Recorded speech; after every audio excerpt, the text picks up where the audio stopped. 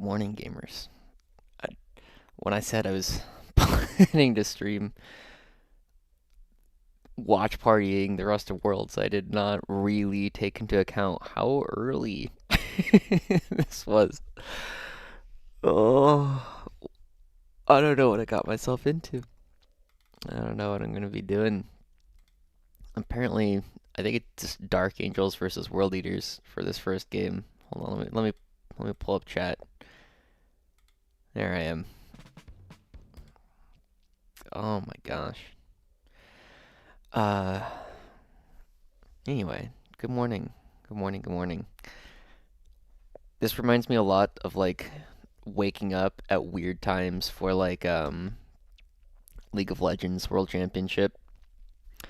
Um because like sometimes when it's in China, it's oftentimes like 2 or like 1 or 2 a.m. And I think like this year's World Championships starts at like 1 a.m. Good morning, good night, Isaac. Hope you have some good sleep. But yeah. Yeah, should be good. Should be good. Yeah, the European time is good. I mean, it's good for the local players or like reasonable. I know some people on the East Coast are like, "Oh, it's so early because it's like 8:30," and most people, at least most people in the United States, most of the time our round one starts around like sometime like 9 or 10 a.m. So we have like more time to sleep a little bit, but 8:30 is pretty early because they have because then they have their third round today because any any pods that have like two undefeated players have to play their shadow round today. So we'll see how that goes. All right, there's that. Move that around. Let me pull up the good morning Arsenal of Democra PF1XH. Man, I really love YouTube usernames and how all that all works. I don't know what players are being streamed at the moment, but let me take a look. That's not it. All right, let's take a look at our Astra Militarum players because we got Gustavo. No, not his list. He is playing up against Kyle McCord and his Dark Angels Wrath of the Rock. Kyle McCord was one of the first players we had on this YouTube channel, playing 3 Dorns and 18 Bulgren back in the day at some teams event. Wesley St. Hines, that's not the thing I'm looking for, is playing up against Francesco di Bonaventura. He's playing up against Awakened Dynasty, which is normally an annoying matchup for guard, but it's 120 Necron Warriors, 1 unit of 10 Immortals, Reanimator, 612 raids, two units of Crypto Thralls. Oh man, for most like guard lists, this would just be like miserable, but like there's no damage in this list, like at all. Um, I'm kind of surprised this list is 2-0 so far. Good morning, Ninja Gumpy. Guard is not doing great. We have 3 undefeated players right now. Gustavo de Sousa playing his Recon Bind, as he likes to call it. Wesley St. Fish, aka Nemo. Wait, did I just say Wesley the Fish? Wesley St. Hines, aka Nemo the Fish, the guy who won LVO, is currently undefeated with Recon. And then we have Fabiano Mariani, a player I'm not as familiar with from Italy. And Fabiano is playing Hammer of the Emperor. So we do have 3 detachments still undefeated.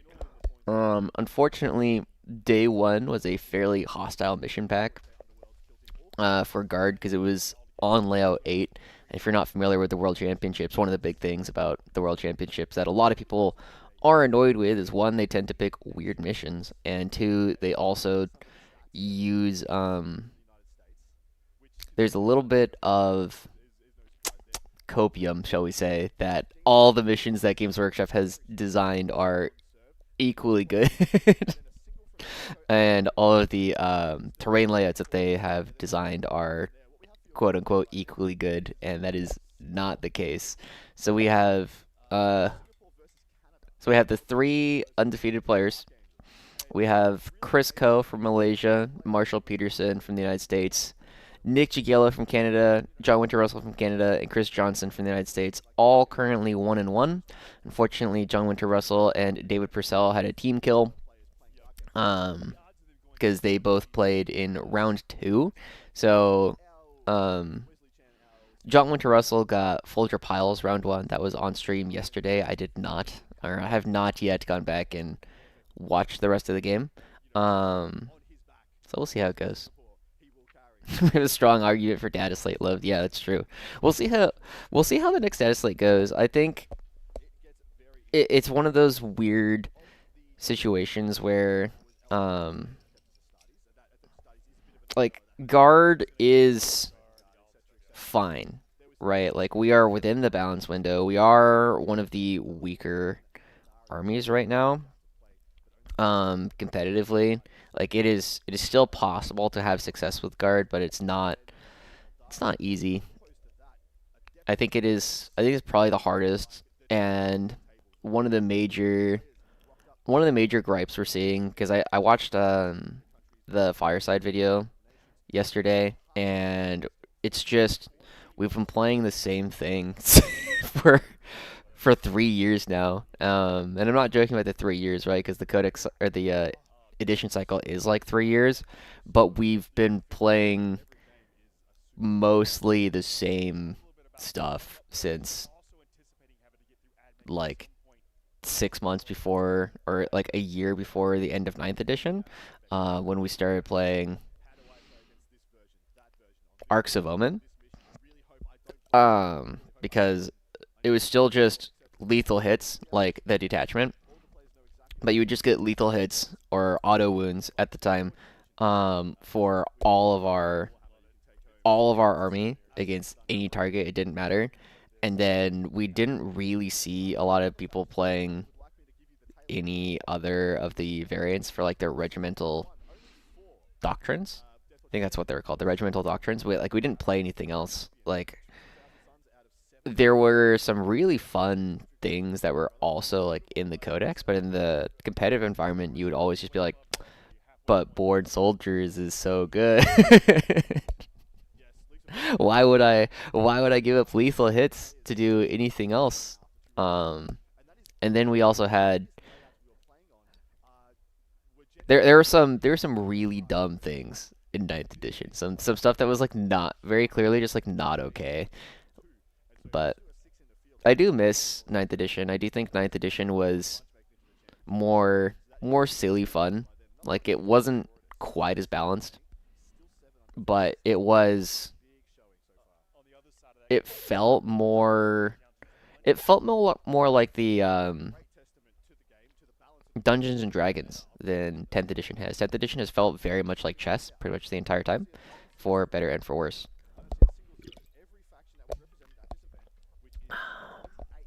So I think we need to shake up our rules a little, or hopefully have been cooking some stuff up for 11th. Yeah, I would love. I think my biggest thing for 10th that I would like to see is not even like a new balance, but just like a removal of the stuff that people are currently like the current good stuff for Marines and Guard in particular. Like I think Gladius is so toxically overpowered that it doesn't allow like realistic balance for the rest of the Space Marines.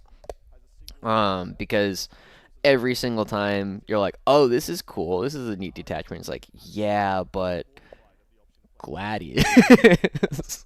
And then for everything in Guard, like there's a lot of interesting stuff in our other detachments, but like every single time it's like, yeah, but combined, we could just have lethal hits.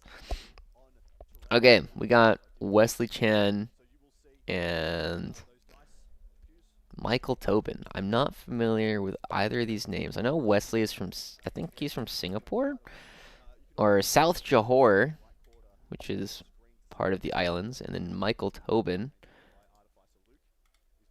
All right, so let's take a look at the lists. Um, Wesley Chen. Okay. Wesley is playing Dark Angel's Wrath of the Rock. He's got Azrael, Judiciar with Ancient Weapons, a Lieutenant with Combi Weapon. Why the heck is this 70 points, man? I was so. When I learned that this guy was 70 points, I was so sad. Um, I've had a long conversation with people. I was like, how many points would you pay for a 25 millimeter base with zero OC, um, move 6, but it had loan up? And I think it's like 25 points. And if it had 1 OC, it would suddenly be like, you're starting looking at like 40 points for a 25 millimeter base that moves 6, is 1 OC and loan up and does nothing else. And then for 30 more points, you get the Lieutenant with Combi Weapon. It's crazy because he gets the reactive flat 6. Um, he has a feel no pain. He's just a Space Marine. And then he's also the reroll 1 objective. Like, it's just really good. So, Lieutenant with Combi Weapon. Oh, they have the Berserker warband up. Okay. Demon Prince of Corn with Helm of Brazen Ire, Karn the Betrayer, Slaughterbound with Berserker Glaive, Slaughterbound with Favorite of Corn. Is that 10? Yeah, that must be 10 Berserkers. 1 Rhino. Chaos Spawn, 8 bound, 8 bound, Exalted, Exalted, Fortune, Jackals, Jackals. This looks pretty normal. I've not been super impressed by the Demon Prince of Corn when I've seen it played. Biggest thing about it is, yes, it is loan up, and yes, it is kind of hard to interact with because it has that loan up, but it just doesn't do very much damage. Like it just doesn't do a ton, and he's not that durable. So we'll kind of see, but it's just like a lot of pieces. This is a lot of things, which is always powerful. The Exalted actually getting the damage 3 on the charge, just getting a 50% damage boost against monsters and vehicles is very powerful. The double Slaughterbound is interesting. All right, and then here's Wesley, Azrael, Judiciar, Lieutenant with Combi Weapon, 5 Assaultants, 5 Sticky Ints, an Impulsor, JPIs, 10 Death Company. Wait, what? There's no way it's 10 Death Company.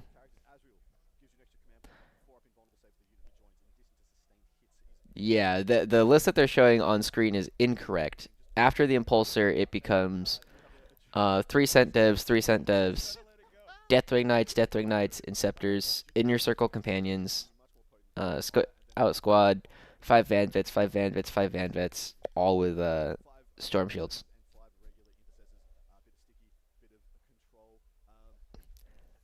This would be a crazy Dark Angels list.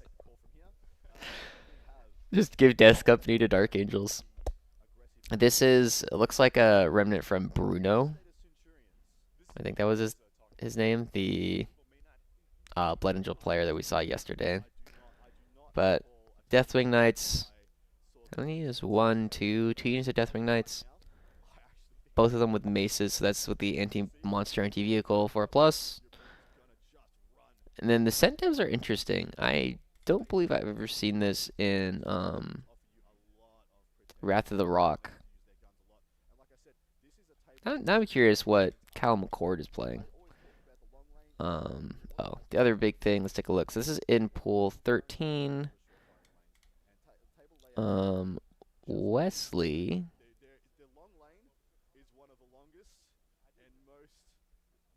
Wesley. Oh, this is a 1-1 game. And Michael Tobin. So these players are, so Michael Tobin is 1580 and Wesley Chan is 1549 ELO. I'm actually very surprised that they're picking this game because in this pool at this time, um, there's both Innes Wilson and Leif Westerman. I don't know if they're playing each other. Innes Wilson is playing Eero Salkonen, so we have like one of the best players in Scotland playing up against one of the best players in Finland right now. Wow, this is a weird choice. This is a very weird choice.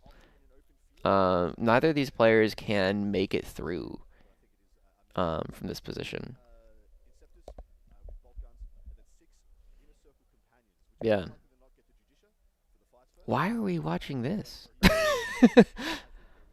Gamers, there's an undefeated match going on right now. I just assumed it was undefeated and it's not.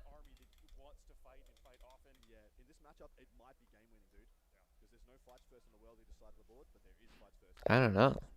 That's a very odd decision.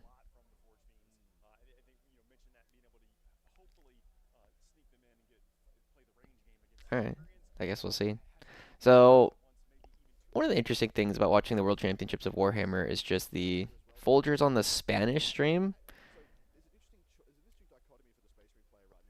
Can you honestly comment as to why Games Workshop don't mic up the players? So, my understanding, and this is something that I believe Pokemon does as well, is there are certain companies that have a really, really high bar for um, what they consider their brand is. And because of that, they're not willing to relinquish it basically at all. So like nobody that's not like an official representative is allowed to comment for them. And as a company that is trying to be more um, family friendly, they don't want like the swearing or like political views being expressed by um, non-employees. Is basically what's going on. Maybe the other matches didn't want to be on the stream today. That's possible. I could understand like Folger not wanting to. I know there's also let me do some quick investigation. Pon, what is the Spanish stream called?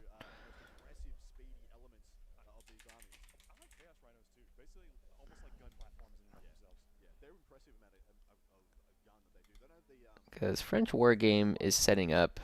Their commentary is in French, but they also have um but the players are in English.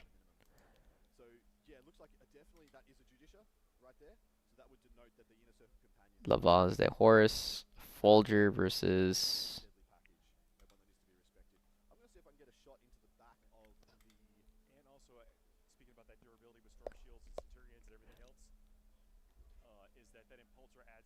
there's an ad on Twitch right now. I'll take a look at that in a moment.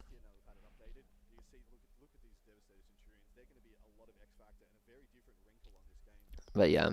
Anyway, that's the reason why I don't think it's a very I I've reached out many times to Games Workshop. Um, Naturally, my background um, is in broadcast. I did a lot of broadcast work for Riot Games for most of the past decade. So I would like to think I have a pretty strong understanding of how to make broadcasts more successful, and I am just as frustrated as many of you at some of the production quality. I let's see. So we have Emperor's Children versus Eldar. We're still waiting for the French stream to get their game going. Then we have this. So we're gonna stay on this for a little while, I think, until we know what the French war game is on, because they're still a minute out. Mr. Dizzle, thank you so much for the super chat. Do you think there's any potential in building around 3 Eradicators and Siege Detachment? They'd be hard to move, but unsure if it's worth it. I don't really think that makes a ton of sense as a singles list. Um, the -1 damage is strong, and being in cover is like, or excuse me, being the stealth is interesting. The problems that I see for it are that doesn't it is going to have some really rough matchups where the siege just doesn't do anything for you. Because like if you're playing into like world eaters or yeah, like world eaters is a perfect example of they don't care about your rules. And the AP1 that you have coming out from the Eradicator from the main gun just means that it's just like not a ton of damage. Even into like some of the bricks that is supposed to be like the ideal target for it, because they're just gonna be saving on fours anyway. Um, so it's a really rough tank, and then not having the lethals also means you're gonna be struggling into a lot of like tank spam. So it seems really rough. Um, into armies like World Eaters, I think it's a tough matchup into like Votan. Um, because they have enough ability to like strip cover, um, and then we don't really have the easy firepower to go back into it. I think if you wanted to play it in a teams environment where you could avoid the bad matchups, I could see it being a lot of fun there. Yeah, it would definitely be very difficult for some armies to shift. Um, like Tau don't care. It'd be interesting in a guard mirror because making other guard hit on fours. But even then, like so much of the guard anti tank is based on just like D6 weapons. So they're still, they still roll a six. You're still taking five damage. I think it's I think it's interesting. I don't foresee it being something that is like really powerful. Is more something that you could do as yeah. I think it would dunk on knights, right? Because like the Helverins are just like suddenly, hitting on fours, no real rerolls, and then wounding on fives, and then -1 damage. Like that's very powerful. I think Siege right now is very much struggling in the but why not combined? Um, like part of the game, right? It's like why not Gladius? Is just like but lethal because Siege has a lot of issues with like winning long range shootouts because they're the armies that we want to get in long range shootouts with. Um, we can just get bonus AP against and combined. Morning, Jack. Thanks for joining us. And I know a lot of people have bemoaned the other stratagems in combined, but the rest of the combined strats are also really good. Whereas Siege requires you to be really close in order to get usage out of the full reroll strat and the um, Furious Fusillade, I think it's called, the one where you just get like all of your weapons within half range, get like an extra attack on like platoon units. So you can get like two Melta shots, but you have to be within six in order to make the two Meltas. Or you can get like each model can have like four plasma shots, but you have to be within 12. Um, and I believe the full rerolls on a character, which could be done on Dorns, I believe that also has to be within 12. So it's just you just have to be like right up in their face in ways that guard doesn't really want to do a lot of the time. So I don't get why guard demos got nerfed, but every other faction got to keep theirs. At least with the index demos, our Limros tank commander could see some play. And it got nerfed because it was eclipsing all other options as the realistic answer. Yeah, it was just too good, I think.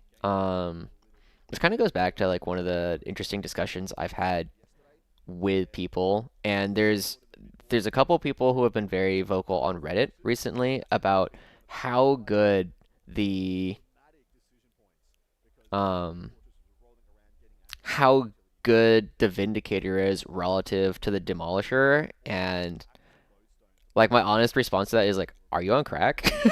Like, no. The if any Space Marine army could take the Demolisher, even hitting on fours, they would do it instantly. Yeah. I it does feel bad just being like a D6 plus one and seeing everybody else with their toys, but it's also the same way I feel about like hunter killer missiles. Like everybody else's hunter killers hit on twos or threes, and ours just hit on fours. I've been experimenting with eradicators and combined had decent results into stuff like Drakari and Raven Guard. I could see it being very frustrating for Raven Guard to deal with because their plus one AP strat. It's one of the few times where plus one AP and ignores cover are not the same. And just like turning those three damage weapons into two damage weapons is a very big deal.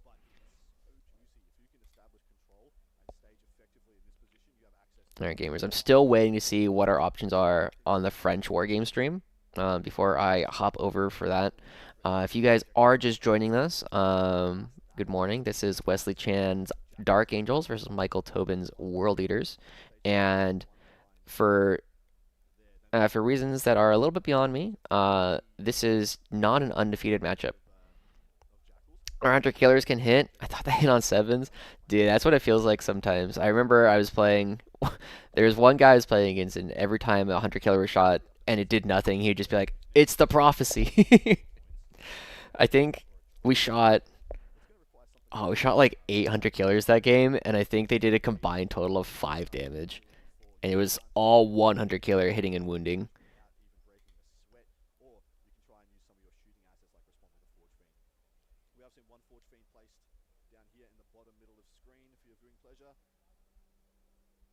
Hot take demolishers are actually fine. I think they're totally fine. I agree.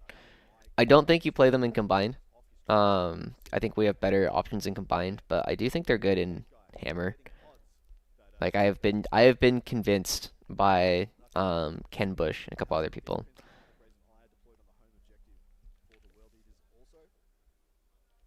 They're trying to feature as many countries as possible in pool play. I guess that's a decision. Then they should. I don't know. They should. Then their players should be undefeated. I guess.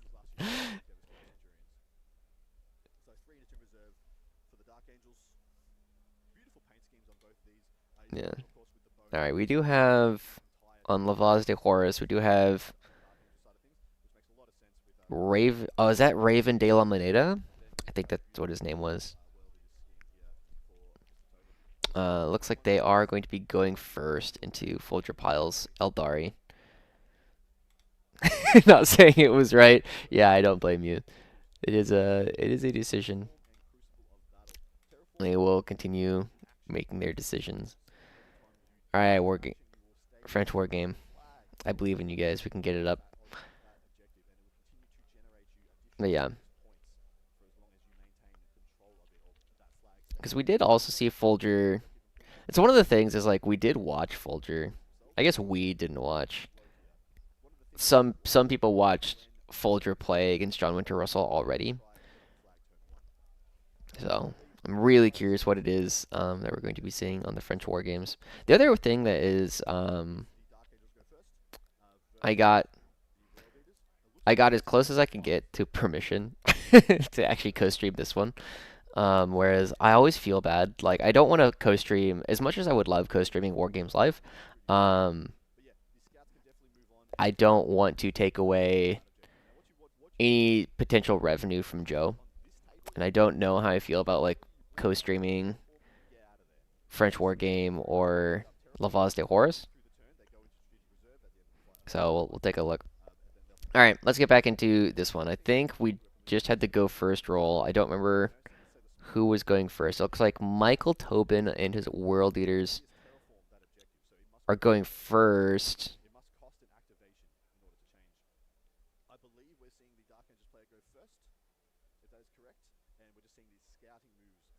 Okay, maybe they haven't updated the thing. Dang, they're gonna start early today. Yeah, they're starting at 8:30 for their first round, Eastern time, which unfortunately for me, who is on the west coast of the United States, does mean that it is 6:15 in the morning right now. Okay, so either Dark Angels are going first, or I really hate Michael Tobin scouts. I've been. Oh, let me pull up Epic Pen.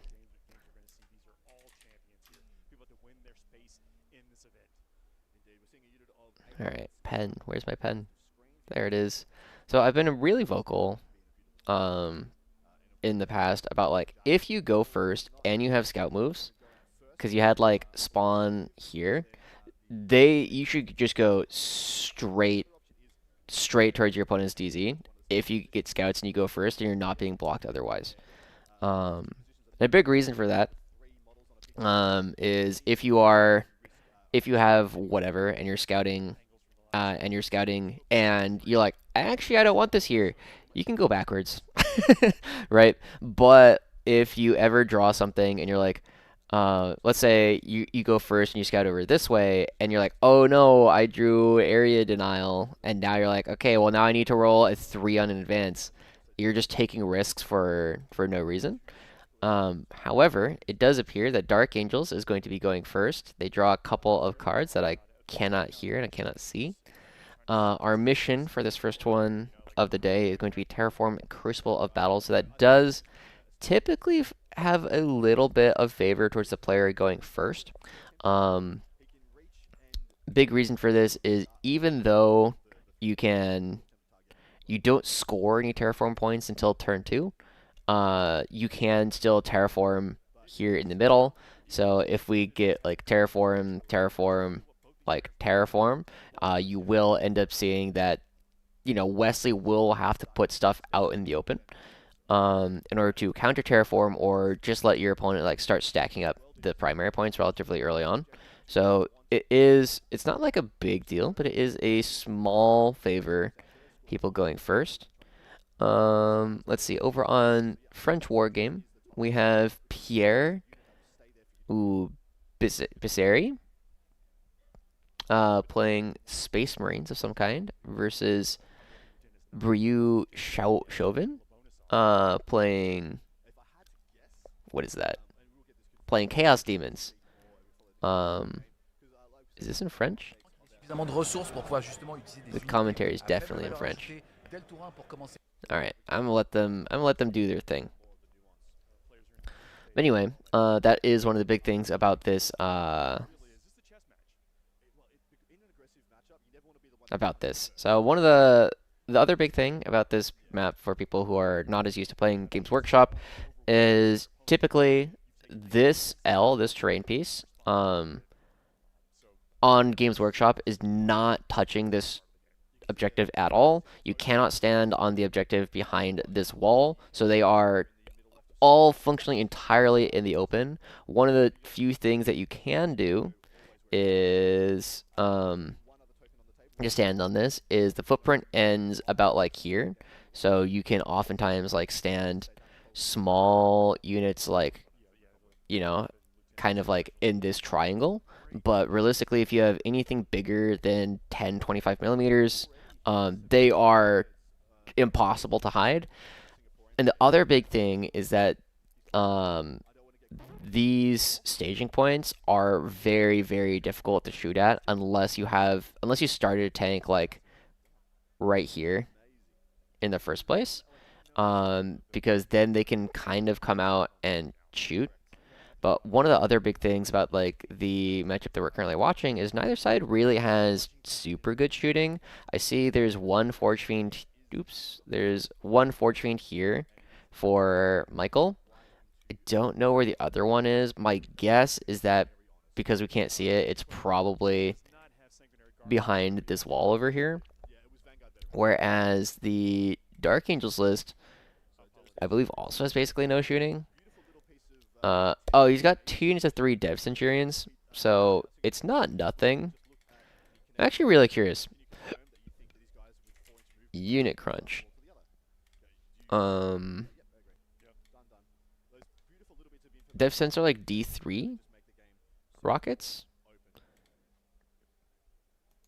So I don't think 3 Dev Sense kill a Forge Fiend. I really don't want to do the math, but now I'm really curious. Um, so that's 3 les can. Oh, I have to make a profile. New profile.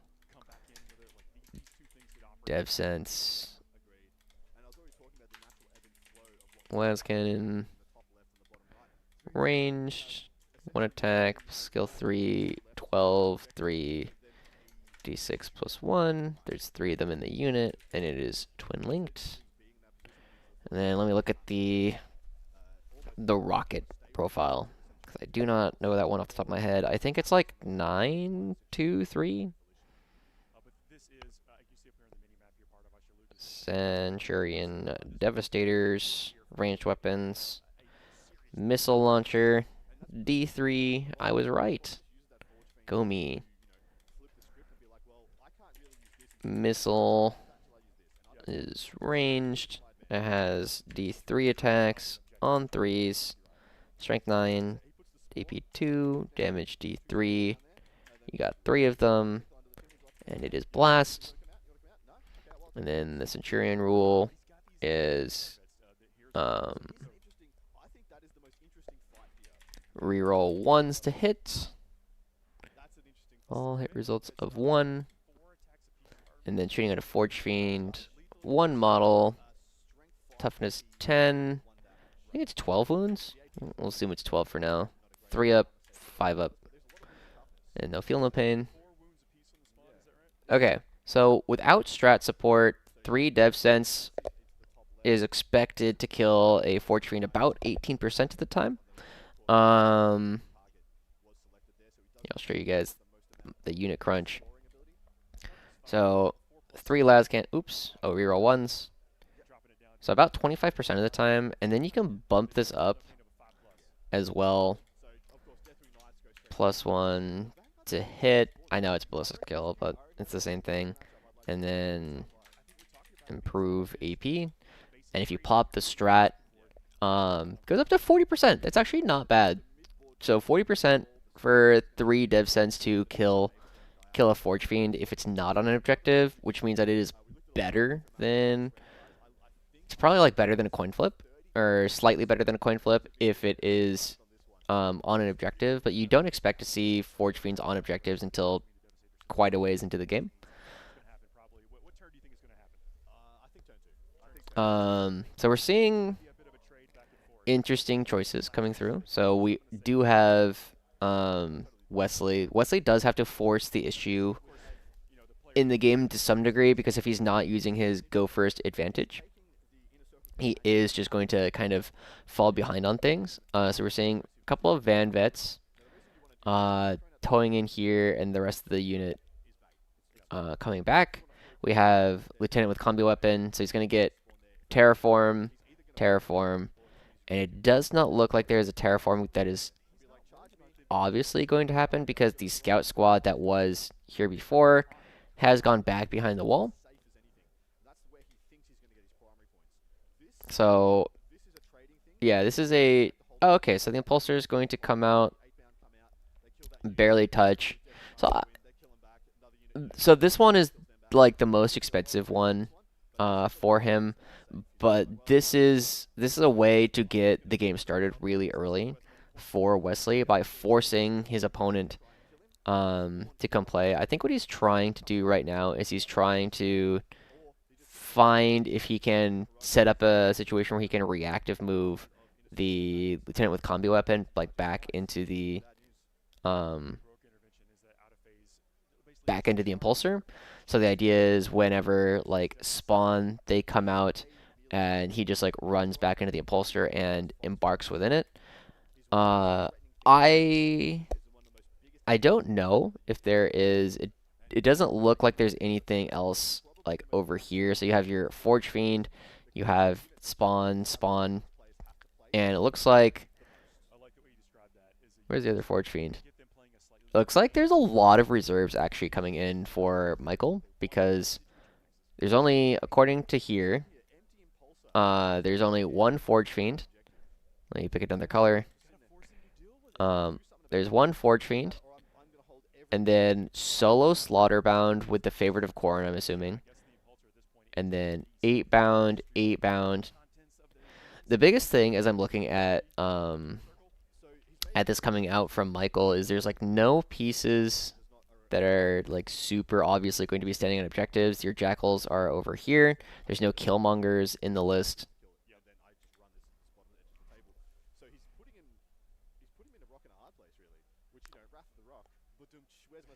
Ooh, okay.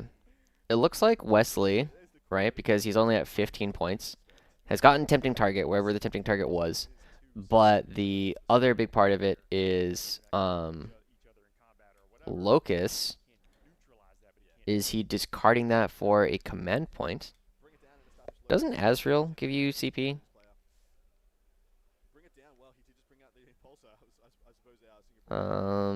Yes. So maybe there was a redraw. Oh, no, no, they've updated it. Okay, so now he's at 3 CP. So he discarded Established Locus. I'm pretty sure most of the time it's possible to establish a locus behind this wall. So maybe that's something he could have done with the Van Vets. That might be 2 points that he did not think to get. But he got his 5 points of tempting target. And then bring it down, establish locus. Going second to this established locus is a lot spookier. The only thing that he has that can do it is the spawn behind this wall. So, I mean, you could just put it out. I don't hate the idea of you take these guys, you put them out, you see if this guy reactive moves. Because the other big thing here is with the inner circle companions hanging out here, these spawn cannot actually like make this charge because they will just die. So you don't have a ton of tools for dealing with this. I'm kind of expecting we'll see spawn come out, stand in this objective, tie the impulsor on OC because it should just be OC2. These guys are OC2 as well. And then probably not. I mean, you could charge it. You could also unterraform it. I think either of them are pretty reasonable. You must have wanted to terraform middle and run of Action Monkeys. That is my expectation. My big thought is like, I wonder if these inner circle companions that are here, because most of the time this is about 6 inches away. Sometimes it's possible, sometimes it's not. You can see that it's like not like flush with the front of the footprint. So it's possible that he's too far away. It's possible that he just advanced them. But yeah, so should be my expectation is you got terraform, terraform, terraform, and then we'll go from there.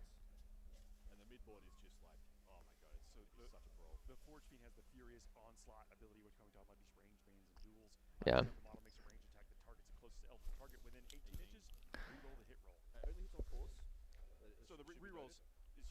Yeah. This is a really interesting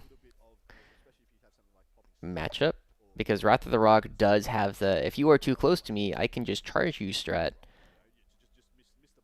And so we see Jackals coming out. I think Jackals move 7 base. I know they're a little bit faster because basically everything in World Eaters is. Jackals move 7 base. And that is fairly far. I kind of wonder if he's going to roll in advance. Because you can see, it looks like, so 1, 2, 3, 4, 5. We know this piece is 6 inches long. So if I use my fingers on the screen, yes, it looks like it is possible. So if the Jackals were to charge here, the Deathwing Knights could heroic. So going for a charge is like not really a thing that you can do here. And I really like this setup coming out from Wesley actually.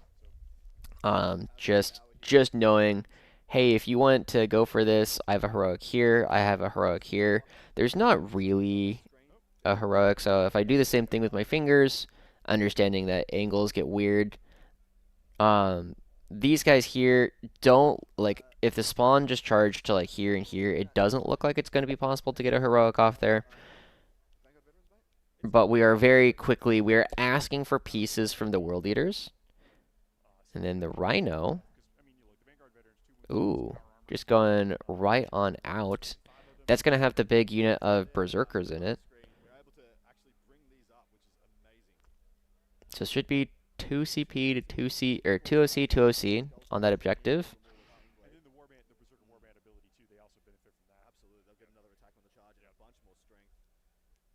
But the Rhino can't charge, because the Rhino gets beat to death by the Deathwing Knights.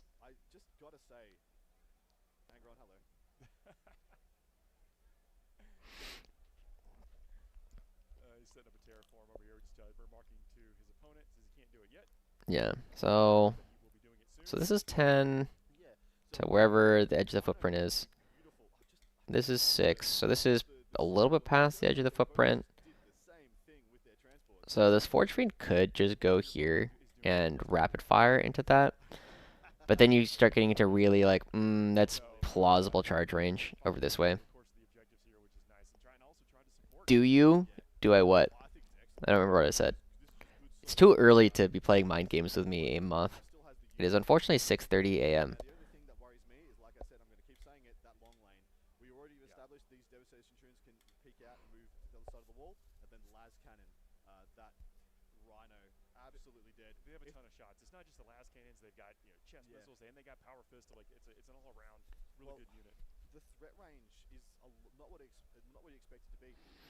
Cheering for Wesley. Do you know how it's going for him today? I have no idea how it's going. I took a look a little bit at the what do you call it? The matchup that he's playing against, because he's playing up against Awakened Dynasty Necrons, which has a 20 Warrior brick, a 10 Immortals brick, and then 2 units of 6 Wraiths, both with Crypto Thralls. So it's a I don't think that list has like any chance against Recon, to be honest. So we'll see how it goes.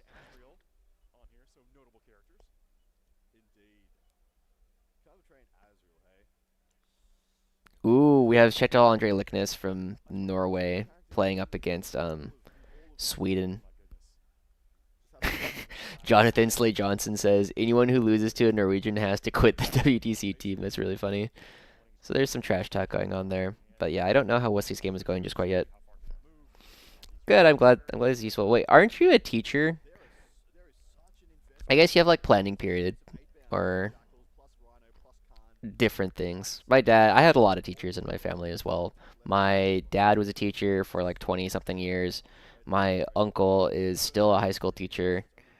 My grandpa was a teacher.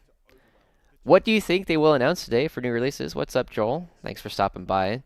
I have no idea. I would not be surprised if they start talking a little bit about like new orc things. Because I know that that's been a rumor for a while that new orc things are coming out. I see some numbers for Wesley at Best Coast pairings, but I don't understand them. So I'm assuming you're just looking at the, if you look at the placings tab, those are just the scores that he has gotten for his first couple of games. So he got 100 and 100 and 100, and then it'll also say like his pool. So whatever group he got, I don't know what number he's in, but he's in John Lennon's group, which off the top of my head I think is 8. But yeah. But yeah, for new stuff, I don't know what they would be really announcing today. It's if it's more Ultramarine stuff, I will probably like pop a gasket. If there's more Ultramarines again, because like I'm already worried. The new Victrix Guard with the new Calgar and the new Kato Sicarius, I think his name was.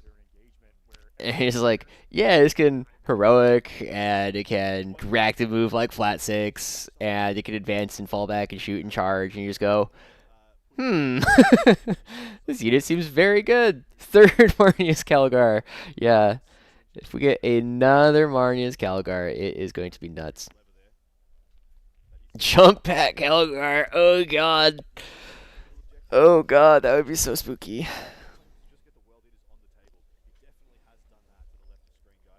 Just take him with 10 Van Vets with jump packs. Is there a Sweden or Norwegian playing? I'm from Sweden and can translate. There is, I believe. Unfortunately, there's not. They're not on stream.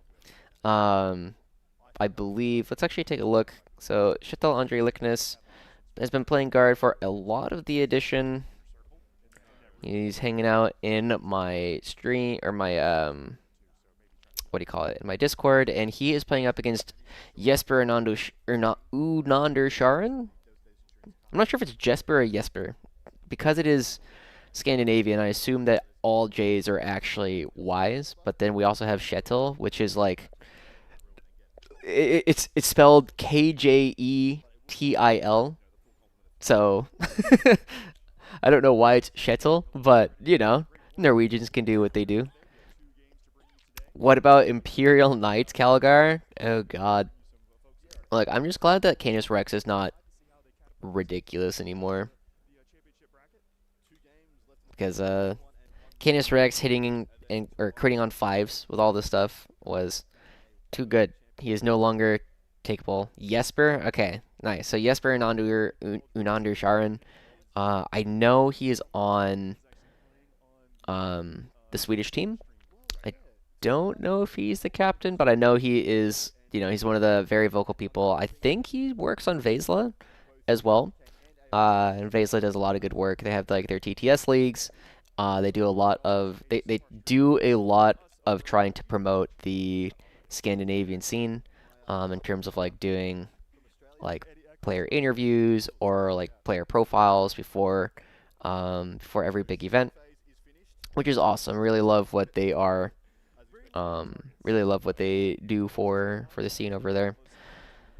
Okay, so a couple of surprising things for me. We can talk about a little bit as we look. So we have this Rhino coming out. Looks like it's going to be tying the OC here. Unfortunately, like this is not a charge you can do because you have the Deathwing Knights just hanging out right here. Anywhere you charge into these Vanguard veterans, the Deathwing Knights are just going to charge. So the heroic is rough there.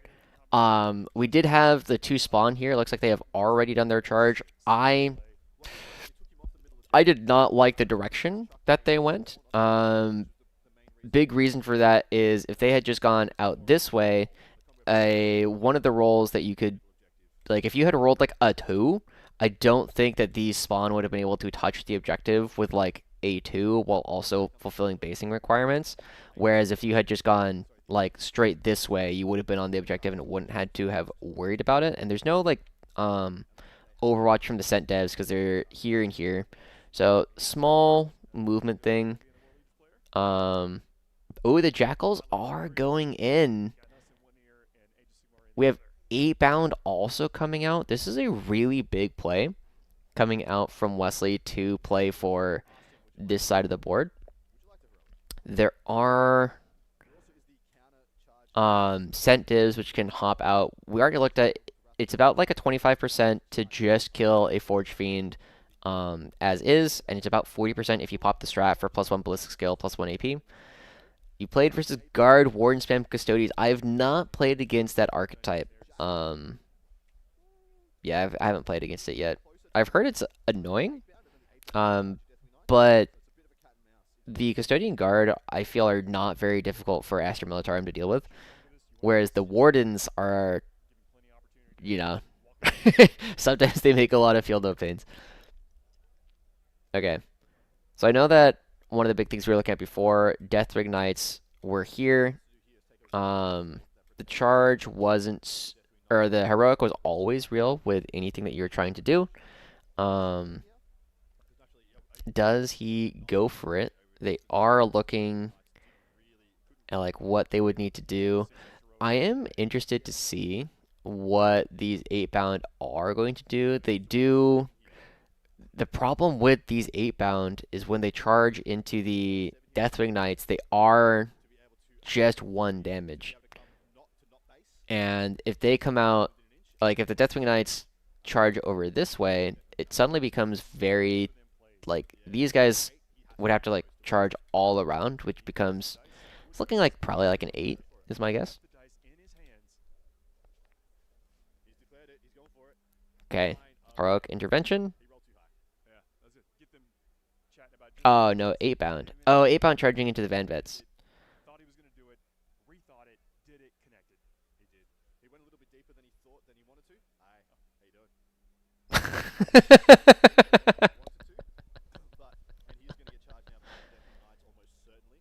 Yeah.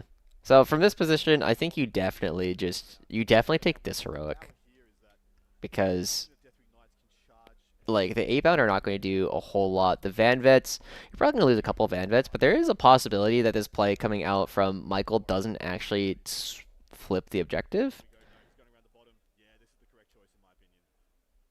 Oh, he doesn't even have to heroic. He has the 1 CP just charge something within 6 because they're Deathwing. Yeah, I like this a lot. I did forget about um, that interaction. You do not have to heroic because if you would be capable of heroicing, you are capable of just doing your fun charge thing anyway. 3 by 5 plus 2 by 4 guard, 3 by 4 wardens. Just running 2 Doran TCs for my turn 2 shooting bounced. It went downhill fast. Yeah, yeah, that makes a lot of sense. Um, it is definitely a stat check. I feel like we are one of the better prepared armies to deal with it, but if your Dorns just bounce, it is very, very sad. Yeah, the Harlequin's detachment has the um, semi-heroic, and then the what's the other one? Oh yeah, Harlequins, because they have the reactive move that you can set it up. If you move within 9, they move d6, and then they can do the charge. But theirs is at the end of the movement phase, which is crazy, so they can be unshootable.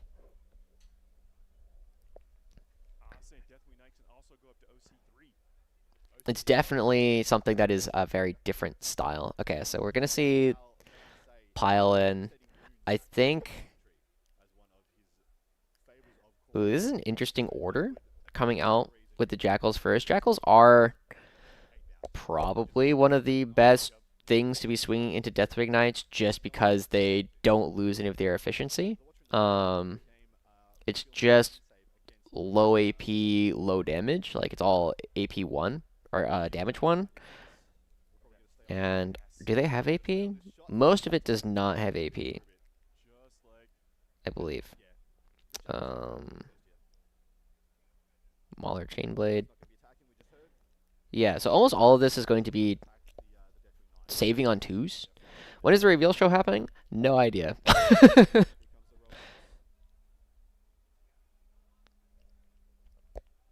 Oh yeah, it's the Drukhari one. Sorry, not the Harlequins one. That is the end of the movement phase, which is incredibly powerful because you do it at the end of the movement phase. You charge. You're no longer shootable. So like you just can't trigger the reactive move, or you die. Unless you have pistols. Is there any unit that has like sufficient pistols? I guess like Inceptors. Inceptors will just go bang bang bang. Um, yeah. That's a tough one because they just have a lot of attacks and it's lance, and they did make a charge move that turn.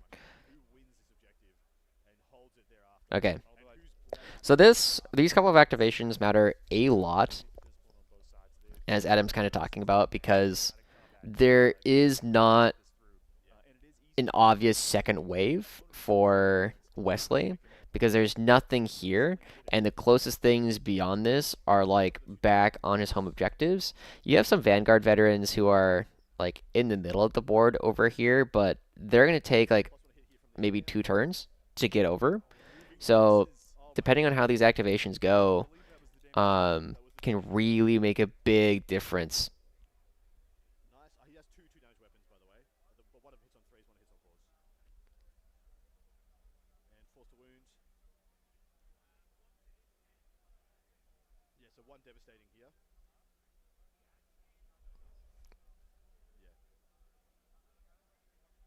Devastating. Oh, he has the devastating versus infantry. I have no idea what the blood tokens things are that Michael took.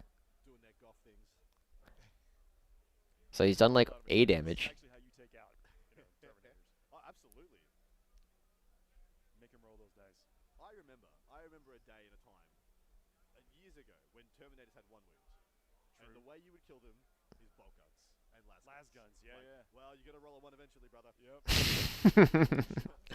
Yeah, I remember playing back then.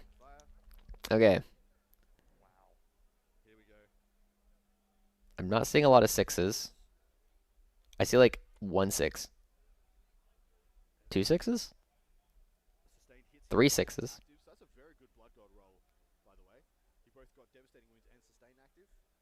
Okay. All right, just looking for sixes here because everything else is saving on twos.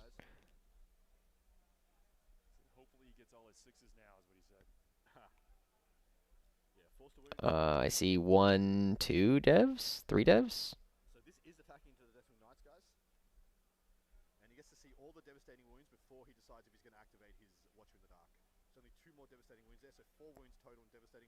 I think you probably do the Watcher in the Dark here because I mean that's just an entire Deathwing Knight that's dead.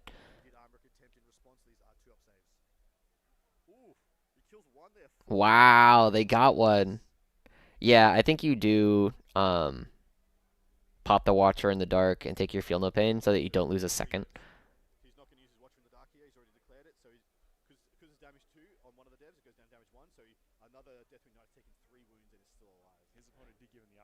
Oh, it's three. Okay, okay.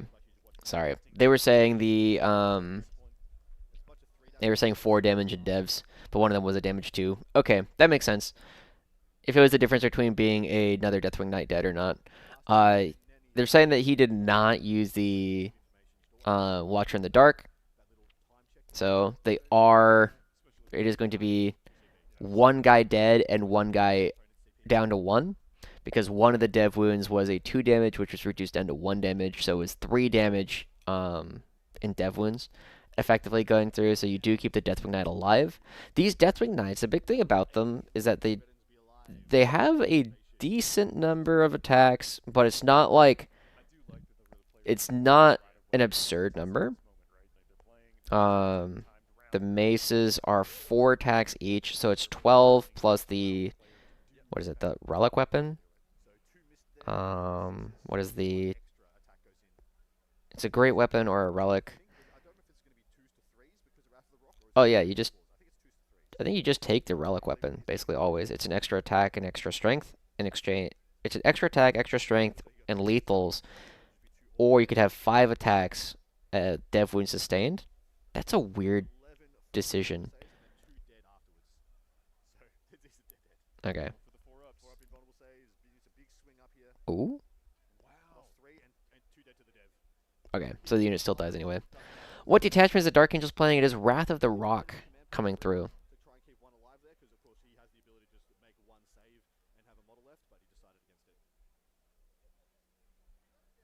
Yeah. Nice saves roll, just not quite enough. So the fact that these Deathwing Knights, it's going to be a really big deal if they can actually just kill all of these jackals and then touch the rhino, and then they just kind of hang out from there.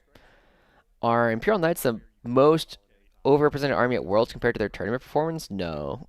Compared to tournament performance, that's where it gets kind of hard. So I do have numbers for you.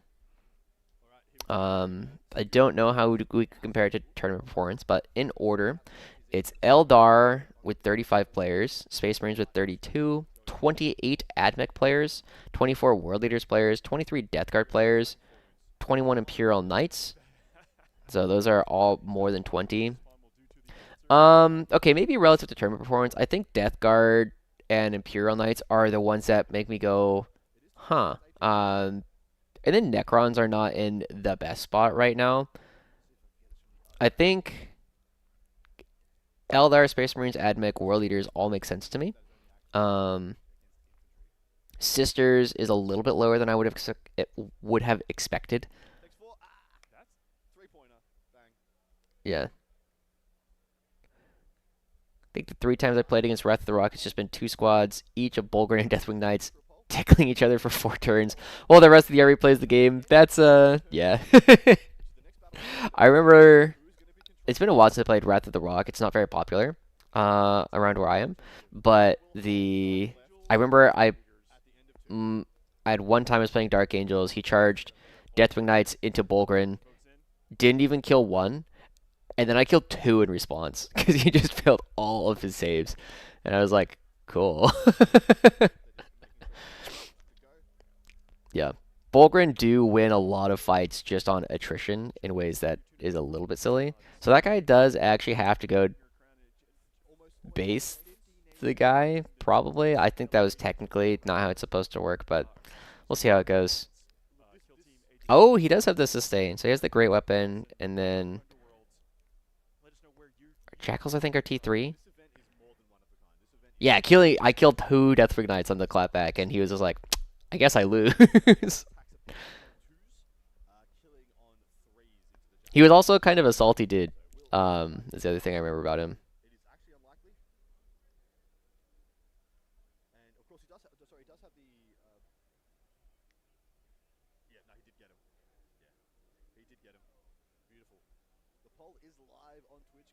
Okay. Did all the Jackals die? It sounds like yes, from what they were saying.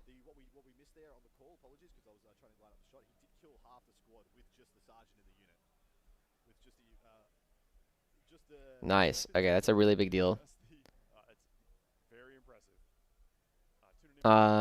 I don't think because it's 1, 2, 3, 4, 5, so you can't take the objective here. But if just the so what I probably do here is I take just this guy and touch the Rhino, and then don't touch the 8 bound because they'll get to swing first. But if you just touch the Rhino here, like you only consolidate this guy here, then you still get to activate on your next turn before the 8 bound because you can pile into them as long as you don't pile in or as long as you don't consolidate into them now. Hello, I'm a relatively new Deathwatch player. What do you think of the Death Guard versus Deathwatch matchup? I've played it. I haven't played it very much. I think I played it twice, and both times I was a lot better than my opponent.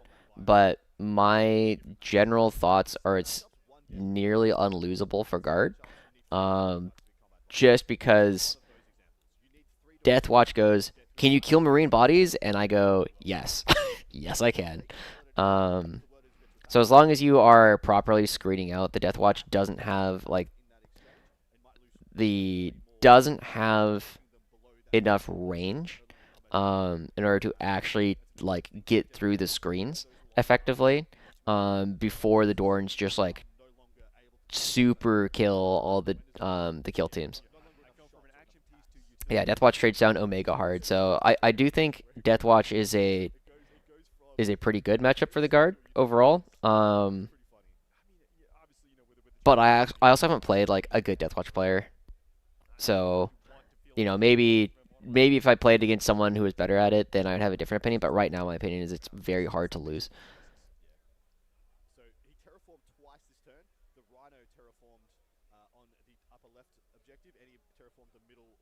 Oh, so the Deathwing Knights did not do anything.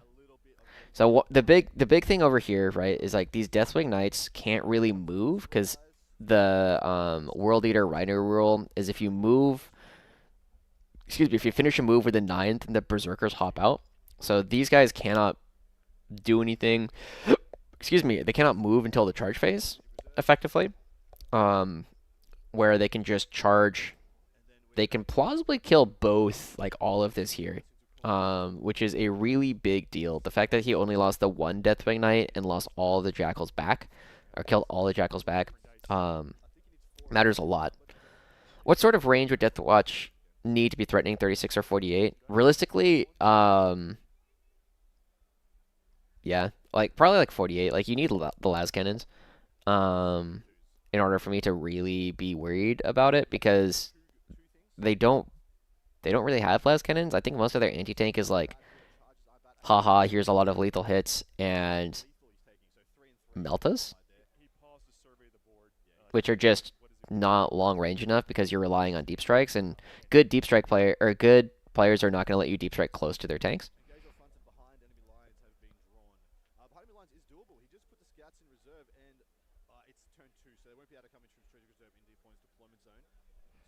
So yeah, Deathwatch I think has a lot of decent matchups. Drop gun, fast gun, good is very true. What are we pointing at?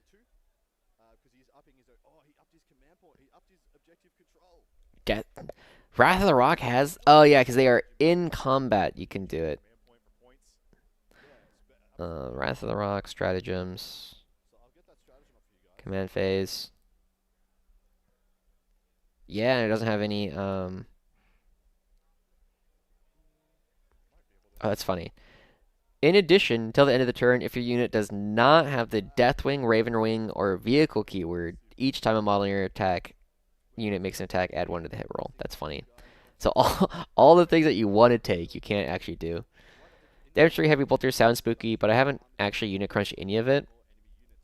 Yeah, but like without lethal hits, they're still just like, here, cool, I'm saving on 2s.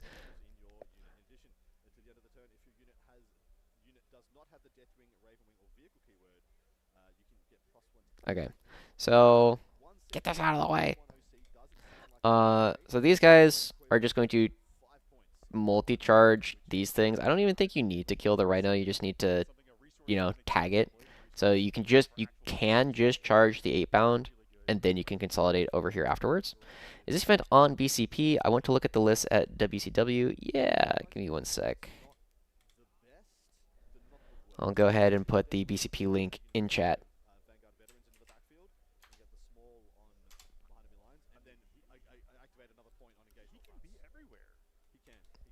Okay, so this just cleans this up, holds that for a turn, and then World Leaders will not hold this until turn 3 at the earliest, which is a problem.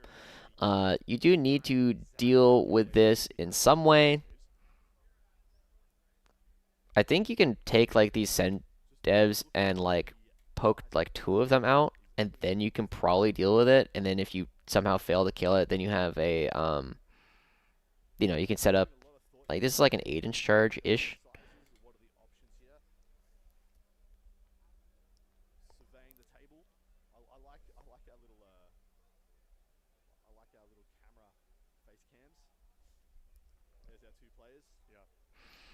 Wesley looks so much like one of my friends. It's really funny.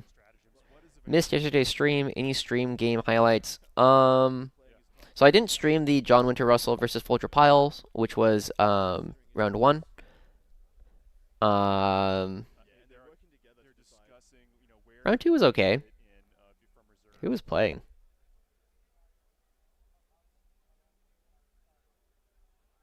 Blood Angels versus Votan.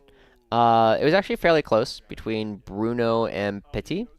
But Petit, the French Votan player, did end up taking that one down.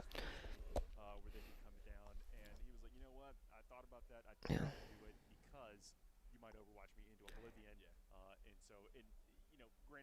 The Indominator kill team legit almost trades down into a Dorn TC.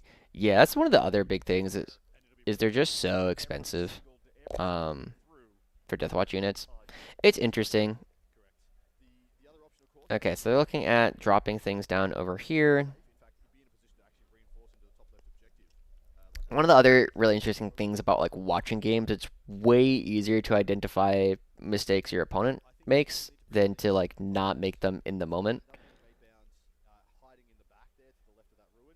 So like I'm looking at this and I go, yeah, I'm just gonna take this. We're gonna charge these dudes, and then we're going to consolidate into this. But it's really easy in the moment to just be like, I'm going to charge both of them. But then you lose some of your efficiency here. You're probably not killing the Rhino, and you definitely can't just charge the Rhino.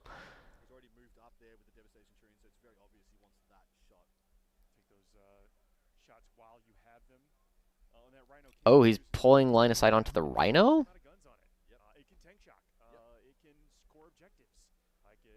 I don't know about that. I don't think you shoot the Rhino here. Because I think you just strand the Berserkers for a turn.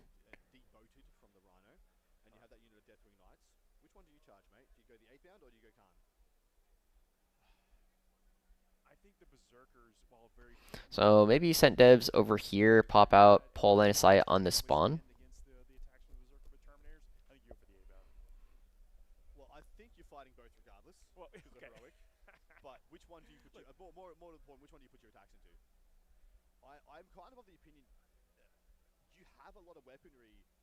you have a lot of weapons like the Devastator Centurions that can whittle away at the 8 bound over time, whereas the Devastator Centurions are a little bit worse into the unit of 10. Yeah. So I'm not. I think it's up for debate, but I think I'd go for the Berserkers. What do you think in chat? Does he fight the Berserkers with the Deathwing Knights if they're on the table, or does he go for the 8 bound? Obviously, I say you're not worried about the chain axes. the deciding. Well, it depends where he disembarks, right? If he disembarks here and then the tuners support each other via heroic, well, it doesn't Mhm. matter. You're fighting both anyway. But it actually would be very interesting if he deploys the unit out the back off the objective, and then being like, well, you can charge and take me off the primary, you know, but then Khan kills you, or Hey, you I can mean, you fight just the don't objective move. You don't let the berserkers get out. and too bad, so sad, but you get a better unit. I think you're exactly right with the first comment. Like you're going to be fighting all of them at the same time, no matter what. But yeah, Well, that is a lot of play there. this is my point. I don't think this is a fight this single unit of Deathwing Knights can win in the top left. So I think he needs to reinforce. I think he needs another unit. The other Yeah. unit of If you Devastators if stepping out is that I'm saying like if you're trying to Coming out from limit this, excuse me. Rhinos here. If you are trying to like long term take this down, it is going to be you are going to need another unit slows out. over here at some This point. impulse, you can't hit expedition Oh, points. are those the 8 bound is on the footprint there. Periodic times during the broadcast. If you are brand new to the game, hit exclamation point. Get started. Okay. Yes, and thank you so much for our beautiful moderators who are always Hmm. available. So much information for you guys. Can answer so many The big questions. thing I'm thinking about right now is how does he deal with the We're gonna try spawn? and keep our commentary to the call of the game. Oh, I guess you could just take the combi lieutenant in and just like auto see The him in the middle.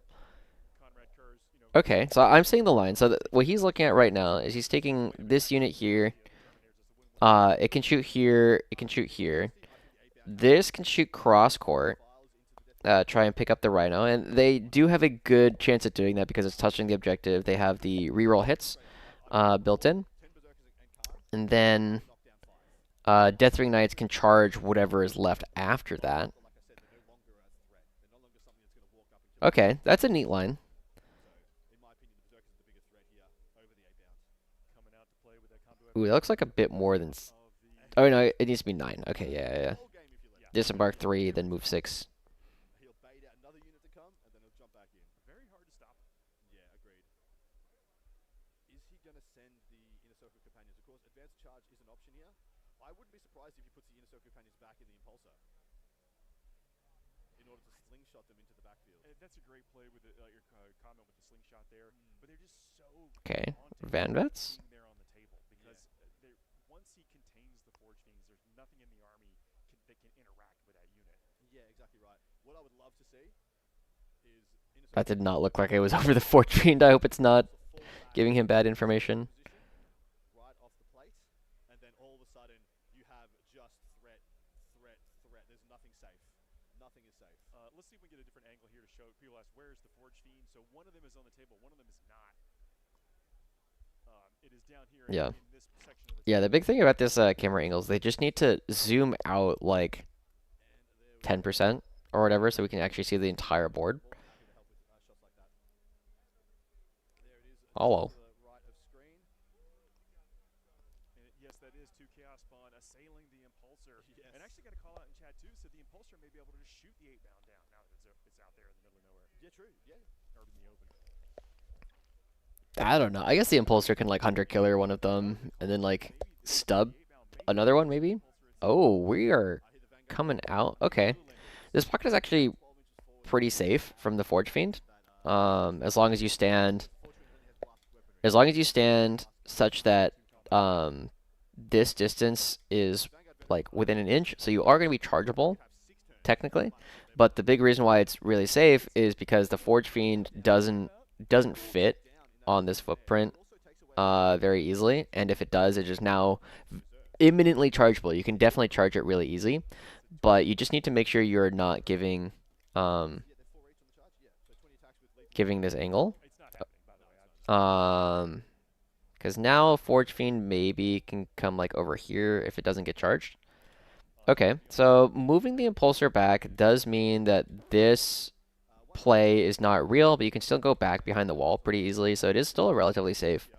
This combi lieutenant. no reason to not be told on the objective, so you still have 3 Ooh, gotta make sure you leave room for Rambo. charge. Okay, looks like there's room for him now. A little bit of contribution there. That's and a holding bit that of objective. the moment there. Morning, long shot. Stuck at work, missing this.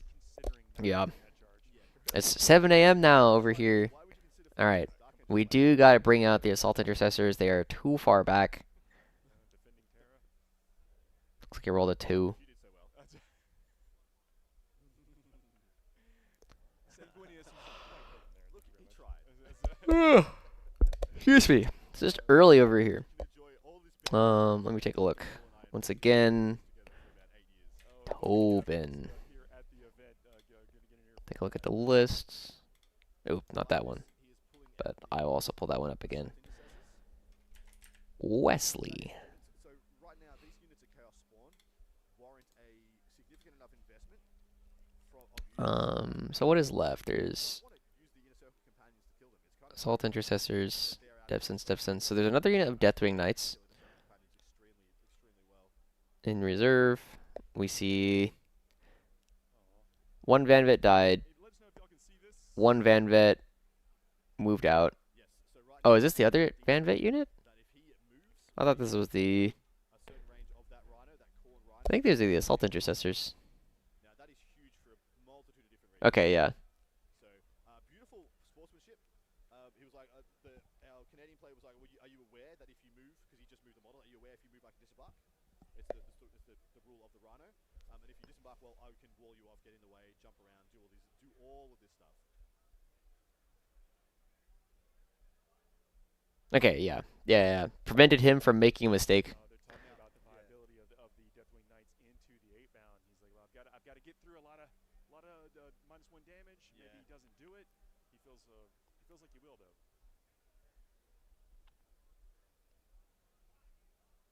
This is an example of the players giving a chat. Yeah. So that's good. Good stuff from Michael, just being like, hey, don't do the dumb thing.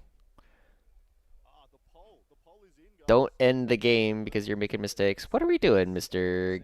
Workshop? Is going to control that objective at the end of this battle round. 77%.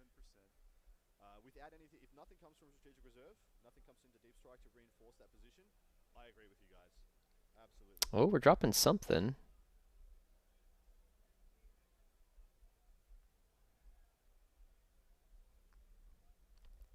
Yeah, very interesting. I do kind of want the other Deathwing Knight unit to end up like over here. Wow.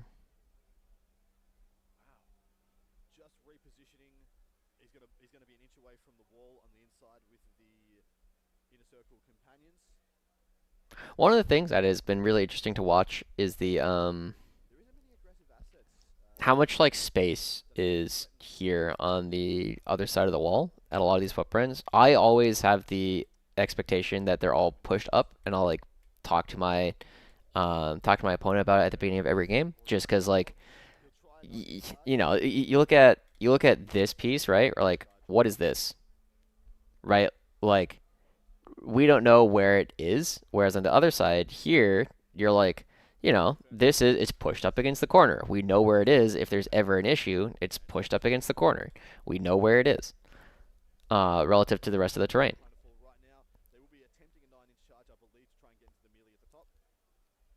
Although he's going a bit further back. Interesting.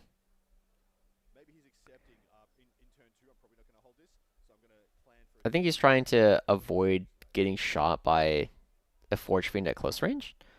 What is this black square? This is the World Championships of Warhammer ring coverage here over the course of the next several days. This is round 3 for these players. They're playing in their pods, looking to see how they're going to shake out. All right. The championship or Are we gonna get a Rapid Ingress Forge Fiend Overwatch? This is one of the unique events here where players had to win their way into this at Games Workshop and independent tournaments all around the world, qualifying here to be able to come and represent their country in an event where there are not just for personal glory, but they are going to be competing for the championship country. Yeah, national glory. It's only 2 inches tall, so it doesn't make a difference. It makes a difference for where models can stand.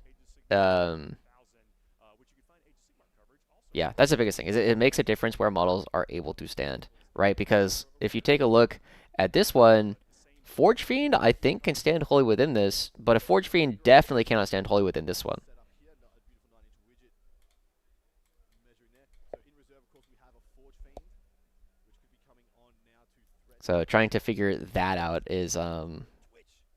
the big thing. The other big thing is like, Do you want to, if you have time, hang out with you me know, on if you look at Discord? this, like, because this is, You'll see I what's would going guess on. this is probably like, So you got this game and one more game you for know, you. 3/4 of an inch. I do believe we also have If that means the difference between like a 7-inch charge and an 8-inch charge, that's a really big deal. in here as another option. Again, I just can't get over how both these players have identified this top left objective as the one they need to throw like 1,500 points of their armies at. I like the way you phrase that too, with the throw the 1,500 points of the army.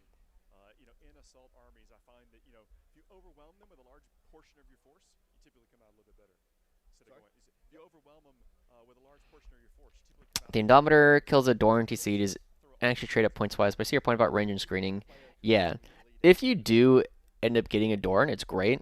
It's just, You just lose too many assets, and then it's really hard to losing do that against good losing the players. objective, but then having petered out so much of their army and their strength on that. Okay, looking This is at where the Forge intelligence and Fiending. I berserker think this is really like, shines here. I think he's looking at Forge You Fiends can hang out in terms of like bringing them in. Because it's armies not that really are realistic weaker charges than they trade. from anything. So right Because now, the debate is over we know this is in terms 10. of We know this is 6. So like, there's that's one 16. that can draw a bead on the rhinos. That's this And then bead it's farther than closely that. between the impulsor down the long lane. You can see on the top of screen down that long lane into the rhino. It looks like they're debating it. Looks like two can currently see, Yeah. which is probably enough realistically. It The does sound like Endometer Michael is debating is where probably he wants to rapid ingress. I think the answer is you always do go for an ingress. It's just a question of where beautiful shot. Yeah, you can see I and find what. There's Because you got a lot of 8 bound on the world in invasion. reserve. I think it's both units of Exalted. There's kind of no need to move it anywhere else for the Exalted. Yeah, because both normal units of 8 So bound, much action that's going to be happening there. both normal units of 8 bound This are up is here. shot. So there's a, So the much only question is where did the Exalted go? And there's a Forge Fiend in reserve. in this region. Two units of Deathwing Knights, pretty much the This area over here attachment. is fairly well screened, so the other Forge Fiend would have to come back like over here. But you could bring in a Forge Fiend like up here. Um, I don't hate the idea of dropping a unit of Exalted down over here, and then they can go like charge the charge the Van Vets, maybe take away the Impulsor, something of that effect. Especially Demon Princes, man. I love seeing Demon Princes on the table. look at this, just wave after wave Yeah. Yep. after wave, all And back going the other way as well. We have wave after wave, possibly another wave here coming from I reserve. know it's not about the game, but do you have any book recommendations for a new player getting into Guard to start with? I unfortunately have not read basically any Guard books. Um, I can tell you what like the common recommendations are. Most commonly, you will hear people recommend Gaunt's Ghost and Caiaphas, I don't know, Caiaphas Kane. Um, as like the long guard like series of books. Kane is much more humorous, and Gaunt's Ghost is more like um, military fiction, like Dan Clancy, Tom Clancy, yeah, Tom Clancy kind of stuff. Is it a Forge Fiend or they're trying to I haven't read any of it, so I don't really know. Forge Fiend, which is hanging out right there, trying to line up that. I think the only book about the guard that I've read was I think it's called Cadian Blood, but I remember it was about like Cadians, and the Cadians were fighting There we go. uh Yeah, yeah, no, no. So Oh, yeah, weird. it's exalted ape that's going to come up the top, and he's trying to dodge all of Okay. the. He doesn't want to get shot by the fighting Death Guard. Sorry, I on this angle, but the other two. was trying to listen at the same time and I got distracted. From our angle where we are, they're also blocked from us. The players are hovering around So the one of the center. big things it looks like is trying to figure out if this So this is is the ingress strategy. 18 Allows you to do something and important on the opponent's turn. 12. This is big. It's close. I think it's probably not within 18. So if it's not within 18, it's not like a real Overwatch threat. I don't know how real the Overwatch threat really is against Deathwing Knights anyway. Do you know about Nemo the Fish's matches yesterday? I know he won, but I don't know what the matches were. Uh, I know he definitely won. Let me take a look for you. So his first round was into Ultra Gladius, which is a very good matchup. His second round was into Tyranids Invasion Fleet, which is also a very good matchup. And his third round right now is into Awakened Dynasty, which it doesn't have a ton of damage. It's mostly just can you kill wraiths and a 20 brick, and the answer is I don't need to if I can just auto see it. Yeah. Death Welder is a relatively new book about catachans. It's fun, nice. Yeah. A lot of people are going Skitarii Hunter cohort. What changed? I thought Halo Screwed was the most used since LVO. I hate seeing people use AdMech like this, just spamming board control, do some damage. Um, they're both just good. They're both good. It's just I honestly couldn't tell you the difference because a lot of the time like the lists are very similar anyway.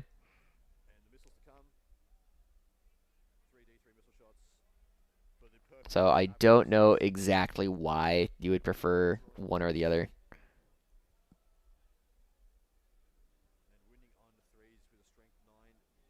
But do you oath these two spawn?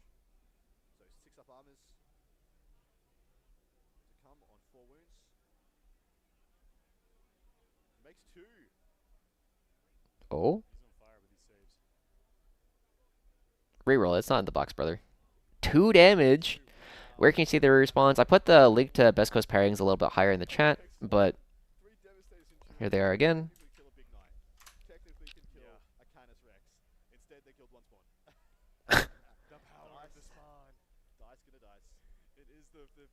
Interesting.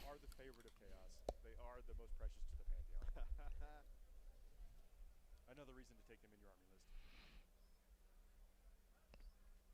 So yeah, he really does not want to have to charge the Van Vets into this if he doesn't have to. So he actually, that was it. That he shot his shot. He can shoot the combi weapon lieutenant, I guess, who does some dead wounds opportunities, but it's not going to do 3 wounds to a spawn. So wow, was that it? That's nuts. 3 set devs not killing 2 spawn on an objective. Last Chances for a good series about a guard penalty attachment. Yeah, that's an older series, I believe.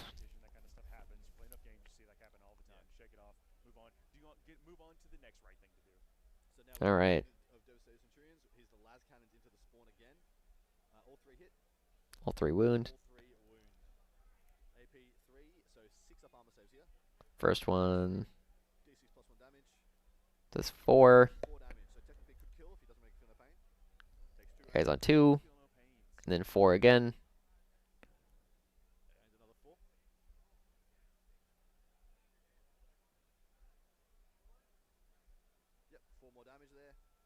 Dies. Okay. And then 1 more. For 6? Ooh, that's a good number. Nice, got him.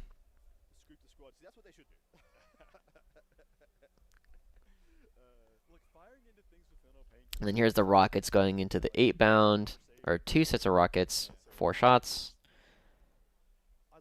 3's re-rolling. And then 2's? Are those twin linked?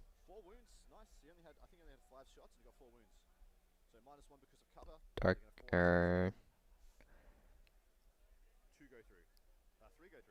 Centurion Devastators, ranged weapons. They're not twin linked. I'm not sure why he's re-rolling the wounds.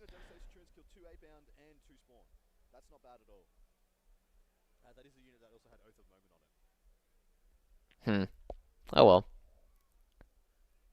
Not a bad little bit of utility there. He did a split fire a little bit greedily, but he paid off.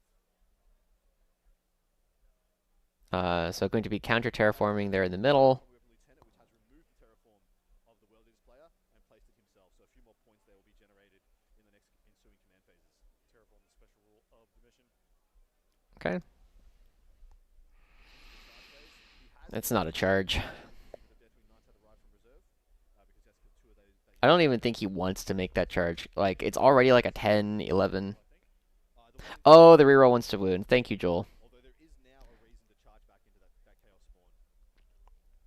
I always forget about that rule.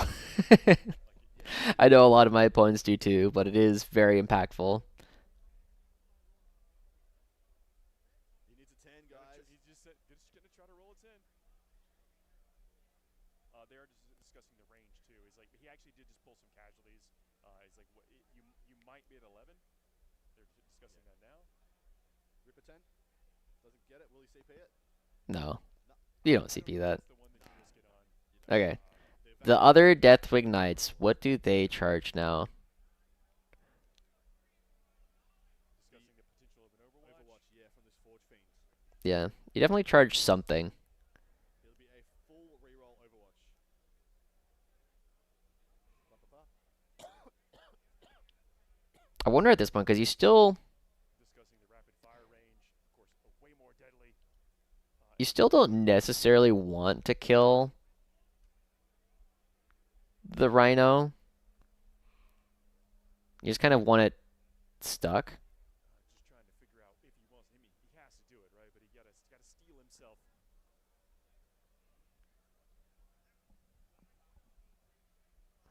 They're discussing the profile of the weapon. 3d6 rapid fire. 3d3, not 3d6. Says he gets 9 hits on average, is what he says. Yep, yep. Which should convert into about three hits on the 6s rerolling. But it can spike if it goes to 4. It's going to wound on 4s, but every failed save is a dead. Yeah. Yeah. Also, it's damage 3, damage 2, apologies. 2 fails for a dead. He has 1-on-1 wound though, so the chances of losing that one is pretty high. Like I think you just charge the 8 bound and consolidate into the Rhino still. Charging 3 failed, 4 up invulnerable saves. So you need to be rolling charging the 8 approximately bound. He's declared the charge in the 8 bound. Okay. correct. He is now considering doing the Overwatch. He said, look, I'm probably going to get 4 hits if we do it. He is Overwatching. Yeah, he has to charge here and he has to Overwatch. They're both priced into this. Yep. Okay, let's see the Overwatch. 3d3. 3d3. Ooh, 7. No blast here because he has lost 1 model. For another 3. 10 shots. 6 is rerolling. 6 is rerolling. That's not bad. I mean, the rerolls could convert. 4 hits. 4 Not bad. predicted 3 to 4. That's pretty fair. Which is also no what he massive estimated spikes. to his opponent as well. Yeah. It's like probably going to get 4. 4 That- up saves 4 up here. saves.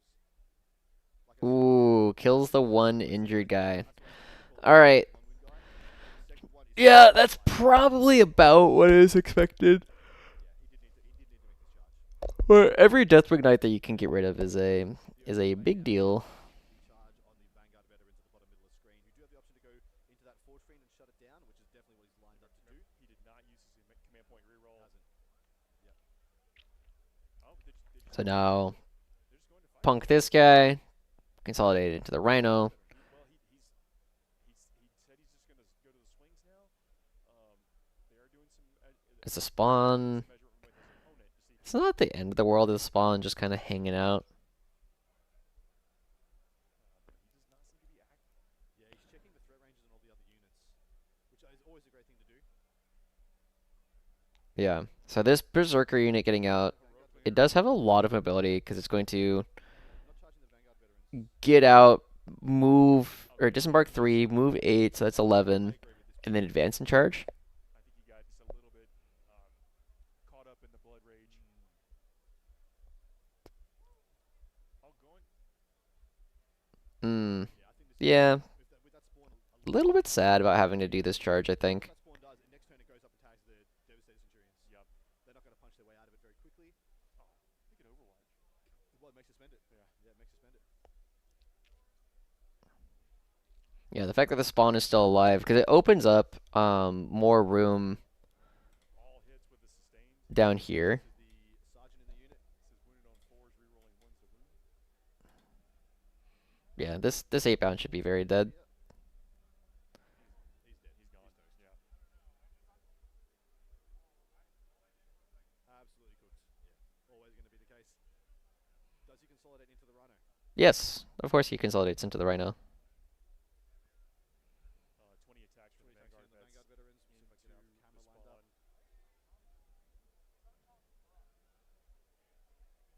Right? Of course he consolidates into the Rhino. Surely. Have lethal hits on the charge.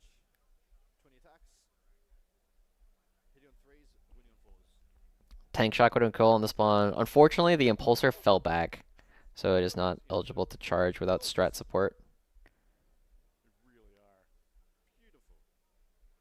That's a lot of lethals. Pleasure. Absolute pleasure to have this on stream. He's turned it on. Basically, like, I don't know no feel no pain though. Was that 15 wounds minus one off 10 attacks? Seems All like right, spawns live these.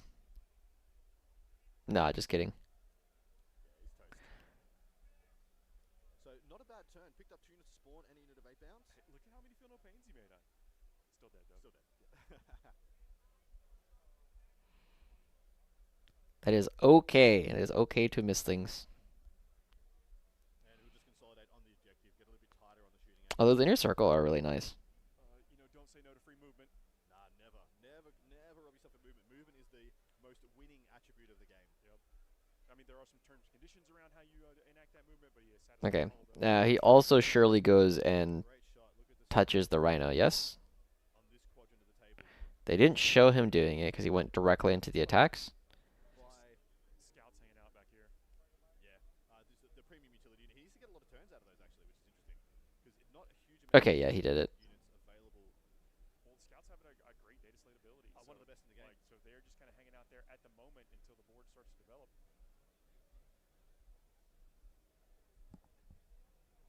So 2-2-ups, 4-2-ups. It's okay. He's fine. He's chilling. We're chilling. So he's gonna get 2 terraform points. Yeah, I feel like Wesley's in a decent position here. 2 points on engage and establish locus. He just ditched establish is what he said. Oh, he's gonna cycle it. Yeah, he's gonna CP cycle it. Oh no, he held it through. He drew a turn 1, held it through his opponent's turn. So he's ditching it. The behind enemy lines not getting. I guess yeah, it's just but it's not even CP because you have the What a great score turn for Asriel is giving you CP. Do we know what the World Leader secondaries are? Not for the next turn. Not for turn 2. Bring up that scout rule they were just Oh, discussing beautiful, as yeah. potential. So here at the end of your opponent's turn, if this unit is more than 6 inches away from all enemy models, you can remove the unit from the battlefield and place it in strategic reserve. So again, just many layers One to of the this best. Dark Angel is. Sounds like they discarded established locus. So right now doing a lot of screening activity just in case. Now Yeah. things are, you can see the rapid ingress on the other side of the table. May feel like he's a little Ugh. Excuse me. It's still very early. I normally don't wake up for another like 2 or 3 hours from now. Which is part of why I missed most of John Winter Russell versus Folger. the world is about to activate in addition to a bunch of their secondaries. So Tobin, Michael is going to score 1. He's got 1 terraform here, I believe. So he's looking at like 5 points of primary compared to it was 4, 8, 9, 10. And then probably 11, 12. So 6 to 12 primary. Recover sabotage. Oh no. action that you do not complete in your turn. And it completes in your opponent's after your opponent's next turn. So that is they can stop you. You can get this Demon Prince like lone op doing that over there. Which is the -1 damage enhancement. He wants to move into this middle left objective terrain piece and sabotage. Yeah. And you're going to do it with a unit that's really hard to stop. A Demon Prince is it. Yep. Now you don't necessarily want to be sacrificing a premium piece, an activation from Demon Prince, but Demon Prince not doing anything else right now. Correct. Yeah. That's perfect. Demon Prince is hanging out. Assets with the jackals in his backfield. But what's the other unit? What's the unit that's going to step into no man's land and recover assets? Because beautifully. So now we got to see like what it is that Michael can do to deal with this. Unfortunately, doesn't have a lot of like pieces on the board. Because 8 bound died, Spawn died, Spawn died. So he's got so we see Forge Fiend here. Forge Fiend here. This Forge Fiend, I mean this the only thing it really does is it moves up and like shoots these guys. We're gonna probably see these 8 bound. I can't tell if there's a slaughter bound with them or not. I'm not sure what this model is, but they're gonna come out here. There are 2 units of Exalted 8 bound in reserve. I'm kind of expecting that this Rhino is going to come stand on this objective. The big question is what do the Berserkers do? Because they definitely can come out this way. Oops. Hello, friends. The World Championship of Warhammer right now from the Hyatt Regency on Peachtree Street. Atlanta. Let's see. Anybody? See us if you're local. Is this Jack? Looks like Jack. So the win rate of the No, it's not Jack. shot is in excess of 75%. The players in attendance here have a group with The an bar. average win It's rate awesome. of 75+%. That means that, well, one, we already discussed that everyone here is a winner, like had to win their slots into this event. And some of these players are going to walk away with a losing record for the first For the time first in time potentially possibly in their years. lives. Yeah, And it's just so because this room is special, guys. Look at the flags up on the walls as well. the level of competition, but also the sportsmanship and camaraderie in this event is unrivaled anywhere in the world. This is Oh, the here's World Durante. Championships of Warhammer. Glenn is here, one of the best Tau players in the world. Our judge team, plenty of judges here, and you can see them scattered throughout the hall as well. Always an easy access to the players. We are absolutely blessed to have one of the best judging staffs in the world of any game. Better than the NBA. Look, to some people, this is the biggest game, the biggest event. You know, Hans Lieber, is certainly going to I be think. This is one of the SoCal guys, Death Guard player. If that's who I think it is. I know he's there. I'd love to see the next WCW in Europe. Should be hosted in a castle somewhere. That would be awesome. I've heard it is going to be returning to Europe next year. Back to the game as we get underway. Or I guess not returning, but going to Europe for the first time next year. Mentioned we're going to do a giveaway over on Twitch. Hit those exclamation point terms that will let you know how you're going to be able to win something. But we're going to give away a So, something about the Berserkers. I think the big thing here is like you gotta push your opponent back and I think we're ready. and create some safety for yourself. Is there anything left in reserve? Let me take a look again at Wesley's list. Van Vet, Van Vet, Van Vet. Two of them on the board. One of them's dead. Scout Squad could come. Inner Circle's on the board. Oh, Univin Scepters. Okay, so you do have to leave, like, you do have to make sure this is sticky and that you're screening it out. So I would not be surprised if we see one more turn of the Jackals just hanging out, just screening out the Inceptors. But here comes the Berserkers. So you could go punch these gentlemen to death, and then it's really hard for any like melee to come over this direction again in the future. Two guys from my club, nice. I know there's a lot of talented 6++ players. Deep strike the Deathwing Knights to go for a 9-inch charge rather than holding them for rapid ingress. Didn't want to spend the CP. I don't blame him. So I'm not sure if these go punch the Deathwing Knights or if you try and get something big. I think you roll the advance and then make a decision on exactly where they're going to go. Oh, he's just going to. Genuinely feel bad. And that's exactly where Khan is going. You got to feel good about the tournament. Interesting. I really Because they will. He might have one. Because they will kill this unit. I don't know what the what the blessings are coming out for World Eaters right now. obviously lining them up in his sights. I kind of. And sustain hits. We know I think if you got to choose, it'd either be sustained and dev, both directions as well. I like this or maybe you probably still take sustained and like fight on death, unit and doesn't do any damage. right? Because most of Wesley's damage is also melee, but you're gonna lose a chunk of dudes to the scent devs. But then after that, it's going to be mostly And look at that. Even on top um, gonna wield the empty rhino as another piece. So these guys are it's mostly melee. transports like savants. So like when the inner circle or the Van Vets or the assault intercessors or whatever go punch you back to death, the fight on death could be pretty good there. Be a whole different program, whole different system. So yeah, the Rhino came out over here. So he has This Forge Fiend has to pop up, kind of like hide right in here, and then you're gonna shoot this to death. 8 bounds. Probably just have to come fight these guys because you have to put something on the objective. Twitch chat as well. Appreciate that. We're currently entering to give away a Warhammer Convoy Lieutenant did retreat. Makes sense. over on Twitch. Gonna keep that open for just a couple of more minutes. Big thing is you do got to do the reactive move there because if you have the guy here, this doesn't have to come fight or doesn't have to move and give you another reactive. stays outside 9 inches, moves to 12, and I Are dev sense good into guard, or is it once again a point of trading down too much? They're okay. the biggest thing about DevSense and DeGuard is that DevSense are just really slow. So if you bring them on from reserve, you can get like those twin link las cannons, which are they're decent, in that the world is will be holding the upper left objective at the end of battle round 2. So this is a and very because they have such long range, it is hard. It's a lot harder to screen them out.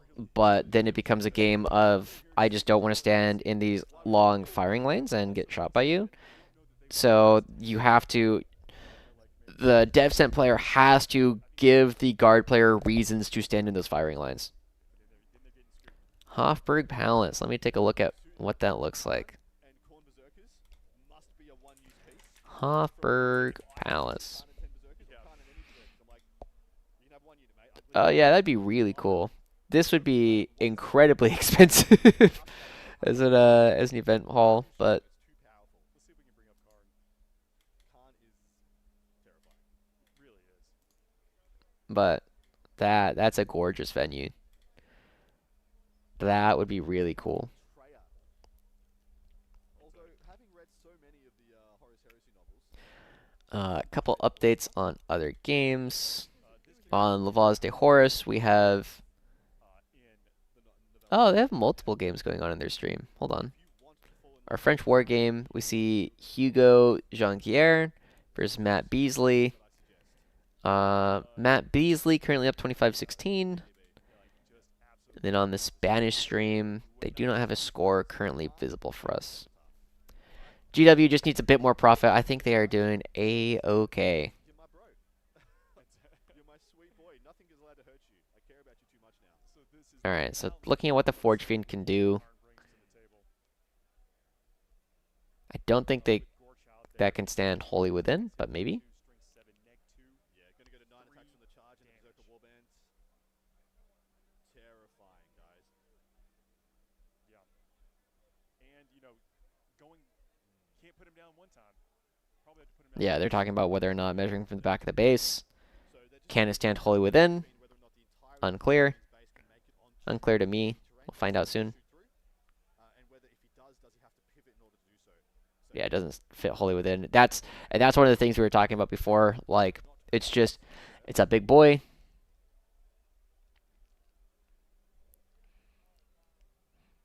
yeah, but Khan is well, he's one of the most He can definitely tow. characters in the game. I'm very confident he could tow over, Pretty little bit of base can bring. I think but he might does he want to? Is the big question. another model as skilly as he is on that base size. So If then there's now another they're model trying in to chat, what did we forget? yeah, shout it out in chat.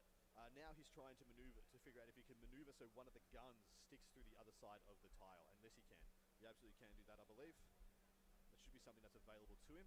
Or just Yep. a sliver of Okay. space going So gonna try and shoot So because he's able to get this side shoot this stuff off. The big thing here is you shoot every it's very unlikely to kill all of this. the Devastating Centurions to get the 4 rerolls versus them. But that would mean that on that chess match, the Devastating Centurions are winning.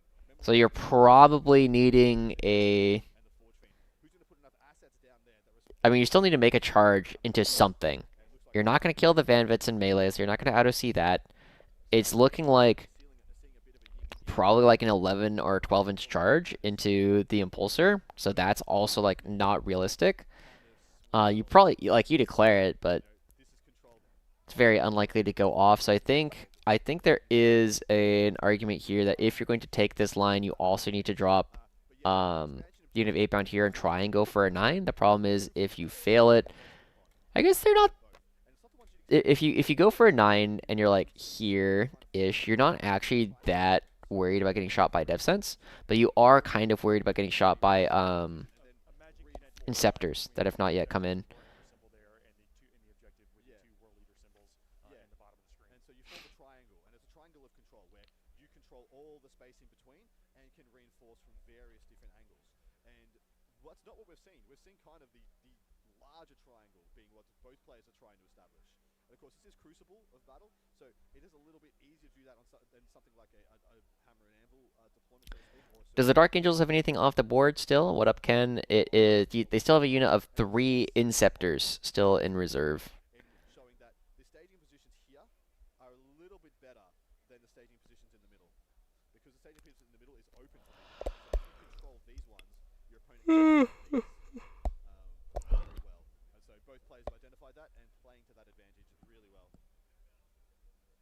Yeah, so okay, so that's why we're seeing the Jackals come back, just trying not to get Inceptored. One of the big things that you do have to be very careful about with the Inceptors is even though you do have Sticky, after the Inceptors kill the Jackals, they don't really have anything else to do after that. Where can this be deployed? I think next turn, 100% the inner circle companions have to be thrown into the I melee. guess they're okay. Let me double check if they are Bolterceptors. They are Bolterceptors. Might be the last powerhouse melee unit available to the Dark Angels. Of course, Azrael and a unit of Assault Intercessors is known for Slaughterbound killing, moves but up. it's not a, eight bound killing unit. He's going to have a target. So Even you're if gonna he have doesn't recover, succeed recover. in Looks like Demon that, Prince is going to attempt to sabotage. And then the Demon Prince has got targets exposed to it. We have a single Slaughterbound hanging out running solo with the Favored of Corn, giving him his insurance and rerolls on the Blessings of Corn roll. And it's been really interesting to see that model was Yeah. here, stay there, and in turn So kill that. this is a. I'm curious what's gonna happen with this. Before, punching up into some of these. Might be good for like two Terminators, so to speak. I think we're keeping that entry open still. Exclamation point win plus. Yeah, we're going to keep it I open for now. just worry that there's not enough damage being done to the Dark While we Angels can, do not lose here, that and I chance. do think that the go first. 1 minute left. Yeah, That would hurt. 1 minute left in the Excuse entry. me. But I want to The make going sure first that from we have an annual Dark event Angels on here Terraform is as looking well to as be this pretty tournament. good It's awesome. We have because another I do Inferno not think there are going to be Warrior sufficient also. assets left in the game This for is a test match Michael to where really come this back is something that I in will this. do also when I'm playing games. I actually will just tell my opponent, hey, this isn't the formal placement. I just want to put the models on the table and see if I like it, because sometimes you can't always visualize all the computations Yeah. And in think your about head. Got to be careful about not getting sent dev'd if you're trying to block something on across the the other board. side. The Definitely Inceptors want are to going to find a spot to shoot at these Jackals. There's not a not lot really that rotating can yet, be not done really about sharpening that. anything just yet. Well, you want to put it down. You want to measure, how far the threat range is. If I make the charge, do I do this? Do I do that? And we So saw him do that with the Forge Fiend too. Obviously decided on where to ultimately place it, but you really want yourself as close to perfect information as possible, and that is one of the things that Excuse me. makes this The Exalted 8-bound, I think one of the big issues is because this is a melee army, unit of 3 exalted A-bound warriors fighting and for if the Dark this, Angels. because I'm kind of expecting that these scent devs are going to move over. You're going to shoot probably two of them into this Forge Fiend. Um, brand new exclusive bottles we'll from see if it's going to be all three. check it out. If you're at the event, Morning, Tony. Good to see you. also get an event inclusion for free. Um, So if you Oh, happen to brilliant. be in the area or you so know you're probably anybody going to get two of them here. plus, If That's you awesome. will get an event if along this with it. does die But it's and the still Inceptors drop like you can only get it back once. over here or something and deal with the Jackals, there's not really another like way to deal with the Inceptors. One of the things I oftentimes say is whenever you get like a melee unit, Now, like if this that's Demon awesome. Prince has to go Finding out where backwards, is the AoE. Demon Prince is effectively dead. And so, you get the Inceptors drop over here. If the Inceptors kill the Jackals and then force the Demon Prince to go backwards, that's a huge deal. These are 4-hour rounds. These You can players go first on Terraforming Weekends armies like World Eaters is pretty good. 5 turns of It play. is pretty good. Now, gives him what that does, gives him time to think. Here we go. Sorry, top down. We're seeing a rapid ingress here from the last thing in reserve for the Dark Really? Angels. And yes, he's rapid ingressing towards the back of that Forge Fiend. The Inceptor's coming down. He said, I want to be as close as possible, but I don't want to be shot. Correct. Yeah. Oh, Van Vets. He had another unit?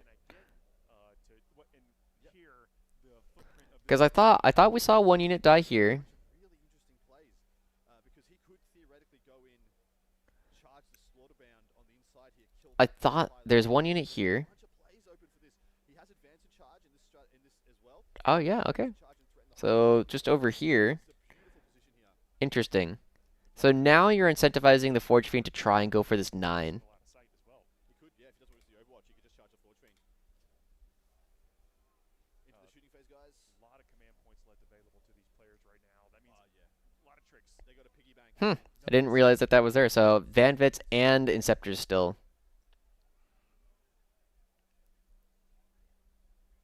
All right, here we go.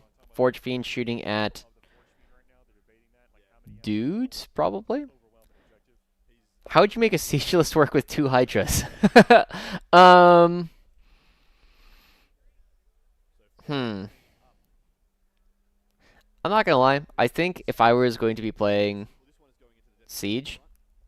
I would probably just They, by one way or another, I I'd probably start with something similar to Gustavo's list that he's playing at the World Championships.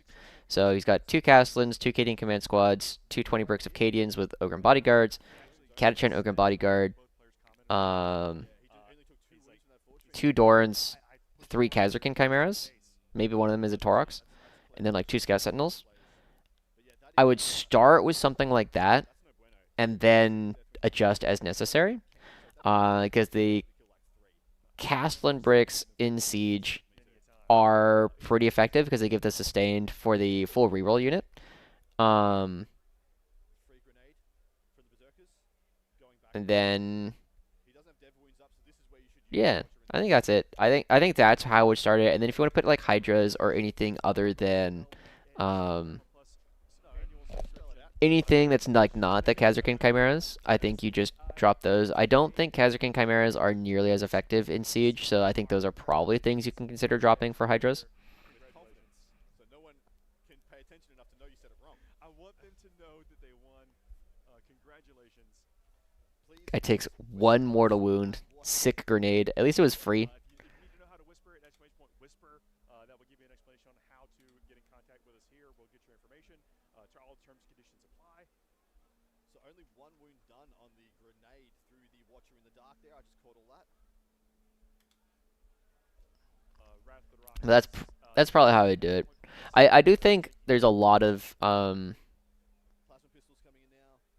I think there's a lot of like trying to make things work, like trying to make the best siege list is very often you write a combined arms list and then you cross out combined and write siege and recognize that you're playing with a little bit of a handicap. Lemur's Exterminator, you could probably do that. I mean, that seems fine. Like if you wanted to play, yeah, I do think you start with like most of Gustavo's list. The Catachan Command Squad with the Ogren Bodyguard is cuttable. The Kazarkin Chimeras are cuttable, especially if you're not playing with combined. Um, so you know if you have 330, that's like 600 points of Kazarkin in trucks. So if you cut that, then you put in two Hydras, that's like 200. So you have like 400 points to play with. You could put Exterminator. You could put another Exterminator in if you wanted. I've seen two grenades on stream so far. Both have been one wound. Yeah, the first one was oh, what was the first one? Maybe it was yesterday. I rolled a 6 damage grenade like this last weekend, and it made me very sad because I perfectly let my opponent like hide his models. I was expecting to do like, I was expecting to do 3 mortals, and it kept going. Taking a siegeless to a GT tomorrow. Managed to get 0 reps before, so I don't think it'll go very well. Well, good luck. Hopefully it goes well for you. Siege is a detachment. I think it's got a lot of cool stuff going on, like thematically. And we'll see how it goes. All right, here we go. Forge Fiend shooting, re-rolling. Invulnerable save's gonna be. So hitting on 4s, re-rolling here because it is within 18 inches and shooting at the closest target. Nice, good conversion. And wounding on 3s, because of course the -1 to win from Wrath of the Rock if strength is higher. Ooh, only 3 saves. Only 3. Oh, and he saves 2 of them. Damn. Oh, that was into the Van Vets? Damn, killing 1 Van Vet with a Forge Fiend is depression. Guard versus Elves, gotcha. So that is the so 1 Forge Fiend for exactly 1 wound, so 2 wounds off a Deathwing Knight and 1 dead Vanguard veteran from 2 Forge Fiends. That is total Forge Fiends. Your results may differ at home. Correct. I wish that happened to me. That's brutal. That might be game losing right there. So now we're gonna have to see like a long charge from these Exalted 8-bound into the Van Vets. Like that's not what he wanted to see right there. That was he's expecting a big conversion this turn. Looking at Slaughterbound. So what's actually recovering? Is he just like not recovering? Because that would be sad. Hello, H2O Milky 10 with the worst name I've ever seen. Hate it. So he's doing his recover assets and he's sabotaging It's just, effectively. it just conjures By the way. bad mental images of bad drinks. So the recover points will just go straight through, but there's a chance to deny sabotage should he wish to try and kill that demon. All right. That is recover assets now I think after the end of this turn, I'm probably going to run downstairs and grab myself some Cheerios. Because I'm starting to get a little hungry. Is that a charge roll? What was that? Didn't even force too many invulnerable saves there. It was just a really low hit and wound roll. Made him make 4 saves. A full Forge Fiend made him make 4 saves. He did still charge with that Forge Fiend. Ugh. The Vanguard veterans, guys. Ugh. Tank shocks. Let's see if we can zoom in on the Forge Fiends. I think you have to go for a tank shock. I think he's supposed to have rolled the oh, the 12. 12-inch charge is going, but that's wow. That's all right. That's game saving. I have another question. Have you seen the new Decimus Kill Team's frag cannon? 18-inch 722 D3 rapid fire D3 heavy lethal hits blast. Good into guard. Is it good in general? Interesting. It's a very interesting profile. I mean, that's a pretty good shooting at like infantry profile. 18-inch 722. The problem is like I think Deathwatch has 6-inch deep strike, I think. So like that's the only real way to get it in rapid fire. It depends on like what else you can take because like that is pretty good at shooting infantry, but I don't think you have issues killing infantry in Deathwatch. What he did not convert in the shooting phase, he has made every single one of these charges. And what that roll does, he was gonna Cheerios with milk or water? I generally don't. yeah, he's got options. I generally just eat them dry. And I, I, I told my mom it's like eating M&Ms, right? Where you just have like a big bag or like a big bowl of them, and then you just kind of munch them that way. And you guys are gonna have to listen to me munch on Cheerios. I mean, they're gonna have their work cut out for them. You have lots of premium targets, but they can pull a little double duty, shoot the last cannons one way, maybe some missiles in. Trying not to get charged over here. Although Karn is just a problem at this point. He is. Make sure he's staying outside of 6 inches. No heroic interventions to get out of dodge. Extra 6-inch of range strat. Okay, so then you could get the rapid fire off.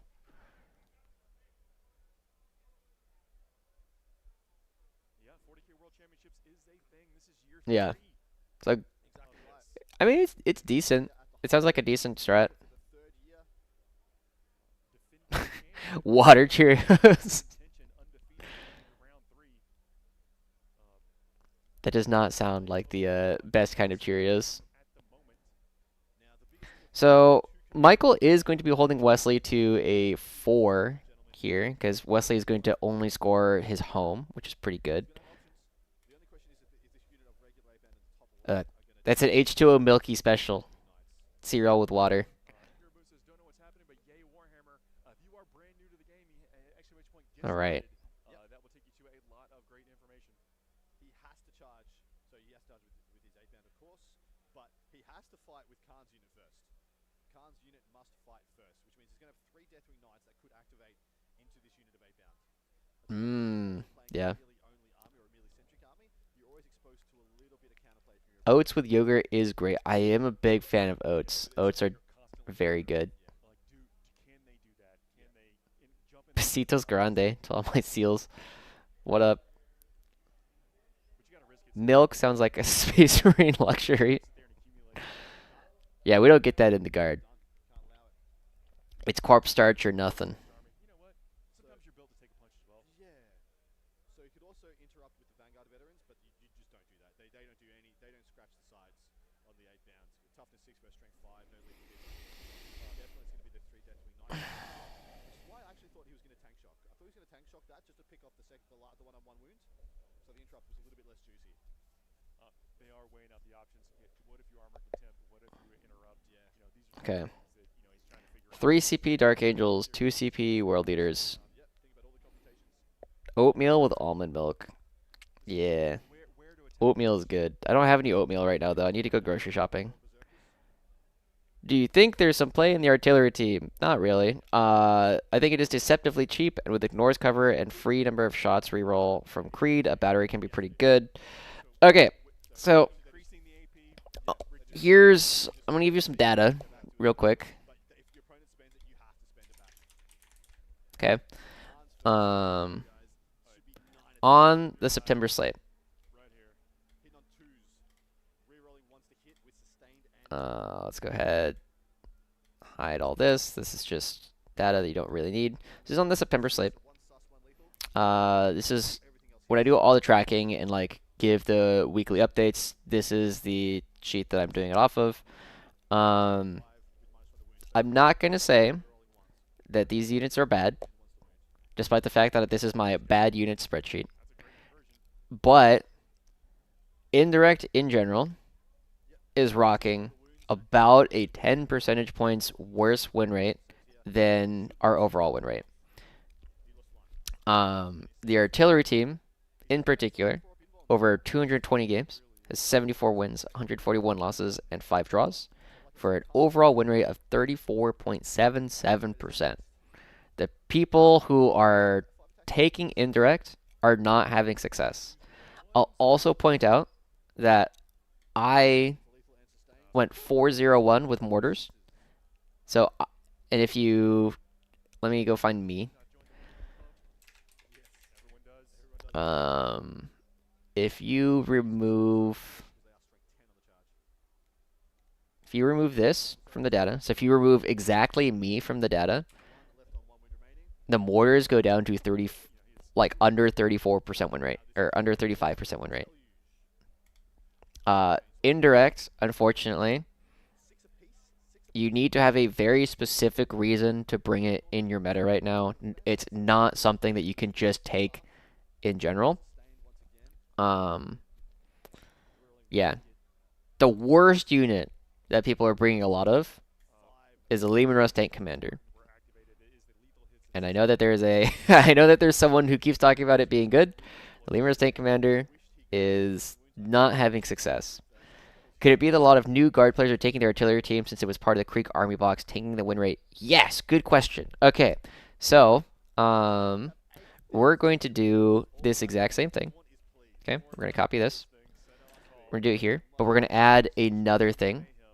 So we are going to add B through B greater than 1600.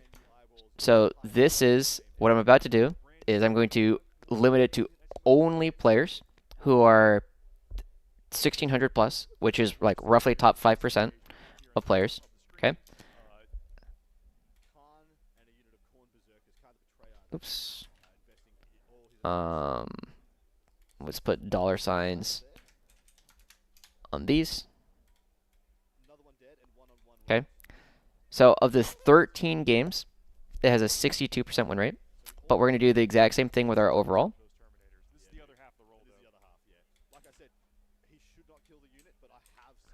Okay. So same thing. We are going to some ifs.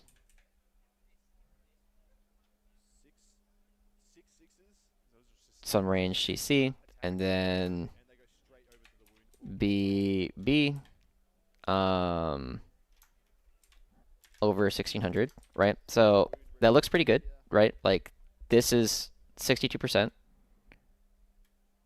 However, it is still 10% worse overall, right? We have the people who are 1600 plus are getting about a 62% win rate. However, the people who are 1600 plus in general also have a 72% win rate. So on average, right, and this is a really low sample size, so like this isn't super meaningful, but it is still good players playing artillery teams are still not having success, or they're still having worse success than the people who are not bringing it. It's better on UK terrain since sightlines are more restricted, making it harder to shoot stuff off the enemy home objective. I do believe it is better on the UKTC than it is on Games Workshop, because Games Workshop is open. I do not have the data for like whether it's better on like certain terrain or not, because unfortunately it is too much work for me to go hunting player packs. And there's a lot of events in the UK that play on like WTC terrain or UKTC or GW, or I know there's Glasshammer terrain. The poor Tank Commander kept me alive during the 9th edition Dark Days, and seeing its current state is sad. Yeah, the Lehman Russ Tank Commander being as bad as it is unfortunate. I would love it to be better. I think it needs to go down like 20 points and then I think it becomes pretty good. If you give me data, how can I keep speculating? It's a good question. If he spent this plus 18 mil, Um, get close to so killing it. yeah, I do think. Maybe he was doing his So computation here's the skills bigger thing I'll say based on the basic is performance if you of the want to system. make things work, you But can. when that It ego just means they comes have to be out, I'm better. pretty sure I'm dead I too. also think it's better on WTC since it's even more dense with ruins than UKTC. I think that's possible. Deathwing Knights might kill all three You units end up getting if into a they lot of get issues one with super slaughterbound, and all of a sudden you hold that objective and like, you get primary. is it better than taking more stuff in the mid board like Katachan and Bulgrin to just like gum it up? May have been pulling Um, this off over and here, the answer might be trying yes. to stick here with The the answer extra might be yes. But nobody has proven it yet. Two there to the 8 bounds. Screw that guy. Shouldn't have this whack. Yeah, I think there's been a couple of people on Reddit who have been pushing very hard that the tank commander's ability is bad, and it's like no. Everybody who's saying like the tank commander shoot on death is bad because it like doesn't work against grenades or like it doesn't work against melee is kind of forgetting how much of a terror the tank commander was during the index because of how powerful that ability is, especially when we were at D6 plus 3 demo cannon. Now that we're at D6 plus 1 demo cannon, it's not as ridiculous, but it's still very good. Someone in my City 40k Discord wanted help building an RTT where the Guardless broke their heart to make them drop their triple Basilisk and triple Castellan. Yeah, I mean, it all depends on what a player's goals are, right? If they want to go to an event and they want to have a chance of winning, I'm going to give very different suggestions than if there's like I want to go play in a Krieg list that is thematic, right? I want to go and I want to have fun games, and these are the models that I enjoy playing. It's like okay, cool. Like we can work with that. I just have to know like what they want to do, like what they want from the list, which is why like I'm pretty active on Reddit. I talk about it fairly often. When people are talking about, hey, I want to play, or like, hey, I'm a new player, I'm bringing this list, I don't tend to respond to that because I don't know what it is that they're trying to do. Like, are they just trying to play games with their friends on the kitchen table? Cool. Like, you can play kind of whatever you want. It's totally fine. Are you trying to take this to a tournament? Maybe, but like, are you trying to give yourself the best chances of doing well as possible? It's all kinds of different recommendations that I'll give for them, and that's part of why I like tournaments is because the expectation from everyone is that we are going there, um, or like if you are there and you're not doing what you can in order to try and win as many games as you can, um, then why are you at a tournament, right? The expectation from your opponent is that they are going to try and win. Um, they're not going to try and cheat you. I've run into very few situations where I've played against players that are malicious, but it is, you bring good lists, you bring good stuff in general. Um, it's an anecdotal thing I've heard from UK players, particularly Morty and Glory, who swears by having some indirect on his list and has lost every time he didn't have it. Maybe. Yeah, I can't really comment on the UK scene too much because I've never played. I've played 0 games on the UKTC terrain. Um, yeah, I I do think that it is driving down our win rate. Is all I'll say.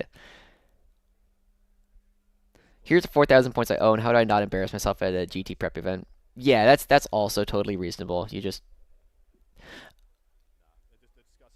It's I'm not gonna lie. When people are like, "Here's what I have, build a list for me," I kind of hate that question. Just because it's like I don't want to. That's a lot of work. It's a lot of work for me, like trying to figure out what you do and don't have, and like what I can and can't do for you. Um, yeah, it's just a lot of work. I think it's way easier if someone were to do that. I would always ask, hey, build a list with what you think is good, and then I will make suggestions, and you can tell me you don't have them, and I will ask, do you have these other things instead? Um, and I think that that's a much friendlier way for asking other people. Indirect as a whole in 40k is fine when you can take it basically for free. Tau can stick it on their vehicle as a secondary weapon. It can work there. Yeah, I think Tau indirect is fine. Um, right, because it's not. You have to take a lot of it for it to really matter. If you're bringing a unit specifically for the indirect, I don't think it's worth it. I think it's just not fun, is the bigger thing. I like casting Kazurkin in Mech Assault, but not three of them. Yeah, I think they are interesting in Mechanized Assault.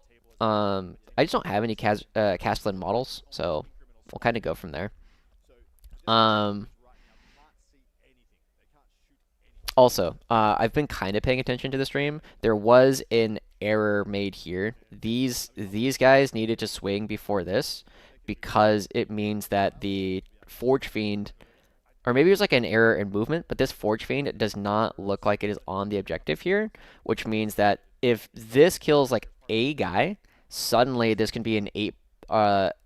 Suddenly Wesley can score this one and this one because the Forge Fiend never made it onto the objective. That is everything. So they're counting up the points now. Going to be getting some of those things from But yeah. sabotage. Okay, so we still have a Deathwing Knight here, one Van Vet here.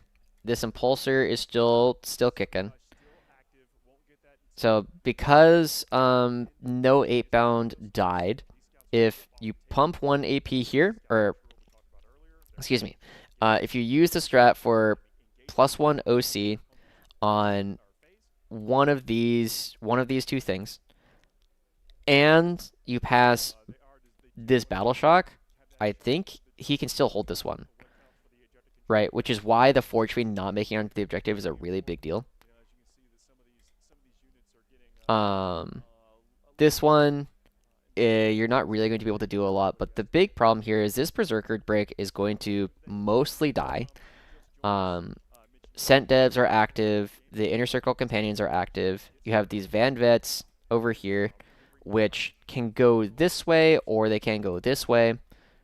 for two more And I do think that World Leaders just run out of stuff too quickly here. on That's the Saturday biggest thing. Sunday tonight. Also keep your eyes peeled. You do not want to miss what we, Yeah, you have to take a lot of it a for work. My list at Tennessee Open this had afternoon. 33 shots of it. Yeah. Yeah, I think I started seeing a lot more SMS from when Glenn is here or Durante. Durante Bozzini. He started doing it with Calyon, and I started seeing a lot more of it since then.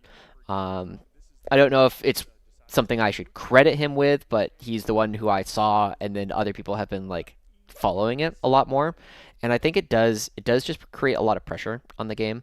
Um, yeah, like little bits of indirect I don't think are problems as secondary weapons, but like when desolators are good or whirlwinds or any guard indirect is good, I find that pretty miserable.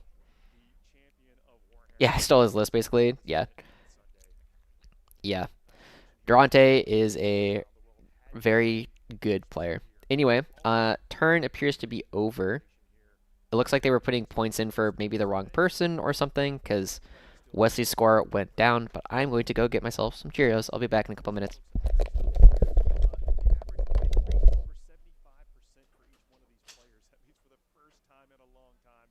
Some of these players have taken a loss in this field of champions, but in good company, right?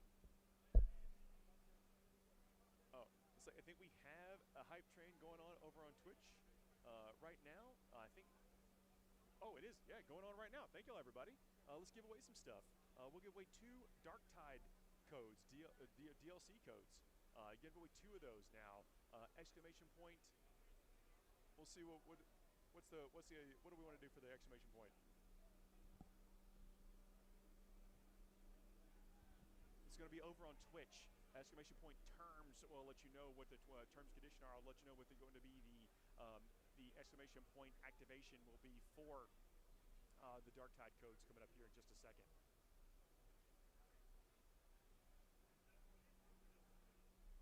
This is over on Twitch. Over on Twitch.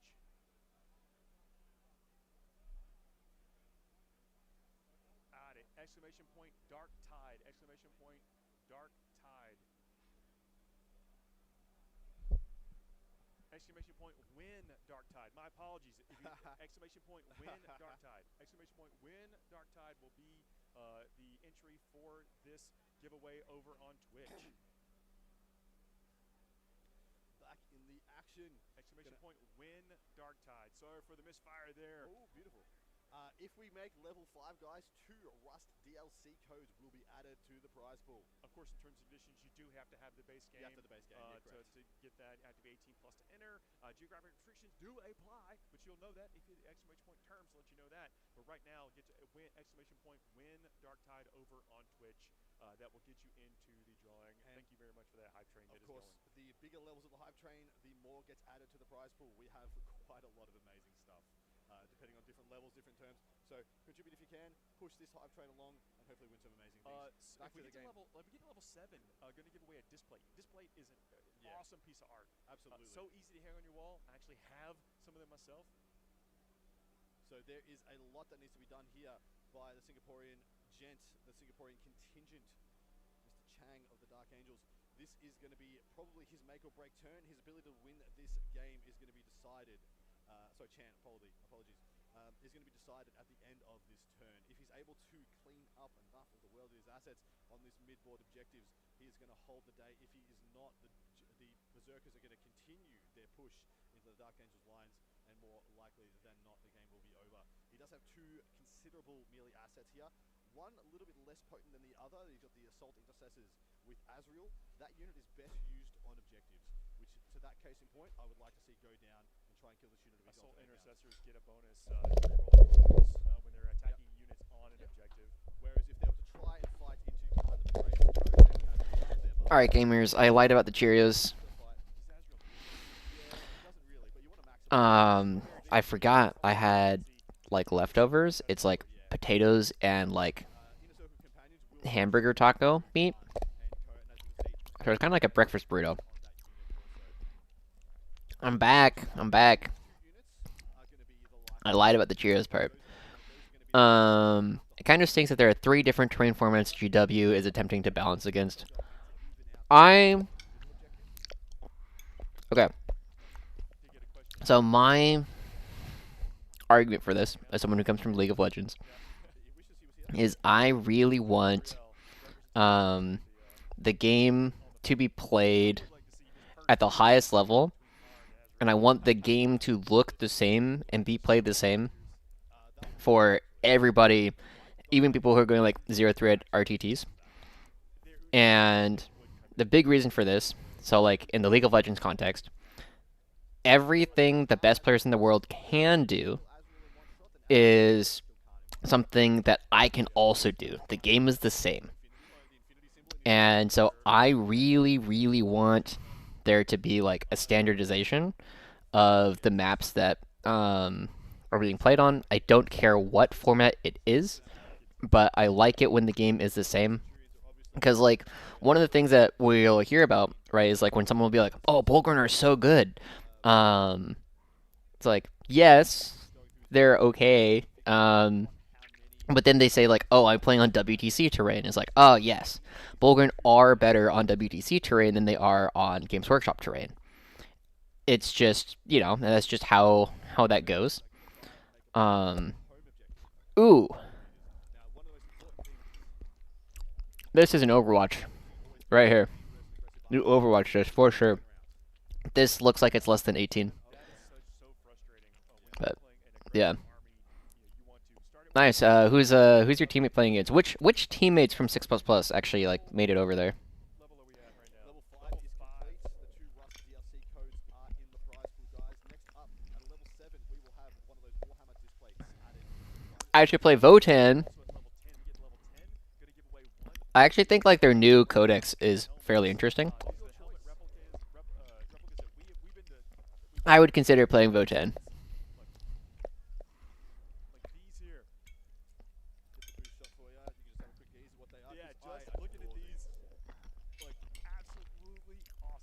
The land fortresses are pretty cool.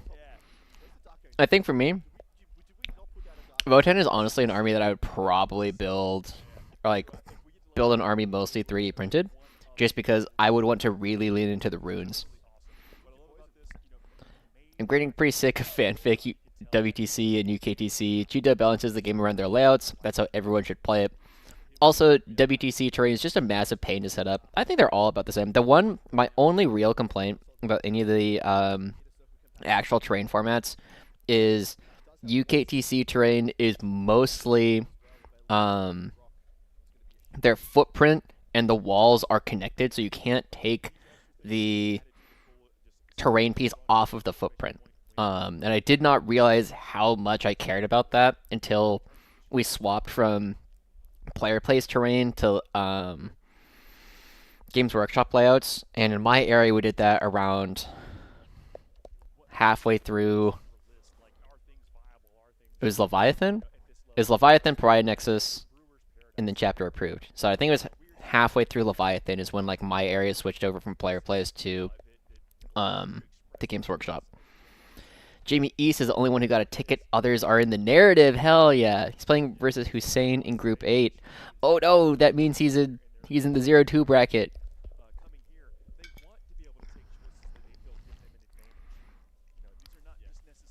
Yeah. Being able to pick up the terrain piece and like actually like get good measurements instead of being like, because I know one of them, like the really big UKTC piece, it's really big, and so like the terrain is like tall, because I think it's supposed to be tall enough to hide at night, which means that it is huge, and so oftentimes you're getting like crazy parallax. And so what I mean by parallax, right, is like, you have a tape measure, and you're looking straight down, and so it's like, okay, cool, we are straight down on the edge here, but when you go out, you're looking at an angle, whereas you have your angle on your vision here, whereas if you were to go and just like you pull it here and then you go over here, the angle is like much more accurate. But when you're like because like the tape measure is like 10 inches off the ground, it's a lot harder to get accurate measurements.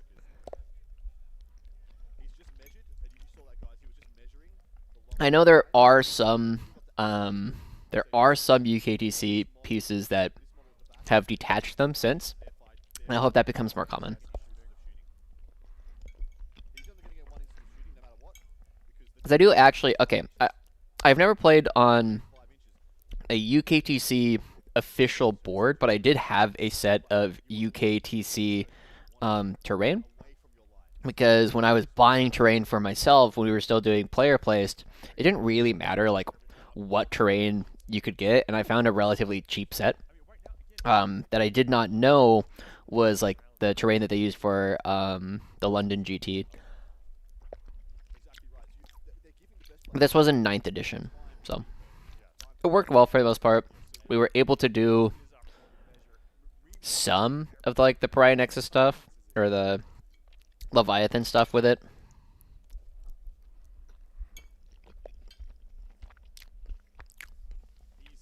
And I think I bought it from...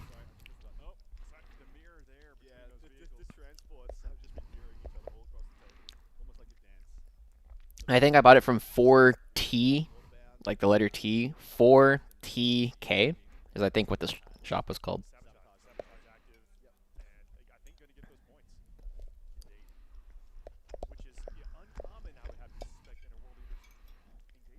I'm not going to lie to you gamers, I think this game is pretty close to cooked.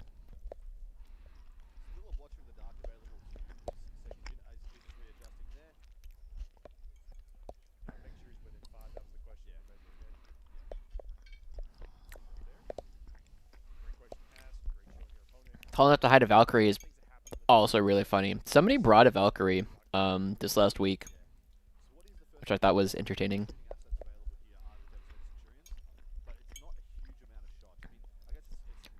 There are a couple of units that I kind of want to start tracking just to like see what win rates with them are like, because they're just really common and like they're in a lot of lists. But I suspect that Ursula Creed. I'm really curious like what the win rate of Ursula Creed combined versus no Ursula and then also Lord Solar versus no Lord Solar. Because I think Lord Solar is a unit that you don't see. You don't tend to see like the best players bring Lord Solar, but they're fairly common from like mid-table players. And so I'm kind of curious at like what happens with that. Let me actually am curious. As Lord Solar has gone at least X and one several times. So we had Cora Russell at Heroes Mini went 4-1, Blake Jones at ROGP and W. Fernando Escalante went 5-1. Um, Alberto Yarrick something something went 4-1. Um, Brent Gibson 4-1 at ValleyCon. Luke Hustle 4-1 at Oktoberfest. So it happened. It does happen. Yes, please. Curious about. We're going to be crossing the halfway point of this game. After the end of Battle Round 3, we do take the turn 3 stretch. You say it's cooked, and I apologize if I've already said why, but I'm not good enough to evaluate positions I'm not playing. Did the World Leader 12-inch save them? Okay, so the worry that I have about the game is this is still going to exist, right? So Michael's going to hold this for a turn or two, but he's not going to hold this. Um, he's not going to hold this, and these Van Vets are going to choppy here. So he's not really going to hold this. Scent devs are going to clear this out. And then like maybe some more Van Vets go over this way. Like this is gonna die. Scent devs should clear this out. Inner Circle Companions probably come out this way in order to clear out this. And so for the rest of the game, um, unless we see a collapse of Wesley's damage output, I'm expecting that he's going to have like a Forge Fiend, these 8-bound, Slaughterbound, and the Demon Prince. It's going to be like this and like the Rhino, but he's not going to have the assets necessary to once again go back and kill Wesley's army a second time. And if you don't have an army at the end of the game, Michael's not going to be able to get all the end game scoring or to try and like bring the game back. And right now, this is already 37-19, and we haven't scored, bottom of turn primary. But realistically, like this is like 37-23 with the like scoring this objective. And then if this becomes a 27, because like this charge fails and he doesn't like unsticky this, then the game is still going, but we are very rapidly approaching the game just being untenable. So if Wesley is able to clean all this stuff out, I think he's in a very good position, and then he can just kind of leave this stuff because he has to this Forge Fiend has to stay on the objective for basically the rest of the game. So it is limited in what it can do, where it can go. So we'll see. I think Michael needs to get pretty lucky from this position. Let's see. Folger Piles. Quick update. He is playing up against Raven De La Moneda. Eldari versus Emperor's Children. Folger is currently up 30-26. I don't know who's going first or what's going on there. We also have Pierre Besire.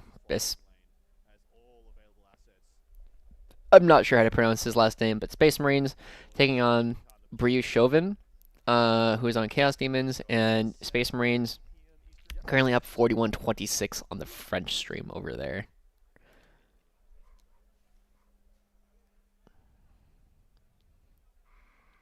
What are we measuring?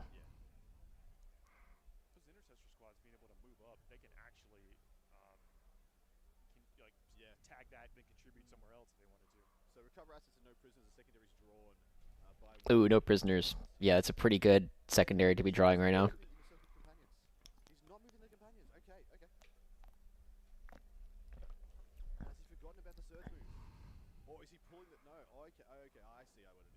Oh, He's forced him to surge towards them, so he doesn't actually have to move them and risk this Overwatch.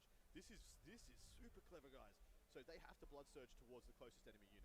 So he's moved down to pull the blood surge out to here, so that he can charge from safety and avoid the Overwatch. That's super clever. Super interesting. clever. I It feel absolutely like is. the idea is good, but these Van Vets are just really far. Brilliant stuff. All right, into the shooting phase. Anything in that Rhino, the Rhino did hold the Berserkers, and the Yeah, it's Berserkers empty are now. out, so it is an empty Rhino. Basically like a little gun platformer running around controlling objectives.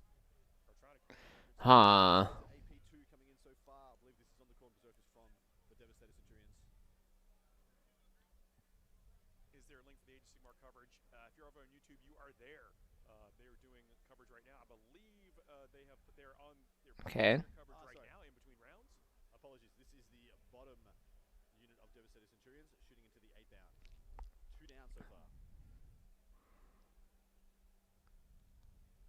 So that was the entirety of that unit.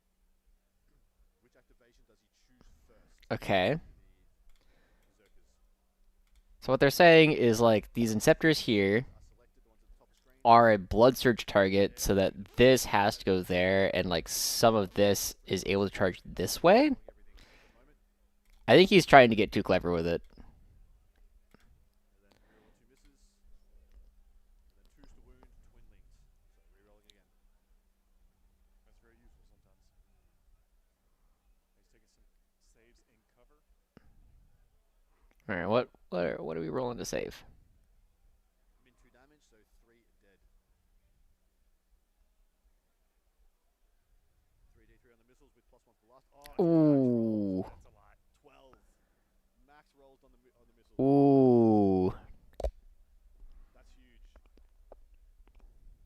String 9 wounding on 2s. Hitting on 3s, rerolling, winning on 2s. Winning on 2s. Max rolled is huge, guys. What is this shooting at? He's got Is this shooting at the Berserkers? hits, and then dropped 1 there, and then wounding on 2s. Dropped 2 more, so that should be 9 saves. 9 saves at -2, d3 damage apiece. Shooting at the Berserkers?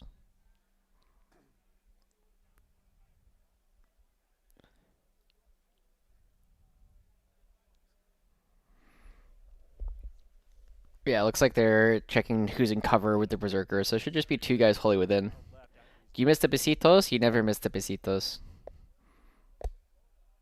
Besitos grande. Yep, 1 not in cover up first on a 5 up. Fails it, d3 damage. Down. So we're down to 3 Berserkers left. saw that max damage. He's like, oh, of course.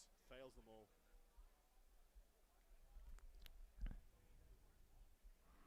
Oh, does this just kill Card as well? Alive and dead, so he's got 1 Zerker left. That's 2 left, apologies, 5 are dead.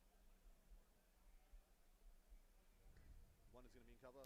Oh, the Inceptors have pistols! I understand. Okay, okay. So, So even if they blood surge into the pistols, then they still get gadded down by the pistols. He just lamented he has not made a single just save. Berserker left. He has not made a single save here. Versus the last cannons. Oh, it is a card invulns. Fails 2. Technically, Khan can die. He's got 5. Technically, he can die. 1 left. 1 left. And Okay, okay, okay. now. There's no Okay, okay. there. Alright, alright. Good play with the Inceptors there, actually. Yeah. Pretty Yeah. good. Well, he's gonna now because you can't surge, you can't avoid the other activation. So the assault bolters on the Inceptors more than likely bring down Khan, and then he stands back up, and then he sees if he's got a charge. Alright, not trying to get too clever with it, just using the pistols on the Inceptors. Ask him, do you still get the surge? And he's like, even though he's like, no, do not. And this is the power of these Inceptors I was just talking about. So just so we're straight, that shouldn't have happened. Well, no, but I mean the fact that Yeah. if there is a small unit, a single Yeah. model or something, Yeah. like just the volume of fire that these Lots of bolters sustain. come down out of is relative. Yeah. Like it could be anywhere on the table, small footprint, lots of Dude, attacks. whenever you get like sustained 2 on a unit, it just becomes very silly very quickly. 6 into the pool here.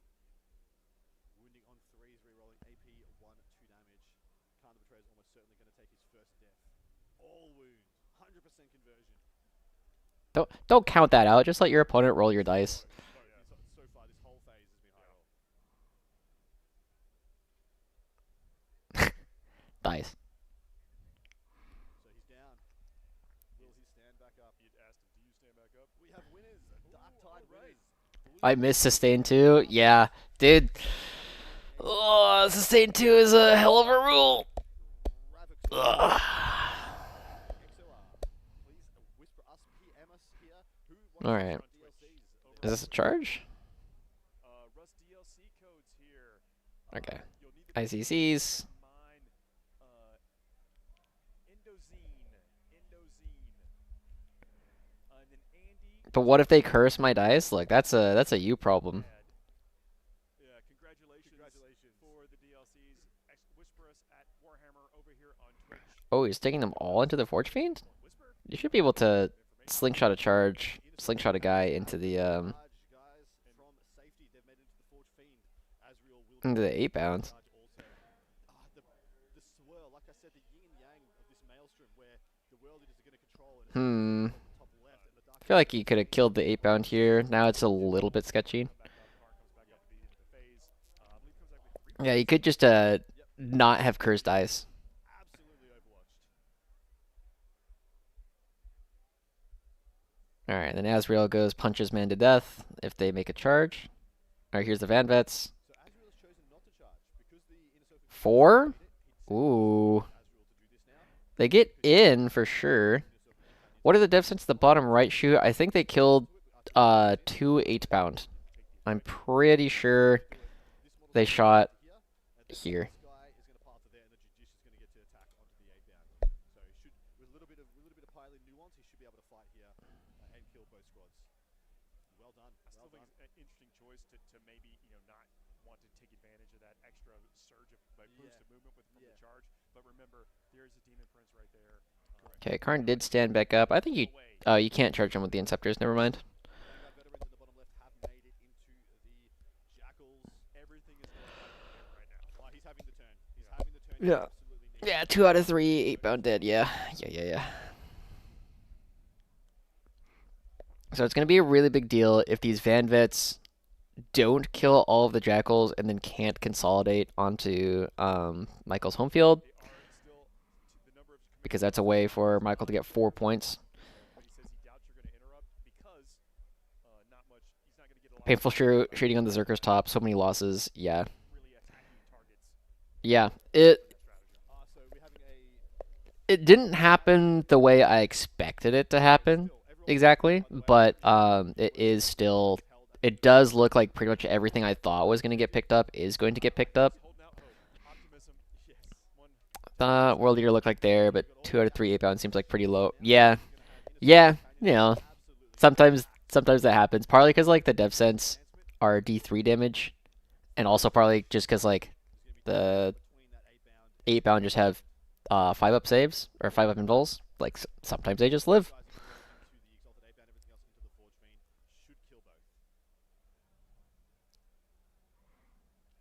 Okay. Looks like Wesley is considering an Azrael charge, which I think is very reasonable.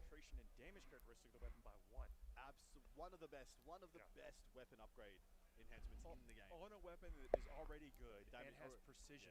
It's already 822 on that. Goes to 1033. All right. 2 CP on the World Leaders. Is there any meaningful interrupts here? No, not really. I think you probably just swing with the Van Vets first, but it doesn't matter that much. No, actually, it matters a lot. I think you have to swing with the Van Vets first, or Michael interrupts, and because if the Jackals are able to kill like 2 of these Van Vets, which is very plausible, you probably save your home that way. Let's have a little look on the face cam. See the thinking face there. Yeah. The intensity. Like, think of this. This is There's always kill my stuff when they shoot, so I probably, yeah. gotta shake it off. Take 8 Yeah, the D3 is always a really interesting damage profile. Tail 2 shooting phase. The turn 2 shooting phase for the world leaders, absolutely devastatingly nothing happened. And then the absolute opposite has happened here for the Dark Angels. Everything that they have tried has just stuck. Ooh. Smile for the camera. We want the players focused on the game. That's where their entire mind is within the confines of this table right now. Okay, it looks like one person is touching the Exalted 8 bound on the objective. So that will, at the very least, tie it for. Oh, is that a slaughter bound? Confirmed. Fight on death. After the model has been removed, Oh, okay, fight on death. Yes, yes, yes. wings before the officially back in the box. Yes. Because that was on the Blood God with the favors of Khorne. I do see 2 wound dice on the Forge Fiend. Now we have the rest of the Inner Circle companions rolling into the Forge Fiend. Sustain hits as norm on this unit. 5 to wound. 6 wounds at -2 damage 2. 5 up invulnerable saves here to come for the Forge Fiend. 3 can go Oof. back and dying. Dies. It's a great comment here. Is there really Alright. With the last time. Something doesn't fight. What's the other one? Forge Fiends, we know they put out just Exalted looks like it's gonna fight. did not this time. So he gets like 5 attacks. So he's fighting on death here with both of these models. He hit the Oh, okay, cool. the Exalted 8 bound.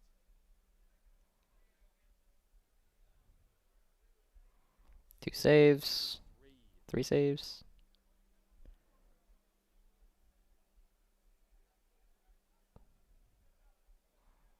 So what is that, guy and a half? 2 damage. So he Or saves here. And the Forge Fiend to try and finish another one off. okay. 2 hits, winning on 3s. So 4s rather, after the rock. 2 AP1s. And he kills another Not one. bad, not bad. Not a bad fight on death. It's not nothing. Could give a possibility for the Demon Prince to come get them later, but I don't think he will be able to close that distance this turn because he's going to consolidate 3 inches towards this objective. Demon Prince got a choice of targets. Yeah. I don't Okie believe doke. wants that smoke. I don't think so either, on but the at the same fights time, first. you can't just hold him back Ooh, the interrupt should come here on the Van Vets. to remove a unit. And I mean, sorry. Of course, you have many other options you could possibly do, but I think the choice becomes starting to line up. Just once again, the yin and yang, guys. The yin and the yang. Held. Look at it. It's a beautiful spectacle that we're seeing right here. Even the yin and yang of the 2 transports doing their little dance around Swirling. the table. Oh, it's so wonderful to see. The state of our Oh, I was game trying to is see fantastic. trying to see if he can 1 CP interrupt, it looks like. Demon Prince, you don't necessarily want him having hanging out there. It's such a powerful piece. Yep. But he's done what I usually see people do with a Demon Prince. He's like the last piece that goes out. Spending 2? Spending 1? Piece. It's usually at a level of the game where there's kind of nothing there to respond to him. Before this edition is over, I will play Lord Solar in a unit of Rough Riders. I will lose, but I will do it. It's not the worst thing in the world. So you want to be kind of in the dominant spot of always picking where the engagements go. Yep. And now last year the interrupt is on, and he's interrupted with the Jackals into the Vanguard veterans, guys. Yeah, this is why That is wild. And you needed to swing with the Van Vets first, because the Forge Fiend interrupt was not real, but this interrupt is real enough. You can see what these players are playing. Hit the exclamation point list. If Wesley loses, If you're looking at which I think is very unlikely, but it'll probably be because these Jackals interrupted. this event, agreed. Yeah. Always good to suss and look and see what the best players in the world are moving and shaking with. Might not be your cup of tea, but it's always good to have an insight. Guy dies. That's huge. So we got 1 down so far from the Vanguard veterans, falling to the Jackals. 2 more saves. 2 wounds done. This is another 2 damage weapon. 4 up in 2 more guys die. interrupt is paying out. that's big. He's killed 3. That is big. Well, it just means they're not killing the Jackals anymore, man. No. Yeah. He was counting on being able to go in there with 20 lethal hit attacks. Yeah, and correct. shoot through that unit of 1 wound jackal. That means that the Van Vits cannot kill the Jackals. That means they cannot unsticky this. Had to fight with Inner Circle companions. Didn't have a choice. Fascinating. 2 lethal hits here from the Jackal swings with their weapons. 3 wounds. So it looks like 5 total saves. Wow. Yeah. No AP, Brutal. but still just reducing it to the Likely fate to of the lose dice. another one. No, he found another win. So I mean, that was close. That So that's not the exchange you If this game was closer, that could have been game losing. attacks How the fuck from the did these Jacks kill 3 Van Vets? You're 100% just one correct. I hit. mean, Not going to happen. Now it is he limited got in its 3 of his damage 2 attacks takes through. out of the equation. Here they Feels go. a lot like he just assumed they were chaff, and why would you interrupt with them? It's very possible. Three dead jackals is the response. Of course, one lethal rolled Yeah. into Now as it is well. still a good move to put in Vanguard vets into a unit of jackals It or always any is. other like unit. No, what it was though, Yeah. it was a gut check forced 2 CP expenditure Yeah. by the World Eaters player. Yeah, we Had saw to do it. It looks like it was 1 because counter the turn that in. Demon Prince was within range, so it's just 1 CP. 1 CP, save your home? There's risk sometimes. Absolutely. You're not going to have that unit hanging out there waiting to be charged, not on the objective, not trying to take a unit down with you. Good turn here by Wesley. He did get Because that's possibly an 8-point swing, 5 points on no prisoners. He managed is the big thing, because you do have the, points popping off here. um, Barrage. because your opponent. Totally Because the other really big thing here is that like the Demon Prince now does not need to go back to deal with them, so the Demon Prince is now able to play the game. being established right now by the Dark Angels player. Needs to be maintained. One of these guys is about to run out of gas. That said, I do think Wesley is too far ahead, This is the so we'll see if Michael can do anything. But the Demon Prince, so this is the true halfway I don't know if the Demon Prince can actually like get into the Inner Circle companions. right now are in BCP. So it's actually interesting that at the top level of the game we still celebrate hobby scores. Oh, there's a showcase last night. Yes. Absolutely spectacular armies on display from these competitors. We absolutely still celebrate it. So they are going to be impacting Yeah. the standings. So this is going to be the final. This is going to And the more I think about it, like pull this up. And I think this interrupt was, like the best yeah, this interrupt is maybe game winning. in attendance, which I think is just so awesome. Let's see if I can find it up here on our. I'm guessing it's marked for death We have had a lot of because he's like pointing at his own units. and so you absolutely can let us know. When you get there and see how your country is doing. Let us know if you're rooting for a specific player, specific country. Intercessors, Dev Sense can't go through walls, so I imagine it would have to be a massive charge. Yeah, it would be pretty big. I think it moves like 10, but even still, so you're gonna be like 4. Yeah, it's probably like a 8 or 9 is gonna be my guess. Is what the charge would be. We're going to take our turn 3 stretch. Oh, so round this three. is we're going into the bottom of 3. Good. So we'll finish up the World Eaters turn. Oh, I got the high side from the. you get the side. The manipulous be manipulated. All right, let's take a look at BCP, see if there's any interesting stuff going on.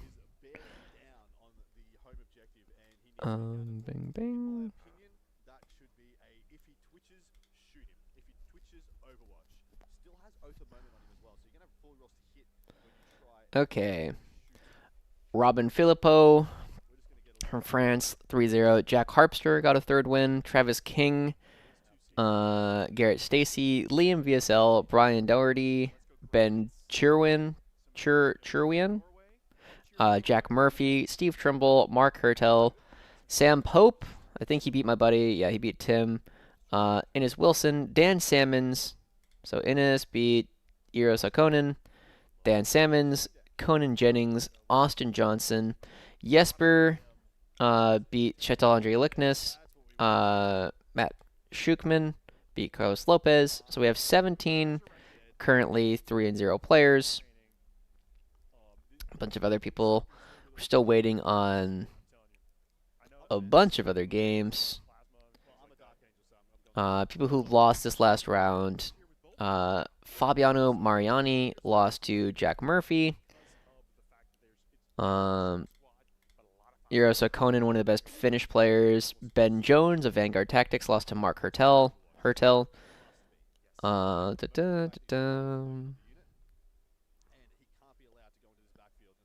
Adam Green, one of the best players in Canada, lost to Steve Trimble, who's currently in Florida.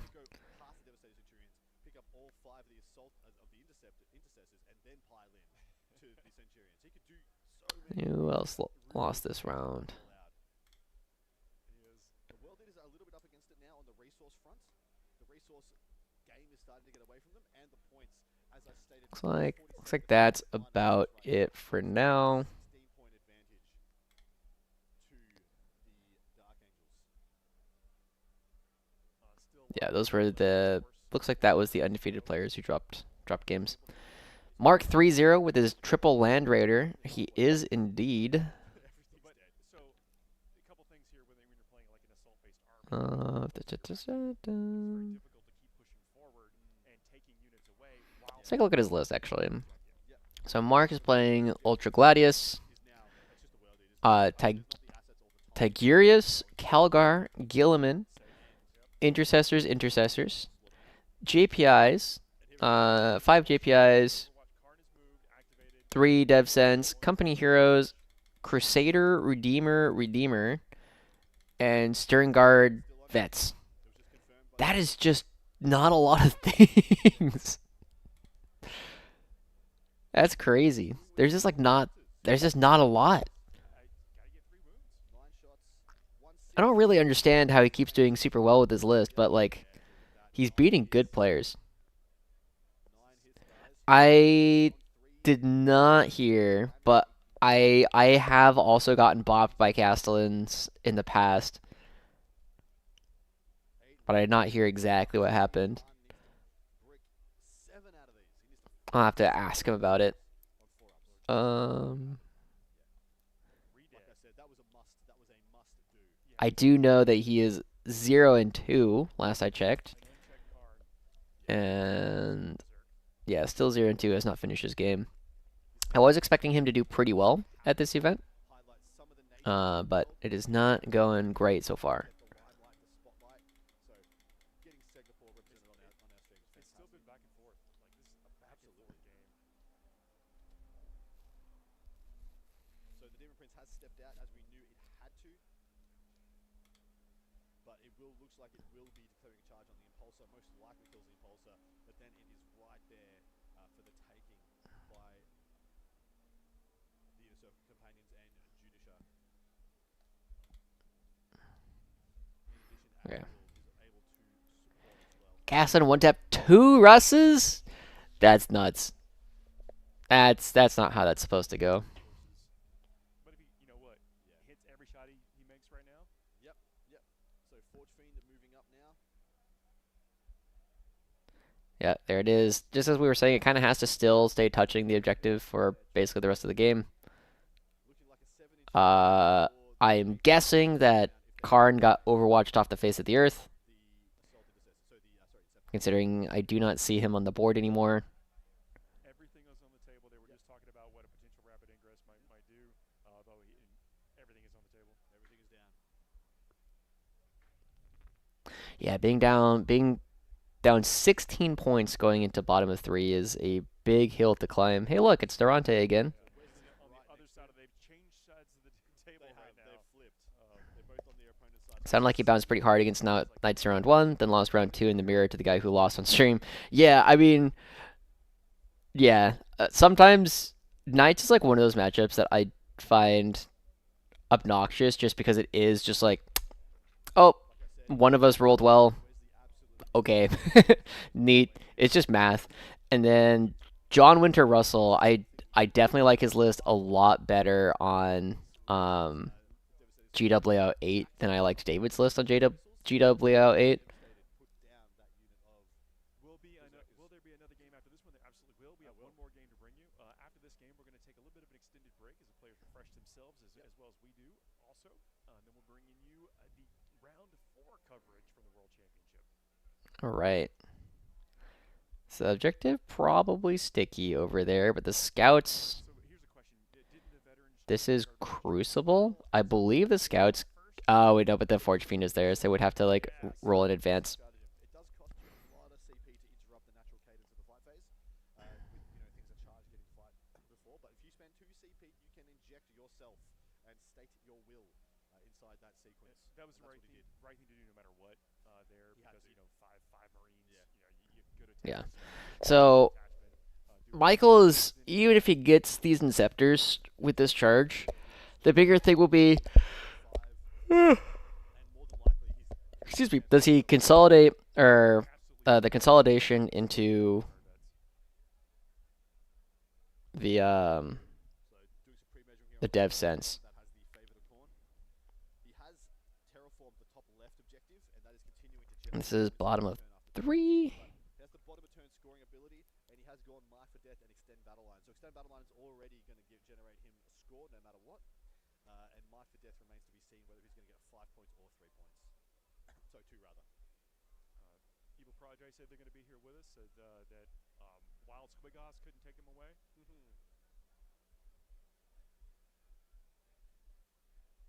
So the Slaughterman, like we said, making any World Eater's resource turn away from the middle of the board is a win. The Slaughterman is going back to take care of those scouts. Interesting. You can't leave the scouts there. They can also, from any point in the anywhere on the tabletop, if they're not within engagement range, they can jump back in. So it's yeah. So for scouts, it's a little bit different. You have to be outside of 6 inches from all enemy units. Yeah, no engagement range. Yeah. Or sorry, 6 inches. Yeah. Yeah, sorry. Okay. Jackals fall back? Yeah, they should fall back. You don't want to get unlucky and let the Van Vets, because they still have You thought we were done. It was the Dark Angels. eight, They have eight nothing to do. attacks, and he killed 3. But Just yeah, don't let yourself get unlucky and then they consolidate onto your home objective. deciding on his placement as It's okay if they can run around. does he try and disrupt the control of the bottom right objective with this unit? It has to come down now. This is the bottom of turn 3. There's no other future opportunities. It has to happen now. Does he try, or does he try and reinforce the middle? In my opinion, I would Oh, there's still something in reserve? What's in reserve? deep strike into that position. Sure, they can chance a 9 on the impulsor if they want. I probably wouldn't even. I would wait for the other assets to come out, like the because we know the Inner Circle Companions are going to make a beeline for the Demon Prince. You want to be able to support the Demon Prince, but more often than that, you want to be able to go and kill the unit that you need. And also, this The map, there's a map here that says that there's a Vanguard vet. bottom right. I don't think that's true though. Devastator Centurion something to do if you fail to charge. You're in reserve. That demon is no joke. That's OP. No, -1 damage as well with a 2+ save. Good amount of toughness and wounds. Yep. Each time the spot makes a charge. It's another 8-bound unit. Hellforce weapons. How many 8-bound units were there? There is Re-racking in exactly the same position as the 1, resulted 2. So he liked what they This one came from so reserve. do it again. Does he have 5 8-bound units? Demon Prince also toughness 10 with 10 wounds. Yeah, absolutely. Got to be on his mind right now. You called it right there. Scooting in behind that train. Yeah, that's where I would have put him.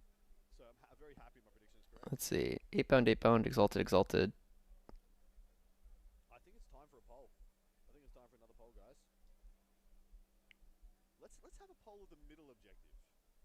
Who's going to control the middle objective? End of next battle round. So end of turn 4. End of turn 4. Who's going to control? I didn't think he had another thing in reserve. Or Dark Dark Angels. Angels. Because am I crazy? Because there was 8-bound, and then so like one unit of 8-bound came out on turn like 1 or 2. Will Chaos It died. middle objective? Then there was another unit that came out afterwards. Dark Angels are every turn. And then Whoever's turn it is, I'm like, oh, the other guy's in trouble. is that this unit? Charge make to you. I guess it has to be this unit. They take the home. Bad news. Because then there's one that made this charge. These guys make the charge here. Demon Prince goes around, piles All right. blocks them up, survives the turn. Bad news bears. I don't think he can take that objective up top. 2 saves into Objective of the intercessors, but it's just like, just the Deathwing Knight. oh my god, oh my god, oh my god, oh my god. Yeah, yeah. His factor- The yeah. pressure is not stopped. No, no. Each turn, these guys swirl. These guys, the yin and yang changes shape and position slightly. And Skarshak says, Rhino fight, let's go. Rhino fight. I want it. That's the only thing they haven't done. They've danced in every other way. Yeah, they will crash. They will meet in the direct center of the table. Only one transport will leave. Shooting.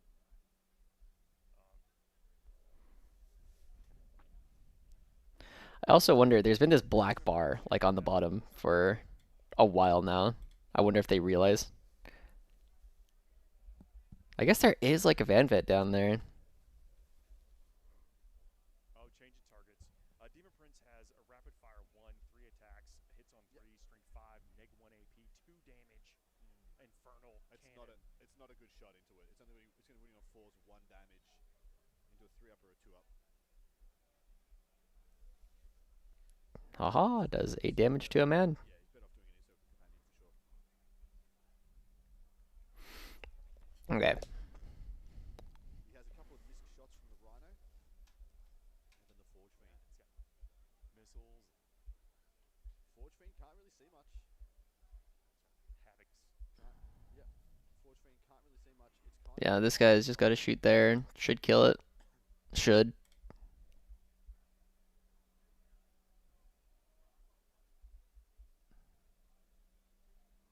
They're debating on how Mark for Death Yeah. works. Does he have to kill the unit or the attached Or the characters attached and or character. both? You do have to kill both. Yeah. Yeah. Yeah, if there's two characters in a unit, you can kill just one of the two characters and the unit to get marked. But in this case, you have to kill both. They did ask the judge. Judge was on hand. Judge immediately answered. Yeah, you have to kill at least one character for marked Well, but they wanted the confirmation. if it's attached. Limited resources on the ground here, trying to figure out how to maximize absolutely everything. Into the yes, I was about to say the only target. You just saw the hand motion there. Yeah. Everything from this Forge Fiend into this Death He Fiend did Knight. say unfortunately as well. He can't do it. He cannot possibly make all those saves again. No, he's fine. He's fine. Don't you dare. Wait, he got one hit? Oh my god. This Oh my guy gosh. cannot get it done. Okay. And then Threes to win. threes? 5 saves. But a scratch. He's dead. Alright, got him. He tried his But it was best. close. That was close. Failed too. He needed to get 2 failed saves. Doing some terraforming. And he got them. So Rhino is terraforming or attempting. There was a he's attempting to. He's like, I'm gonna start the action for terraform. Gonna hope to overwhelm that objective. Yeah. He's like, or you can try to stop me. So charge phase, here we go. Alright. Slaughterbound into scouts. Charging into 4? That doesn't Yeah. look like it makes it.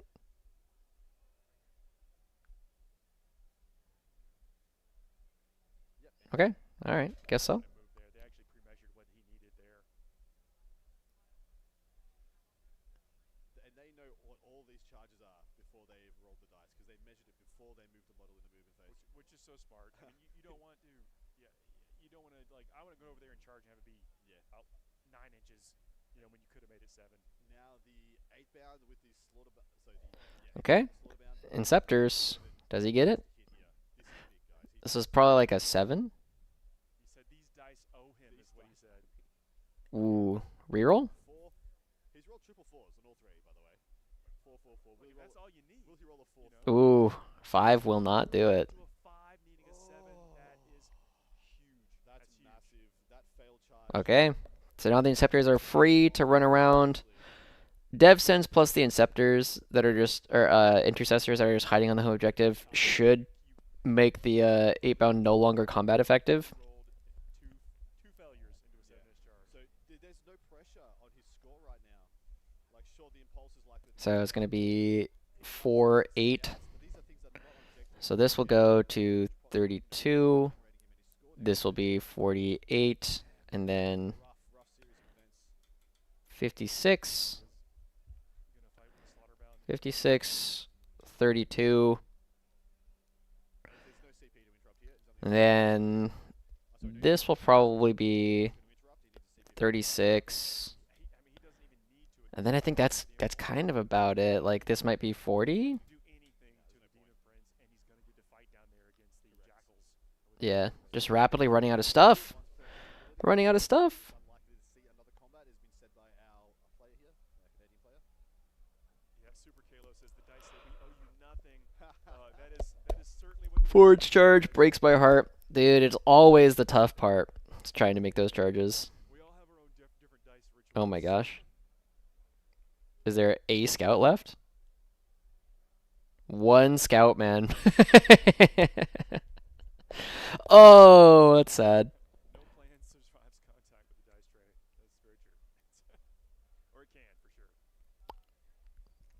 Demon Prince into the truck. Hitting on 2s with the Demon Prince. 1 lethal hit so far. Going to be winning on 4s. 6 saves. Inceptor could live. It's got a 5-up invul here. Dead. Explodes. Oh, was there a deadly demise? There's There's a Deadly All right, Demise. gamers, we gotta get this figured out, Mr. Games Workshop. Just checking right now is what the intensity of that Deadly Demise It's is. probably D3. And of course he said, "Of course you exploded." Hell yeah. That's what, up to three? Three on the Deadly Demise? Number three Deadly Demise, guys. 2, feel no pain. Takes 2. Here we go. What is going on? Up to 3 Fantastic. kills a dude and a half. So, Watcher in the Dark being generated right now on stream. Kills 1. Try to ignore some of that. Some of the devastating That mortal. wounds. 3. Hmm. Oh, do Inner Circle have 4 wounds? That's a lot of wounds. Oh no, 3. So, the explosion there hits the Demon Prince now. Inner Circle. Yeah, 3 wounds a pop. 10 wounds on the Lieutenant's Do we like explosions? I find them a little crazy sometimes. I think they're weird. They're just really hard to play around is probably the biggest thing. And looks like he lost. First ones to ever try and stream, that is true. But hey, I think because I'm pretty confident they do it via OBS, and I don't think they know about OBS Studio Mode because like But that was rough. Like you don't here, I'll show you guys real quick. So OBS Studio Mode, and then give away some of your you can do it like this, where you have the screen on the left, and you can do whatever, right? I can, you know, showcase all the fun stuff here, and then you can hit the transition button, over on Twitch, exclamation and then it'll just go back. Or sorry, to the entry uh, code or battle tone code of your choice. here. Exclamation And so you can hit this transition button, but you can do all the editing over there without doing anything. And then let's go ahead and go back. But there we go. And now you know. My Warhammer account, exclamation point codex. our poll for who will hold the middle objective right now is 55 to 45 the Dark Angels way. So 10% more people think, yeah, the Dark Angels are going to hold that middle objective. Exclamation point codex over on Twitch. Enter to a Okay. codex code. Van Vet's hitting dudes. When someone wins, I want you to tell us which one you picked. So looks like the With the Van Vet swing? right now, and now they are fighting back. There is one scout left out of the fight with the Slaughterbound, which is very lucky. I would have thought there'd be absolute zero. Same. Slaughterbound. Higher streamer bed, yeah. Give me job. Seven saves. Decent armor. 7 saves from the Jackals under the Vanguard veterans. Could wipe the squad here. And one left on one wound is all that's left there. Wait, did the Van Vet's not swing? And now 2 guys fighting back. There should just be 1 man in that unit. Yeah, so the two regular guys now about to swing from the Jackals. Still 3 attacks each. It's wild. They're good units. There's no way the Van Vet swung, right? Yeah, so just 2 saves. Oh well. 3 ups. He's alive, of course. Oh, fighting on death. So that I understand. Okay, okay. was a couple different sequences. I am following. I understand. Single scout going into strategic reserve now. Just gonna little look. Sorry, wrong PTZ. Gonna have a little look. But anyway, kind of going back to the do we like explosions? I think Jackals versus they're a fun mechanic. Vanguard veteran.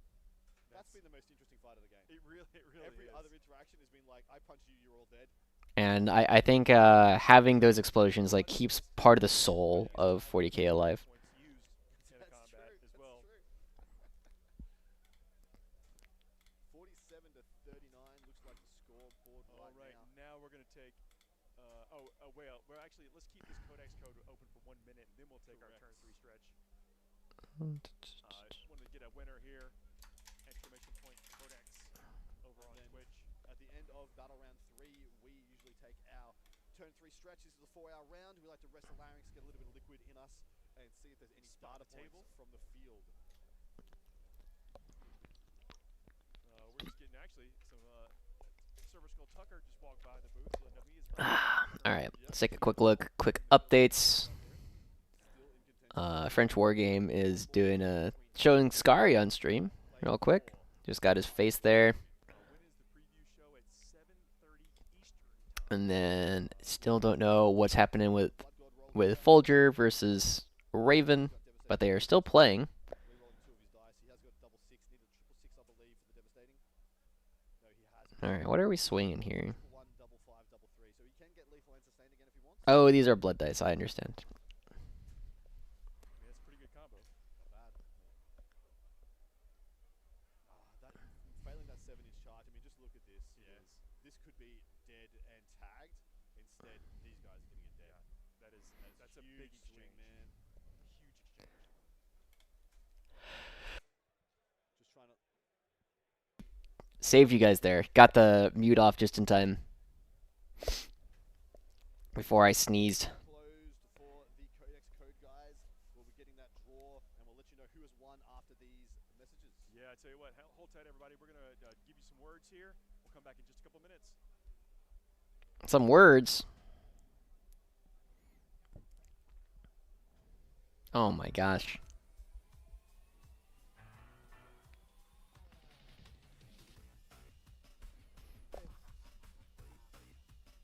These guys are the finest minds we have.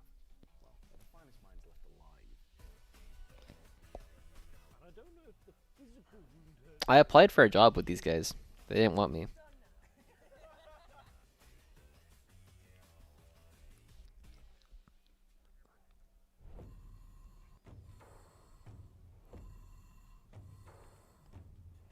To do some stuff on the Warhammer TV.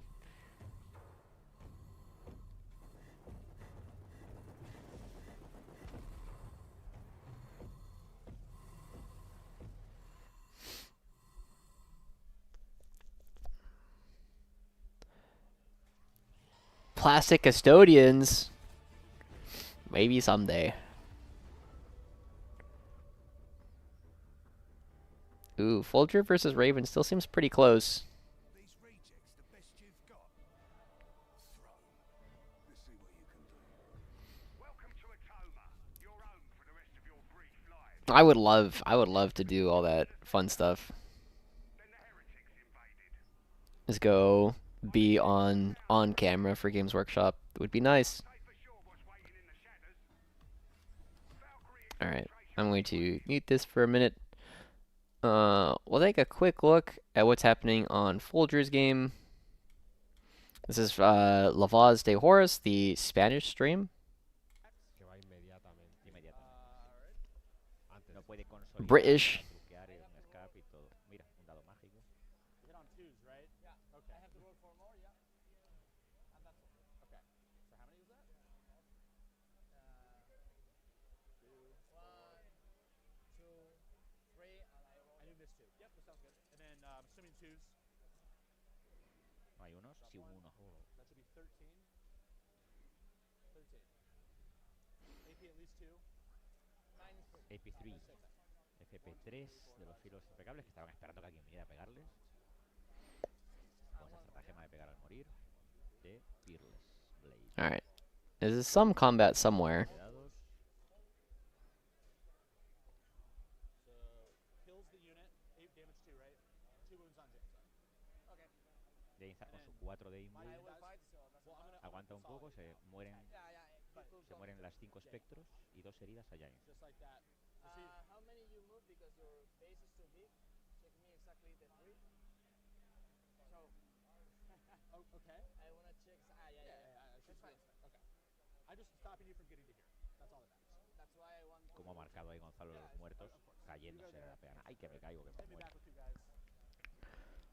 Okay, so Janes are fighting something. Y ahora va a pegar con los dos que no han muerto para intentar acabar con Jason. Send me some more ones, and I gotta get really hot on my saves.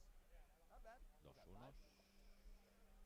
Y 2 para el 4 de la Inbull. Y Jason se va a su casa 28 veces. Oh, Janes are. Luego, Jainza. Explicado, pim, pam. Explicado. Han muerto Scoring for the turn. 4 de ellos. I think Pero recordemos, con que yo no vivo ya va a poder ir por ahí matando elfos, ¿eh? Tampoco, ojo, tampoco tienen tantos ataques. Lo que tienen son que sus ataques son muy precisos. Porque siempre hieren al 3. There's nothing standing on any of these objectives in No Man's Land, which is pretty funny. Así tiene que salvar Folger. Estas son las opciones que queremos de Folger, ¿verdad? Venga. Así I wonder why Folger's shirt says Corncob Chris. Fine, yeah? ¿Ha hecho fine o fail? Ha hecho fine, ¿no? Fine es un 8. Vale. Ha sacado un Es 8. que no lo Te has puesto At Domino's, we believe pizza deserves a proper +1. Burgers have fries. Pizza now has bread bites. All right, still ads. We can stay over here. Watch these ads. Or classic Parmesan. Pizza, meat, The crawl at the bottom with Spanish players' records is pretty cool. I didn't notice that. I'll have to take a look when it comes back. Don't lowball me, Harold. 2 tenths. 3 tenths. Deal. Had to step away. How did the Dark Angels World Years game end? There's currently an ad break happening on the stream. Game is still going, but it looks pretty Dark Angels favored. So pivot or no? 5 gear, Okay, pivot. 6 gear. Yeah. Oh, 10 more. They're gonna be unfailable to the Hawks. You're good. Oaks gana, dice Venturi. Oaks gana. Eso pone a Oaks en un 3-0. Right. Porque Va con I'm trying to figure out who has top of turn here between Oaks Raven and Folger, en su camino. and I can't tell. 40.000 y además Oaks ya con esto acaba de superar su rendimiento del año pasado. Porque el año pasado, si bien ganó las 4 partidas del fin de semana, Oaks quedó 2-2 en la fase de grupos, que es lo que te marca realmente el cuál ha sido tu rendimiento a la hora de llegar lejos en el campeonato mundial. Ya Oaks mínimo va a hacer un 3-1, mínimo se va a colar entre la burguesía mundial de Warhammer. Turn 03. Y por qué no, si hace el 4-0 y gana la tabla. Yeah. Entre la nobleza. Yeah, this is cool. The ticker with all the different players. Grande, grande. Do Oaks appreciate that. José Ram. Va como un pepino. Qué pepinazo. I feel like Emperor's Children is probably a decent matchup into Eldar, just because you're so fast. turno 4 Raven. Like these guys can go charge in. They don't have to though. One of the big things about this is it looks like there's only a Warp Spider there, so they can just deny the primary. Eso es. El turno pivotal. Because if they charge in and Janezar or Lycus like La telaraña cuando le kills dé them el back. botón, Mira, abrimos la telaraña. All right. This stream is back. I'll give you an update on the Folger Piles game later. Okay, Inceptors ran forward. We're killing some stuff. All the 8-bound in that squad have been removed with just the slaughterbound on a couple of moons remaining. The intercessors are now shooting. They're going to be double shooting, double tapping into that slaughterbound. So this is the crack grenade shooting. Fails to wound. And 20 shots from the Bolt Storm special ability. Boom, boom, boom, boom. All their shots, every model into the same unit, they get to double the shots. So 20 bolter shots coming out of this at AP1. That is a pile of 5 there. Aura said it would be great to have some Swedes on stream. We'll definitely take, look, after this round, we're going to take a break. We'll be asking what you want to see. We'll definitely try to accommodate everything we possibly can. Says another guy on YouTube. Hope we get to hear about some donuts. I do enjoy a donut from time to time. We'll see. I had 2 yesterday. Oh, did he oath the 8-bound? Yeah, this is exactly what we Interesting. Finally, a 7-inch charge has just left that unit of 8-bound and slaughterbound out in the wind in front of a bunch of guns, and the guns are here. 6 wounds at AP1 into the slaughterbounds. No cover, so just 3s. I guess it doesn't matter. This is what has been Or said. 4s? Why would you say that, sir? Why would you put that hoodoo on you? Okay, cool. Good, thank God. Like we've seen some dice encouragement. Dice encouragement. Yeah, that's one way to put it. Yeah. As soon as somebody says I should survive, I'm like, okay, you just halved your survival chances. Put one nail in the coffin. Yeah. Some folks want to see the Shadowmark Talon detachment. We may see that. I have no doubts. So we've got the 3 Devastator Centurions are just shooting everything into the slaughterbound. He's not risking it. 2 hits, 2 twin links, 2 wounds, AP3, 2 damage. Asking what is the total potential outcome of this? We got grenades coming. He's like, Yep. what do I want to spend into that you can still spend against me? So Slaughterbound is down, and yeah, that failed charge cost him one of his best remaining units on the table. Yep. That was huge. So he needed to make Yeah, that sense of mischarge this, is and pretty let's brutal. I just think say we're he very close to he needed to make this sense game of kind of it just and getting wrapped lined up. up his best effort to best he could. Because one of the big things, I can't see it, but I'm assuming this inner circle unit is actually like hiding behind like the triangle over here. Four for any charge anywhere in that turn. In that turn, no. So Oh, they're still just hanging out. Interesting. rest of the charges. So shooting now, he has spent 1 CP for one of the Wrath of the Rock stratagems, which is +2 strength on your shooting. And so he's going to be hitting and wounding on 2s instead of 3s on a couple of these activations. Oh, sorry, I think it's 3s instead of 4s on the chest missiles is what he's after. Ooh, 2 damage down to 1. Reroll damage. No point rerolling a natural dice. Ooh. Goes from 2 damage to 7 damage. Yeah, and it is Oh, it's on that guy down range. Okay. And he got the chest missiles, everything here shooting into the Forge Fiend, and the +2 strength is changing this from wounding the Forge Fiend on 5s to 3s, I believe. They're confirming that at the table too as well. 3s reroll 1s. And he really wants to wound, of course, because he's on the weapon lieutenant point. Stacked on top. Yeah. Cool. Dice bounce on top of another die. So you know what? Let's just reroll. And then 5s. 4 wounds onto a 5 up vulnerable save for D3 damage apiece into the Forge Fiend. Already taken 7 wounds. He does have cover here, so there's going to be 4 up saves. So the Dark Angels should attack the Chaos Space Marines of Khorne. They are doing their best. 4 left on the Forge Fiend, Hmm. guys.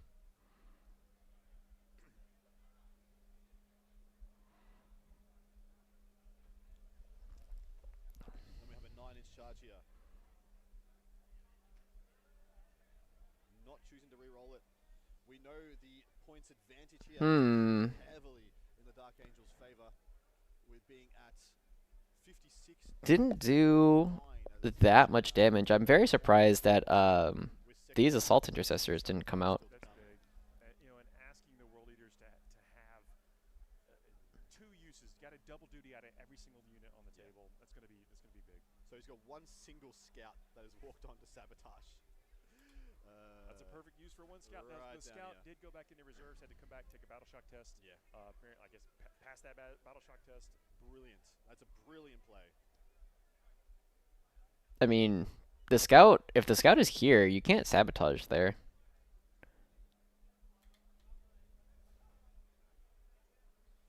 The Vanguard veteran on 1 wound has won and has finished the Jackals.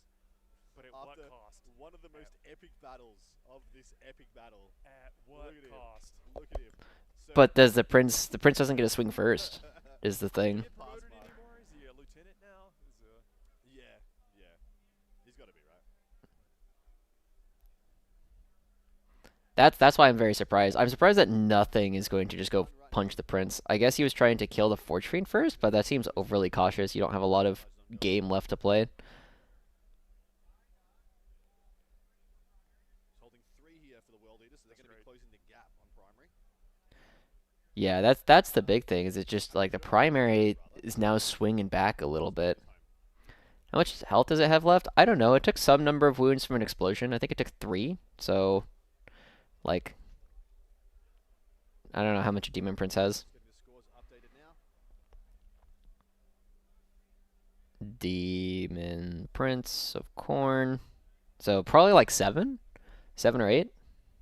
Love this shot here, just looking out across the Yeah, battlefield. so spectacular. And it's Azrael and Assault Intercessors? 62-39 as it sits. We're about to have the primary score added for the World Eaters. They're going to close the gap a little bit. I guess it's not super likely that they kill him. Bottom of turn 4, so a little bit of game left to play still. Azrael dev wounds could be pretty interesting. I don't know what Azrael's rule is. Sustained? Maybe the Inner Circle Companions? Very much Probably not. The -1 damage is actually pretty brutal. Pretty brutal for the output there. Like what he would have to do. absolutely. Except go backwards with that Vanguard veteran on the home objective. Gonna have a quick look at some of the undefeated stats. Yeah, he's got the Brazen Helm. So far. Right now, of course, we still have a couple of games going on, but these are live stats. These are being updated round by round as game scores Oh, come we're in. getting Despite updates competition in my in Discord the for games finishing. Adeptus Astartes started with 32 players in the field. They are down to 6. Aldari started with 31, also down to 6. Gustavo lost to Kyle McCord Still 11 undefeated Adeptus Mechanicus. by 2 points. Tech is now It's a close one. Shetel Andre Lickness lost. So the only Fabiano Mariani lost to Jack Murphy. So there's only one undefeated guard player left, and it is Wesley St. Hines pull one out, and the Adeptus Custodes have been knocked out. going up against Necrons. I believe that was Servo Skull Tucker that eliminated the last undefeated Blood Angel player. And I know it was Jack Harpster that defeated the Custody. Yeah. We'll keep you up to date with some of the stats as they roll in, guys. The Demon Prince has got a top down. Demon Prince is looking to bear down on that Fights First unit, and that is pretty dangerous. Double banning Gustavo for losing. What's up, Harry Phil Slipman? It's good to see you, man. Thanks for being a member for so long as well. I heard that you were playing Raven Guard recently. How's that going for you? I prefer Azrael with Stern Guard. His weapons do Dev, and the Stern Guard let him reroll wounds. And Stern Guard have a 4-up invul and sustain hits 1. Nemo, he has not lost. He's still playing, but he is the only guard player who can still go undefeated. Gustavo lost round 3. Fabiano lost round 3. John Winter Russell lost round 1. Chris Johnson lost round 1. I was actually impressed he got another win. So currently 2-1 with Siege Regiment. And then Chris Coe is 1-2. Hussein A is 1-2. Nick Gigello 1-1. Marshall Peterson is 1-2. Jolan Alex is 1-2. David Purcell is currently 0-2, and Jesus Santillan is currently 0-2. So remember the rule for DP 10-10-10 for. Oh, move toughness wounds. Yeah. To make sure, can you make it out of pods at all without an undefeated record? I don't believe so. So there's 4 rounds. So 2, 4, 8, 16. So there should be 1 undefeated from each pod. So you cannot. If there are draws, I think there's a way to make it out without getting 4 wins. But I think you need 4 wins to make top cut. So the fact that we got John Winter Russell versus Folger Pyle round 1 in their group was pretty big. Because pool 8, yeah, it was Folger and John were definitely the big ones. I think the Shadow Round only happens in pools where you have 2 people with the same record, so I think you need draws happening, or everybody needs to lose at some point, which I don't think is possible. I think the top cut is 16 players, and there are 16 pools, so I think there's 1 player from each pool. I think.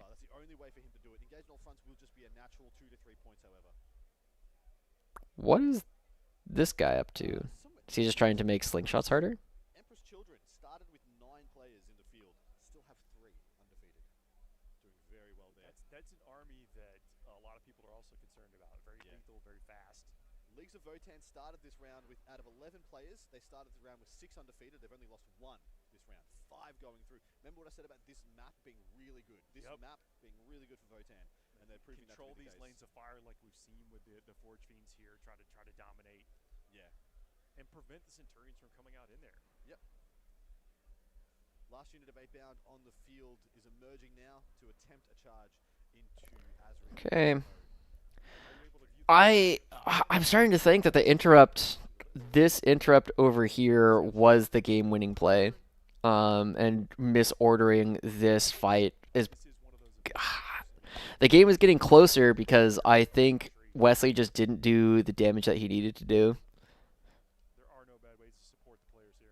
Look at the middle of the table. So much World Eaters. The entire World Eaters army actually is solely here. That's the entire World Eaters army right there. Whereas we do have 1 Vanguard veteran on the home objective here, and still a lot of strength in the backfield. Both units are devastated Centurions, man. They have not been in combat once this game and have shot most turns. They are being the difference right now. Yeah. If this Demon Prince flips the objective, if this Demon Prince flips the objective, you have to auto pass over here in order to score points and deny. Also, you can terraform this objective, which is really funny. And then Michael would not be able to unterraform it. Means the Demon Prince has to charge the devastated Centurions.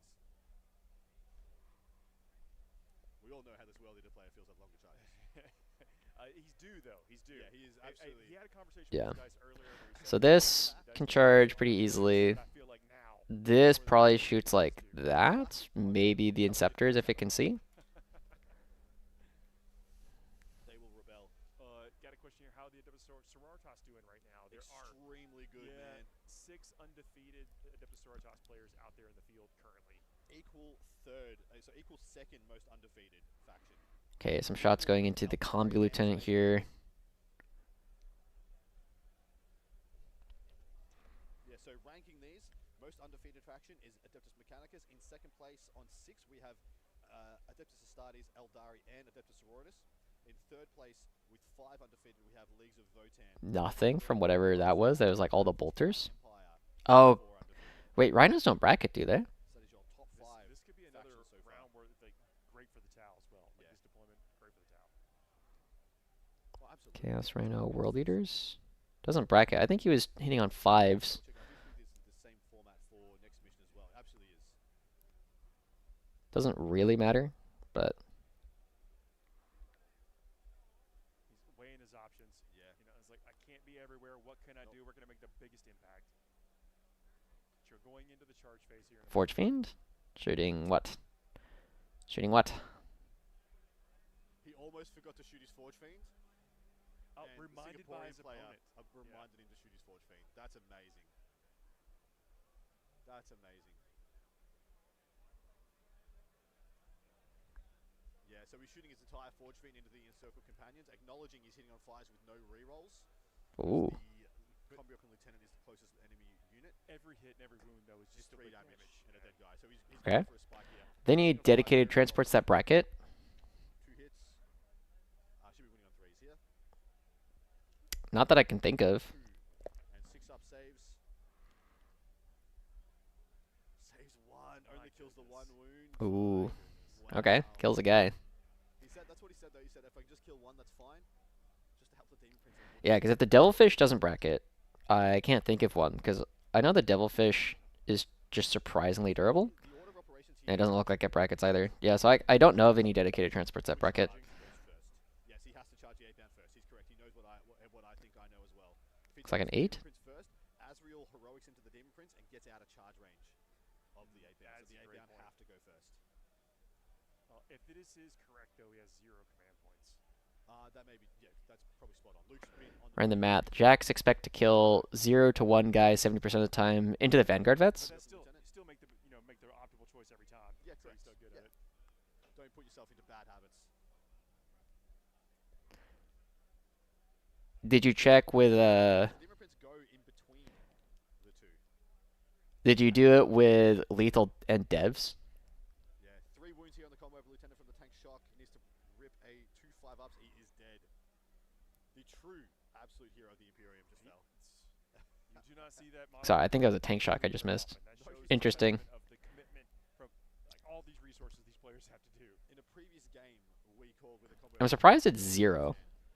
Like kills 0 70%. Yeah, 15 points of primary, 2 secondary guards. He's gone on the inside of the squad. This was interesting. I was really interested to see which way he went. No, he's gone the outside. Rhino, the MVP. That's the shout in the chat. So he should go the inside. Yeah, if there's no Okay, yeah. confirmed, there's no heroic, he should go the inside because then he kills. Theoretically, he can kill and pile in and shut down the shooting. Interesting. I thought it was lethal devs, but is what it is.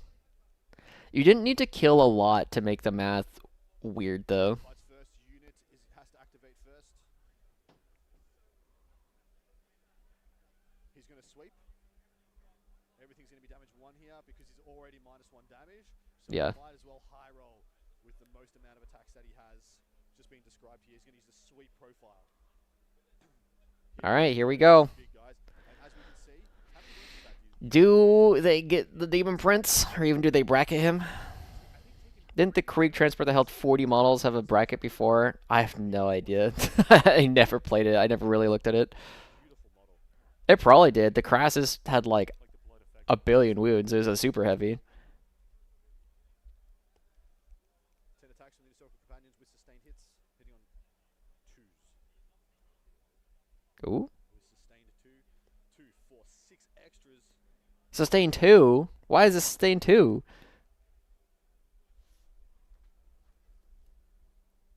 3 left. 3 left. It's taken 3. Oh, 3 just from the, so okay. 7. Jeez. 4 wounds at AP2.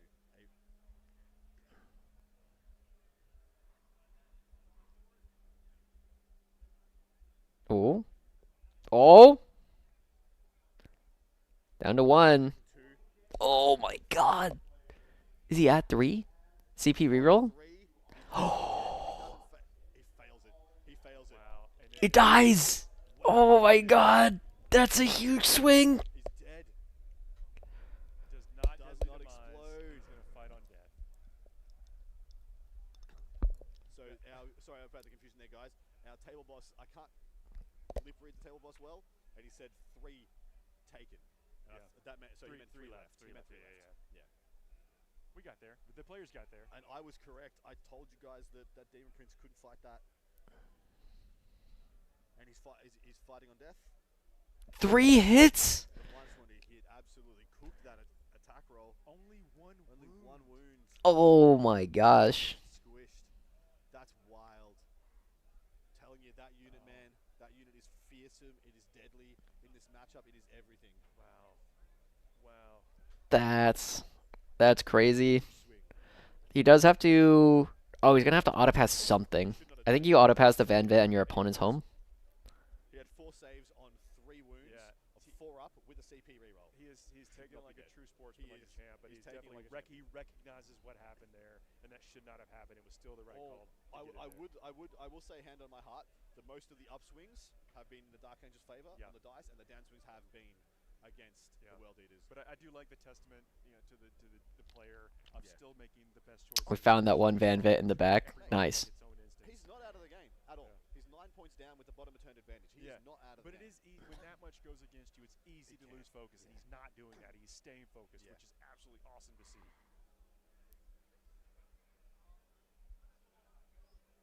Yeah.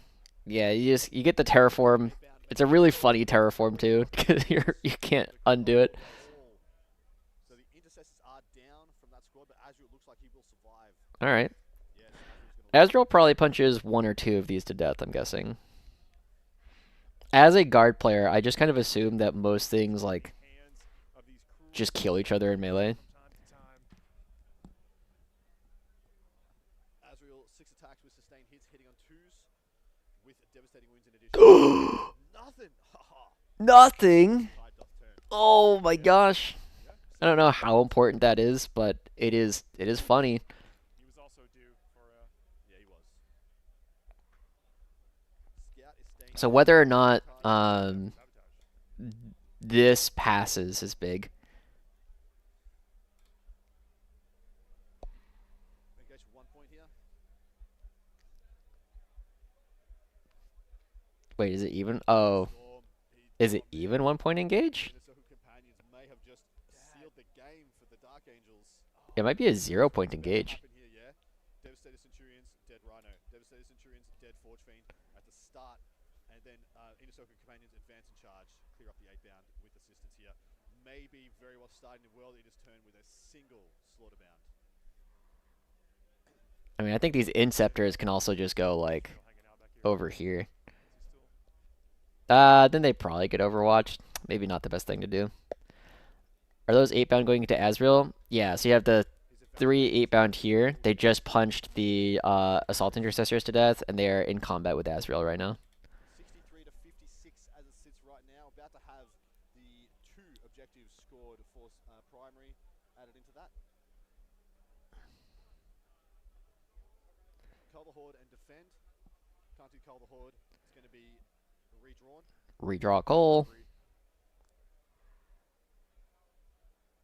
it down. That's free. Ooh, That's free. easy points. Wow. Great draw. Great draw.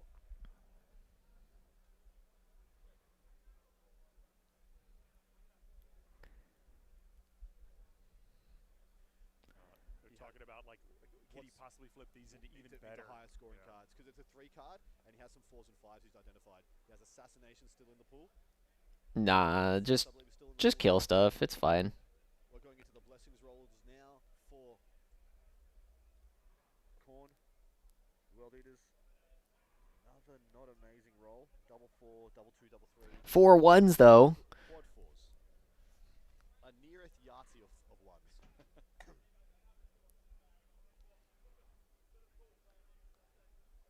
Wow, just the exchanges back and forth. You know, hard. Yeah. It's really hard to continue to wave after wave when your waves are getting rebuffed. Saves are being made. If I had to say, failing that 7-inch charge, if he hit that 7-inch charge, I think he's going to win the game from that position. Just that 1 7-inch charge into the WCW home objective. And now he's going to be going. Yeah, with that, there's very little that can go back from the Dark Angels to save that. Because this would be the position he was in right now. So these Inceptors, whether or not they show themselves to the Forge Fiend, I think is going to be a big deal. So he's flipped it into Display of Might. He's taken off. He's gone for a high roll here. He's taken away a safe 3-point objective in order to try and roll up a better. This is 2 gutsy things we've seen. Yeah, rerolled a successful damage into higher damage, and now flipping a card he could already score and trying to. Okay, so it looks like whatever the Battle Shock was did pass. Yeah, that should be game there. 3 objectives. My bad, not 2. Yeah, so he should have shot up. He should be shooting up in the primary score quite aggressively here. I think our table boss Luke, the Archivist himself, is going to be updating that momentarily. Table boss, like a casino. It's been a while since I've gone to a casino. Hosting the Rhino. Yep. So you know what, Rhino? I've had enough. Had enough. Oh, oops. Let me. Move on to the bottom right objective. Inner Circle Companions go to try and save Azrael from the 8-bound. There we go. Now the camera's back in the right place.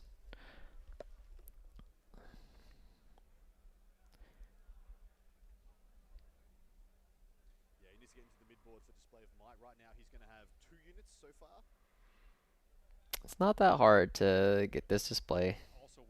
Partly because display does not care if you were battle shocked, which is weird. They're analyzing the game right now, and our Canadian player, lovely lad that he is, has just said that the Demon Prince dying, I think, has probably lost me the game.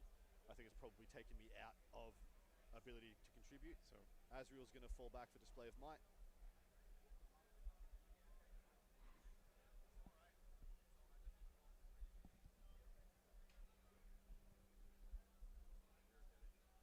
Yep. 3 in Display of Might. Are Bolter Scepters Assault? Inceptor. Ranged. They are. Neat. Middle ruin is inside the deployment zone. Yeah.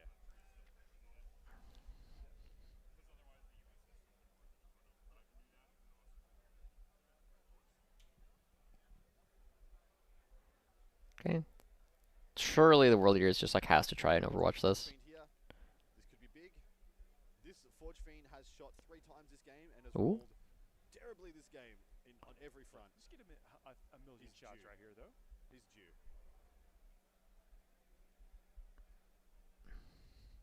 Here's the hit roll, re-rolling.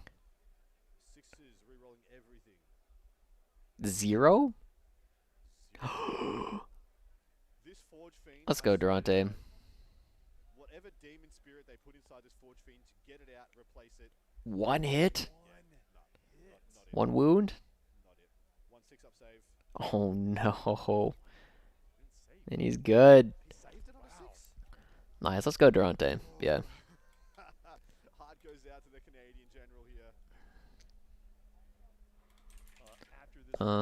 Still waiting on Wesley St. Hein's game to finish. That are in contention, and also some of the factions that are out there undefeated. So yeah, I still think Liam VSL, Move into the will be the last Wesley round St. of the Hines, opening pods.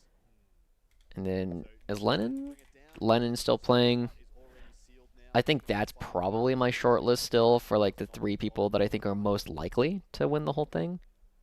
Brother, go terraform your opponent's home objective. I don't think he realizes that's the thing you can do. The guy's a god gamer. Yeah, there's some good gamers out there. Oath of Moments has been placed on the slaughterbound. I always feel bad looking at Worlds because there's just like a lot of like Europeans in particular that like I don't know who they are. Doesn't mean they're not fantastic players. It's just, you know, we don't pay as much attention. Generals are absolutely taking it out of each other. Correct. This has been a fantastic game. I am had such joy bringing this to you guys. Shooting a slaughterbound with the assault bolter. And then Interceptors. pew pew pew. 5s to wound. Re-rolling for twinlings. Good roll. Good first half. Eh, 7, conversion was whatever, 1, but 2, 7. So 4 up. Basically a coin flip, live or die. Side of the average here. 2, 4, 6. No, not a third fail. I thought there was a third fail there. He's not Siegler and Admec. Oh, that's true. Siegler is a means he's gonna have to divert some fire from these Centurions. Siegler 3-0 on Admec. The meta's good for him right now.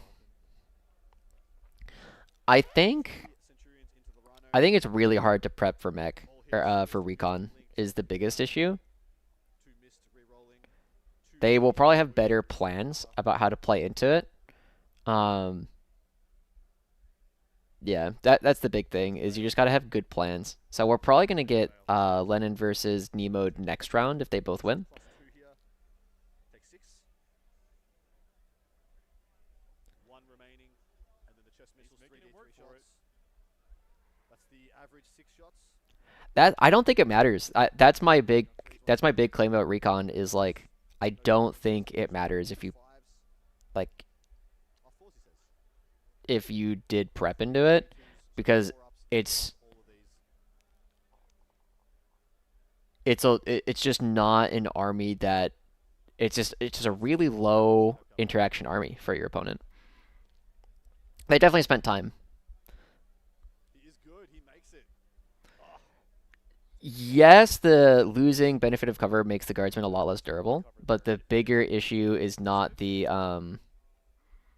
said unequivocally failed the last cannon shots though, so no reason. durability. It's actually a lot more that 5 ups. a lot of the things that do ignore cover don't have the volume. This is the Forge Fiend on 4 wounds. He's So like if there's like a lot of flamers, like that's a big problem because it's just volume and ignores cover. He needs But a lot of the armies that have the ignores cover anyway don't have the tools. Did everything live these las cannons? yeah. Why are both these vehicles still here? Forge Fiend is dead. Does a boom. Oh, okay.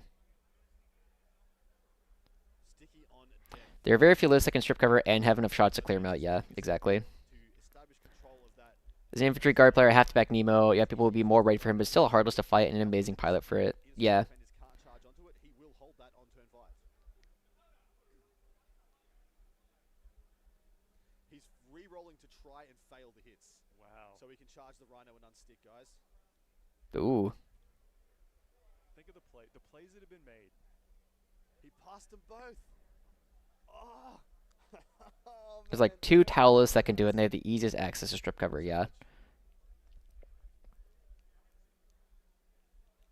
The Canadians just asked him to fail it. Can you fail it for me? Yeah. I guess technically it is possible. It is a 7-inch charge. 7. Karma. Ooh. CP? Comes. He fails. 7. He sticks it. 7. Oh, And if you tech for Nemo, you'll probably end up losing to something else before you play him anyways. That is one of the big things that I do think is true. we did not roll to see if the Forge Fiend exploded, We however. do, yeah. They were kind of lost in the Heroic moment there. intervention.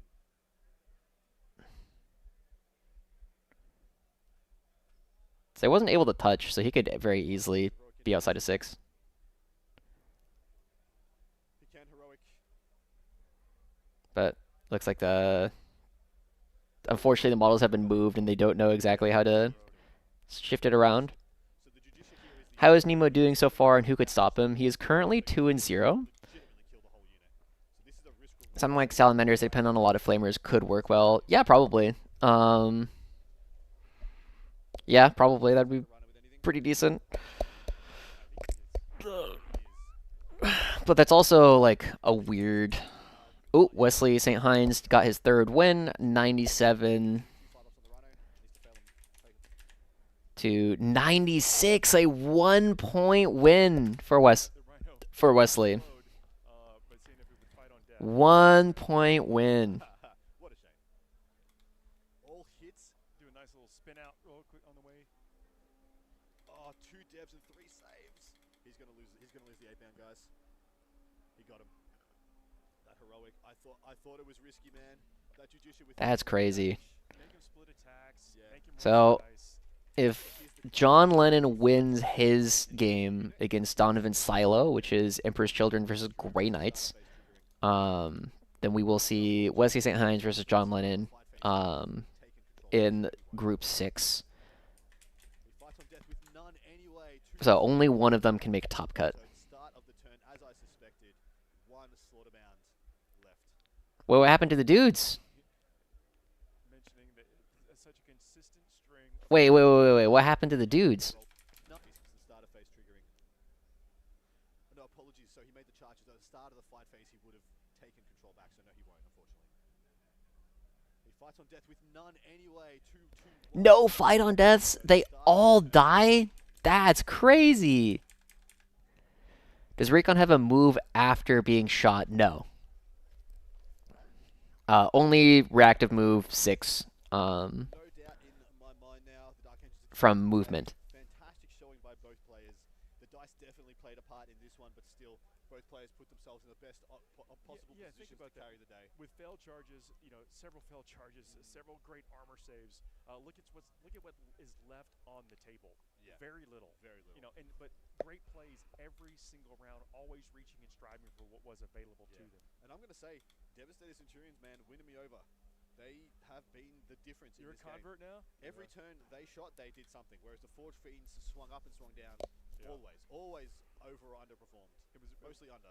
really streaky, but I really enjoyed seeing the players play this game. Yeah.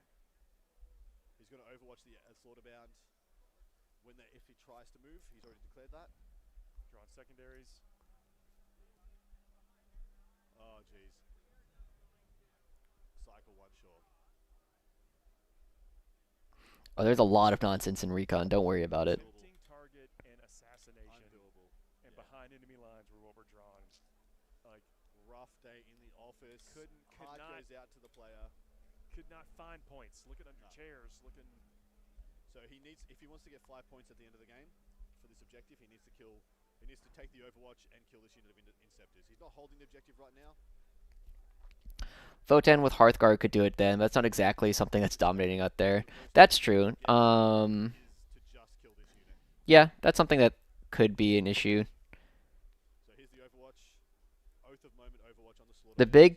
The big problem is that most of the things that are good at killing Recon are things that also die to Recon. Because the things that are good at killing Recon are mostly Marine type bodies. And so when you have those Marines and the volume of plasma that Recon is putting out is when it starts to get weird. This will be the last roll of the game. In the pace of the game. He's good, can't die. Yeah. Oh, he did fail one. Sorry, he might be on less wounds than we thought. Oh, he died? Does not. Handshake. That's a tabling. Dang. 85-60 is the call of the current point. Yeah, I can't wait to hear more from Nemo about what happened in that game. Awesome game. That's one thing. Of course, the score is the outcome of the game, but it does not tell the full story of this game here. Agreed. Great generalship on both sides. We're going to head back to the booth for our closing. So let's talk about how the countries are doing. Look, so Absolutely, as we let's mentioned, go. this is not just about individual performance. This is about contributing points to your country. This thing is so funny to me when they're talking about like it's not just about your individual, and nobody cares. We have some beautiful graphics.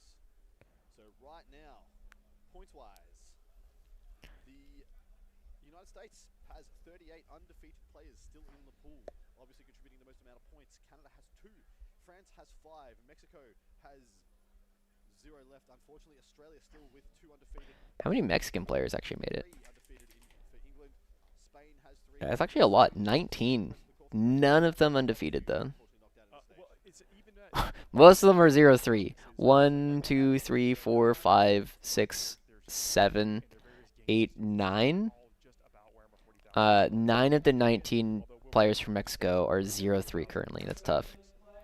Scoring 96 into Nemo is impressive. That is tough. Denmark. How many Danish players are there? There's 2. Alexander Jessen and Richard Grint. So it's actually 100% of Danish players are currently undefeated after 2. Lennon is 3-0, so Group 6 finals are Wesley St. Hines versus John Lennon. I really hope we can get that one on stream. Scotland is just in as Wilson. How many French players made it out? 29. Only one of them is 0-3. And they have 1, 2, 3, 4 3-0 players. Team is France with 5, I believe, and then third is Italy with 4 undefeated players still. But of course, the United States having 156 players, over. Yeah, I see 3 3-0 Italian players. So the highest, So while 5 highest value standings in any track category. So it does not matter. It does not matter that there's a disproportionate amount of the United States. Only their top 5 will be contributing. So everyone has a virtually even playing field. All right. Which is great to see. So these players, a lot on the line. Is that they are not just playing for themselves. They're also French war game turned off for lunch. wanting to raise the flag here at the end of this event. Of course, we have one more game to bring you today. We do. We're going to take a break here in just a moment or 2, and then come back for another game of live coverage. Cannot wait for that. Like the spectacular games we've seen so far. I think it's only going to get better and better. We're not even halfway in, guys. Group 0-1. And then we'll be operating exclusively in the championship bracket, bringing absolutely the best possible games that we. Oh, there are 24 players in Group 1. And for our spectacular coverage. Chad, hope you're all enjoying it. We are going to take a break here. We'll put the timer up on the screen. We'll be coming back live. All right, gamers. With that, then, I am also going to take a break. I will be back after lunch for more co-streaming of stuff, but I'm going to go grab more to eat and go from there. So I'll be back in probably about an hour. See you soon.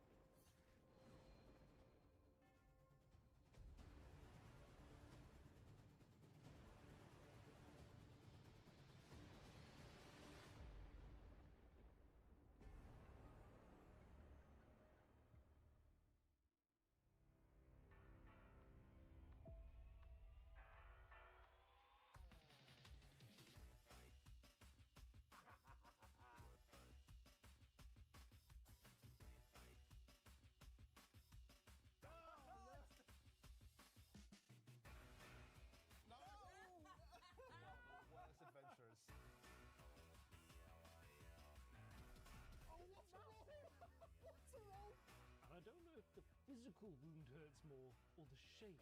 You done that? These guys are the finest minds we have. Well, they're the finest minds left alive. It turns out I'm not so good at the dodging.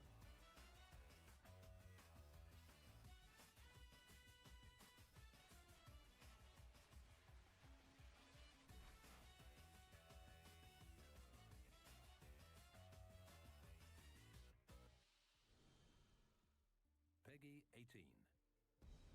We have fought the enemies of humanity across 1,000 worlds. No respite, no remorse, no mercy. We are the wrath of the Emperor, his angels of death. But the Imperium lies broken, its armies scattered and reeling. Our foes rise to drag us down, and the galaxy has been torn asunder. On the world of Cronus, we make our stand. We are the Blood Ravens. There is no victory to claim here, only vengeance to enact. Whilst even one of us lives, we fight. For only in death does duty end.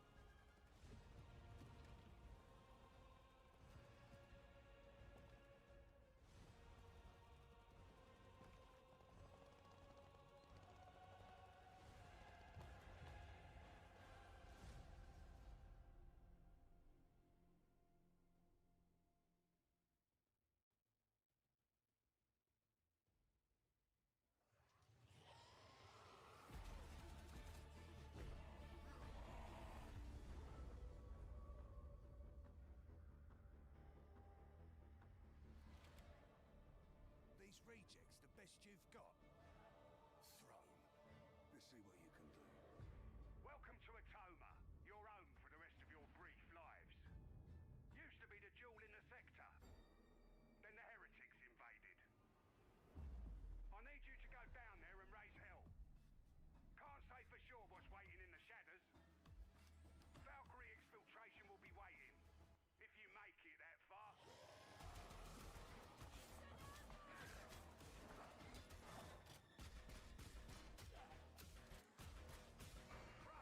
What the hell is that? You're in for a fight now. Do me proud. Still alive? Good. Those goons need attention! Get moving. Extraction inbound. Move your asses.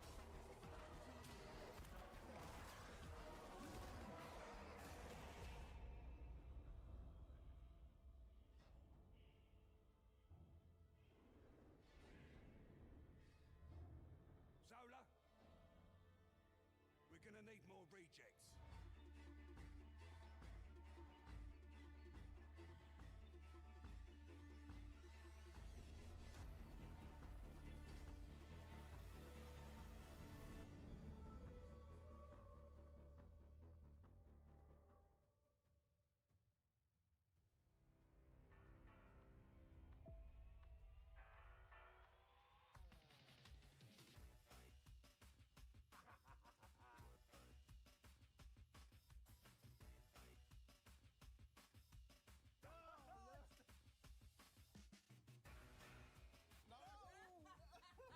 Worst adventures. Oh, what's wrong? What's wrong? I don't know if the physical wound hurts more, or the shape. You done that? These guys are the finest minds we have. Well, they're the finest minds left alive. It turns out I'm not so good at the dodging.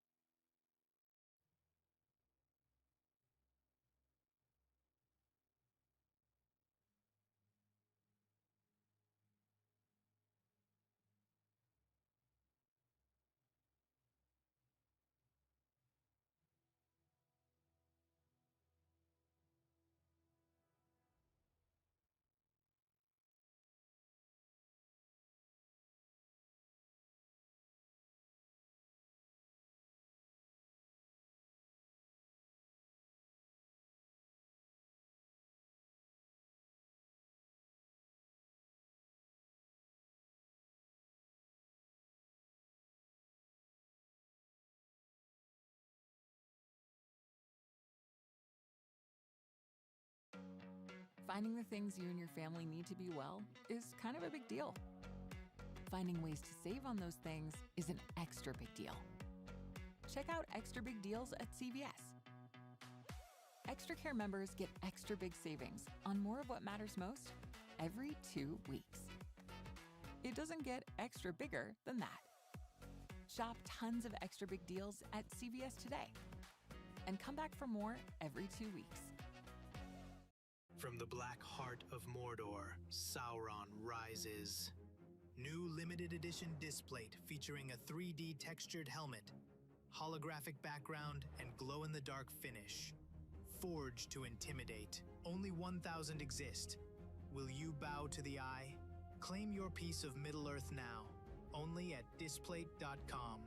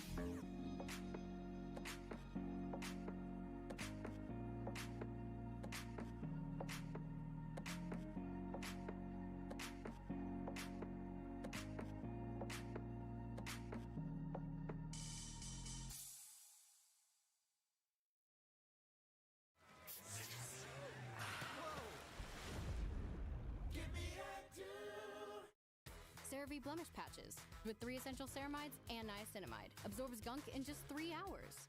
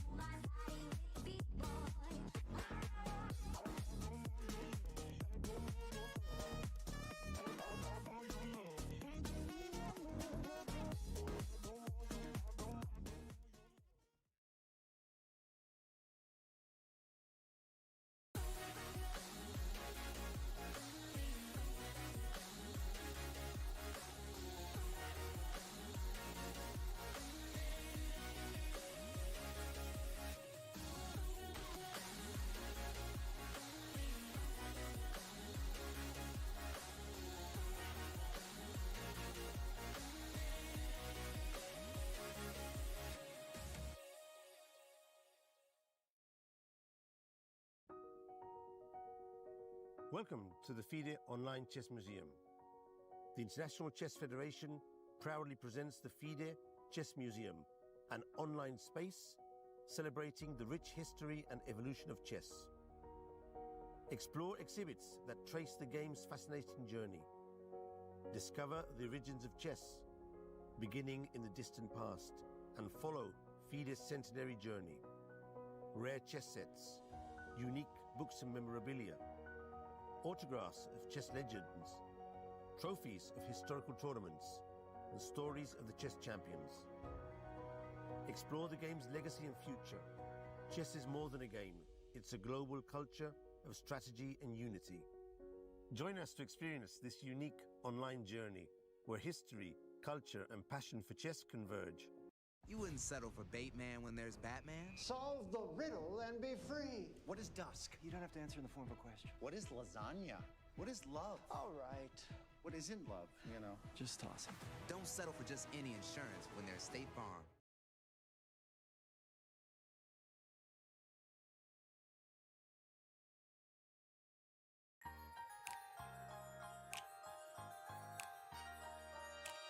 So good, so good, so good. I got what I need and it feels so good. So good, so good, so good.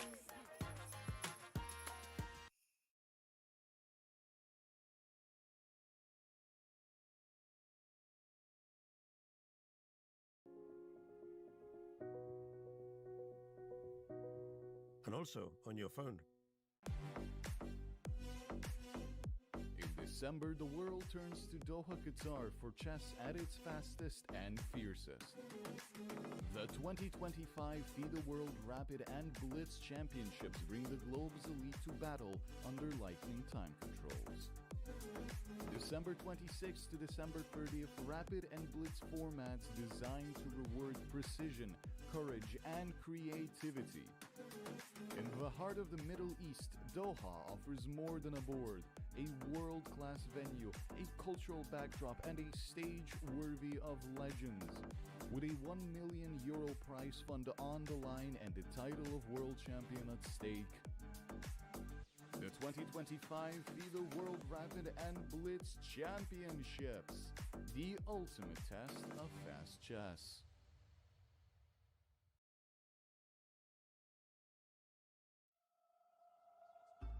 The crucible of competition.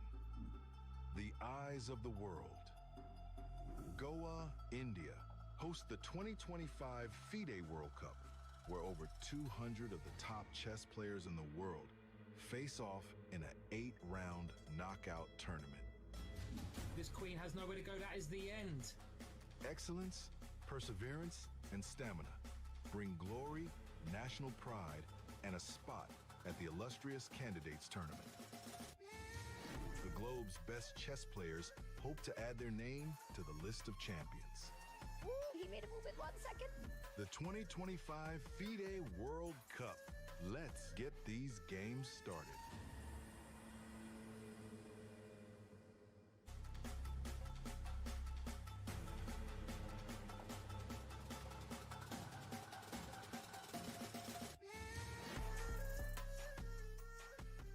After a storm of tiebreaks yesterday that saw 27 boards decided in dramatic fashion, calm returns to Goa, at least for now.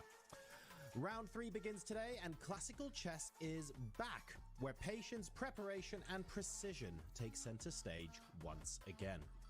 But the field is narrowing fast, and every round feels just that little bit sharper, heavier, a bit more personal. The early chaos is behind us, and now the true contenders start to emerge. Welcome to Day 7 of the FIDE World Cup.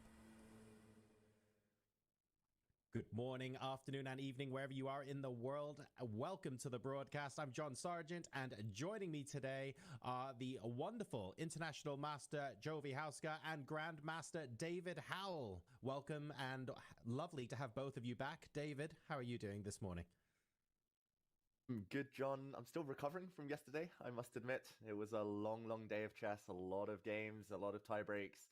I went to a pub quiz afterwards as well, so it was a packed day for me. I just hope the players are feeling fresher than I am. I'm glad you admitted that, because I was about to ask Jovi, do we think David being tired had anything to do with the chess? But he appeared to answer our question for us. How are you doing this morning, Jovi? I'm also recovering from yesterday's excitement. It was full of those heart-pounding moments. You know, we saw our very first Armageddon. And John, I gotta say, in this World Cup format, I don't think the chaos is behind us. I think it's going to get even more and more intense. I think you're right. We had the first Armageddon yesterday. Maybe today's not the day everything blows up on the board, but you know what? I'd love to be wrong on that one. For those of you who are tuning in and wondering, hang on a second, what on earth is going on here? This doesn't look like your typical Swiss tournament. It's because it's not. This is the knockout format of the 2025 FIDE World Cup. We've got 206 players. Weird number because the top 50 received a bye, so once you add 50 to that, it all makes sense. And it's a single elimination knockout. Absolutely brutal stuff. You have 2 classical games for each matchup.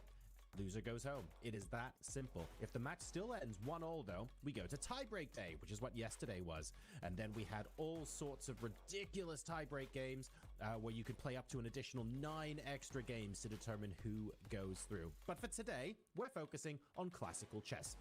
Each player gets 90 minutes for the first 40 moves, and then extra 30 minutes once they hit move 41. And there's 30-second increment throughout. Here is our typical London train station cancellations board, where we're taking a look at seeds 106 to 206. The vast majority of these players are now out of the tournament. The lowest seed still in is Grandmaster Titus Stremavicius, who did an unbelievable job to upset one of our top seeds today. And here are the top 105. You can see a couple of names missing from the left-hand side. Wesley So, of course, out. Titus doing an incredible job. Hans Niemann also gone. And we lost Nihal Sarin yesterday. And Jan Nepomniachtchi also out of the tournament. I love this because it feels like we're playing Chess Battle Royale, and I sort of want to get into an FPS. This is a fantastic screen where you might see more names from this screen out tomorrow. We have to wait and see. No one gets eliminated today, at least, but there are opportunities for the underdogs, for the challengers, to take a potentially decisive advantage into round 2. So we mix things up once again, Jovi. We have the opportunity for some of the higher seeds to strike with white, for some of the underdogs to score an upset victory. All cards on the table again. Absolutely. And again, of course, this particular game is going to tell us exactly what the form of the players are. We've had some players, some of the top players like Nordebek Abdusatorov, saying he's a bit worried about his own form. He doesn't feel like he's playing the best chess. Well, he's going to find out today whether he's leveling up or playing himself into form, or whether actually he's right to be concerned. And as you say, John, we've seen in this type of format, really anything can happen, with some of the low-rated players proving that in this world stage, they are there to match the best. Oh, David, I've got a great question for you, because Jovi absolutely hit a nail on the head that I wanted to discuss in today's show. You know how they say form is temporary, class is permanent. I couldn't agree more with that statement, but the truth of the matter is, in the middle of a tournament, form is bloody important. So if you're playing in the middle of a tournament and you know you're not on good form, you've got a big game coming up tomorrow, you've got no choice but to play. What things can you do to sort of break yourself out of that mindset and try and reset? Yeah, it is difficult. It's very difficult. Often the best way is to just play these longer games, force yourself to sit there, force yourself to calculate, to try and get out of that funk. And often it does become a bit more of a shootout if you do go to tie breaks. So we do see players who are out of form happy to maybe agree to those draws, happy to decide it in the shorter time controls where they feel that their class will come out. The problem is that all the players left in the competition are pretty classy. And we've seen that some may be more tired than others after yesterday. So there's so many factors at play. Yeah, some players are going to have had a rest day because they didn't have to participate in the tie breaks. Others will have been here for hours and hours and hours before getting a result. But before we get to the games today, we managed to catch up with international master Rakesh Kulkarni, who is live on the scene for us in Goa to bring us the latest news. Let's hear what he had to say. 64 squares on the chessboard and 64 players are left at the FIDE World Cup here. Today we start with round 3, game 1, and we have lots of interesting clashes. But before we get into that, let's have a look at some of the big upsets that happened in round 2. Jan Nepomniachtchi is out. Hans Niemann, Wesley So, Arvind Chidambaram are also some of the casualties in round 2. 4 of the top 20 players are out, and apart from that, we also saw thrilling tie breaks. Pragnananda also won. Vidit Gujarati beat Faustino Oro. The Messi of chess is gone. No World Cups for Argentina in this one. But apart from that, we also saw one game go the distance. 9 games were played between Rasmus Swane and Rauf Mamedov. And finally, Rasmus Swane has qualified, won a thrilling Armageddon game, well deservedly so. Hats off to both the players for their stamina. And speaking of Rasmus Swane, in round 3, his brother, Frederick Swane, will play against Gukesh Damoraju. It's our featured clash. And apart from this, we also have Prague playing Robert Hovhannissian. And Arjun Erigasi takes on Shamsuddin Wakidov. And in the other two clashes, we have Anish Giri, who's going to play German star Alexander Donchenko. And to wrap it up, Vincent Kaima will play an Indian junior, Pranesh, in today's round. We have 10 Indians out of the 24 still alive. 64 players out of 206 players are still alive. Everything to play for. Let's see and who's going to win. And back to you guys in the studio. Craft, experiment, do it your way. Welcome to Affinity.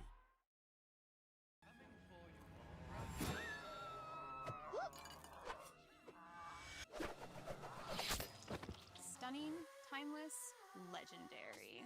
Premium metal poster art. Just peel, stick, and snap. Instant flex. And it also makes a great gift.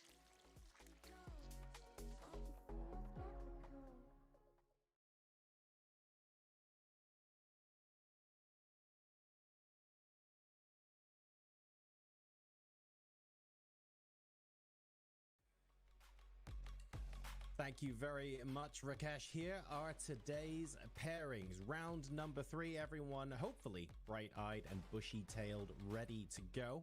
And there you can see, as Rakesh mentioned, Frederick Swane will be white against Gukesh on top board today. I believe in terms of cameras, we've got cameras on all of the boards on the left-hand side of your screen today. And on the right-hand side, we get to play around and try and zoom in at 100x zoom on the webcam we've got in the corner of the hall to see if we can spot them. But big names all over the playing hall today. A couple of notable people absent, but as far as we are concerned, the majority of the big heavy hitters are here. And Robert Hovhannissian taking on Prague, who will be playing with the black pieces. David, both of them looking pretty locked in. Yeah, they're looking focused, especially Robert Hovhannissian there. He will know that Prague had a very emotional day yesterday, very dramatic stuff. Prague on the brink of elimination at least twice, was nowhere near his best. We talked about form earlier. Prague's form a bit shaky so far in the tournament, but if he can survive today, he'll gain a lot in confidence. He'll go into tomorrow with white. I think a draw would be a decent result for Prague. Arjun also looks like he's getting in the zone with some of his famous meditation, Jovanka. Yeah, he's meditating, just getting into that visualization, just planning out what the future is going to hold. Also for Black, Shamsuddin Vohidov, he's there adjusting his pieces. That is often a ritual that you'll see top players and indeed most players perform. You know, they're just making sure their pieces are aligned, and the handshake. And the players not actually making eye contact with each other. Both of these players, they're young, they're tactical, and they mean business. And someone also indulging in that right is Gukesh, as he carefully positions his pieces in the correct spots, adjust them, and make sure everything is picture perfect for the game to begin. Well, he's got the black pieces, and Gukesh, you know, he was successful in the last round with the black pieces, so I think he'll be feeling confident, but there is a lot of expectation on Gukesh's shoulders. He's the world champion, he's playing on the home ground, and there is so much pressure on some of these young talents. So we're going to see how they rise up to the occasion. Arjun there, getting ready for that ceremonial first move. E4 play. David, as always, do you think that E4 is going to be the choice, or do you think Arjun is going to take that one back and go, I'm going to make some other move instead? Well, I think any other player I would be happy to predict, but not Arjun. He plays every opening under the sun, and he even said to the dignitary there, he was like, "I don't mind. Choose whatever move you want." And E4, very impressive choice by the dignitary. John, what are you expecting? A lot of quick opening play, maybe some surprises early on? I don't know if we'll get 1G3 on that board, David, but if we did, I feel like that would count as a surprise, even by Arjun's standards. Here we see Giri Donchenko. In answer to what surprises we might see today, I feel like we have to cherry pick a couple because it's the first game of 2 in this round. I do think we'll have fewer risks taken, fewer crazy games than tomorrow, for example. But if I had to pick where the fireworks, where the deviation, where the crazy things happen first, it's difficult to disagree. For me, it's a toss-up between Prag and Arjun, and I'm not sure which. Yeah, makes sense. And here we see Benjamin Gladura of Hungary against Wei Yi of China. There we go, handshake. It looks like the games are about to begin. I'm especially excited about a matchup that you mentioned yesterday, John, that between Ed Dogmoose and Richard Rapport. Two just fantastic players, two fan favorites. Of course, lots of fantastic players here, but yeah, I think a lot of eyes will be on that one later.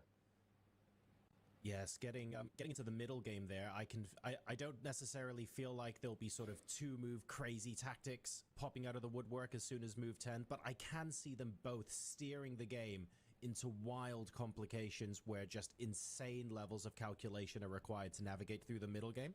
So once we get to sort of move 20, move 25, I'll be watching Erdogmush and Richard Rapport very, very closely to see what kind of fantastic and fascinating things they will show us today. For now, though, the games have started, so let's go ahead and take a look at what openings our wonderful players in this playing hall have chosen. Over to you. And for bird's eye view, we can actually take a look at and actually see our predictions and see whether the players are going to go for something open, straight out of the opening, or a position that is a little bit locked in nature.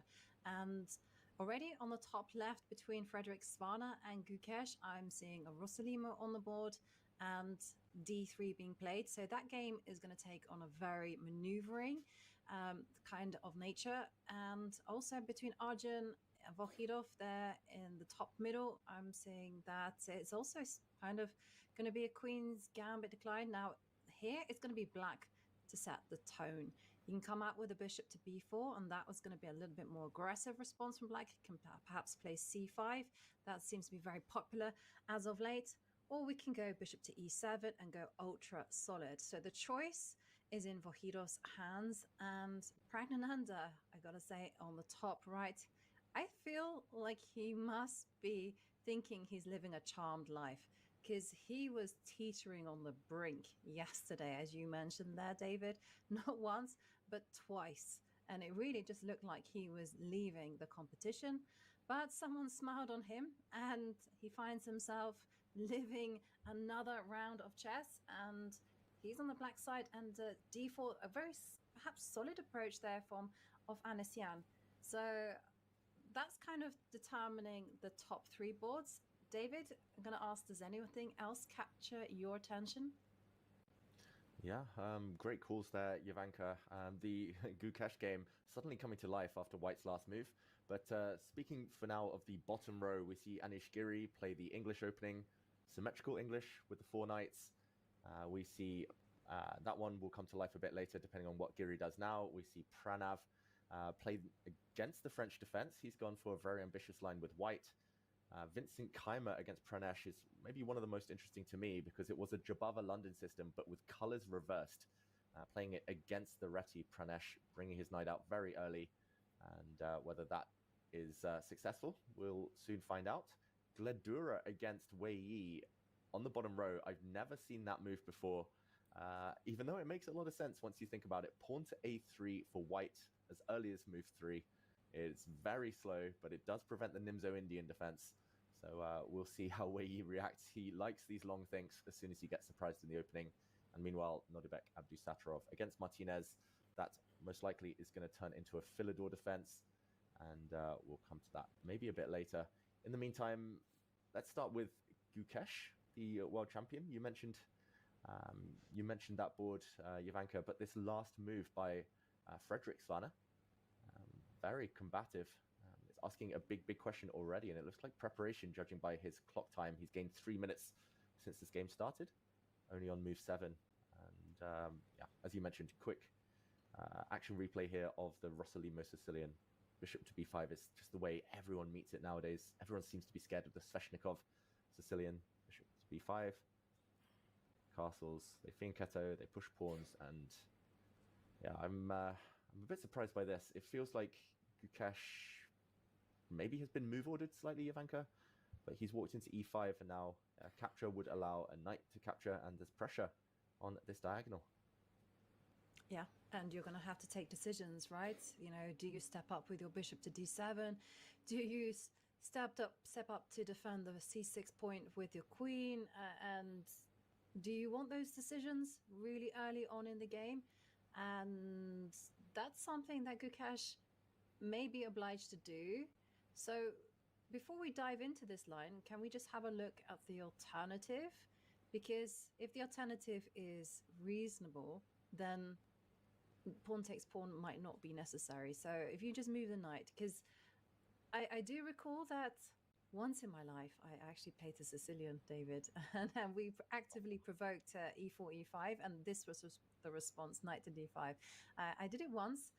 Funny enough, in the Women's World Cup, it worked out very successfully, but I just got the required draw. But knight to d5, what would white do?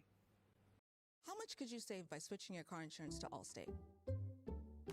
Well, let's say this is you. Hello. And this is you with $713. Woohoo! Drivers who switch to Allstate save an average of $713.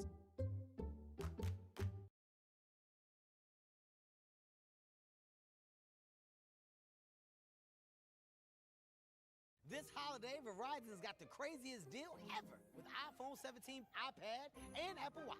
All on them. But no getting it if you're naughty. You just ate. Don't worry. We know what list you're on. I'm always watching. Always watching. Not always. Boundaries. Get the powerful new iPhone 17, iPad, and Apple Watch all for $0. No trade-in needed on any plan.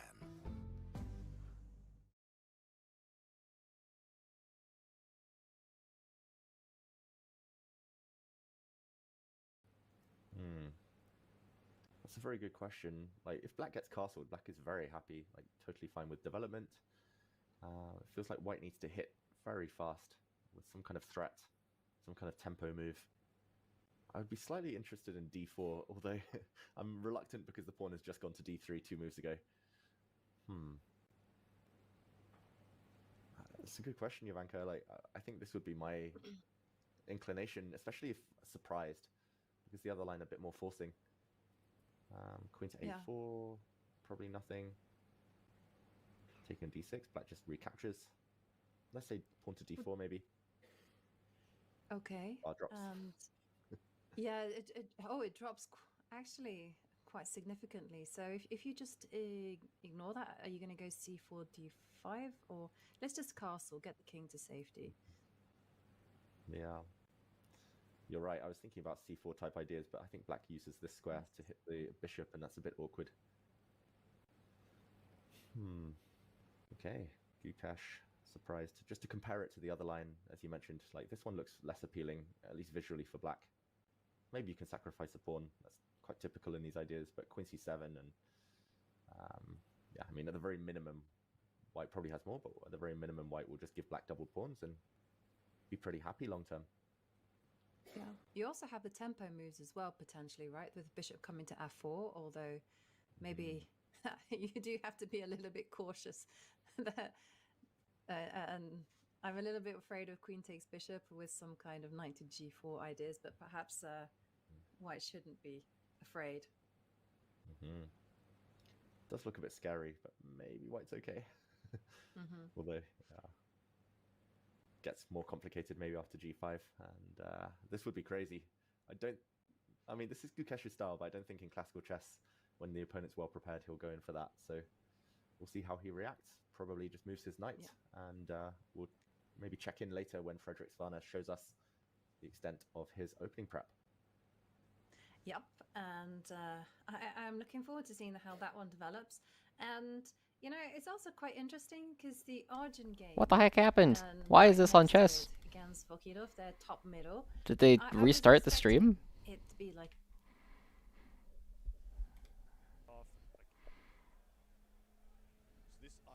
Who are these guys? What's happening?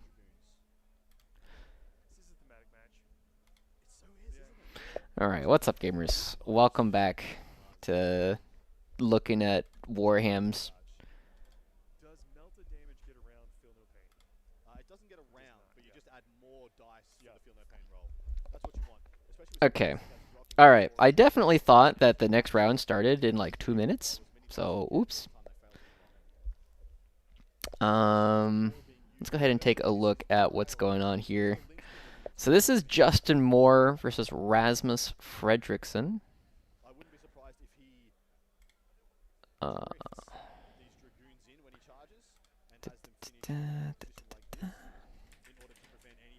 So this is Group 4. This isn't even an undefeated match. Why is this the choice? There's so many good games happening right now. Okay, so let's go ahead and take a look at what's going on. So, this is an undefeated match again, because of reasons. So what I'm going to do is I'm going to go ahead and take a look and see what the undefeated pools are looking like.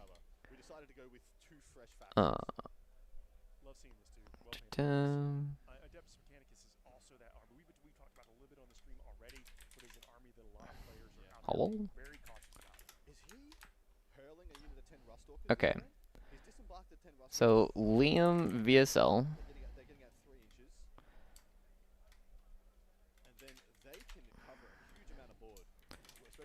Pool finals here. We have Liam VSL versus Durante. Why am I typing this out instead of copying it? Bazzini. Is there anyone else in Pool 1 who's undefeated still? Group 01. And then this one has a lot of people in it. So why am I? Oh, because it doesn't let me copy it. Jesper Unander Sharon versus Ratnu Vaidya. So Jesper got the pair down. So shadow round likely. What about pool 2? In group 2, we have Nanavati,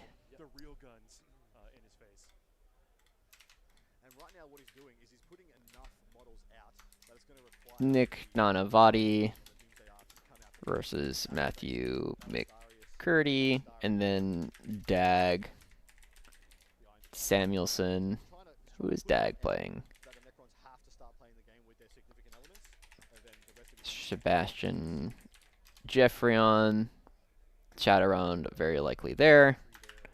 Group 3.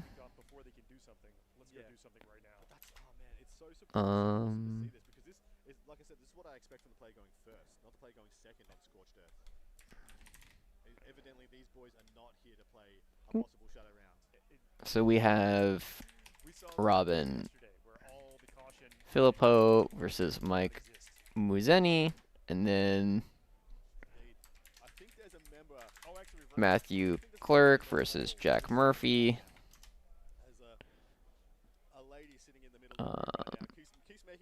Group 4 is Jean-Lu. I'm gonna every time I make a big call now, I'm gonna look over at her and just nod. Yeah. See if she agrees. And she's just gonna Ganning versus Matthew Geyer. And then Moore. That is actually very aggressive. Bold. You mentioned that Cole like ties the room together. He does. You know, Okay, so this is one of the people. There's one undefeated player. So Justin Moore versus Fredrickson. Okay. Group 5. So there is a unit of Scorpex with a Scorpec Lord right here. Should these Rustalkers end up in where I expect Castelli. because I do expect them to charge first and try to sweep Giorgio Castelli versus Magnus Bjork. And then Sean Reynolds versus Evan Stump. Another advance from the Rustalkers, the other unit. So We know this one is John Lennon versus Wesley St. Hines. And Garrett Stacy versus who? Leo Flambeau. Who would have thought fast killy armies are good in Warhammer? Especially you can pack it up with just Okay. Group 7. like actual footprint there is on this army. 40mm bases on the Harpster Rustalkers and infiltrators that he has.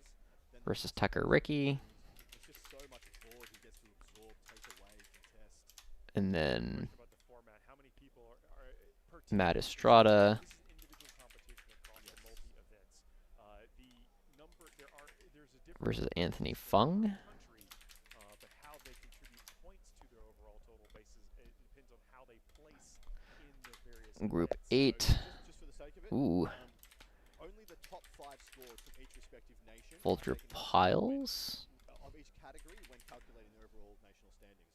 So despite versus Ludovico Mazza. people being from the United States, only the best 5 of them And scores for the respective teams. Thomas Davies versus Petit Aurelian. All the nations have much more ability to move and shake, especially when the United States players all start knocking each other out. Billy Guest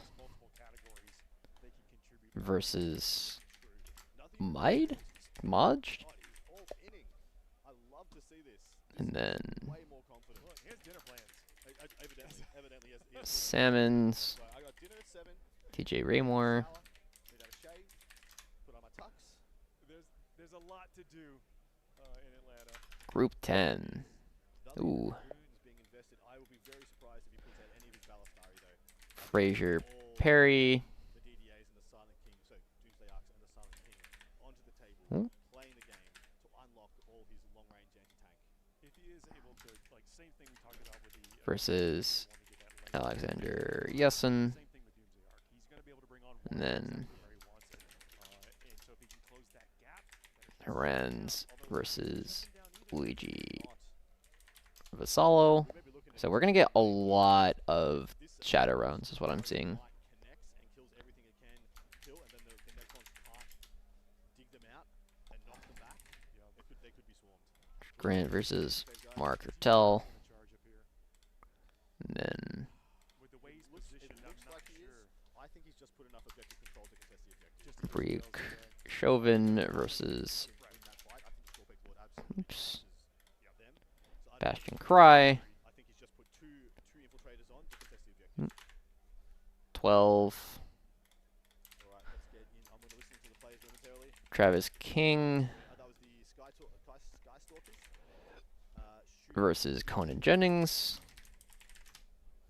Yeah, just shoot and miss. And then Joshua Brody Activate their fire and fade ability, which lets them move. versus There's going to be body blocking. Matt Body Schukman. They're doing a body block move on the flayed ones, so the flayed ones can't get around to contest that bottom right objective, which he's hoping to hold. 13. We have Well, so he's hoping to hold this objective Leif with this model. Westerman That's an okay thing to do, is because he's throwing all versus of this, Austin Johnson. giving his opponent so much to do And then Ennis Wilson versus probably Eero. Falco, Orden. Almost there, guys. Almost there. 14. Pope.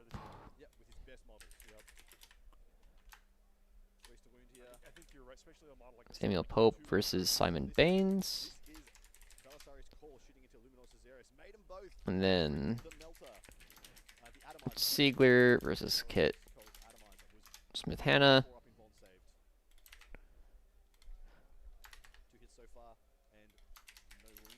Ben Jurian versus Gustavo. That means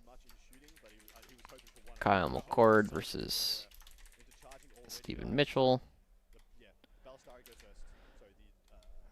Almost there, last one.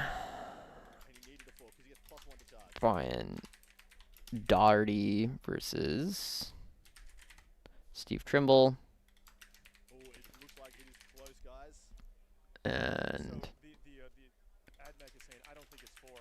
Drew Salzborn versus Charles Gould. Okay. Deathwatch, undefeated. Yeah, Giorgio Castelli from Italy, still undefeated. Okay.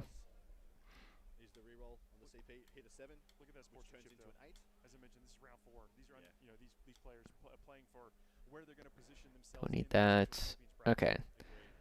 French War Game, still waiting. We do have the Lavaz de Horus also streaming. Okay, let's take a look at what we're doing here, because I have been paying attention to other things. We have Justin Moore from Tundra Tactics in the United States playing Admech. Justin is playing Halo Screed Battleclade, so that's where you like pick a couple things and you buff them, give them like advance and charge, +2 move, etc., etc.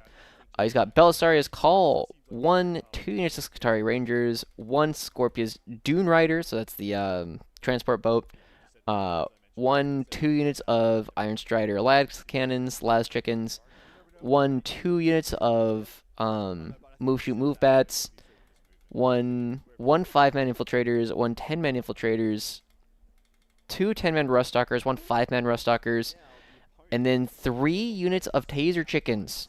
3 2-man Taser Chickens.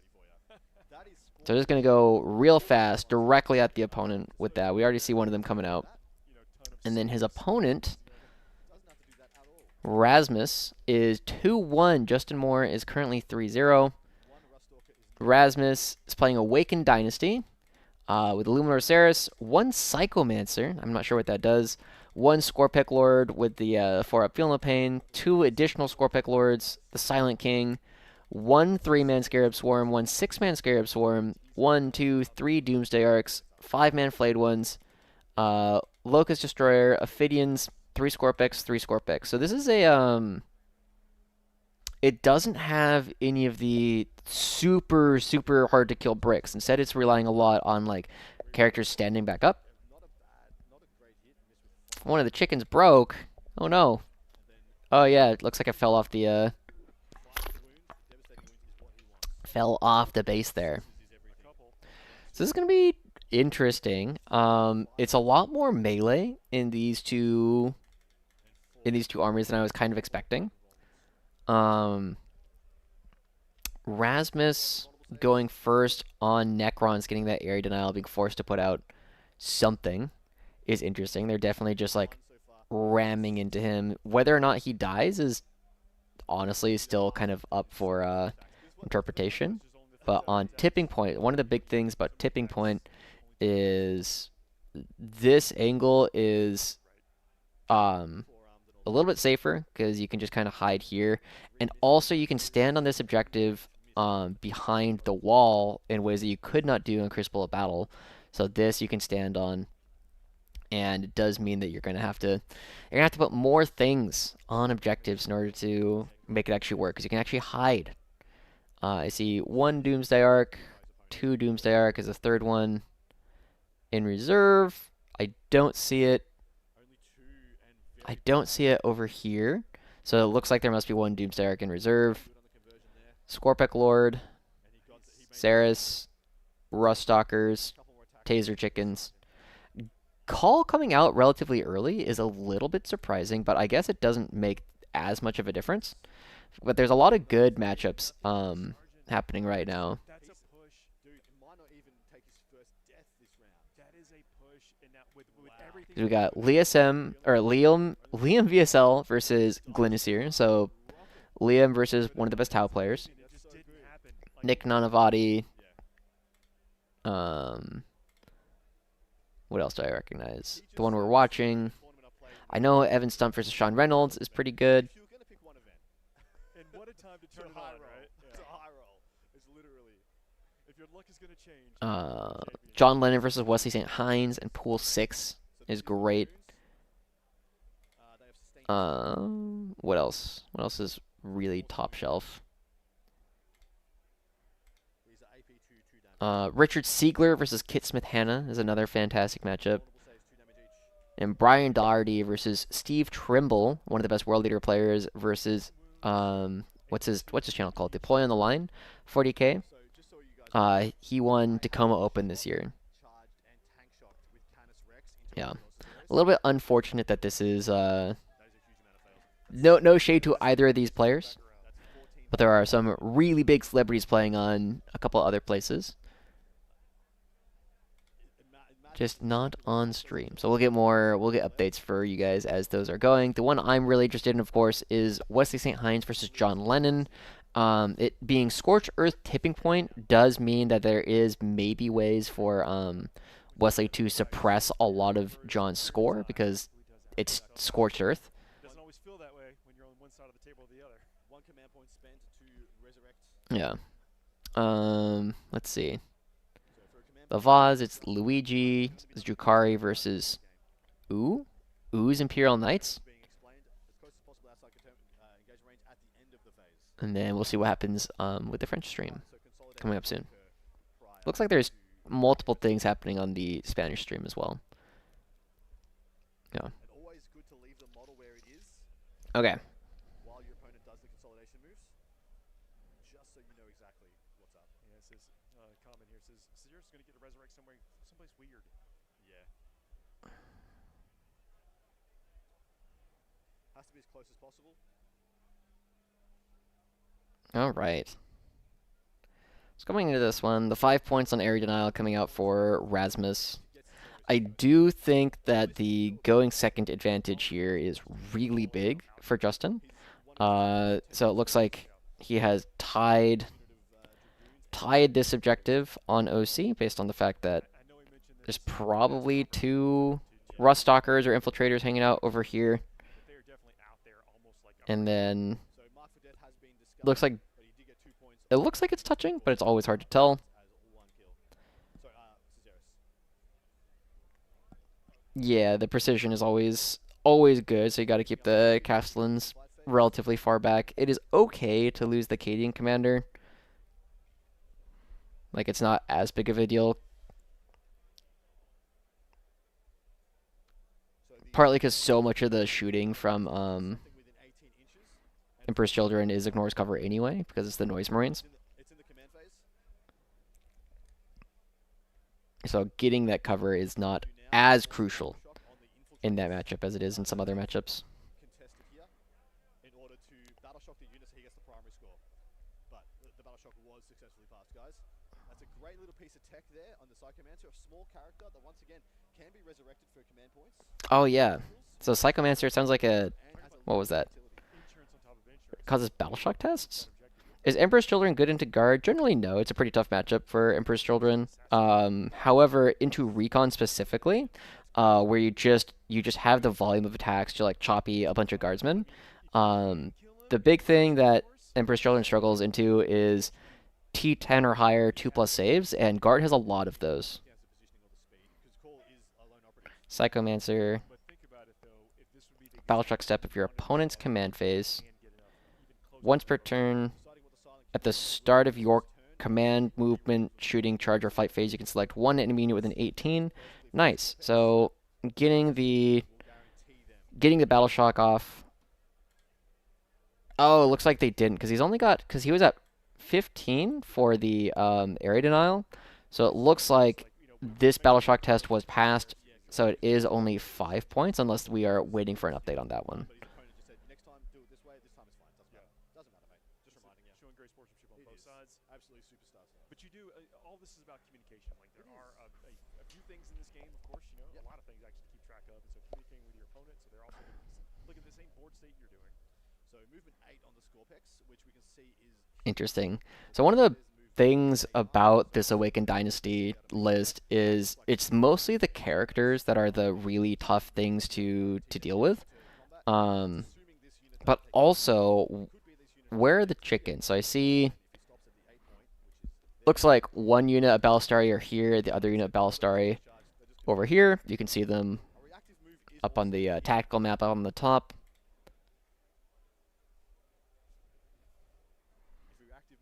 So these, I imagine that at least 2 of these can come stand over here.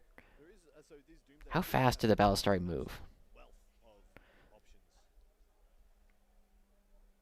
I want to say 7, but it's also Halo Screed. So they move base 10, so yeah. So you're going to get, at the very least, 2 of these chickens are going to be able to poke out this long angle. These can come stand on this terrain piece, so they can shoot not the deepest, but they can also shoot down. There's like a really long shooting line off the bottom here. Lennon will have to play it carefully to not keep getting stranded in the open, but he can consistently munch guardsman return into coterie points to make even small units crazy. Yeah. So early in the game,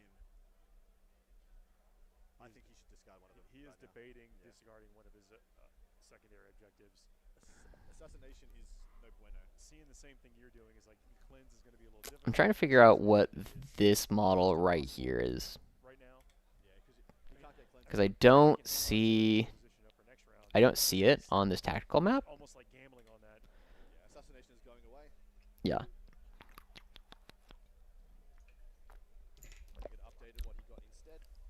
Yeah. Characters not really out in the open. But yeah, assassination, being forced to kill call is just not a thing. Yeah, no prisoners. No prisoners. That is a lot better. Easier to do. When you get rewarded for something, I'm just trying to figure out what everything that I'm looking at is, right? Because I'm not sure what this is. I'm not sure what this is. Being too close to this wall. So this Scorpic Lord can come and charge and fight through this wall here. Stay safe from reprisal, as in there's no real good firing solution on that position.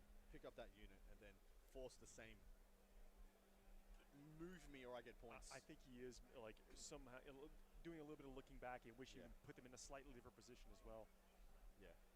So he's doing the +2 move, yeah, so he's moving 10.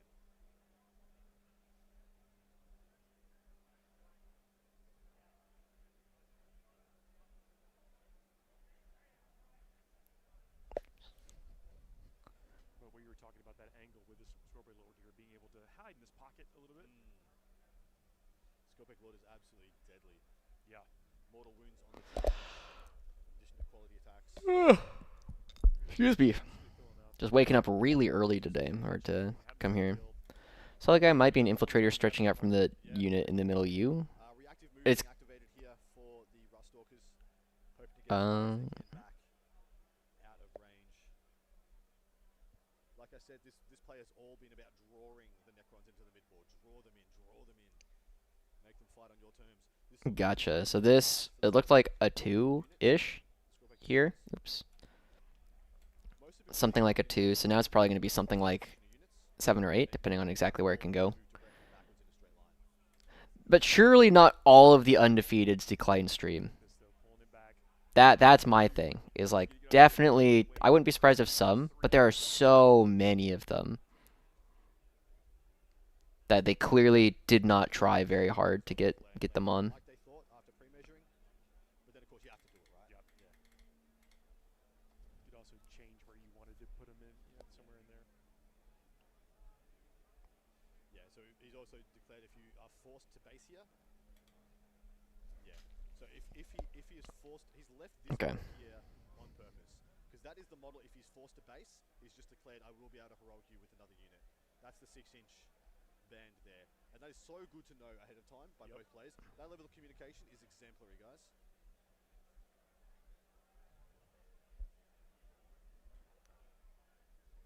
How do we out OC that mass? Yeah. Oh, it's 11 cybernetics. Yeah. And he also told his opponent that Balisarius Core, one of his abilities, is to change from the Oath of Moment ability to be +1 OC, +1 to control aura. So he can pseudo double that. Yeah, it's a lot of OC, potentially all of a sudden. That's a lot, though. I mean, he's going to kill some, right? But that's still a lot. He's already if he kills the front two, so you need to kill both this model and this model to change it from a 9 to possibly a 10-inch charge. Okay. Yeah, Halo Screed is interesting. I am surprised at how well this many chickens is doing. It's a very expensive army, for sure. Because each chicken is like $60 or something. Get him into the grind. And that's so gutsy. Yeah, this Doomsday Arc is almost definitely going to be stepping up onto this plate, and will be investing shots into the Balistari. Either one or both of these should be trying to shoot this turn.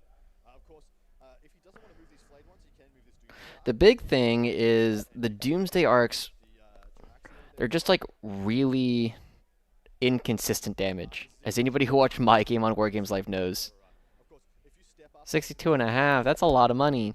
Fire from everywhere. If you just move back and draw the shortest line possible, if there is a line between these two, to see the back of that base. Alright, is there... Does that angle exist? I actually don't know. It doesn't look like it's supposed to exist. That's going to be tough, right where it is. The line, let's see. That's true, you can get so many Costco chickens for the same price as this Admech army. Crosses this corner. I believe so. I believe it does. I believe it does. But you got to check. Can't afford to miss an opportunity like that if it is. So these Doomsday Arcs, even if they come out, it's questionable whether... Because you would need to get 4 attacks through in order to kill one chicken. Or excuse me, in order to kill both chickens. And then taking 6 full reroll sustained las cannons back, like your ability to live is very reliant on that 4-up invul, because you're probably going to take, honestly, you're probably going to take like 5 saves. 5 saves is more than a lot of this stuff can actually survive consistently. Yeah, I don't think he gave him choice. No, he knew that. Curious if he does commit the Silent King. Me too. So Necrons, they do have to play, like they actually do have to play in the game relatively quickly.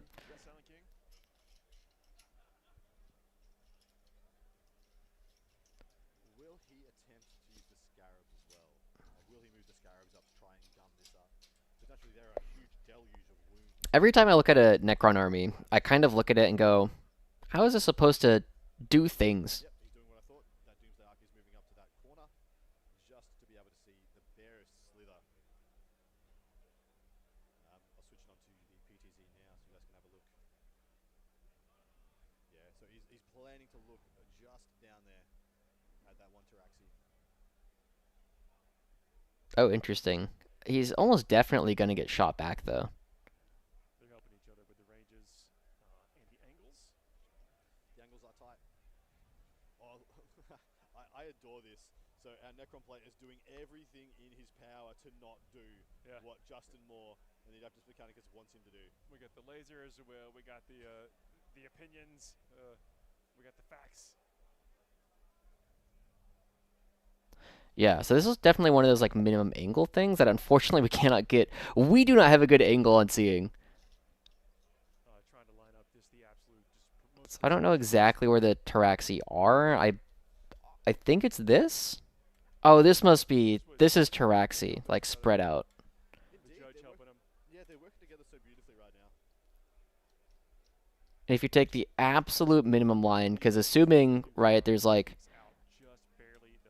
you know, and then there's like 2 more down below. If you take that minimum line, into the Taraxi, then it becomes very difficult for this to shoot back, because if they move 12 plus access to advance and shoot, this is 6. So if we just double that, 6, 6, and then a bit, let's say another 6. Right, that only gets them to about like this line. And that's assuming that they're able to go through walls, which they obviously can't. Densely packed judge field like this, always there to answer questions. Exactly right. They're a resource, and they should, you should use them.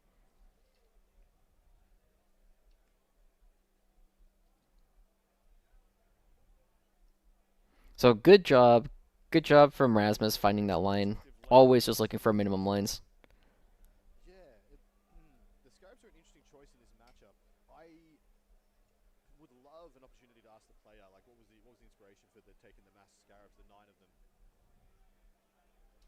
If he wins, we will find out. We'll get an interview with him then. Gonna stand there and do nothing, or am I gonna try and use you?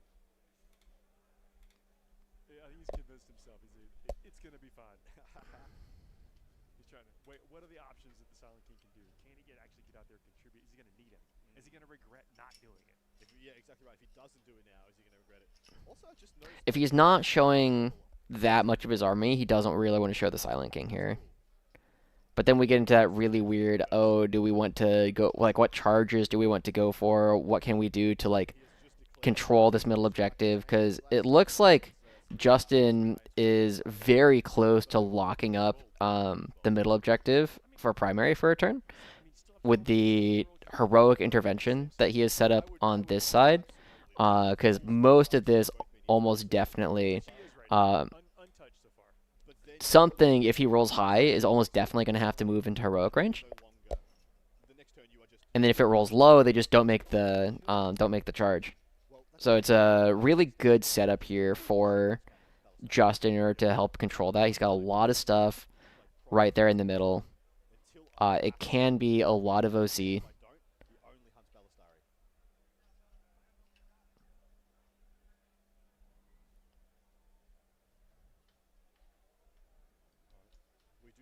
The other big question for me right now is this Scorpec Lord. When it charges over here, I mean, it'll probably have to go and, like, base on the other side, and then we'll see if it can, like, move right on back. He can be placed to offer a heroic intervention challenge, should he wish. And look at that. Look at that. He's deploying in such a way that if he deploys there, he already pre-measured. He can go straight past the Scorpec Lord and straight into the unit of Scorpecs behind them, possibly killing them and then tagging the Doomsday Arc. In reserve, I do believe he has 10 infiltrators. Ooh, infiltrators in reserve. Measuring out charges. So where can he get aggressive with them? Which I love the aggressiveness. Absolutely love the aggressiveness. This rapid ingress. Not looking necessarily. Yeah, as the player going second, you do have a lot of control on Scorched Earth. Especially if you have, like, an OC advantage, which Justin definitely does. He's got a lot of control over this. So I do like that.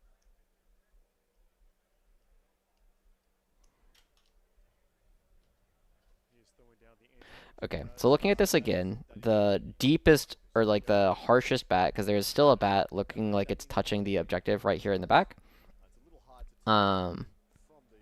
But this, it's not as harsh of an angle, so there might be an opportunity to get like one chicken to go ahead and swing back over on the other side. Yes, so that would confirm that this unit is infiltrators. I assumed that was two units of Rustalkers, 10 Rustalkers, 10 Rustalkers. But no, that is the unit of 10 infiltrators back there. You can see that on the mini-map too, follow along at home. Reset. I just realized I could do that, by the way. Nice. Just realized I see that? See that? It's a new skill unlocked. Scroll out. Adam, scroll out. Let us see the rest of the board. There's a little bit more in the board. This is behold, the zoom function. So he is doing it. And now, I like this play a lot. They're already talking about 3 moves in advance. Yeah. Like, here's the, when you charge, if you charge, this is what my heroic is going to be. Yep. so you want to get another unit of 10 guys gummed up on one of these models. This is a model that's easier to kill than Cesaris, but not by that much. Again, I like this no chill. Like the rapid ingress, it wasn't about like You'll see what you see, and I'll accept it. I won't be happy about it.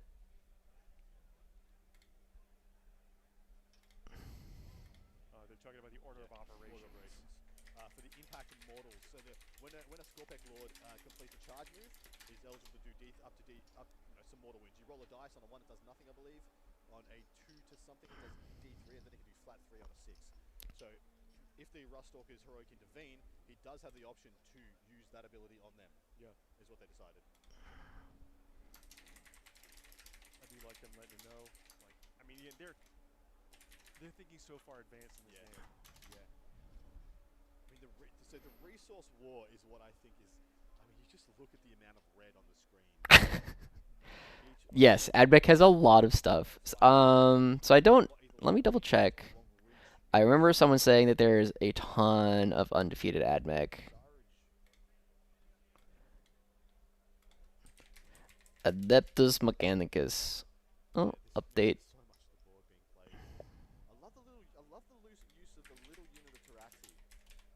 Okay. 1, 2, 3, 4, 5, 6, 7, 8, 9, 10 undefeated Adeptus Mechanicus players out of 28, which is an absurd percentage. I'm glad Admech are finally playable. I just don't think it should be because their stuff is so cheap and you get so much of it. I've said this before to a couple people. Like, if I had an Admech army, I would probably be playing it right now, just because it plays pretty similarly to how Guard kind of wants to play.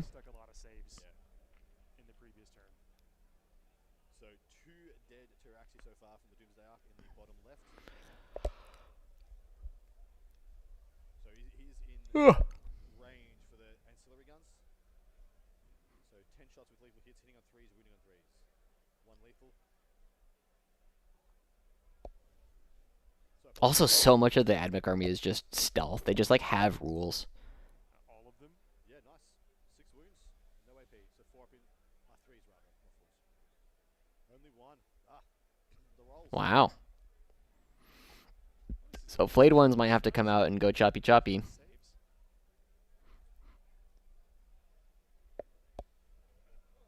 Which means that they will not be invisible, which is a pretty big deal. However, they probably have to do it anyway just to stand on the objective over here. Because you can't afford... I mean, if you're not planning to like also take this from your opponent, it doesn't matter if you take this one, because it's Scorched Earth. All the Lance Chickens are stealth, I'm pretty sure all the Sicarians are stealth as well. Skitari? Maybe stealth?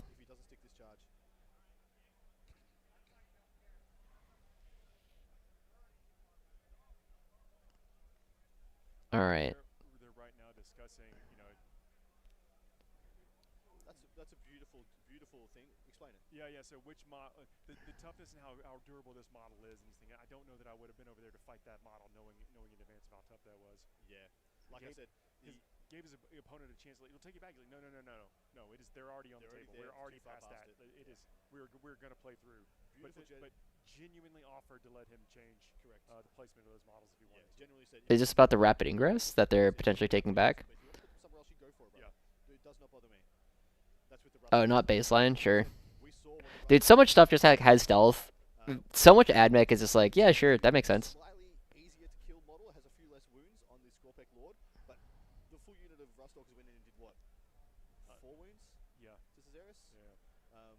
Yeah. So they're not likely to kill that Scorpec Lord that also has the 4 up arm. So 2 up armor, 4 up invuln, 4 up feeling their pain.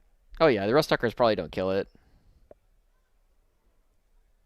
Silent King indirect coming in now. Another Taraxi dropped and 1 put to 1 wound from shooting from another Scorpec Lord, the one in the middle of the table. Going in with the infiltrators now. Yeah. Indirect fire into the infiltrators. Forced to hit. Oh, into the... Oh, infiltrators, not the Ruststalkers.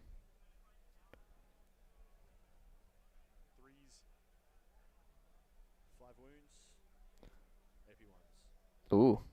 Kills one. One of his Rustalkers. And one wound carries over, so 3 failed saves. Not the most devastating turn for the Necron so far. Of course, we know we got more action to go. There is still a lot of Admech and a lot of Necrons on the board. Like, he's not taking the bait. We saw this in the Blood Angels Votann game as well. Like, this is a play pattern that people have. They're like, well, I think I have a resource and numerical advantage over you, so I get to push and pressure you. Yep. Knowing that if when you bring out, as long as I haven't exposed the units that are good into those units. Alright. Whose charge is this? And that being the Ooh. They're going in. Votann came out on the top of that. He ripped a 9. He's in. Yeah. He is in. He's got to be careful about getting heroic. I don't think he's going to have to give the heroic. Because it looks like... Yeah, so he can't base, so he doesn't have to touch. Nice. Nice roll. Because I think if he rolls a 10, he has to give his opponent an opportunity to heroic. And if he rolls an 8, he doesn't make it. So I think that's probably the exact roll he needs. 8 maybe makes it. Yeah, 2 to 5 is D3, 6 is 3 plus D3. Apologies. D3 mortal wounds here. Ooh. Does 3. Big roll. So kills a Rustalker and carries over a wound. Everyone you can pick up basically for free. Yep, the Luminos Azeros will also most likely be charging into the Balastari, so the Dragoons now. The Dragoons. And then we have a Scorpic Lord at the top of screen that's going to be defecting in charge also. Alright, what's next?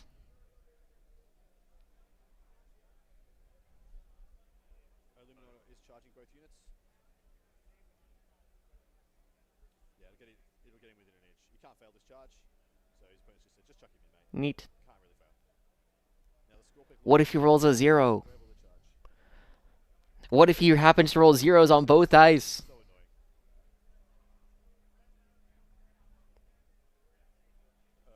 Basically, the same thing figured out. Like, no matter what he does to this guy, he is coming back. Exactly right. The best thing he can do is heroic into him, get him dead in his opponent's turn, finish him off in his Alright, I need to see costing him CP. how much OC these chickens are. He was expecting to blow through him. I mean, it was like, are you infantry? Yes. Well, I'm anti-infantry. Let's just get this out. Estonian Dragoons are each 2. And then Saris is like actual OC. So looks like 3, 4, 5, 6, 7. And this is oops. Yep, he priced himself into it with that heroic. He got it with a 9. He's fine. 2, 4, 5, 6, 7, 8, 9, 10, 11. So 1, 2, 3, 4. So the Scorpic unit does need to clear a lot of the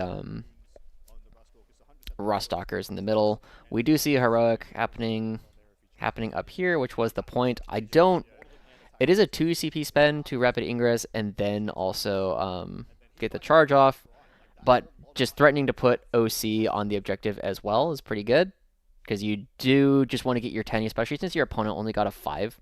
Getting the 10 is a really big deal. I think we're actually just talking about we're in for the long haul. We're just going to be here all game now, yeah. I think if the Scorpic Lord lives, though, he has the potential to dig out. Yeah, the Scorpic Lord will win that eventually. Yeah. Well, as long as this activation goes well. Because that Scorpic Lord is going to go first, if he kills one Rustalker with the mortals, and then pulls down, say, 4 others, he's going to dead set win that grind. Yeah. He's going to take both units with him. All while sitting on an objective. That's what I mean. It doesn't look like it's a lot of footprint, but that's because this Necrons player has gone for quality over quantity. Well, he basically gets to use every single one of these models twice. Impact mortals, here we go. They do the D3. Like to kill one Katarin. Nice. Kills 3. Sorry, doesn't kill 3, does 3. So 1.5. Start. 1.5, not bad. And then what charge is this? Flayed ones? Oh, right. The start of the fight phase battle shock. I'm surprised the flayed ones aren't charging. Because I think you need the OC on the objective. Which does leave an interrupt option open for the unit of 10 Rustalkers at the top with the Scorpec Lord, so he has a chance to get that first death.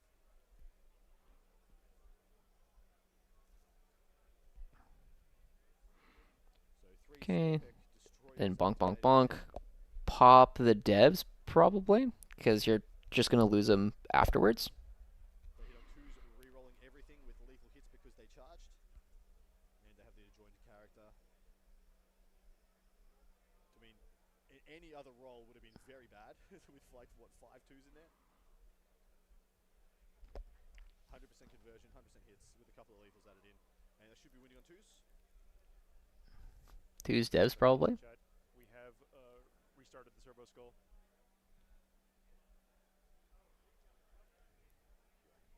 So 9 wounds total into 5 invulnerable saves. Each fail is a death. Ooh, tough roll. They're all dead. The Scorpec Lord is not needed. Nice, good roll. Only 4 models, but my lord, it punches up. They look cool too.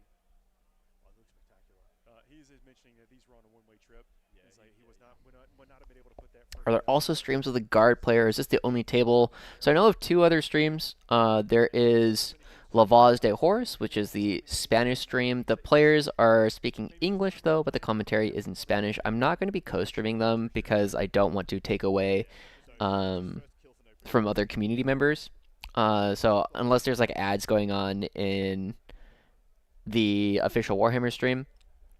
And then that one is not guard. It is Imperial Knights versus Drukhari. And then the French War Game stream, I don't believe they have any guard, but they have a couple of games they're swapping between. One of them is Petit Aurelian on his Leagues of Votan versus Thomas Davies on Gene Stealer Cult. And then they're going to be hopping through a couple of different streams. And then the Scorpec Lord into the... You should be going for the Rustalkers here, almost definitely. Oh, they got one of the chickens. No prisoners points. Because there's 2 points left here if he wants to go for the 5 infiltrators. I think part of his plan is to live, or at least make it as hard to kill as possible. Yep. He is swinging in the Rustalkers. I believe that is Yeah. cool. Yeah, so it's definitely going to be a 10 coming out for Justin. But he's bleeding pieces a little bit faster than he probably wants to. So I would not be surprised if next turn is just kind of a put the minimum number of things out on objectives. Yep, so he's debating whether to do the big attacks or the sweep attacks. And I think, did you hear who said the sweep attacks? Yeah, well, go with the sweep attacks because there's a model with 1 wound remaining. So if he goes in there with multi-damage, he's basically wasting one of those attacks.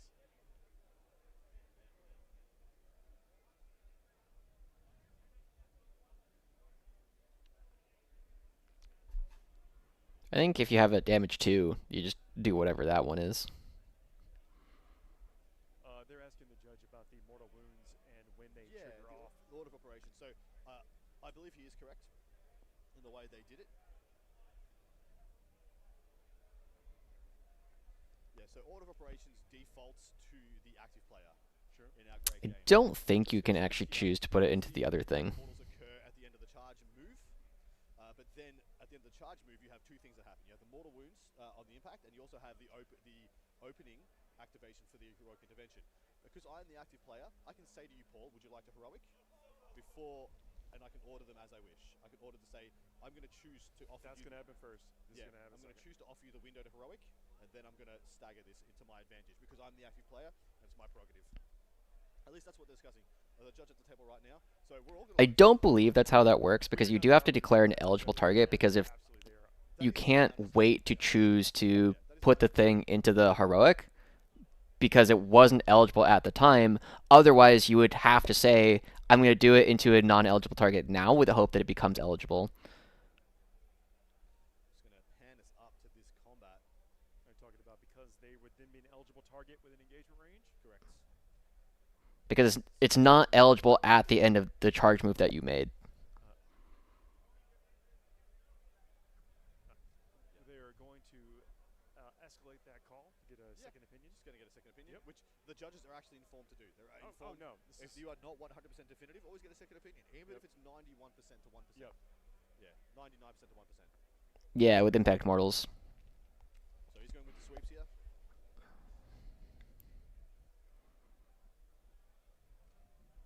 He's basically trying to chase that efficiency of the kills.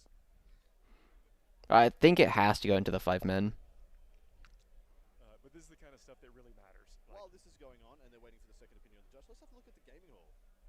Let's look at the world. All right, is there anyone here that we recognize? The grand narrative is happening right now. I've heard there's a couple people at the Grand Narrative as well. That's Swedish.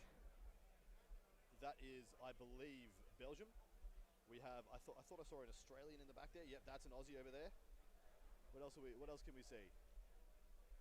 What other nations? That's I think we've got Team Art of War. So many jerseys, so distinct. You love to see. Yeah, but you have to declare where the Impact Mortals are going. You can't just say I'm doing Impact Mortals. You have to say I'm doing them into a target.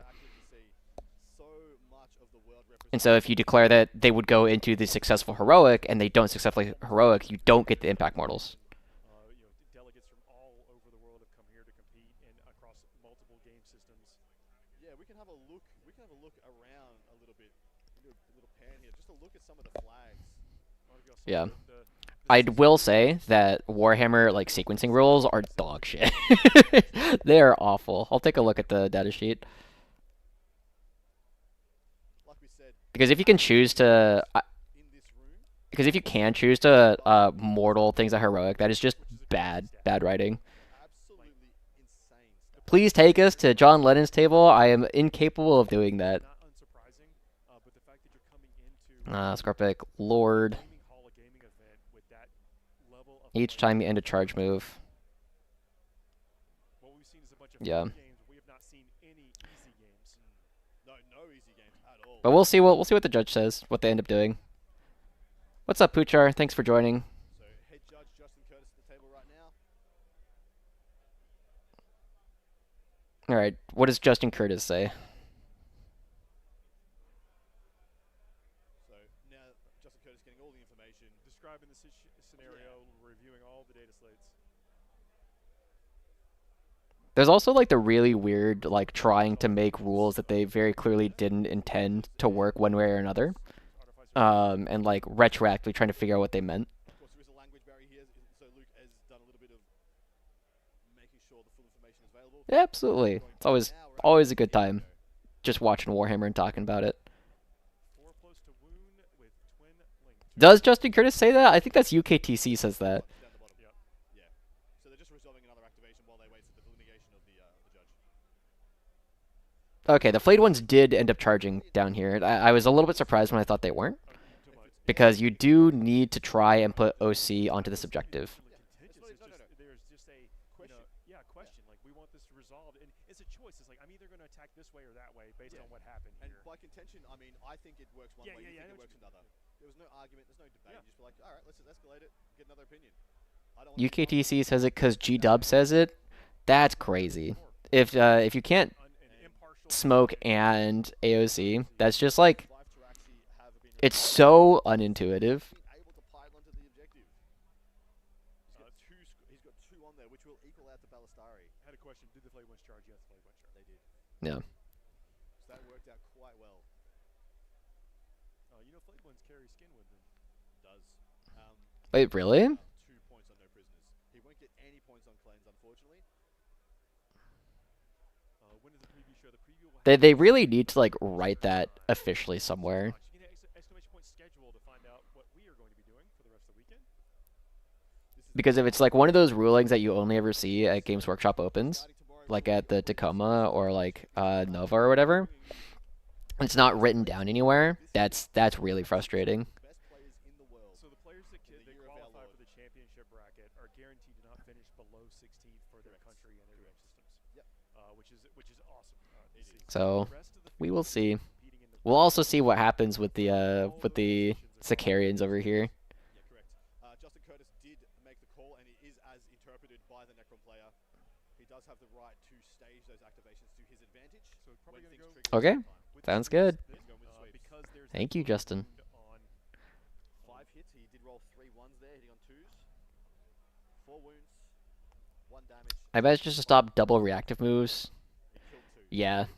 Well, they did recently put in the can't normal move twice, right?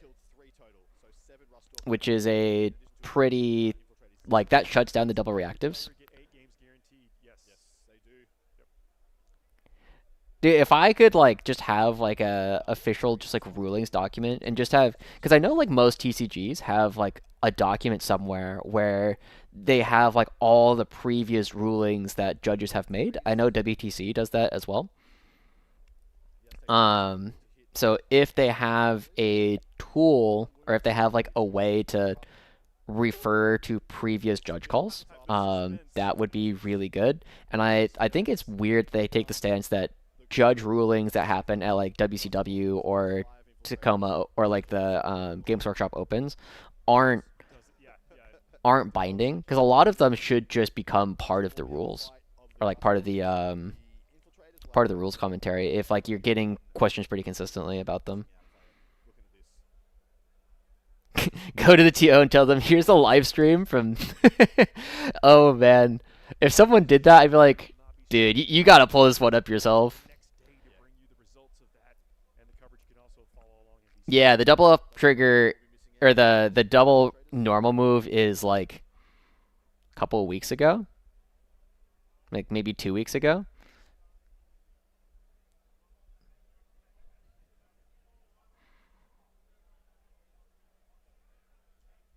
Oh boy, trying to identify different dudes coming in. Yeah, of course, because the Necron player pulled the casualties, he just pulled the wrong guy. Still 1 not attacking. Alright, choppy. Here it goes. Alright, Rudstalker's attacking 3s to hit.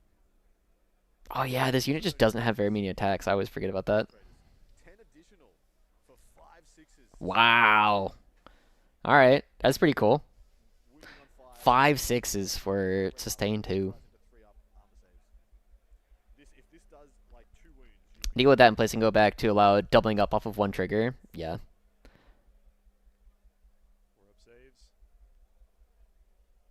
Okay. Take 0. Love it.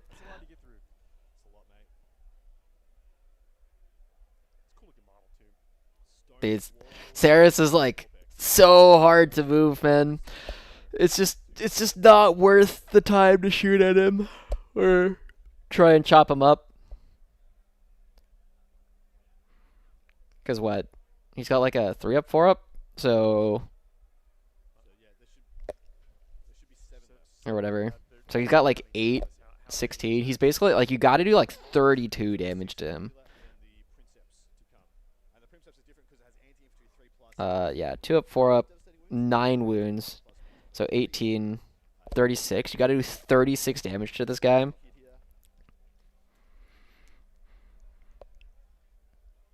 That's just a lot. And then if you don't kill him, he, like, regenerates somewhat for 165 points. What else does he do? Conditional loan up. The Armor of Contempt and +1 AP. Add 3 inches to the aura. That's funny. If you kill 1 or more models. That's pretty funny. So yeah, this guy is just, like, really hard to kill. And stands back up. Yeah, Awakened Dynasty.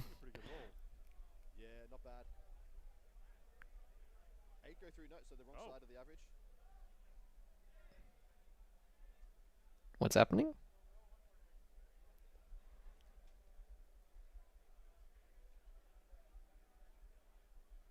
So 8 feel no pains to come. Theoretically can die here. Theoretically can die. No, he's got 9. He's got 9. So he can't die here. Unless he's already taken damage, which I don't think he did. Oh, these are 2 damage? Yeah, these were damage 2, my apologies. I'm so confused. I think Adam is also confused. I'm just trying to follow what he's saying. Oh my god. Holy moly. But he's going to pick him up and get him out of the way so he can do his consolidates.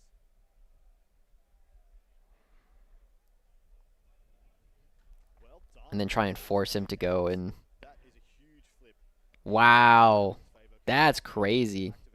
Going into the depth of Mechanicus turn and can leapfrog into another unit of Scorpex and really start rolling up this flank. He will be leaving the Scorpec Lord behind him if he does so. There's a lot of failed saves coming through. Yeah. So what he needs to do is leave enough space for the Scorpec Lord to resurrect on this side.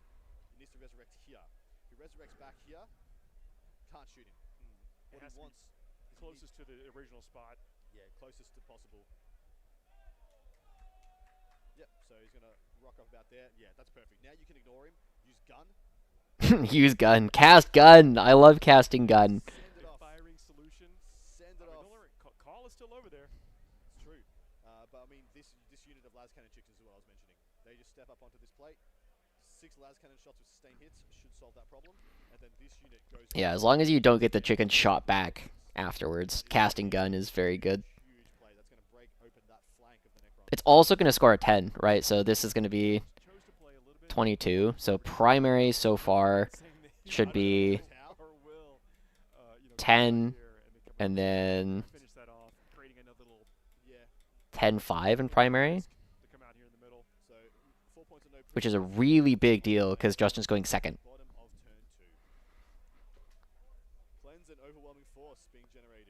Okay. Cleanse is not... Cleanse isn't bad. But I wouldn't be surprised if what we end up seeing is this unit of Skitarii just come out here, shoot this as much as they can, out of C there. And then, kind of like they were talking, if this can go over here, tag and swing into the Doomsday Arc, because I think this is Scorpec Destroyers, which you can kill most of them. You probably won't kill the Lord as well, but if you can kill all the Scorpecs... Or, hold on. There's Scorpec Lord here. Is this a Scorp... Oh, no, this is Ceres. Is this a Scorpec Lord? No, this one's a Scorpec Lord. Oh, no, this... Okay. This is a Scorpec Lord with the enhancement, and this is Ceres.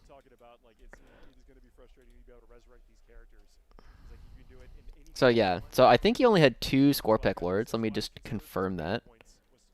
He has... Oh, he has 3, so there's probably a Scorpec Lord over there.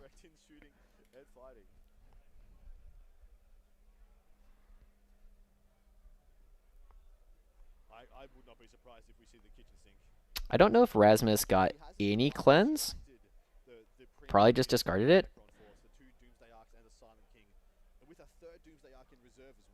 That's what he's waiting for.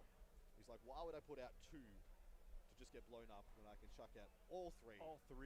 You make can't split kill some targets. You can't kill all 3, I don't think, and the Silent King, and then try and break the back that way. Yeah, he wants to try to find something he can profitably trade with too, and it's like you're basically sending that thing out there to take out one thing, one unit.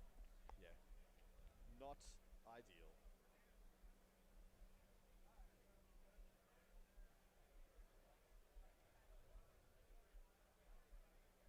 He's played calls buff.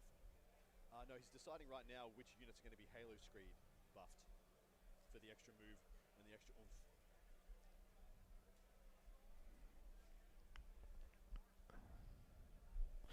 Okay. Yeah, the Scorpec Lord just being confirmed to be at 4 wounds after resurrecting. He did it before, he can do it again. So it shouldn't be too hard to pick up the Scorpec Lord over here. The Scorpec Destroyer shouldn't be too difficult, but Ceres and the Scorpec Lord are a bit more difficult. And then they're, like they were saying, if you can come over here, kill some stuff, touch this guy, then it also makes the chickens coming out over here to shoot the Scorpec Lord way safer. That is going to be spectacular if he's able to engineer it. And he's got very good odds to do so. Because I think there's 1, 2, 3, 4, 5, 6, looks like 7 dudes left in this unit. Go, go, go.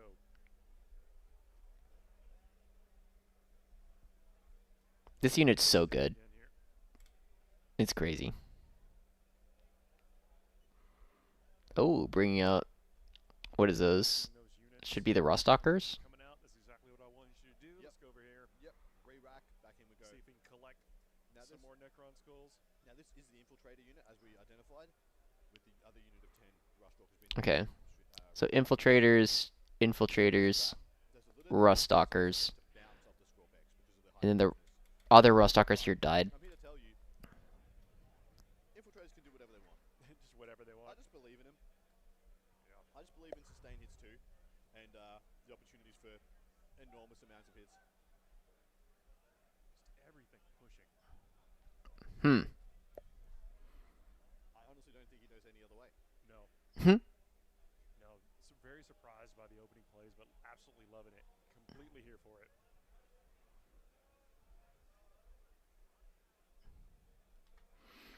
So they're gonna come out, try and kill this.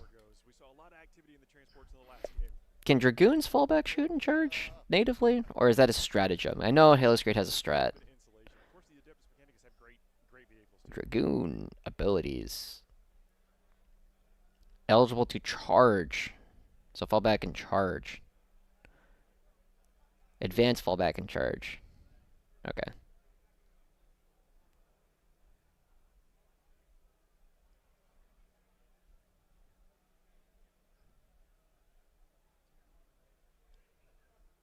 Trying to line up some shots. I just want to hang out with Call. Yeah, he's just getting every shot he can, every shot that's applicable to line up onto those score picks.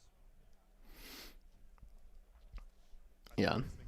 Blast chickens fall back and shoot. Zarya has so many rules, man. Trying to negotiate the lip of that terrain there. Call is standing on part of it, but it's going to block some line of sight. Yep. We will most likely, I believe, be seeing a rapid ingressing Doomsday Arc this turn. And just confirmed, like you just said, you still have one of those in reserve, right? Yep.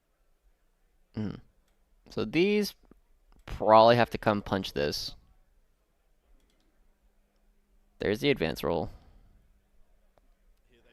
I don't know if you give them +2 move or advance and charge. It's probably the advance and charge based on what we're seeing. Justin Moore, he can tell what is up there. He knows that the go turn of the Necrons has to be next turn. And then let's see. Ooh versus Luigi, still 2020. So that's Knights versus Drakari on the Spanish stream. And then looks like currently 15-2 for Thomas versus Petit, but Petit appears to have bottom of turn. And surely no one's finished yet, but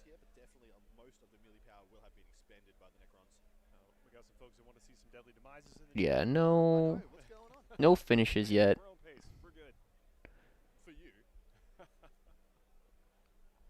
Oh, what's the guy's name?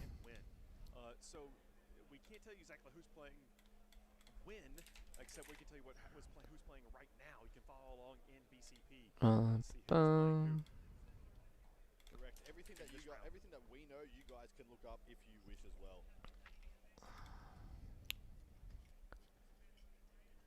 If you want to see what lists are being played right now, you can exclamation point list.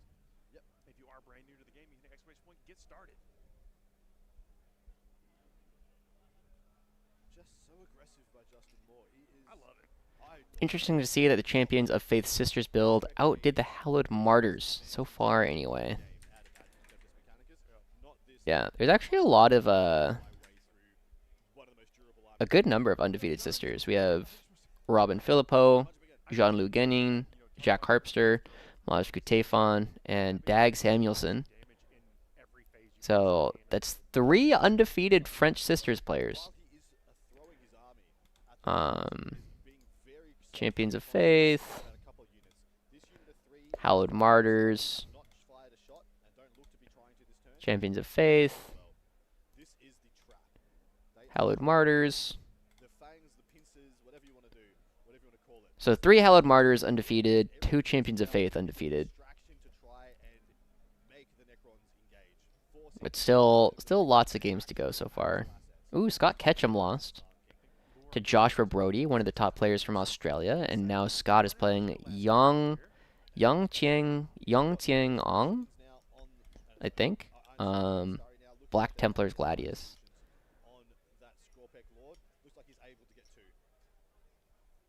Yeah.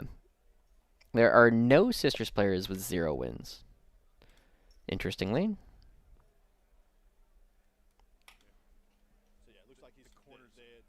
Yeah. So Shadow Round likely in most of our pools as well, which will be interesting. Unless there are some draws this round. Pretty much every pool, unless there are draws, is going to have a Shadow Round. Yep, and faced with that, Justin's like, well, there's not coming out. He would rather not use his best shooting asset, whilst there's still a propensity for a DDA. Give it away, land it, shoot. Well, it shows the priority. He prioritizes these 2 units of Ballistari over anything and everything else in his army. They're powerful. We read the stats of the Cognus Last Cannons earlier. Yeah, the Cognus Last Cannons are so good. So nuts. I love getting insights into how other players prioritize the game, the units they think are the ones that are the most important and the most pivotal. Ballistari. Twin Cognus Last Cannon. 2 shots on 4s, 12-3, d6 plus 1. You can give them full rerolls by oathing a target, and then sustained twin linked. Yeah, pair downs could lose. There's a bunch of pair downs as well. But I don't expect a ton of pair downs to lose. I'm actually really curious now. So, pool 1, we got Liam versus Durante. Those are top 2 elo. And then Jesper is 1807 versus Ratnu is 1852. Pool 2, we have Nick Nanavati, whose elo is suffered because he hasn't been super active in singles, versus Matt McCurdy, who is 1820. Dag Samuelson is 1728, and Sebastian Jeffrion is also 1728. Pool 3, Jack Murphy, 1919, versus Matthew Clerk, 1836. And then Robin Filippo, 1716, versus Mike Muzeni, 1704. Pool 4, we have Jean-Louis Guenin, who is 1545, but as a French player, I don't believe their elo is particularly meaningful, versus Matt Geyer, who's 1788. And then Justin Moore, 1927, versus Rasmus, that we're currently watching, 1699. This is a pair down right here. Rasmus is currently 2-1.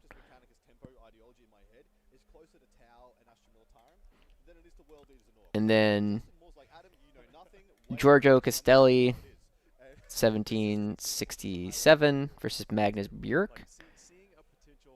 Magnus, 1644. And then Sean Reynolds, 1860 versus Evan Stump, 1920.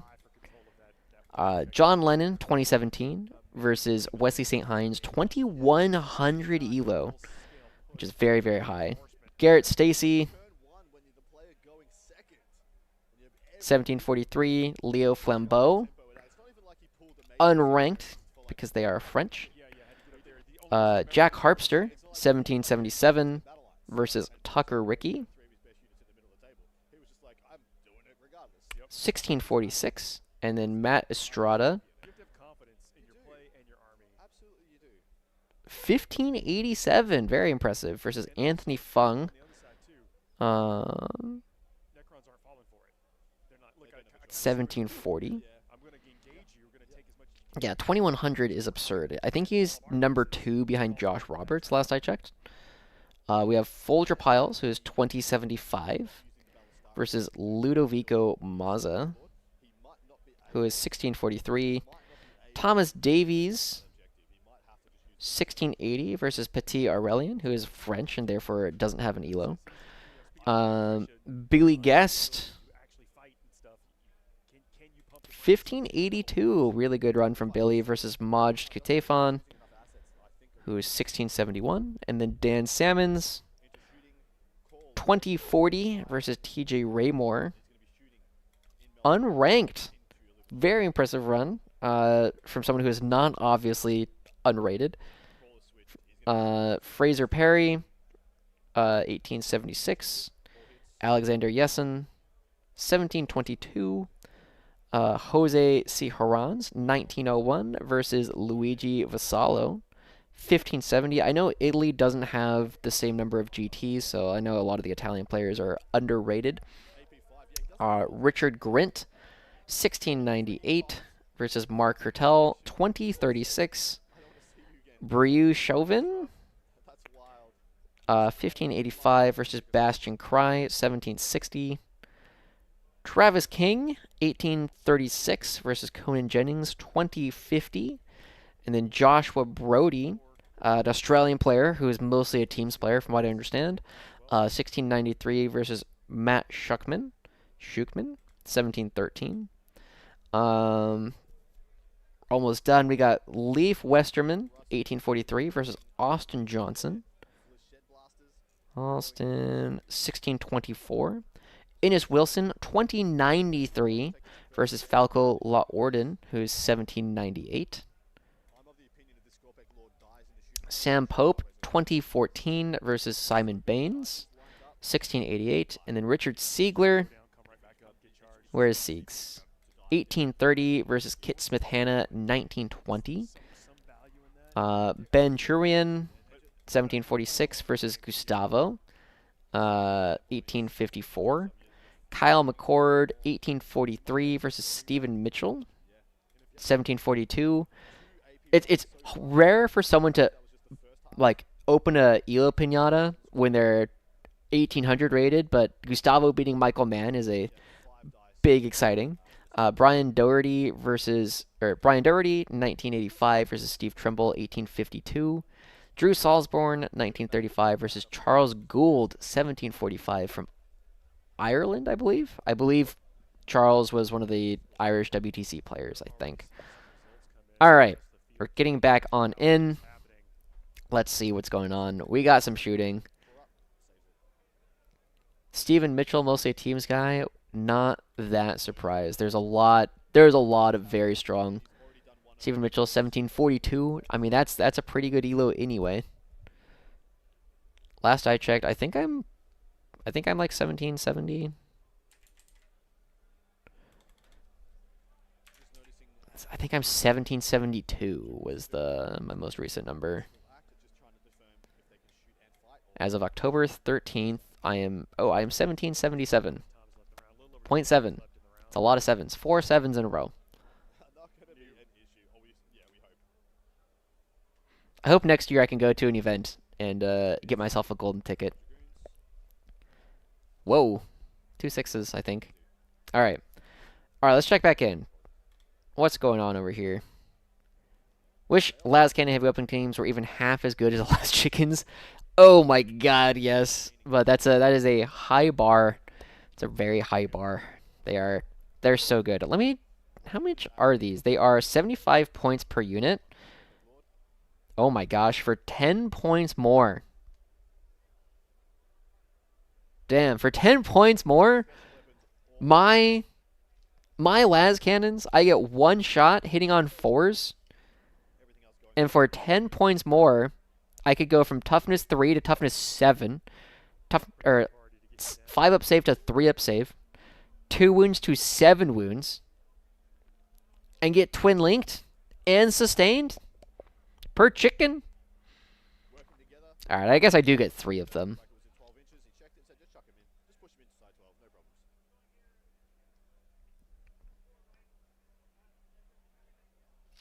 It's not as ridiculous. You remember, I get 3 of those guys, but it's just like, it's always different. PSO, I would love to go to PSO again. That was a lot of fun.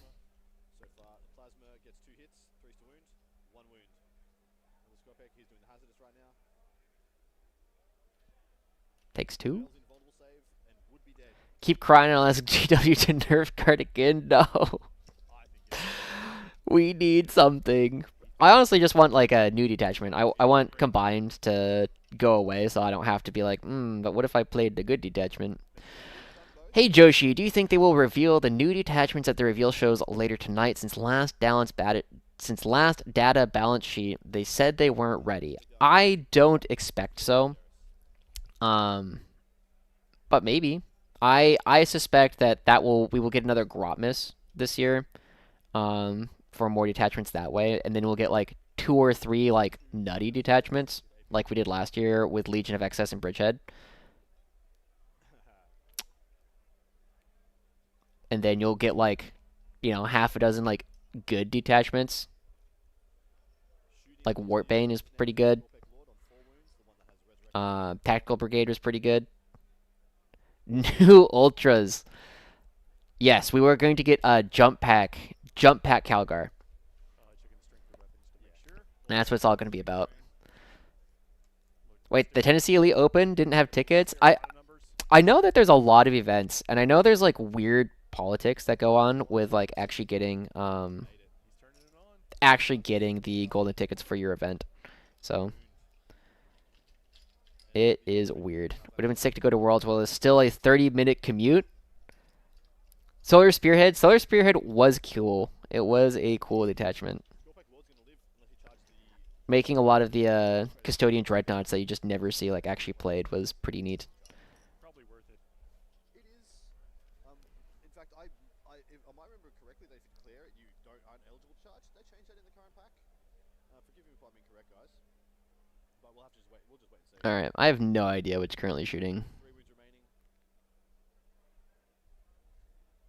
I see that the 3 dudes that were here are gone, so that's neat. I see a thing here, so the Ruststalker is going to come charge over here. Makes sense.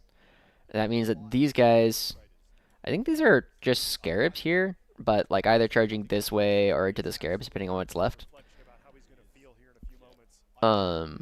This guy is probably going to live, is the big thing. Which, like, he's not crazy scary, but he just is there. The Ultra Detachment is just extra plus. Oh no, we cannot make better. Gladius is disgusting. Give me more Dreads, and my life is yours. Dude, Dreads are great. So yeah, no one is 4-0 quite yet, but won't be long now. The Dragoons have made it into the Scorpic Lord in the middle. Infiltrators look like they're going to double charge both Illuminos Azeres and the Scorpic Lord. I'm a little worried about the Necron turn right now. His fear of not committing the Iron Strider Ballistari might come back to bite him because he has not done anywhere near that. You know they need to make the Taunar able to walk through walls. I think that's probably fine. The fact that it doesn't is kind of weird. The fact that there's like a bunch of weird Titanics that are like not really very good is funny to me.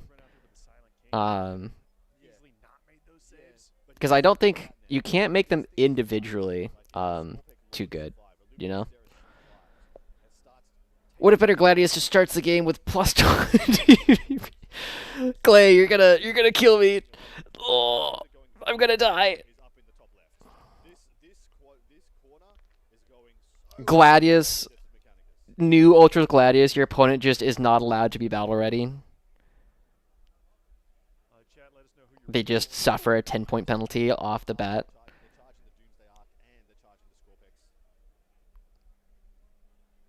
They got a 7 with +1, and they're going to charge both units. And he almost definitely puts every attack he can into the Scorpex. Okay. So Ruststalker is going to choppy some flayed ones. There is only 1 CP for Erasmus. I don't know what cleanses went off, if any. New Gladius means your opponent needs to have a painted Calcar to get battle ready. That's what I'm talking about right there. If your opponent doesn't have Logistic, they just lose. Logistics win wars.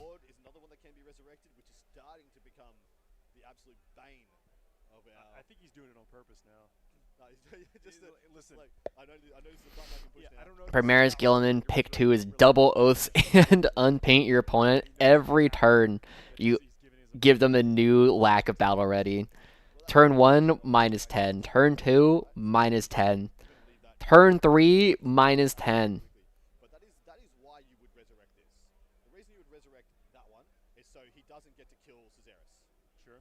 That guy is essentially 4 extra wounds of the Blade of Wounds you've just given to Caesarus. It's very true. So you've just like essentially raised him a bodyguard. I'm very entertained at how Adam is calling.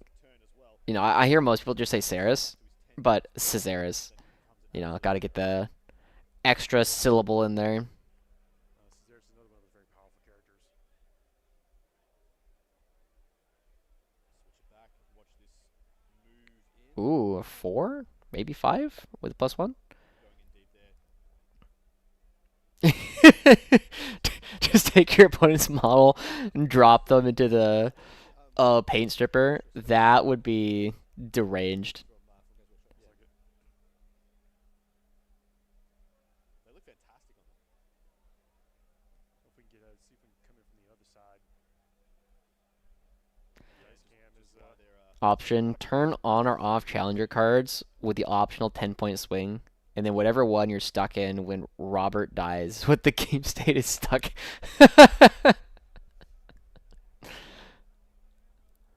Oh, I guess I'm the challenger for the rest of the game. Weird. That's over here. Does he charge his infiltrators back in to the Scorpeg Lord? I don't think the infiltrators can win against the Scorpeg Lord. 4 wounds with the 4+ feel no pain. Yep. They're going to be winning on 5s into toughness 7. Only I get challenger card. Oh my god.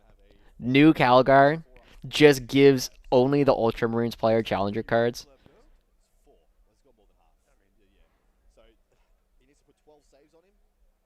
No, 16 saves on him to realistically think you're going to kill it. You need to, that's 16 5-ups you need to roll. When you put it that way. Yep. Yes. I don't reckon you charge. I reckon you take the 2 points on cleanse and move on with your life. And then debate with yourself later whether you should have put out the Ballistari to pick him up. But that is a strong debate, though. Is like, when is it okay to leave points on the table? Yeah. All right. Another 4-inch charge. Chicken goes in. Like, really never feel good doing it. But you're never going to know until the end of the game. Yeah. Until you have all the information of hindsight, you're never going to know which way was correct. So that's why I always say, don't worry about it in the moment. Debate it with yourself afterwards. Only if he's your warlord. Oh boy, make it fair. Yeah. Big scrum there in the middle of the table. I really want to prime. I really want to start painting some guys. Because I have like I've got fire dragons. I've got warp spiders. I've got storm guardians. And I've got dire avengers. All waiting to be painted. But I need to prime them. But I don't want to. I want to do it all at once. So I can just do it. Which means I have to wait until after round 3 today. Would it be too OP if you gave an agents an army roll where you can turn off one effect or rule on the opponent, like no advance and shoot or infiltrate? I mean, it would be pretty broken, just because if you get to choose based on your opponent, like, that's nuts. Like, imagine you just play up against Stormland and you're like, yeah, you can't advance and charge. What do you mean my detachment rule is not a thing? I actually have almost enough models to play Recon, Thomas. I have enough Cadians. I have almost enough Krieg. So I would need like another 30 Krieg models. I have the Catachan. I have the horses. The only other thing I would really need is like the Cadian Castellans. Battleshock should turn off damage sheet rules. I don't hate that in general.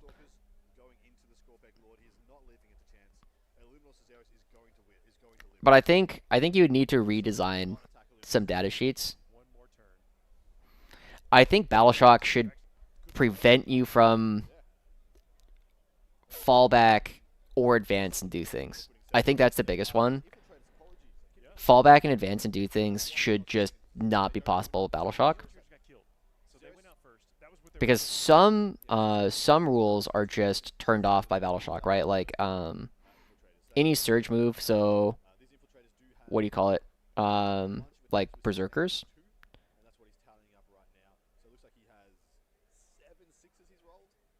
Ooh. This is a lot of 6s coming through. That's a lot of 6s. toast.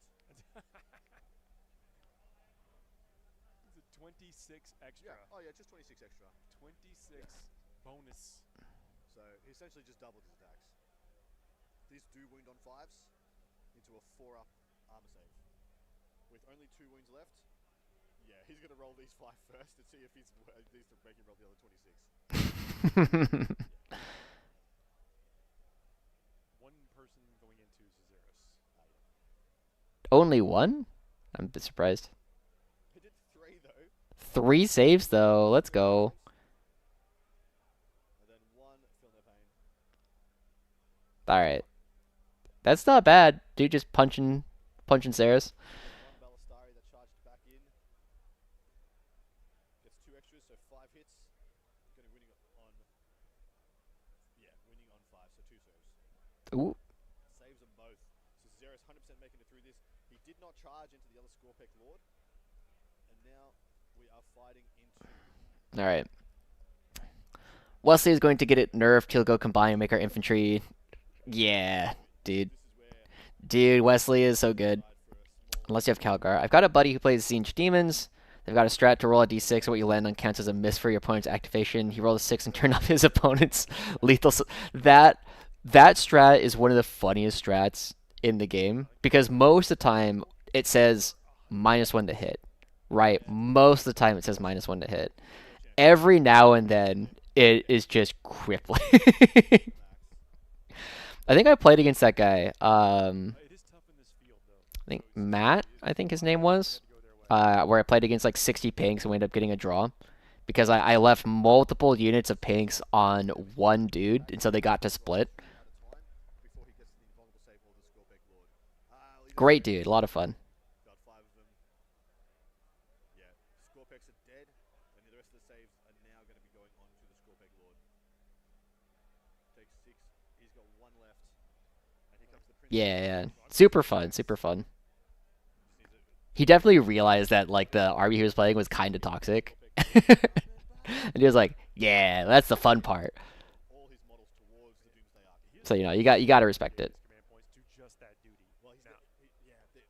Correct. That's the only stratagem he's used, really. But I mean, it's a good one, right? Okay.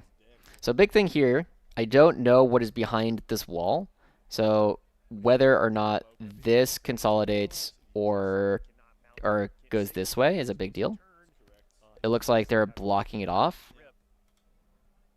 No, this is quite clever. He's choosing to not pile in with the Balistari, so they stay open to go and do plays elsewhere. Threaten the home objective is what I assume. I guess, but they can fall back and charge and do things, so kind of is what it is. Battle Shock should be where you have to always roll to get out of it rather than auto passing.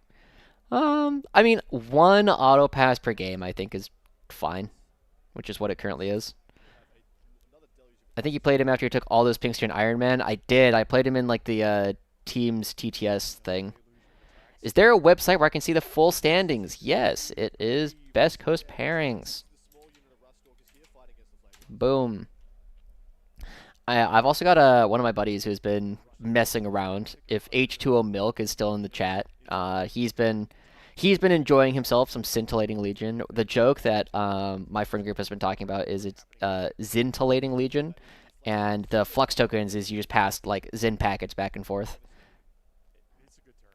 That's a great turn. So he's killed a unit of Scorpex, properly killed one of the Scorpec Lords, killed another unit of Scorpex, killed the flayed ones. That Scorpec Lord. All right, Rust Stalkers coming back. Got some flayed ones. So he's going to get, yeah, big overwhelm. Looks like he's able to touch the Doomsday Arc over there. So he's looking like in a really good position, because now it's mostly just playing the game with Doomsday Arcs and Silent King. And there's just too much AdMech.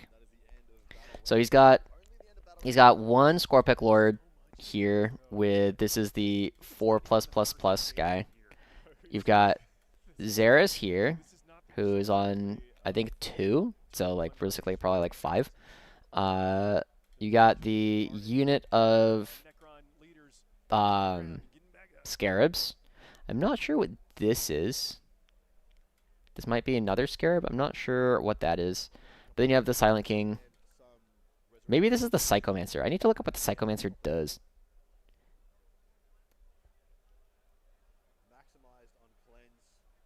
That's big. Maxed on no prisoners. Psychomancer. He's 2 Space Marines bolted together. He doesn't really do damage. In the Battle Shock step, if your opponent's command phase, if an enemy unit is below its starting strength within 6 of this model, you must take a Battle Shock at -1. And then the once per turn, point at something and try and Battle Shock it. Sure. That's a guy of all time. But then you have Ophidians, DDA, Silent King, Scarabs, DDA, dude, and then there's nothing left over here. Yeah, I think, especially considering Necrons went first, this just does not have the gas to get through the rest of the Adeptus Mechanicus here. Because, like, Silent King is going to have to go off. He's going to have to roll, like, a bunch of high shot counts on his DDAs. Because they basically have to come in. And you still have Las Chickens over here, Las Chickens over here. So you're going to probably lose 2 DDAs immediately afterwards.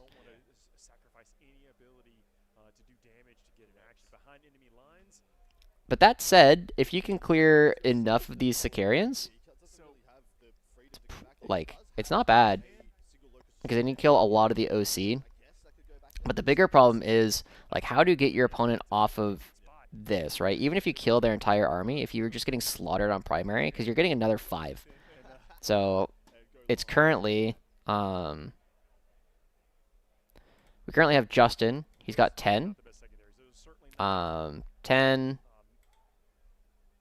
to 5. And then it's going to be another 5. And then I would be very surprised if this is anything other than a 10.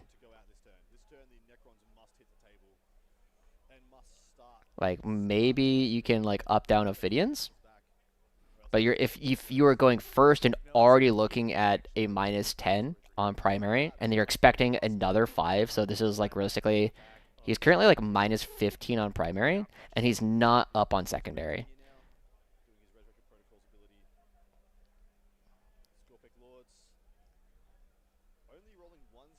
Ooh.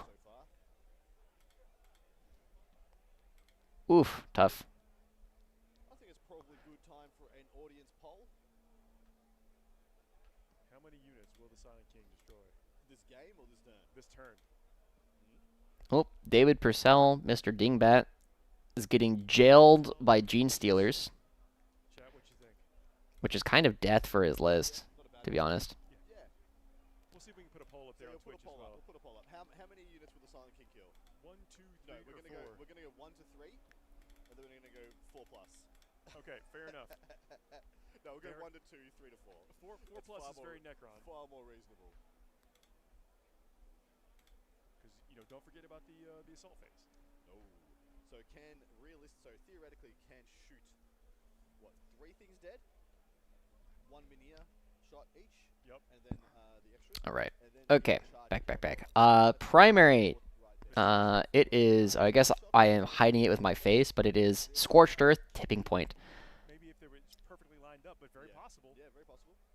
So you got the. You're gonna get the 10 here. Or the 5. Scarabs. What do Scarabs do? Scarab abilities. At the start of the fight phase, if this unit is within engagement range of 1 or more enemy units, you can select 1 model in this unit to destroy. If you do, select 1 enemy unit within engagement range of that model and roll a d6, adding 1 if it's a vehicle. Oh, it just does... It, like, kills itself in order to do mortal wounds. That's funny. While an enemy unit is within engagement range of this unit, subtract 1 OC to a minimum of 1. If within 6 inches of a Cryptic, which I'm guessing the Psychomancer is, but I'll double check, it has OC 1. Psychomancer. Keywords. Cryptic, yep. That's funny.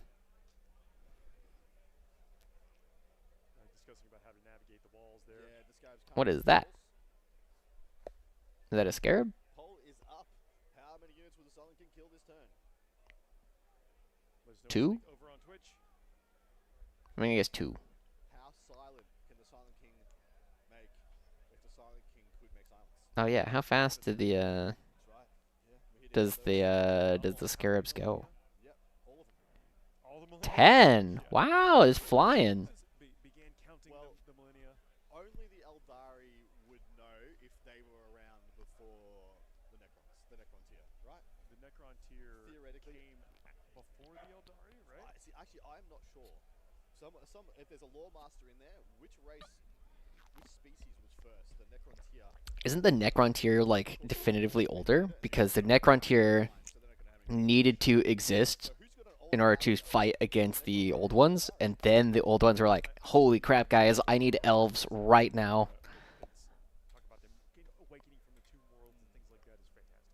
So yeah, that is exactly what he needed to do with the Menhirs. He needed to move the Scarabs first to make space so the Menhirs could jump on the terrain feature and be able to see over. So he has negotiated that well, thought his way through the problem.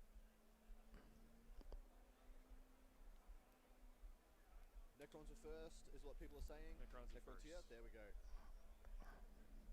Seems to be the prevailing vote. All right.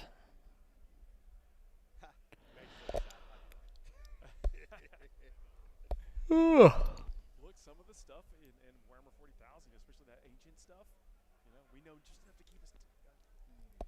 All right, so this DDA, I always call them ghost arcs, but this should be able to see here. This one can't move. And then where is the third one gonna go? I wouldn't be surprised if it ends up coming down like here, because it can't go over here. There's no space here. I guess it could come like here, but like why?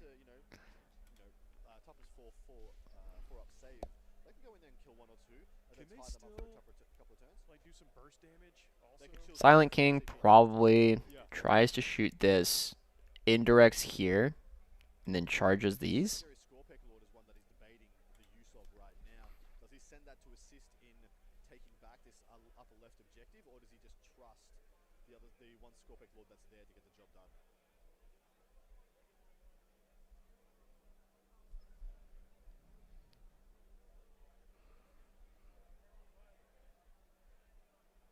The poll is all over the place. Most people saying 4+. 4+. I like. There's no way Silent King kills 4 units this turn. You guys can stick around. Yep. Yeah. The 57% of you guys know what's up. Always believe in the high roll. With the way this game is gone, though, it's like anything is possible. Yeah, I don't think Necrons are out of it, but I think they're pretty unfavored from this position. So Scorpic, moving back over to the other side of the terrain feature, doesn't want to get shot any more than it needs to. Scarabs moving out to an effective charge. Just because, as always, if you're going first and you don't have a score advantage, you're losing.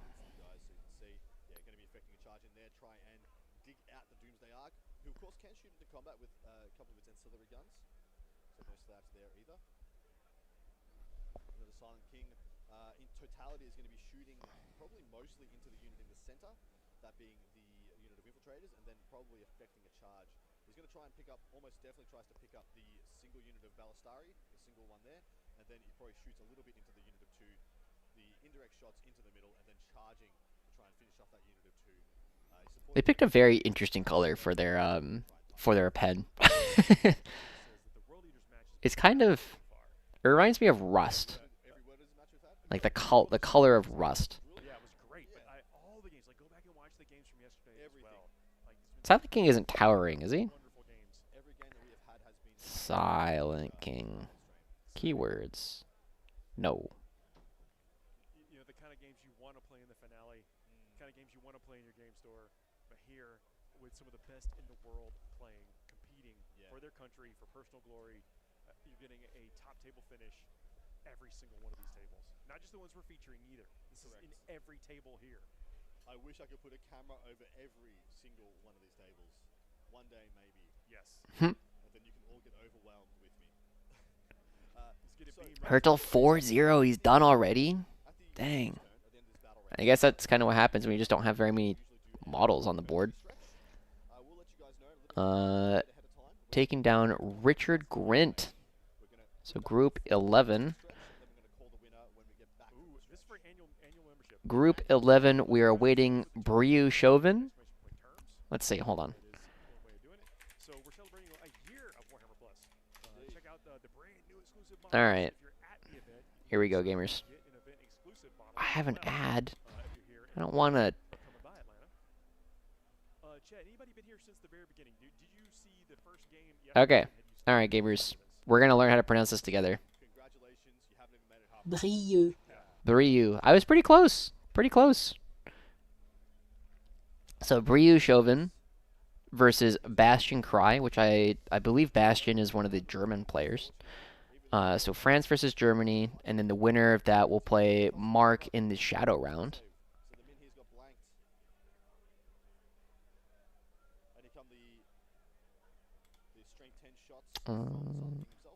Then, yeah.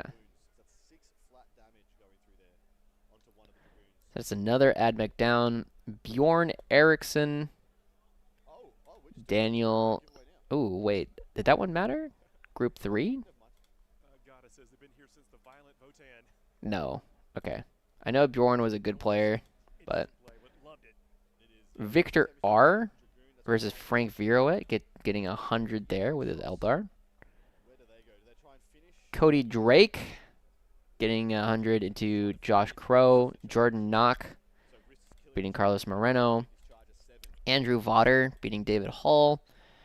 Guillaume versus beating REC.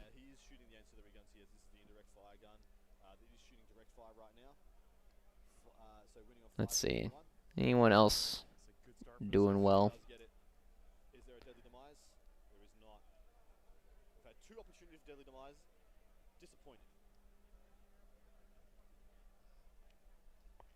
Doesn't look like we've got a whole lot more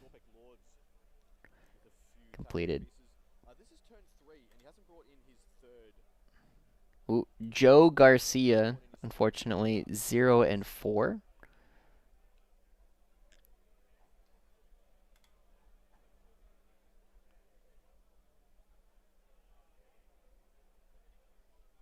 Ooh, buddy, I know. Currently 0-3. I wasn't expecting him to like make waves, but I was not expecting him to be 0-3.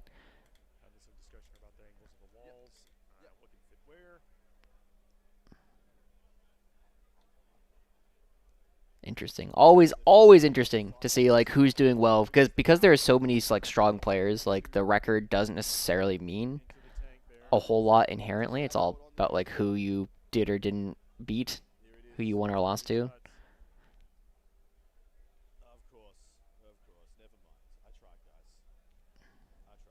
Okay. So Tactical Map is saying we do have another DDA down here. The Ophidians probably trying to make a charge into this. That would be big if it went off.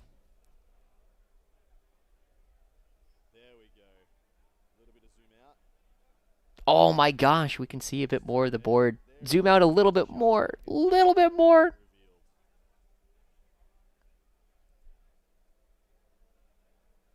I can see clearly now. The rain is gone. We have zoomed out to see almost the whole board.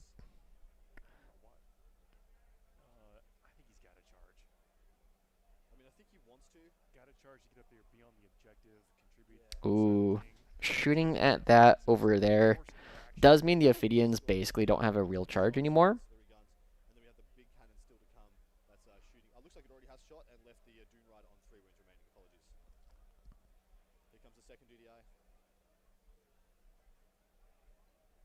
All right. Which one is this? Nice. All of them? Nice. 4? This might be this Doomsday Arc shooting into the... No, apologies. Killing the boat. Did not explode. English is second language there. I'm doing my best. Firing the small weapons and then the big weapons. Yeah, there we go. That's what he meant. Yeah. Ooh, a lot of lethals. A lot of lethals.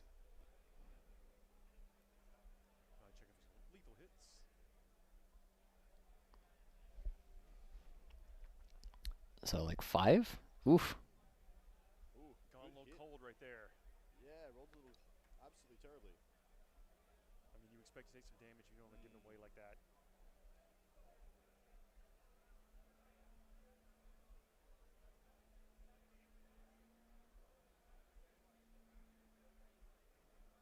All right, making it not possible to lose his natural here, I don't believe.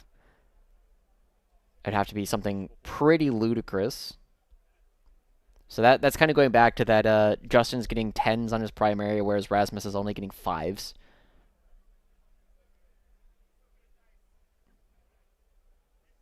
Interesting, he's shooting backwards with the Scorpec Lord here into the Dragoon. Naturally, the Dragoon is a vehicle. Make one, fail one. Can shoot into that combat, it's just at -1 to hit. I always love it when people just like shoot little pistols and like bolt pistols at things. It's like, haha, deal a damage to your Land Raider, and you're like, fine, I guess.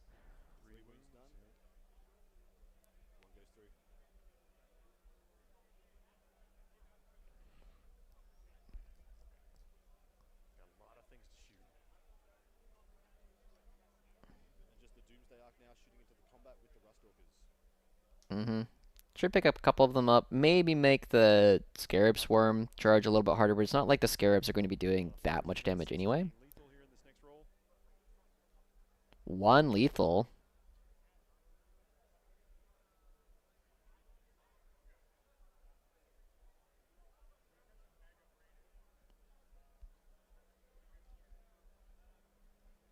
Ooh. Only like 4 saves? 3?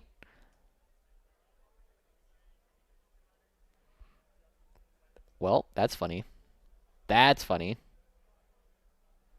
Going to charges now. Scarab's charging into the Dragoon. Scarab charge chicken. I've witnessed too many vehicles dying to one piddly shot to not roll all of my piddly shots just in case. Yeah. I have a... So I was playing in 9th edition, and I was playing... I had a Lehman Russ tank commander, and the tank commander at the time had a... What do you call it? A enhancement or a relic called Gatekeeper. And Gatekeeper turned the main gun into D3 plus 6 shots at 933, which in like modern terms, if for anybody who's watching who didn't play 9th edition, 933 in 9th edition was about equivalent to like 1233 in this edition, right? Because base like Lehman Russ's were toughness 8, okay, and Land Raiders and things like that were toughness 9.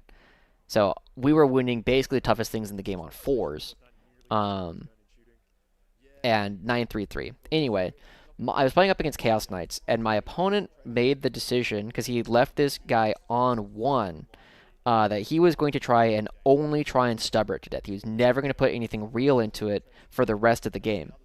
And with that in mind, I passed every single like stubber or like Havoc launcher save that the Chaos Knights were putting out every single time, and I just lived because I was rolling a lot of 2-ups, and you know he probably gave me like 15 2-ups, but they're still 2-ups. Like sometimes you just make all of them, and because of that, the tank commander lived an extra 2 turns because he never put anything real into it, and every turn it lived, it killed another war dog. And my opponent was so tilted, but I was just like, brother, you're doing this to yourself. You have to know that you have to put, like, if you don't want to just lose a war dog every turn, you have to put, like, a real gun into it at some point. And you just never did. And so I killed an extra 2 war dogs with it. Because there was also a strat, a very common strat in 9th edition was if you were bracketed. So bracketing at the time meant like -2 weapon skill, ballistic skill, and like -4 to move. You could spend 1 CP to pretend you're not bracketed.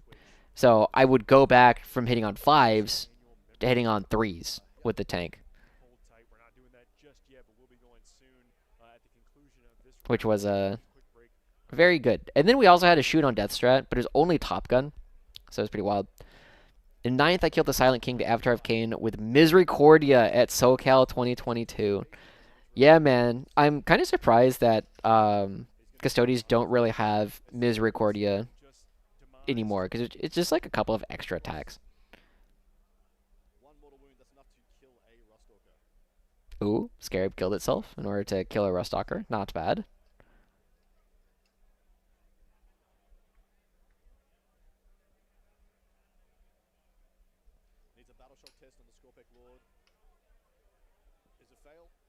Fail?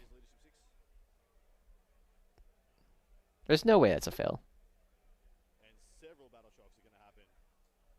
I just had to check the scrolls to see if the self-destruction counts as a deadly demise. It doesn't. It does not count as deadly demise, Paul. I'm sorry. That was for our benefit, not for the player. The players did that exactly right. This is for our count. All right, Scorpec, punching. Ooh, 1 dies. Oh, wait. Oh, yeah. Other Scorpic Lord. I understand. Seems like the perfect extra attack, but we're already rolling buckets. Yeah. I mean, I don't think the Misericordia does anything. It is kind of funny, though, how, like, the Striking Scorpions, the Manda Blasters, they have a different rule, like, every single time. Like, right now, they are sustained, but in previous editions, they've been, like, dev wounds. So it's just, you know, just one of those little things where you just got to give it a different rule every single time.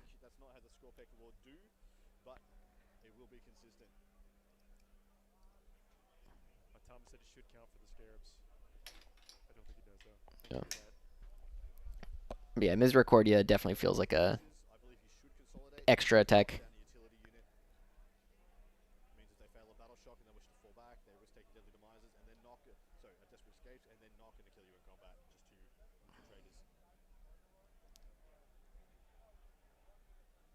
Oh, what's happening?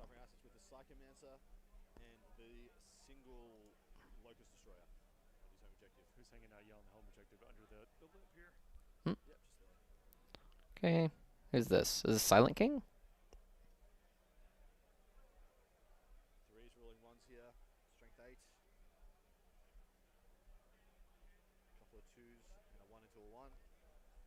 So 6 chicken saves?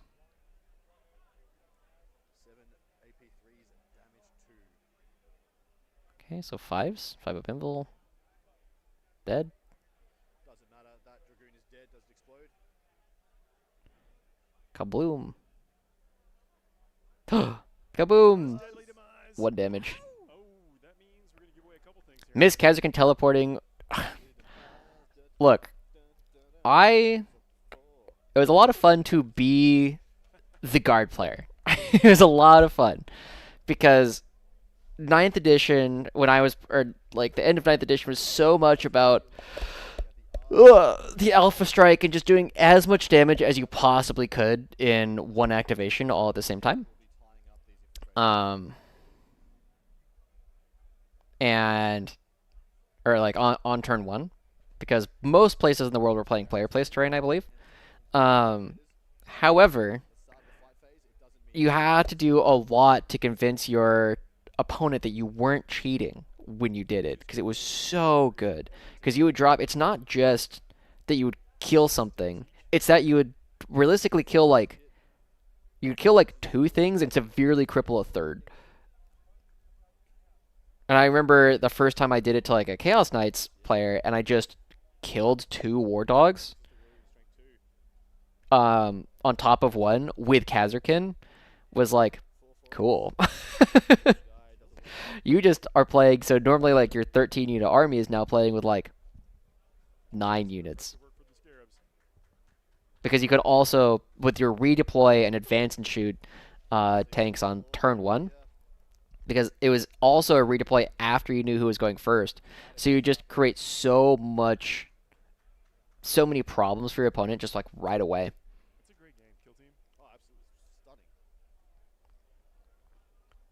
Yeah. Another wound done.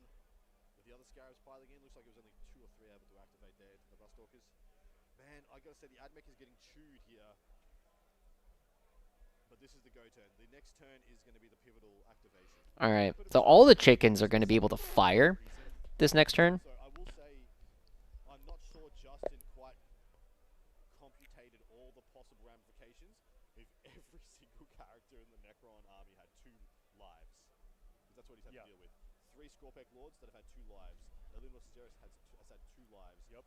That is the literal entire only lever that the Necron player has needed to pull to stay in this game. But it's yeah, I mean, he's got a lot of stuff, but part of the issue is like they're all in the wrong places. So like if you drop the Silent King here and if you kill the Silent King and like if Ceres and Silent King died and then this Scorpec Lord die, like you have Scarab Swarm here, DDA, DDA, DDA over here. It's just so far from the rest of the board. Like, it doesn't really get a play. What's up, Great Batch? Thank you for stopping by. EC Terminators in 9th felt like cheating. Move 11, charge at 6 plus D6. Fight first, -1 to wound. Yeah. There's a lot of silly stuff in 9th edition, but I also thought it was kind of fun. Just because everyone had different puzzles to solve. Also because of the way that fixed worked. You would just go and play, or like every army had like different things. Like, how do I stop the Elder army from scoring behind enemy lines every turn? Like, I thought that was an interesting puzzle to try to solve. Also the one where it's like, you gotta do an action in the middle of the board with a Psyker. Right? That was interesting to try to solve, because you're just like, oh, well, how do I kill all the Psykers and just turn this into a dead secondary? In is down. Dang.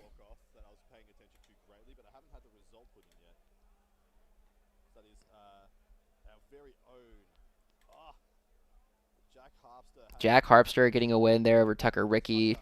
Matthew Clerk beating Jack Murphy.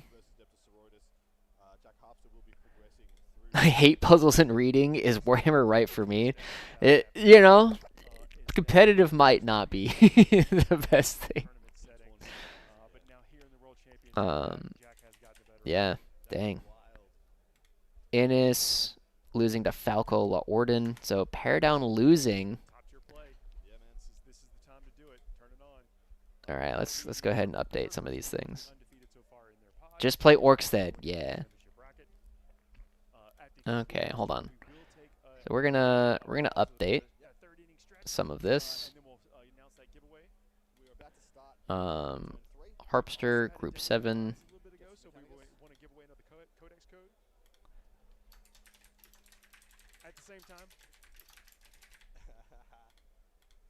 Tucker Ricky lost.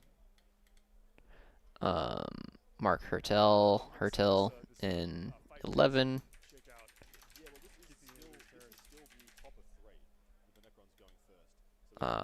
Richard Grant lost. Clerk is in Group 3. I mean, these players are activating every single one of their units in every possible phase they possibly can. Jack Murphy. So Jack Murphy lost. And then Falco in Group 13, putting a stop to Innis. That giveaway will be for an annual subscription to Warhammer Plus. Do not put in anything right now. No entries are open. Innis loses there. I don't think Heimdall was versus Robin Roberts. Yeah, that wasn't top of it.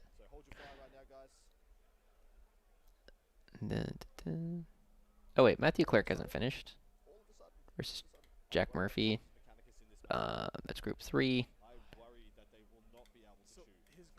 Undo.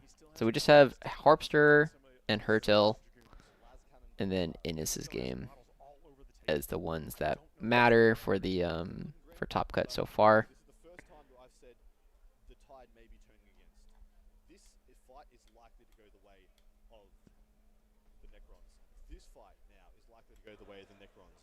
this fight in the middle is likely to go to the way of the Necrons. Yeah, but it's late. It's so late. That will pose up on this position and will dunk full strength Las Cannon fire into the Silent King.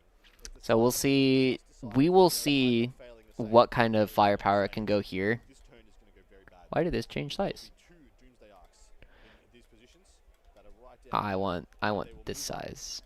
Yeah, the big ones scare me. Plus the Silent King himself. Those three will go down. If that happens, 3 Las Cannon Ballistari and Ballistari's call does not this matchup win. And that is my fear. My fear is he's held the Ballistari back for 1 turn too long. Well, too much. Those Doomsday arcs, so I think he wanted to see where they came in. Yeah. Wanted to see where that last one came in. So this needs to die. I think you can actually sack Call to just kill this. And then you kind of ignore DDA, DDA, DDA. You would love to deal with these Ophidians. So like the Ruststalkers go out, fight the Ophidians. With the firepower, like we all have this like remnant memory of what the Doomsday Arcs have done at one point in time in a game we've played against them before. Yeah. Forgive me if I'm wrong, it's 32 to 37 right now on the scoreboard. So things are looking a little bit better for the Adeptus Mechanicus. Of course, we do know that the Necrons went very poorly on their secondaries in that turn. Oh no, so the Necrons is 37 to 32. Yeah, because it's going to be 10, 10, behind the lines of recover assets, just getting the points on the small recover 5, assets, 5. So there is a very good chance that the Adeptus Mechanicus does make a breakthrough All right. points and Is that a Battle Shock? Turn 4. So we know you could find the list, exclamation point. List. Ooh. This will take you to that. Battle Shock. That's what you get. Battle Shock over here. Gonna see if there's been any other results in for the round of 4 so far.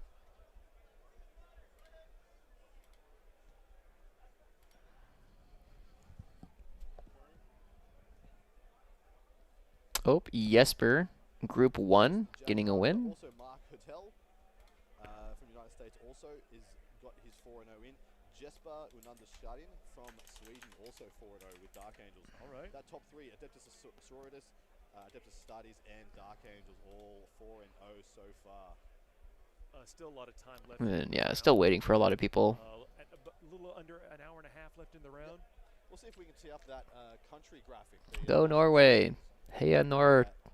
I don't know how to say that. Also give you guys a little peek at how things are churning for the Nationals so far.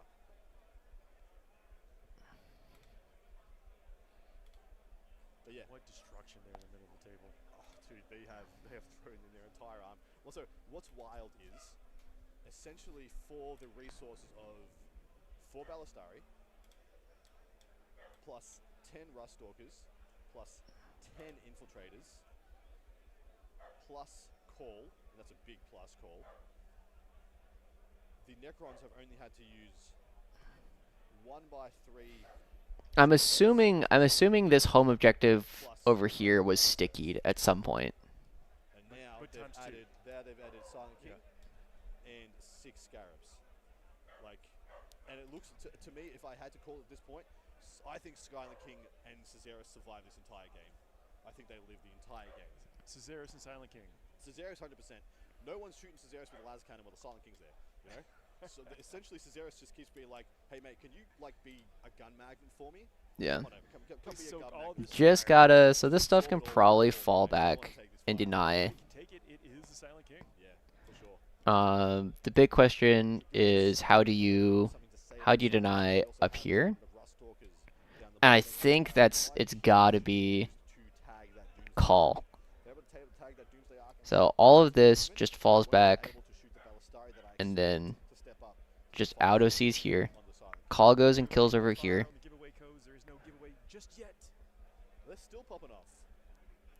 And then which I definitely respect. Are they just doing it for their own entertainment now? Yeah. They're just doing it for their own fun. I completely understand. But we'll do that at the end of round 3. Because if you can stop this, you have a perfect tool to go over and stop it one more time. Keep it open until everybody can get We're going to keep it open. We'll keep it open for like 5-10 minutes during the break. During the break, we will completely let you know when it is active, guys, because it is not right now, so you can cease. My dog does not sound happy.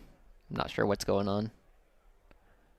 So right now, as it stands, with the event, with the Noria? games that have finished so far, we have still All right. 26 undefeated players from the United States. How come both the G and the J make Y sounds? England with 5, and then equal for Canada and Spain with 4 undefeated. Then under that, we have 3 undefeated That's all right. from Italy, and then Nothing can be more confusing than Welsh, though. 2 undefeated from Denmark and Belgium, and 2 undefeated. Nothing is more confusing than Welsh. Eagles 4, Mexico, Gaelic is up there. Switzerland, and that is it. Got a great question here in the scrolling ticker there. Like, what are the numbers under the Army selection? Those are the points they scored in the rounds that they played. Swearia? What you're seeing is Yeah, I do know that there's a lot of like Germanic languages where the V's are either like F's or W's. The 3 respective rounds of play that have happened so far. Like, I think in German, W's are V's, and then V's are F's, if I remember correctly. So undefeated by faction. World Eaters have 2 undefeated in the field. We're gonna have a new You know what I think would be really cool is if there was like, if there was more clicking in Western languages, because they're mostly only in like African tribal languages. Like I've got a friend who's got an exclamation mark as part of his name, and so you do it at the end of his name. Getting Anglophones to pronounce Danish words is always funny as well. Look, I'm down to try if you tell me what it is. Just don't make me swear or like say anything cancelable on stream, you know. Belgium is one better. Belgium had 4 start and 2 are still going. So there's still a 50% power. 50%? Who's at 50%? That is superstar stuff. Scotland is up there as well. Scotland had Oh, Denmark? I think Denmark's actually doing better than that. And he's still going. Okay, 100%. Okay, wait, no. Richard Grint just lost, so they're at 50%. Scotland, they only had 1 player, and it was Innes. Absolutely, man. Absolutely. England still 5 in contention, not bad.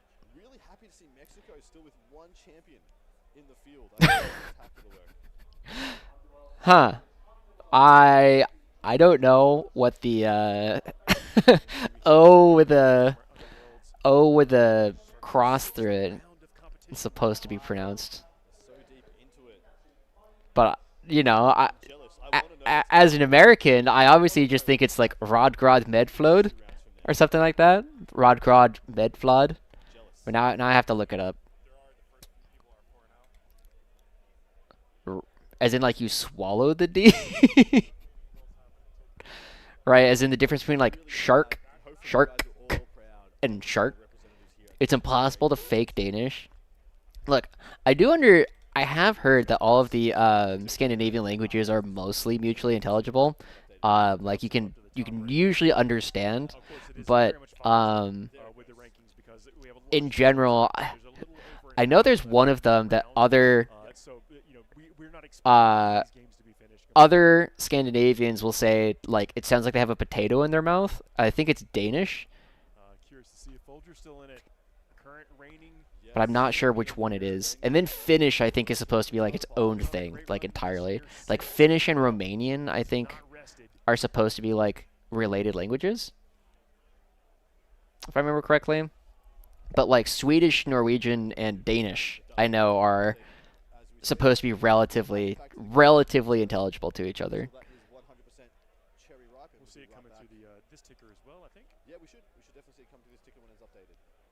The Dragoons, as I suspected, have moved over to make a Alright. for the silent. Here come laser chickens. I think, okay, so one of the things here, you have the DDA, and one of them, maybe? I don't know if both of them are going to be able to get on this firing line.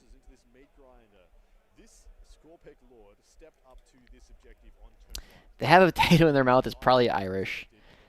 It's considered polite for Scandinavians to speak their own languages to each other and only switch to English if understanding has been lost. Interesting. That is a very different, what do you call it? Very different etiquette than I would have expected. Are you going to stream the reveal show later today? It depends on when it is. To be entirely honest, I don't care very much. But we'll see. Like if it's yeah, I guess that's the biggest thing is how long it is, because I do still need to go grocery shopping today, and I know that the last game is going to finish sometime around like 10. Or sorry, finish around like 5 p.m. Here come the Iron Strider Ballistari. Looks like they will get a firing solution on the Silent King. That's going to be 6 las cannons. 6 las cannons. But yeah, if it's easy to stream the reveal show, I don't know what time it is. With the TH sound, you put the tip of your tongue on the back of the front teeth. So like Roth.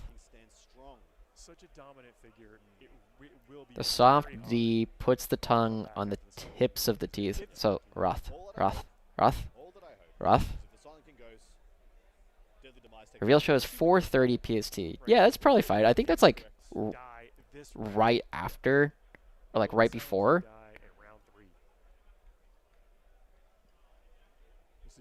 Yeah, I mean, if it's like during the games, I probably won't stream it. But if it's easy to watch, because I think that's the biggest thing, is if it's easy to watch, I will do it. And what's the smallest angle he can get? Yeah, so he's pulling back the Iron Strider Ballistari just so he can dodge. Oh, minimum angles here.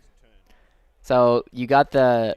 It looks like the Silent King is a little bit past where the edge of the footprint is, which means that it might be possible to take a minimum angle such that the DDAs can't shoot, which would be really cool if it's possible, and that would be a really big deal if he can shoot without getting shot back.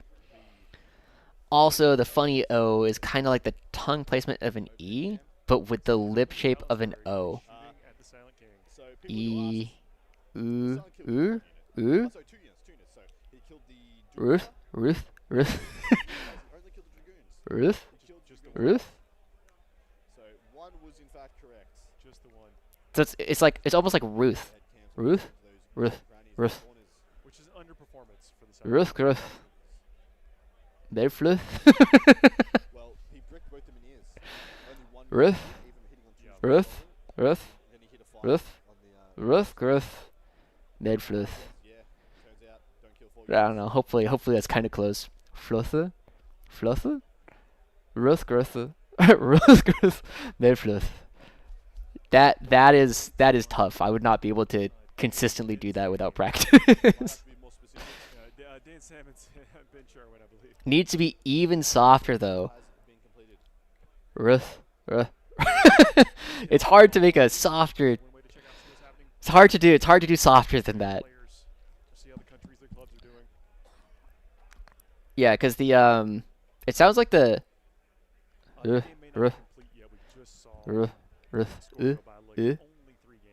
It's similar actually to the sound that you make in Korean, where in Korean it's typically done like a EU is how it's typically done. Where it's like, because there's right, as like all different like vowel sounds that you make in Korean that they technically show up in like American English, but they're just really uncommon. What's up, Zaid? There's Zaid. You have to tell me which one you prefer. I know a guy that goes by Zaid, but like I know more people that go by Zaid. So whichever one you prefer is the one that I will call you. Or if there's a better way to pronounce it. First one goes through, 6 damage, 1 min here down. That was the first unit of Second, Zaid. Cool. Zaid. Yeah. Yeah, it's really interesting. So there's actually a lot of history between like Japan and Korea, which is really interesting because I'll start off by saying that this historically is astoundingly racist, okay? But it was a common thing to say in like the Japanese colonization or occupation of Korea, that it was evidence that Japanese was like a empire race, and Koreans were a race meant to be colonized because it was easy for Koreans to learn Japanese, and it was hard for Japanese to learn Korean. And a big part of that is unironically the fact that Japanese does not have very many vowels. Japanese just has a, I, U, E, O. And Korean has like half a dozen vowels. Right? And so it's just every vowel that Japanese has is a vowel that Korean also has. And Japanese also doesn't have very many consonants. Japanese has aka, sa, ta, na, ha, ma, ra, wa, wa, n. So like 11 consonants. And there's like a couple extra. So we'll be generous and say like 15 consonants. And Korean has like way more than that. So like every sound in Japanese exists, or yeah, every sound in Japanese exists in Korean, but not every sound in Korean exists in Japanese. And Korean is not a tonal language, but one of the things that like makes it hard for non-Korean speakers, like myself, I'm not a Korean speaker, but there's differences in like how much you emphasize different consonant in ways that doesn't really exist in American English, or is like very hard to explain. But like there's a difference between like pa and p, pa, right? Pa and pa are different sounds. In ways that is very hard for people who are not used to listening to it to pick up. Wow, can't get them in here. All right. So the min here goes down. Left on the min here. Ooh. Okay, I'm assuming this was one unit of last chickens not doing as much damage as it wanted to. Has one command point, deciding if he wants to reroll. This is big. I mean, he just said go big or go home. He's trying to get the min here down, so he's forced to take new wounds on the king. It did convert for him. He did get that min here down. That's a great use of the command point. Wow, nice. Good reroll. Is now firing into the Silent King. Let's go. Twos, rerolling. All hits. Threes. Only one. Will he clutch it? Ooh. Funny Melta, 4 damage. 5 damage done to the king. 5? He's Melta 3? He said down to 7 remaining on the king. Belisarius, I got. That was pretty big. That could have been much worse.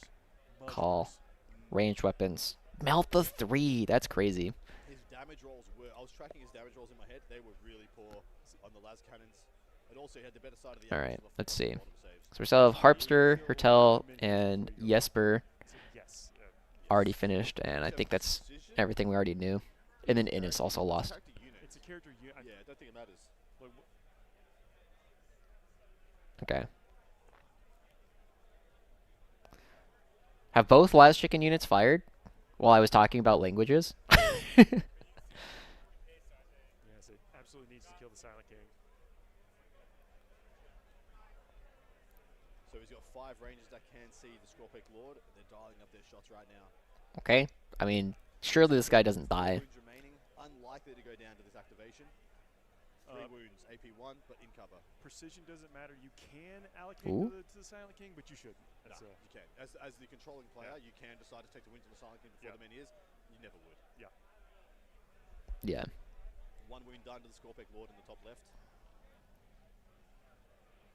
So we've had our first scorched earth burning of an objective begin. The unit here of Taraxi have arrived from reserve and commenced the burnation of that bottom right objective. Really? They're starting to burn it. Scorching the earth. Scorching the earth. Interesting. 11-inch charge here into the king. King has, as if the players what they've said is correct, or we've interpreted correctly, has 7 wounds remaining. So Okay. theoretically, the Dragoons can do this. They can. I don't think they're particularly likely. You should charge call into Ceres. That's another 11 on the charge. Oh, they're going to double charge. Yeah, that's a lot of basing. That's a lot of basing. Technically everything. Wow. Might cost him some attacks, we'll see.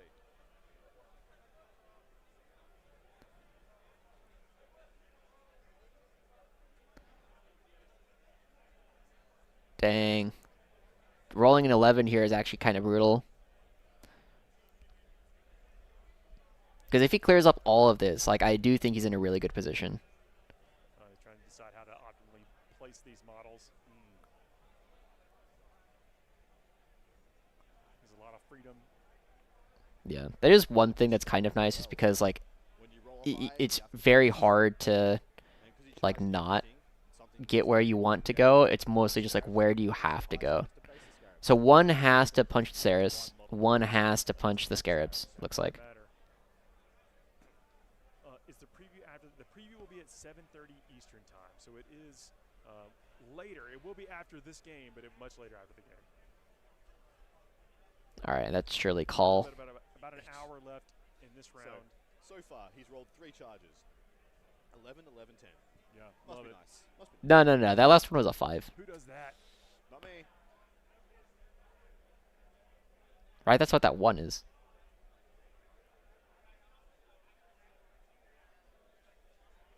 Surely he rolled a 5 there, right? I'm not crazy?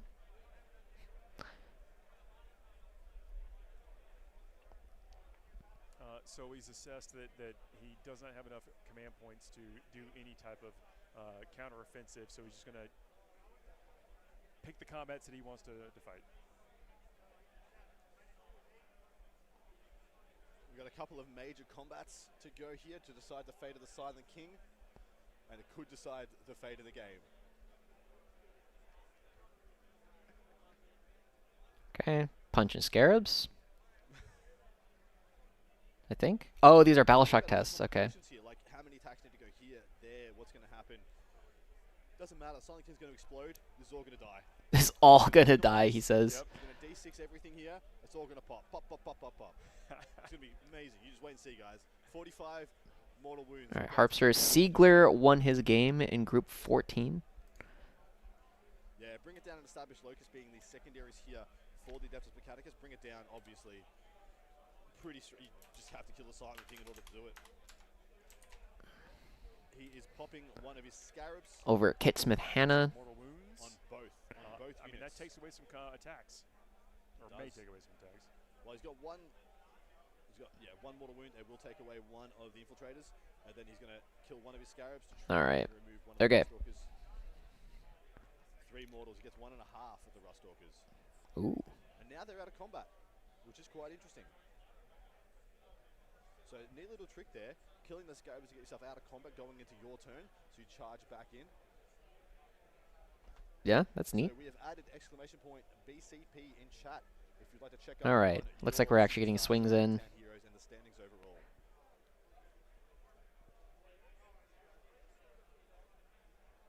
Oath against the Silent King. Sustain coming in, and this is probably 5s? Forced to wound here. Oh, Lance, 4s. Ooh. He's not happy with that roll. He is not happy. Nah. Like going in the Silent Okay. King, you just want average. Does 4 wounds to the Silent King. The Silent King's down to 3 remaining, but unlikely to fall now. 6 infiltrators going into the Silent King now. 6 infiltrators, a lot of attacks. I don't think they can do it. It's the AP1 wounding on 5s with 3 wounds left. He's going to have to get really lucky. The look on his face, he does not think he's going to do it either. He doesn't think he's going to get it. Okay, okay. Yes. He needs the 6s, not and happy he's with the only roll. got 1 6. That's a pretty low roll there. Hitting on 4s as well. Full roster hit here. It does have the chance for a big conversion. Hits 2 more 6s. It's 3 more 6s, 4 more 6s. Okay, big conversion. 4 hits to the pool there. Yeah, adding 10 more in. 5s to wound. He's tier 11. Excuse me. Needs to give him 9 saves here to think he's going to get it through. 6, 7, 8. He does. He has enough. He says 9. 9. Average. He's begging his opponent He's to got roll 10 average. saves on 3 up to kill the Silent King, guys. There's no CP here. 1, 2, 3. I see 3 1s. Oh, by 1. If he had if he had a CP. That's crazy. Kaboom. Oh, he is CPing. Oh. The CP reroll lives on 1. Oh no, that was the explosion. Oh, okay. Never mind. That the Silent King would go down in this turn. You are correct. But it took everything. Yeah. It took more than I think people were expecting, but wow. And call shooting too. And call shooting. Just a drop in the ocean. Yeah. I got to play Kit in that TTS Teams thing. I was kind of rooting for him on this one. Was a great opponent. Yeah, Kit's a fun guy to play against. Still a lot of firepower. Which are devastating. Yeah. I played him at Charity Cup in Las Vegas. King should come out to kill is Lazcan and Belastari. He came out before them. And That's because, of course, the Necron player went first. he was playing Votan at the time. The Tim Schneider list from before the Codex came out. And I mean that matchup is kind of spooky because I was playing guard, and it's just a matchup where you have to what do you call it? You have to the guard player has to lean into the fact that while yes, the Votan player can high roll with their sustains, they usually don't. So you have to just like, you know, lean into the dice. Liam VSL winning in Belgium, or not Belgium, in Pool 1 over Durante. Keep your eyes peeled for a second. So Pool 1 is going to be Jesper versus Liam VSL. But before we do that, over on Twitch, all terms and conditions apply here. Hit exclamation point win plus. Exclamation point win plus. Jesper Runander Sharon. Drawing for Let's see, anyone else? Sean Reynolds in Group 5. Taking down Evan Stump, who was the pair down. So Sean does not drop the pair down. Yeah, it is live now. Going to keep it open for about 5 minutes. We'll come back. We're going to take a quick break. Come back. Yeah. Let you know what's Good going on. dude, good dude. Oh, he also got kind of blown out by Liam. 44 to 100 for the Belgian. All right, anyone else finishing up? Seems like we're gonna get a bunch coming in fairly rapid fire. VSL, Harpster, Siegler. I think I already did that one in pool 14. Yep, over Kit. Jesper, Sean Reynolds. Yeah.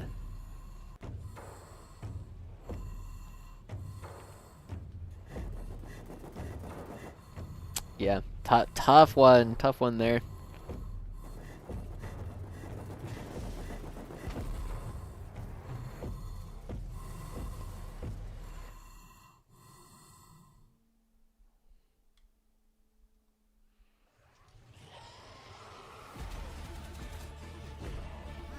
Oh, Dark Tide music.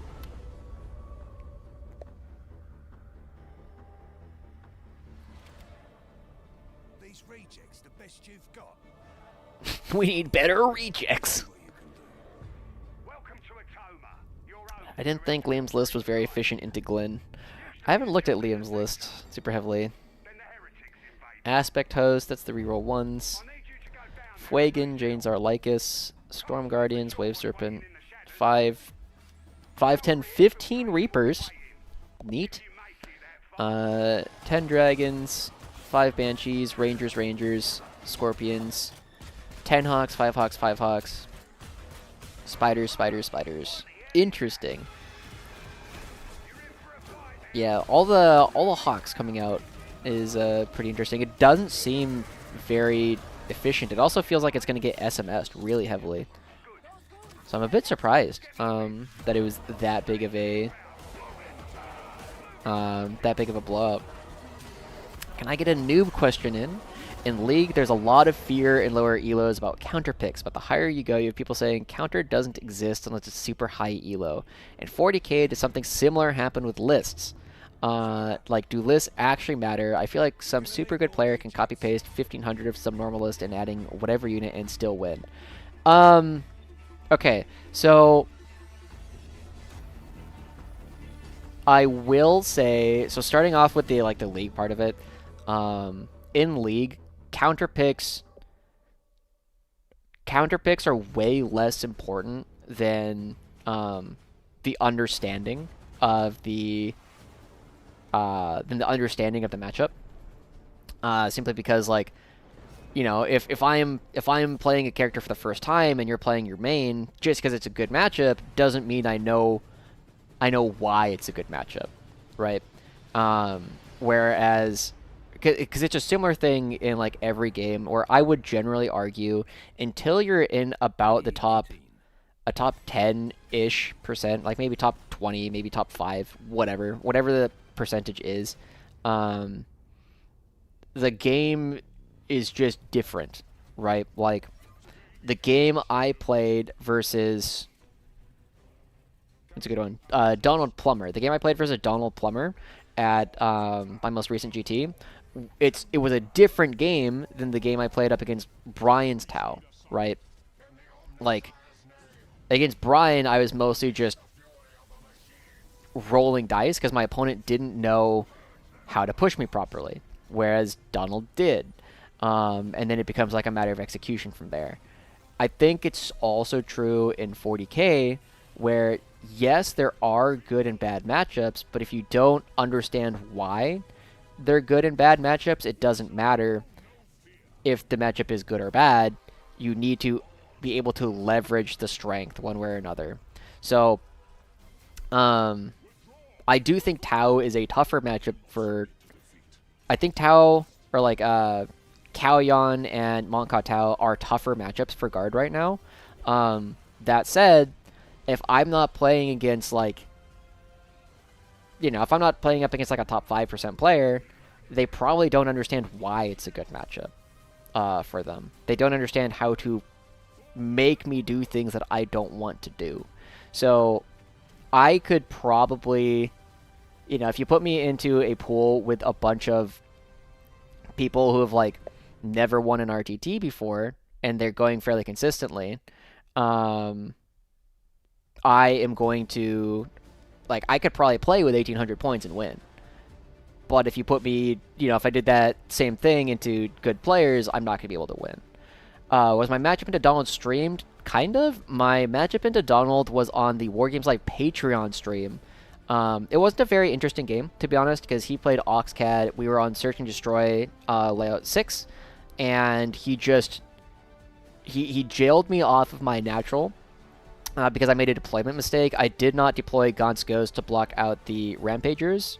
So the Rampagers blocked off my natural, and then I never really took it. And then, what was the other big thing? And then because, like, it's layout 6 and it's super open, I lost 2 transports top of 1 because I could not hide them because I needed to hide the Dorns from the Skyrays and the Riptides. So I just, like, ran out of useful deployment space. So the game wasn't that interesting, but if you want to watch it, it is the Patreon stream round 3 of Wargames Live. The real question would be, like, how relevant is the skill of a player versus list pick? Yeah, the player skill is way more important than the list they're playing. And I think that's probably still true until you are very, very good at the game. Like, I still... Yeah, like I don't think, in general, if you are an active 1600, if you're an active 1600, actually, here, I'll show you something kind of interesting, because it is kind of relevant.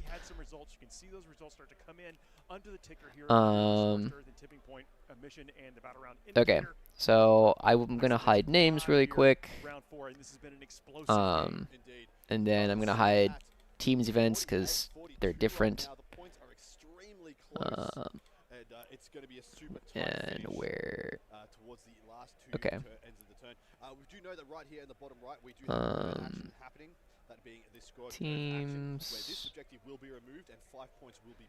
Teams hide. Challengers Cup is team. Oops. We've just seen a Scorpec Lord diverted from the hide. Okay. So this might be interesting for you, Zaid. This is my match history since Chapter Approved started. So we still have, so the event, what I was playing against, the elo of the player, like the most recent elo as of the time. And so if you pay attention, this is only my singles games. I have lost 1, 2, 3, 4, 5, 6, 7 games since chapter approved in singles tournaments. This guy, 1700. I also got really unlucky in this game. This one, 1700. This guy's at Worlds. This is Steve Trimble. This is Justin Serrano. This is Ken Bush. This is also Ken Bush. This is Donald Plummer. And this is Adrian James. Like, every single one of these players that I'm losing to is... Every single player here is 1700 or above. Sometimes significantly above. So, like... I'm only losing to... like, top 1 or 2% players right now, regardless of what the matchup is. And I think that's generally true of most of the people at the World Championships. They're also only losing to other elite players.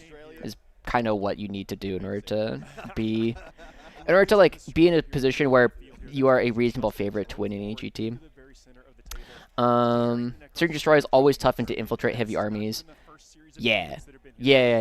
I just needed to give him Gaunt's Ghost. And then I think I was in a decent position, but still not a winning position, but a decent position immediately. Thank you, Shadow Fox. I am having a good day so far. Just getting up pretty early.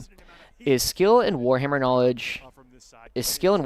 knowledge or like analysis? I think you're gonna have to explain what you mean by that a little bit more, because I'm not sure how to answer it.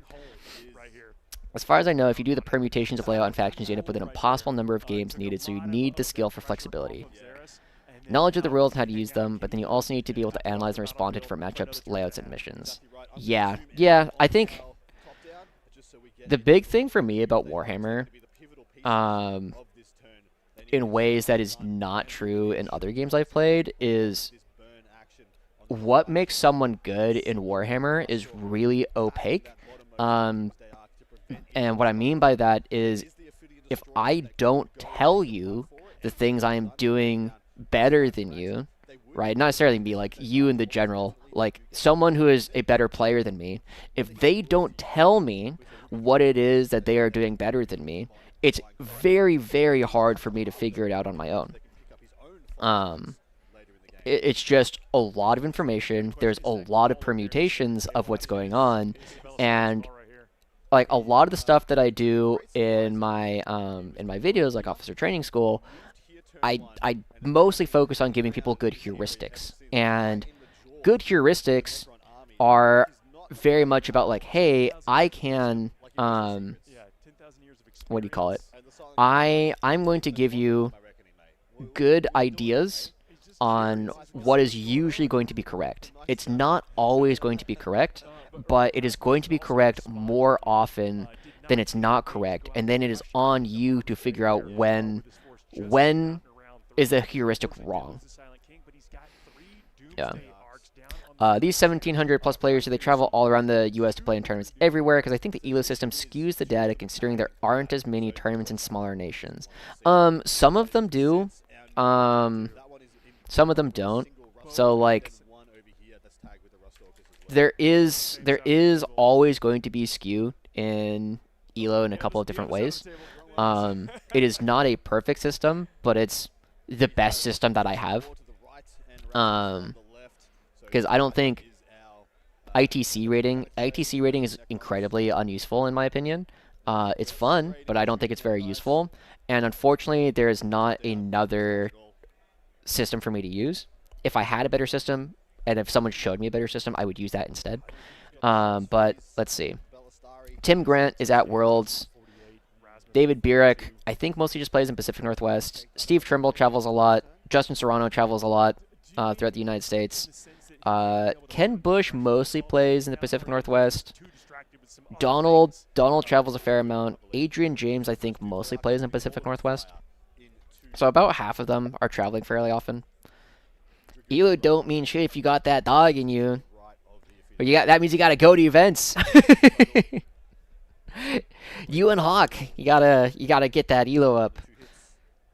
Also, some countries don't use BCP as much, which also skews the data in favor of US players. Yeah, I know in particular, France and some of the European countries where they use a lot of gamer tags don't get represented. Like a lot of the French players just don't have an elo.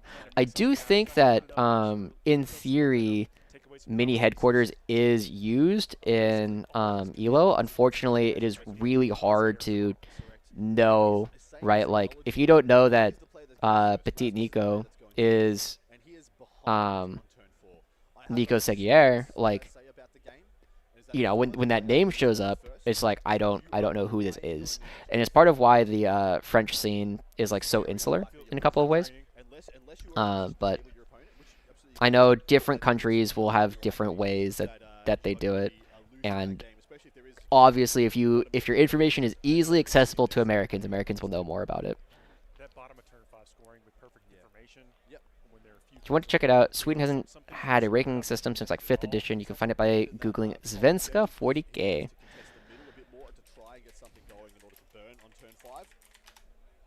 So he's trying to scrape up these missed portions here and there. I'm unsure whether Neat. kill call at this point. Yeah. Bjorn, Jesper, Sebastian, Dag. I don't recognize Carl. I know Emil, Joel. I've heard Olaf. Johan. I might be thinking of a different Johannes. But yeah, I recognize a lot of these players who are on here. But I do think it's cool. I'm surprised that Jeppe Restmark is as low as he is, but you know, it just kind of goes to show there's like a lot of good players in places that we don't know about.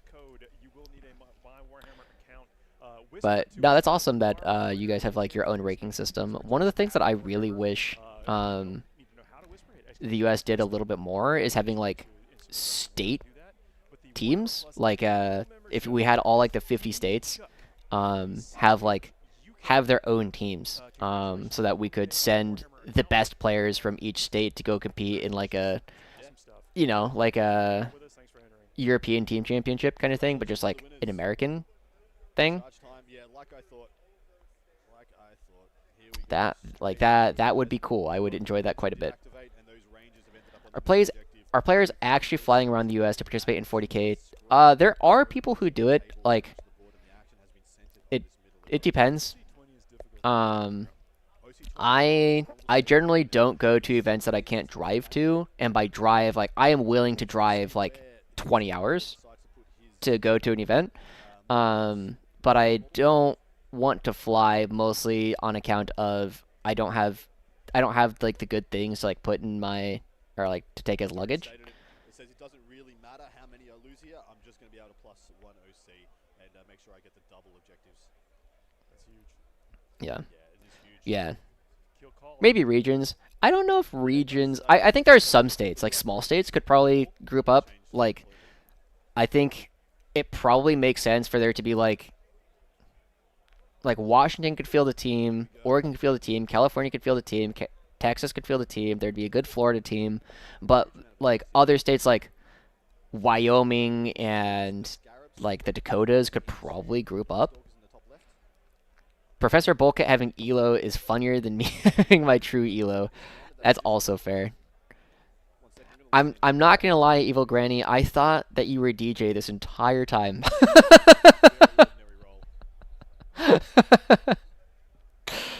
Oh, that's really funny. You two have a lot of similarities in the way that you guys talk when you're typing. Florida have to be the team to beat, right? I think Florida would be very good. I think Texas would be very good. I think California would be very good. Yeah, Florida would probably be the strongest team. Or at least they're the ones, because like they just have Art of War down there. But there's like Tundra Tactics, like they're really good. The Midwest Monstars are really good. Like there are teams that you could put together that would be strong. I'd like to think I would make the Washington team. Let me think. Who would the Washington team be? It'd probably be. All right, I'm gonna put a notepad.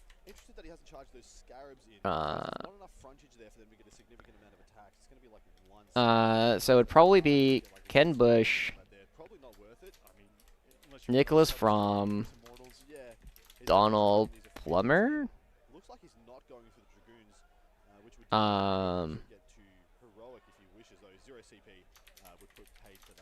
Timothy Grant.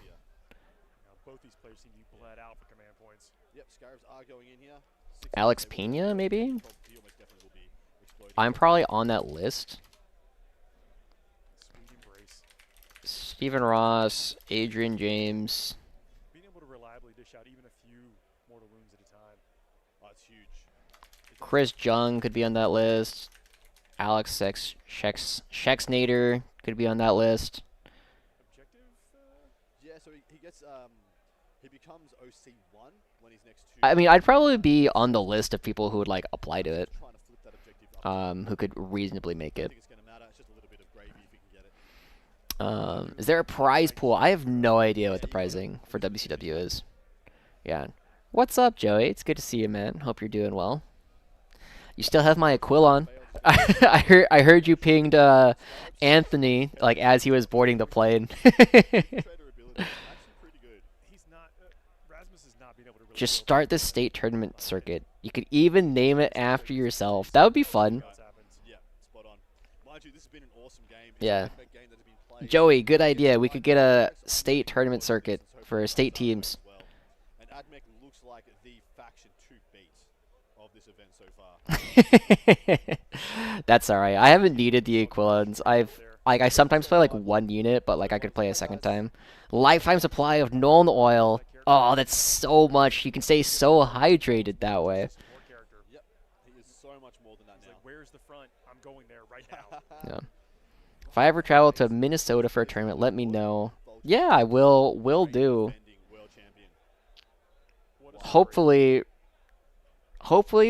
both my economic situation and the country's economic situation improves soon, so I can do more traveling. When you take it to the next level, yeah, it would be so much fun. Like, I'm sure for you, as it is for me, watching the World Championships of Warhammer stream, it's fun. This is a lot better than it's been in the past. However, I think it is obvious that there are ways that we could improve this.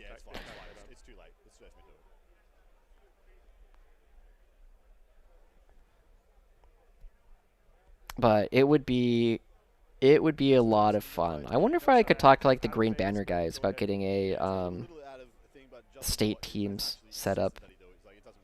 We also believe he charged him in there. Yeah.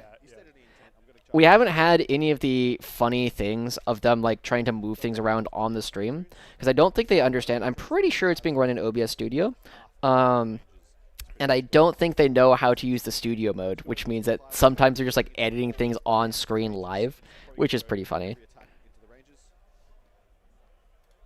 Alright, time to double check what's going on with a couple other matches. Folger Piles winning Group 8 over Wesley St. Hines. No, over Ludovico Mazza. It's John Lennon that is playing. Okay, so there's that one. Kyle McCord, I think we knew that one already. Group 15. Maybe I'm lying. Kyle McCord taking down Stephen Mitchell. So unlikely to kill the whole unit, of course. Oh, 3 ones on 2's the wound. Okay. Liam VSL, Jack Carpster, Richard Siegler, Nick Nanavati, Group 2. Versus Matthew McCurdy, winning that one there. And then Nanavati. Matt Shukman, Group 12. Taking down Joshua Brody. That's kind of been the tail of it, whereas like he's forced him to commit, but because he's been able to reach out and tag some of these tanks. Leif Westerman in Group 13, taking down Austin Johnson. Silent King goes out to the middle, pulls out all the anti-tank. Sure, the Silent King goes down, but then your Doomsday Arcs come out.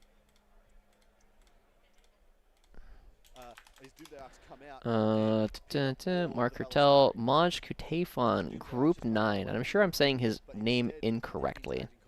Billy Guest. Play though to think about it that far. You have to kind of, you got to make it through. You got to make it through. Jesper, we already got. Sean Reynolds. Bastion Cry, Group 11, being an upset over Brieux Chauvin. Because Bastion was the pair down. Meaning that Mark Hertel should just make it out as the only 4-0 player because Bastion Cry has a draw. So Mark Hertel should be winning Pool 11, it looks like. Anyway, let's get back. Don't scare me with the Wesley L. He hasn't lost yet. He hasn't played that yet. He played Folger at LVO, is still playing his game against John. If you started a circuit, would you be on the team or would you be casting? That's a really hard one. I enjoy both of them quite a bit. I would love to do what like Adam and Paul are doing for WCW, where I can just go and like talk about the game. However, I also love playing, so I would love to do both. I would just love to be involved. We have to get a game sometime. I'm much better. That's awesome, dude. I remember you were putting in a little bit more like competitive time for a little bit. Innes did drop his game. Shame for my boy Steven. Think that's the last undefeated player from Georgia. Innes lost. Planning on doing a team event with Anthony in the coming year as well. That's awesome, man. I was a little bit sad when I saw that like Anthony, a bunch of the guys are coming out for Challengers Cup, and I didn't see you on the roster. So hopefully we can get a game in soon. Yeah, just let me know when you want to play some TTS, and I should be down for that. But yeah, are you planning to go to CTC, or do you have like a? Is it still a nebulous like teams event at some point?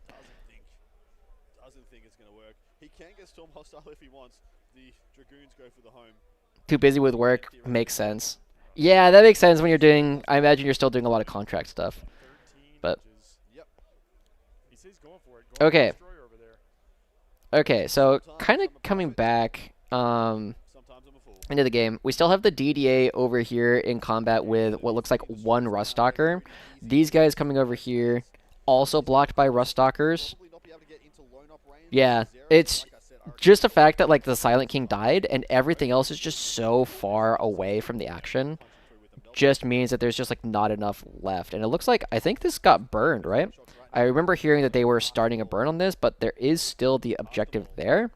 So the fact that it's just been 10, 10, 10, and his opponent just getting 5, 5, 5 on Scorched Earth does mean that I don't think there's like a real path to victory left for Necrons, because they are losing and they are going first, meaning that they are expecting to have an even worse situation at the end. It's a bit nebulous, but Anthony thinks I'm too good not to at this point. Hell yeah. I got a new job at OS Studios now, though, so my schedule should be more consistent after next week. Congratulations, man. Awesome to hear that. I don't think I recognize OS Studios, but if they're doing a bunch of white label stuff, that would, and they're not doing stuff under their own name, that would make a lot of sense, which is a lot of people doing things and stuff right now. But yeah. Have you been playing like the new Drukhari Codex at all? Yeah, good point. That was the only one that I saw where he's like, okay, so you lost that unit, maybe you could not have lost it, but how is he supposed to computate like 10 Ooh, here come the bats. moving a bajillion inches, yeah. charging into your backfield. He's only just stepped out of his deployment zone. Actually, he wasn't even he was in his deployment zone. I kind of wonder if the bats are supposed to. This isn't like an assertion or anything, but I wonder if the bats are supposed to. Oh, they did burn this. Interesting. If the bats are supposed to wait here and attempt to burn on your opponent's home, bottom of 5 when they can't really do anything about it. 5 Rangers, 2 Sidonian Dragoons, and a unit of Taraxi Skystalkers, along with a smattering of Ruststalkers, is what is available left. Oh wait, did he hold this one? Because there's only the Scarabs on here. That's pretty funny. 6 respectively. A Luminos Azeris, a 4-up in Feel No Pain and Enamic Dermal Bonded Scorpec Lord. 3 Ophidian Destroyers. Yeah. Doomsday. Yeah, and here come the laser chickens. They're gonna laser some chickens and chicken some lasers. I just reeled off. Still hanging on the table? For the Necrons, there's actually a lot still left. Issue is none of it's in relevant positions. So none of it's activating into premium targets. In the first 3 turns of the game, he had to spend so much time trying to kill those characters. He came back. Yep.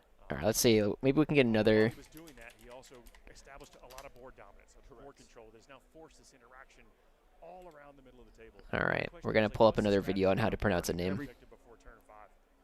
So you can only score 2 objectives for holding. So you get 5 points for each objective you hold, only up to. All right, gamers. So there's a player. I've been saying Majd, M-A-J-D, and here's what YouTube says. The following pronunciation is brought to you by pronouncenames.com. Thanks, pronouncenames.com. So we can try and burn this objective, and then Majd. burn this one, and that'll Majd. Majd. max it out at the 50. Majd. So he's trying to tempo it out because he has All right. supremacy in the Majd. They sounded like really unenthusiastic about that name, but Majd. I'm playing a ton of different armies this year. Demons. Plague Legion Demons. That's fun. Coterie, Emperor's Children, and new Tyranids. That's exciting. Vanguard Detachment is too fun, though. Interesting. Yeah, that's one I don't see you'll hold that all that much, but it is really cool if you get it to do the things you want it to do. All right, I just saw a Ghost Arc get picked up, or a Doomsday Arc get picked up. Just got a Custodes. Dang. I mean, I think I showed you this, but I've been building up my Eldar. So I've got like some Swooping Hawks. Still need to do the basing on these guys. Striking Scorpions, but I have like a big rule for myself that I'm trying not to spend any money on building this up. So it's only been store credit from winning events or like doing well at events. Gifts, some people have given me some things, and birthday money, which isn't real money. So I've got about like 1,200 points of like the meta list right now, so I am trying to build that up. I just got my 10 Fire Dragons, I got my 15th Warp Spider, so now like the next step is I need to get more Swooping Hawks and the characters, so we'll go from there. But I'm having a lot of fun. It's just a very different experience, just like more or less like copying box art, but doing it in a different way. So it's also really fun doing, because the way I've been painting these is very different, because I've mostly just been using like Citadel acrylics for most of the other stuff, but like the way that I'm doing these, you can kind of see, is most of the body is I'm just like taking what is it called, Vallejo metallics, and so you just taking like Vallejo like darker silver, doing the whole thing, and then dry brushing it with like a brighter silver, and then just taking a contrast paint right on top. It is fun. It's also way cheaper to get stuff when I'm like not spending actual money on the army. Unfortunately, I do not have the income right now to support just like building another army as much as I would love to. It also is like a challenge, right? Because like whenever I have this ready to go, it'll be like I got that winning stuff, mostly winning stuff.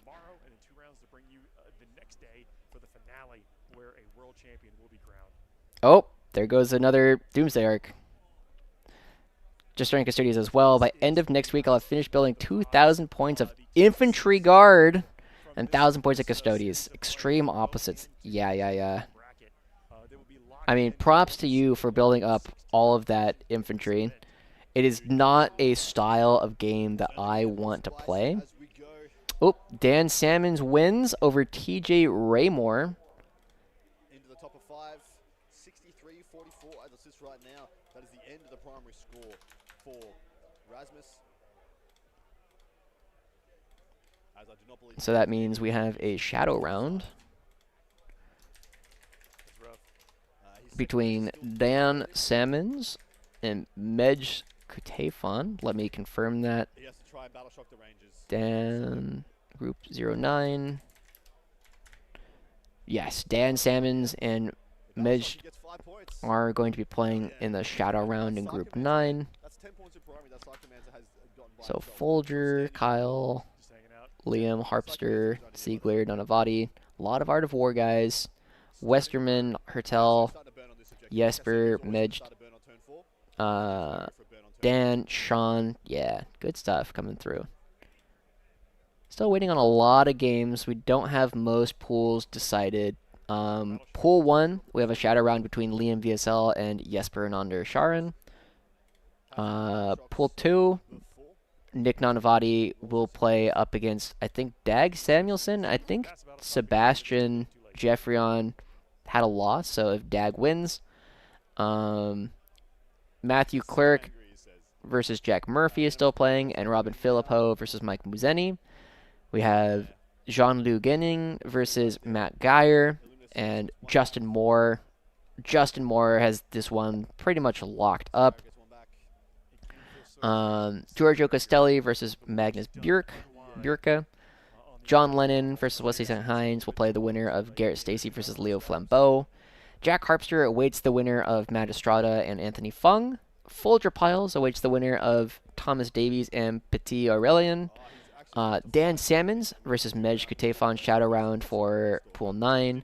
Pool 10 is Fraser Powery versus Alexander Yessen. Will play against Jose C. Herans versus Luigi Vasallo. Ooh, we got a Shadow Round. Oh, never mind. Mark Hertel wins.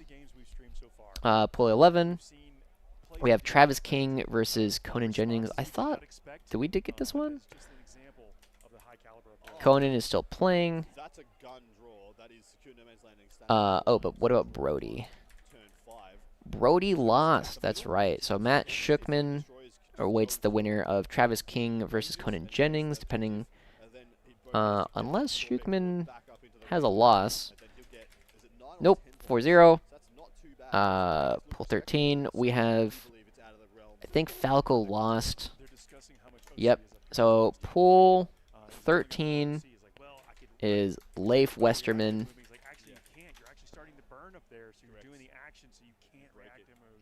And then Sam Pope versus Simon Baines plays Siegler. Then we have Kyle McCord awaits the winner of Ben Shirian. Oh, if Ben beats Gustavo, Ben and Kyle will play, but if Gustavo wins, Kyle McCord will be only undefeated in Pool 15. And then we have Brian Dougherty versus Steve Trimble, and Drew Salzborn versus Charles Gould as Pool 16. Not the Wesley Path. I have some artillery and Catachan Krieg weapon teams. Not an Ocean of Battle line. I mean, it's still a lot of just dudes, and I don't mind painting dudes, but I don't want to play that many dudes. Is the bigger thing. So we'll see. Good luck to you, and I hope you have a good time. Bit of an update. Looks like Thomas Davies is running away with it. Yeah. How did he get a 15 on Scorch on turn 2? Because you can't burn turn 1. But it looks like Thomas Davies is running away with it up against Petit. And then, who's this? U versus Luigi. OUX. Which group is Luigi in? Group 10.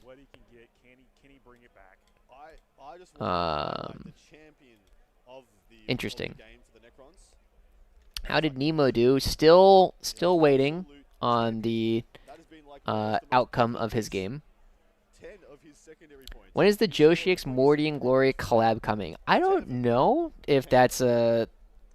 I think we have different... I think we have different things that we're trying to accomplish with our channels. So we will see. We will see how it goes. So yeah, he identified what I was speaking about. The Ophidians have to go backwards and go for the Dragoons in order to get his home objective back, to get the max. I am open to the idea of collaborating with most people, though, if they want to reach out. It mostly depends on like what it is, like what kind of collaboration people want to do. But I'm open to most things. Yeah, Wesley is playing up against John Lennon right now. And we are still waiting on an update for that. Back his home objective. That's a great one. Will he take back his home take objective? the home objective? Can the Ophidians beat the Dragoons and re-establish control of the home? Let us know over on Twitch what you think. It's going to be big. Amon says, yeah, the Psychomancer usually pays for All right, let's see. Area. That's so good. I mean, that's huge. It's huge. I'm a fan. Yeah, okay, so 2 DDAs got lifted, and there's just some guys running around the mid board. Yeah, it looks like this game is pretty much over. They have a little bit of breathing space as well because they did come over. I'd be really interested, even if Morty and Gloria like tailored a list in order to beat Wesley's. I'm not sure he could. Like Wesley is just that good of a player, and no shade to Morty, he's like, you know, he's definitely an above average player, but Wesley is another level of player that I think is not a lot of people understand how good that dude is at this game. So if he just burns the middle objective after he takes back in his next turn, he's just going to get that 15, max that out. Looks like the poll is up. Will he take back his home? But we will see. I think I'd be interested in seeing whenever people say it's like, there's a guy who I think is my favorite NPC, and every single time he's got like this, he just loves hating on top players, and he's just like, if I build a list that beats the top player, it means that that means I therefore have the best list because I have a list that beats the top player. And it's like that's not how this works. Not only do you need a list that has a game, you need to be able to play against them because you're good enough, and you need to not lose to the rest of the field. Really interacting with things that matter for generating score and points for the remainder of this game for the Necrons. We have the Scorpec Destroyer, Scorpec Lord, who's dived back up on the top objective. That plus this. Yeah, I mean, there is skill in understanding how to all in as well. Yeah, especially like with like Imperial Knights and Chaos Knights, just like, can you kill all this? No, I win. The rest of their number to the other one, and then they'll establish control here. That will result in 10 points being flipped in his favor, taking him up to 54. And the amount of people I've seen saying they got a list that could beat him is wild to me. His list was good, but yeah, absolutely. Like, I do think his list is a lot harder to beat than a lot of people think. But it's also a list where, like, I've played variations on his list because I've copied them and like done TTS like practice games with them, and I think I'm like 6-1 with variations of Nemo's Recon, and maybe 5-1. But regardless, like I've lost one game and I've won like 4 or 5 or 6 or however many it is, and I don't practice it, right? I just play it, and I'm a good enough player to make most of it work. But if you understand like what really makes the list tick and don't make silly mistakes like I was making and still winning my games anyway, I can see there's like no way for certain armies to beat it. It's being able to win in bad matchups, not just have a good tune. Yeah, absolutely, right?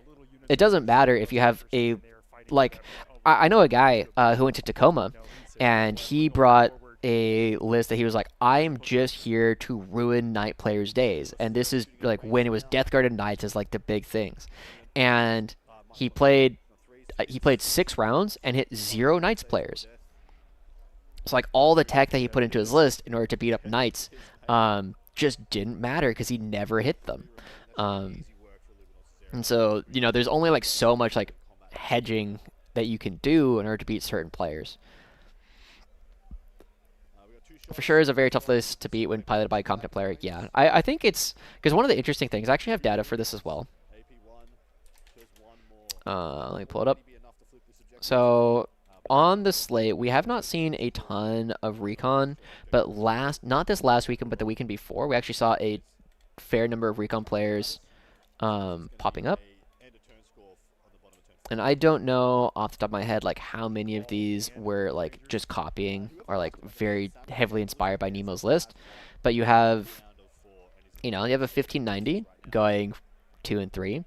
You have 1661 going 2 and 3. This one was a very similar to it. You have a 1645 going 2 and 3. And these are basically like carbon copies of Nemo's list. At least I know these two are, or they're very similar. And like they're good players, right? 1660 puts you in like the top 5-ish%, and they're winning less than half of their games. It's a hard list to pilot. It's a hard list to understand. I got second in an RTT during that time with a full Corn Shadow list. That's awesome. 3 Bloodthirsters. Oh, 3 Blood Thrones for damage 4 Bloodletters, damage 5 sweeps. Yeah, that's a lot of fun. My game plan against Knights when they were super good was to just not pair into them. It worked surprisingly well. Yeah, you can do that. I was around that time. It was like Knights, Chaos Knights, Death Guard, and Thousand Suns was like the one just like hovering right underneath the surface. And I went to an RTT that I was like, I don't really know if I want to go to this. And I ended up getting second. I went 3-0 getting second. And I played, no shade to the players, but I was way better than they were. And they were making the games way closer than I think they had any right to be. And it was just like, wow, like these armies are so good. It's been funny getting better, not just going to go full Timmy. Yeah, there's lots of ways to get better at things. They make difficult things look easy. That's a really good way to put it. Wesley has put more games in with Recon than I have played of 10th edition. Actually, no, he's played more games of Recon than I have played of Warhammer, period. We talked about it not that long ago, where he was like, I have this many wins. I'm like 300, 2 losses, and like 3 draws or something with Recon. And I was like, that is nuts. I do not have that many games. I've not played that many games ever. You can also just get really good at being full Timmy. Yeah, that's also true. If you just like know the stuff that you want to play and you understand it really well. If they stand up, then you would have a unit, you say, lined up here to go in and finish. What happened was a wholesale. Because I know Evil Granny is planning to take like all big demons to Cali Cup, so. Yeah, 2 Dragoons got sent in, 10 Rustalkers got sent in, Dragoons got sent down on this axis. I'm also really curious how many AdMech are going to be in the top 16. Okay, Folger Piles, Kyle McCord, Liam Vassell, Matt Estrada, Group 7. Beat Anthony Fung. Out, which is normally a very, very safe character to go touch an objective. Let's see. So Matt Estrada is 4-0, so there will be a shadow round between Jack Harpster and Matt Estrada in Pool 7. Garrett Stacy. I think we did that one. Group 6. Ooh, Garrett Stacy beating Leo Flambeau. He's already going to be holding this objective, most likely holds this objective for another +10. That maxes him out for 50 primary. Be another 15, putting him up to 85. Jack Murphy, Jack Harpster, Murphy, Group 3, beating Matthew Clark.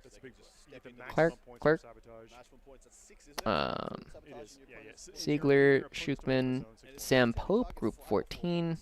I think it's a 4-point win. I think it's a 4-point. I think it's a 4-pointer. So he's getting a +10 there. So he's beating Simon Baines. Oh, tempting target, 5 points. +20, so +21, +26. So he's going to end on 9. So there is going to be a shadow round. Samuel Pope versus Richard Siegler. That's an exciting one.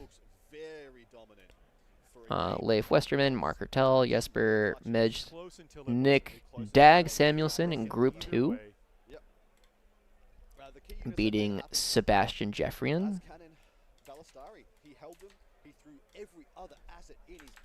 So there is going to be a shadow round in that pool as well. Nick Nanavati versus Dag Samuelson. Shadow round.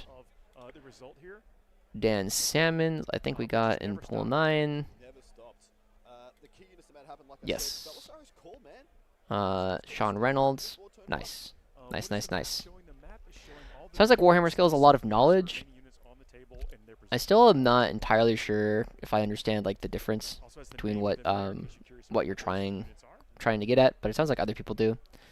Some lists only work for the person who created them because they only play those units in a certain way. Other people can try to imitate them, but that style is not natural to them. Yeah, that's how I feel about a lot of hammer lists, like things that Nick Jagiello plays. It's just it doesn't make sense to me. I'll sack my Thirster for 10 Cultists turn 1 if it means I get to play rounds 2 and 3 by myself. Yeah, you know, if you understand how to make other people's lists sad, that'll do. Kenny back-to-back. Carl McCord is in second. Liam VSL in third, representing Belgium. The previous two representing the United States. Matt Estrada in fourth, also representing the United States. Adeptus Mechanicus. Garrett Stacey from the United States. Adeptus Mechanicus. Jack Murphy from the United States with Adeptus Mechanicus. Jack Harpster and Richard Siegler both from the United States with Adeptus Sororitas and Adeptus Mechanicus.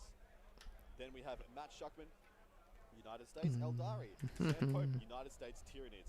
Leaf Westerman from Germany. I want an update. I want an update on how the game is going. David Purcell game still going. What about Winter? John Winter Russell currently 3-1, taking down Keaton Marshman. Only losing to Folger Piles. Nick Nadavati, United States, Eldari. Dag Samuelson from Sweden with the So Gustavo, John Winter Russell both 3-1. Chris Johnson 2-1-1 with Siege Regiment. Well done. Fabiano Mariani 2-2. Nick Jagiello 1-1-1. Hussein A 1 win, 2 losses and a draw. Chris Coe 1 win, 3 losses. Marshall Peterson 1 win, 3 losses. David Purcell 1 win, 2 losses. Jolan Alex 1 win, 2 losses, and Jesus Santillan currently 0-3. Not enough, it seems.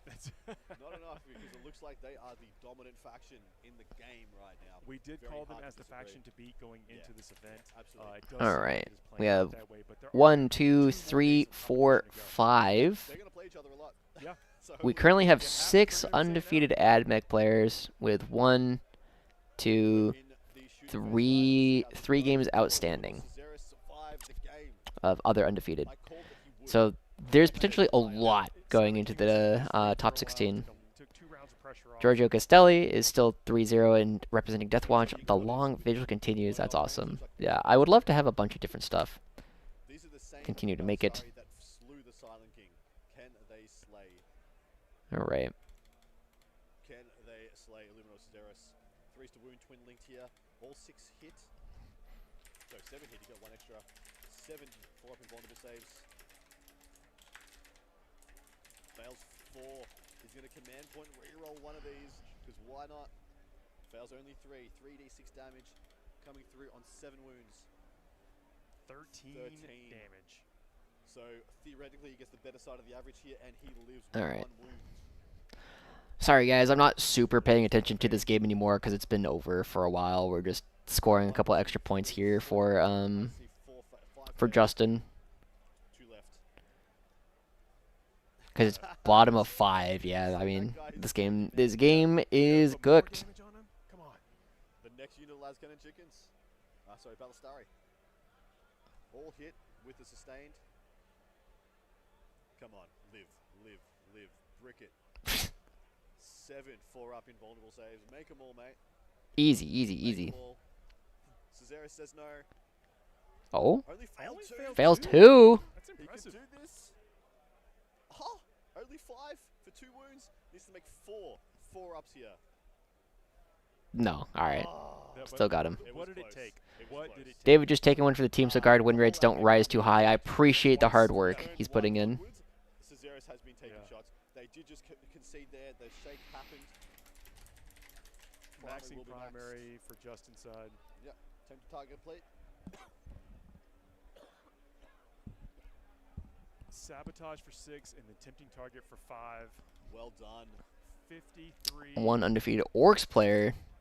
He says 81, but I think there's more points than that. He's got I don't see any undefeated Orcs players. Yeah, like I said, 96 was the upper echelon there. 96.53 is the final. Maybe I need to refresh. Well done, Justin Moore. And Yeah, I don't see any undefeated Orcs. Have you played any other war games apart from 40k? I love 40k, but my favorite wargaming YouTube channel is Little Wars TV. They're old dudes who play historicals.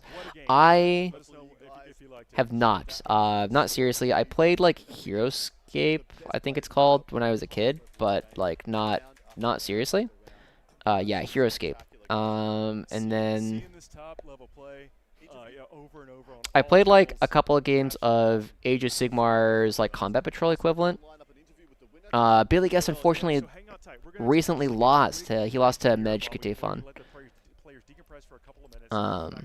So what's the deal with this new meta admech? So they just kept getting cheaper and cheaper, and the big thing that was kind of holding them back was that they didn't have like that little thing to kind of push their damage over the edge. And recently they gave Belisarius Call Oath of Moment.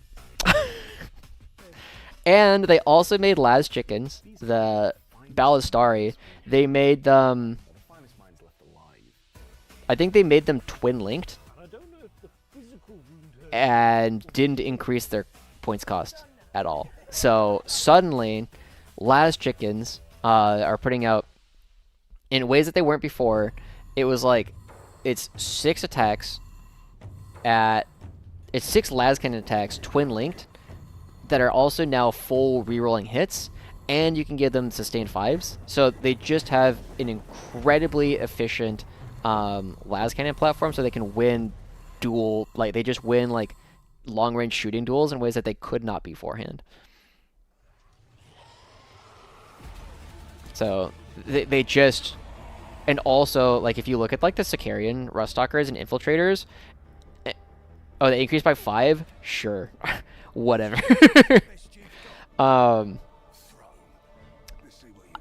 If I could just like put twin linked on things for 5 points, like I yeah, absolutely. But yeah, they just got a lot of power. And if you look at Sicarian Ruststalkers and Infiltrators, and then you look at like how much they cost, like let me take a look.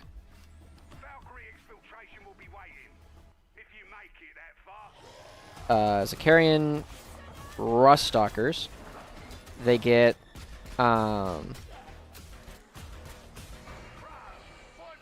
they each get 5 attacks on 4s at 511 devs. Or no, 3 attacks on 4s at 522 anti-infantry 3+ precision. And it's 75 points for 5, so 150 for 10. And they move 8, and you can make them move 10, or you can make them like move 10 advance and charge. And they're also stealth, and they have 5-up invuls. And they're just like, they've just gotten cheaper and cheaper over a long period of time. So they just have this incredibly efficient melee trading package that is obnoxious to remove because it's stealth 5-up invul. And it's very fast. So yeah, there's just a lot of stuff that is like slowly added up, and then they got pushed over the edge. Even if they didn't get the twin linked, even just giving them access to Oath of Moment would be a really big deal.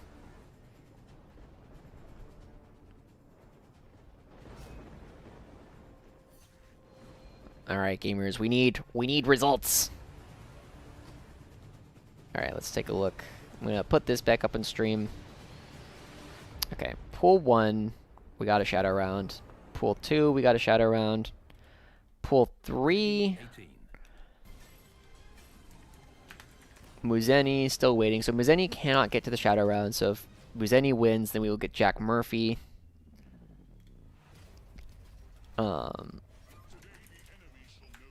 Jean-Luc Genning is still playing. Justin Moore did just win. So let's go ahead and do that. So there will be a shadow round in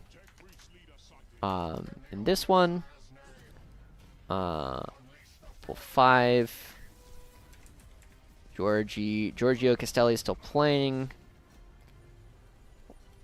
Lennon still playing. Shadow round in pool 7. I think Petit is cooked, from what I saw. Shadow round. Perry still playing. Luigi still playing. Mark Hertel. Conan still playing.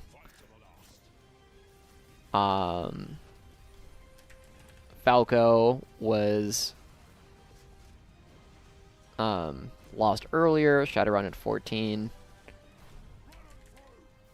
Gustavo wins, meaning that there is no shadow round here. Kyle McCord will advance.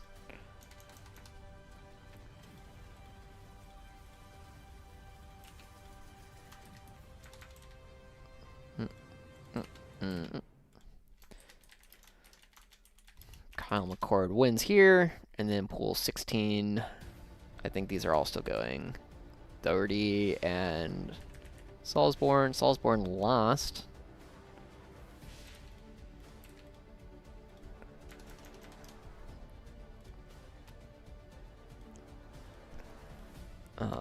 But Gould lost, so the winner of Brian Doherty versus Steve Trimble will advance from pool 16. All right. How do the pods work? Only one undefeated from each pod? Yeah, so you play 4 rounds, and then if there's still 2 undefeated, you will play a shadow round. Wesley lost. You don't have to face players from your own country. You might. Ooh, dang. So Wesley losing in pool 6 to John Lennon. Getting the cross. And I think Stacy is also 4-0. Yeah.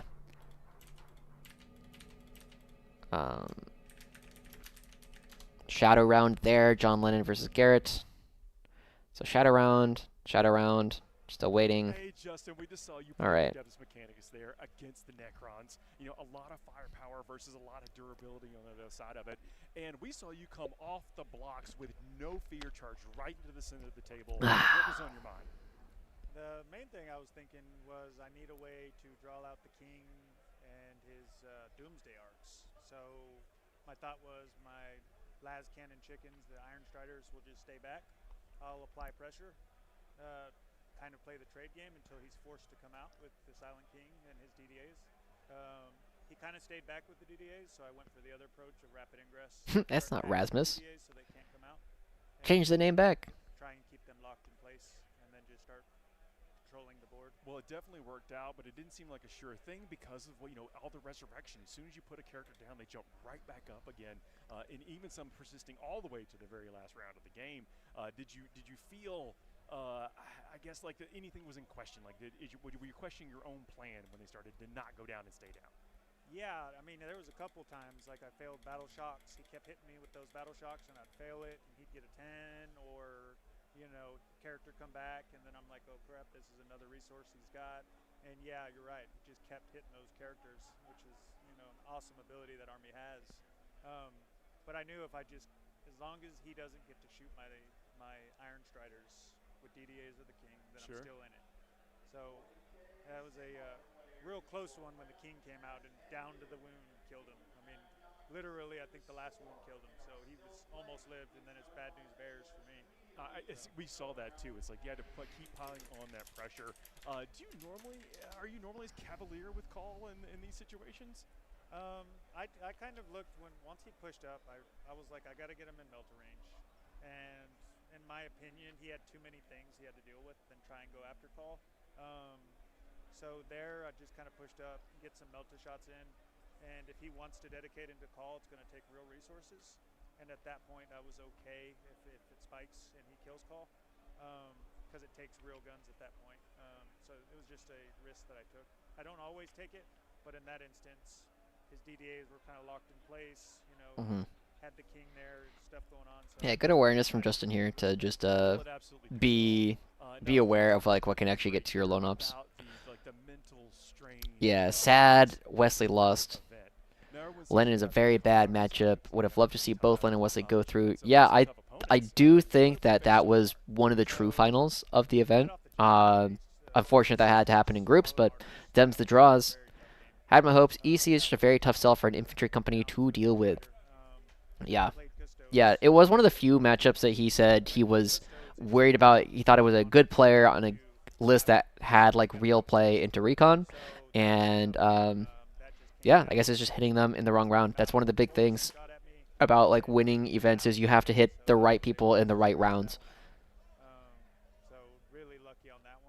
Oh, Steve Trimble, Group 16, winning that one. Felt sorry. Even I was like, oh man, you know, sometimes you have those games where you're watching the dice and you just. We all do. We hope it's not like the finals, you know, or something like that, or a tournament like this where there's so much on the line. But you're right, we absolutely do have those kind of games. Right. What is like the average competition out there in the field? It's brutal. I mean, so I would say 9. Estrada, Stacy, Harpster. So there isn't an easy game off like at a normal event you would go to, where the first couple rounds. John Lennon. Unless you get unlucky and draw a top player. There we go. But this one, it's legitimately probably every game is going to be a tough game where you're just maximum brain power. Halfway through the event, you're like, oh, you know, just. Now, I know you just finished up your game. You probably haven't had an opportunity to see the other winners out there, or the ones undefeated going into this next phase of the tournament. Is there any forces or maybe even players out there that you're kind of nervous about facing?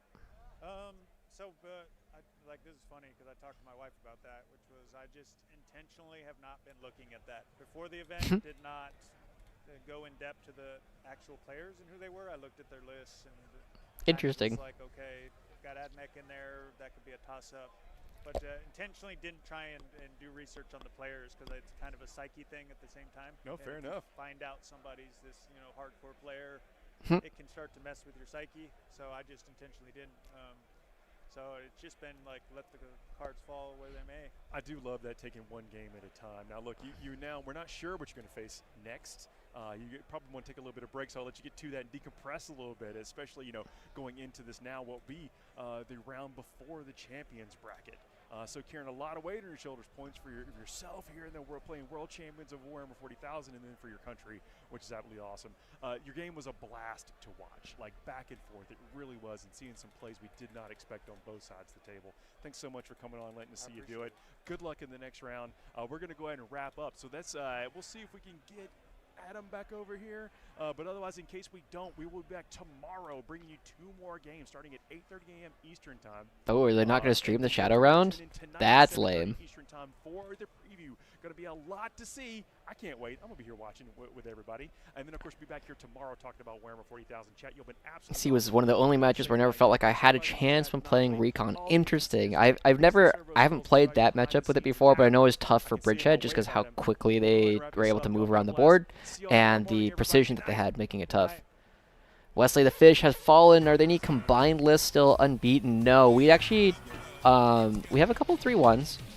So Gustavo went 3-1 with his combined. Wesley St. Hines 3-1 with his Recon. John Winter Russell with his combined with Scions. And then, David Purcell 1-3. We have a Siege list that is 2 wins, 1 loss, and 1 draw. I bet French and Spanish streams will get Shadowrun games. Maybe. We'll see. We'll see what they end up doing with that. Quick updates over there. Gonna mute this. Let's go ahead and take a look at what's going on La Voz de Horus.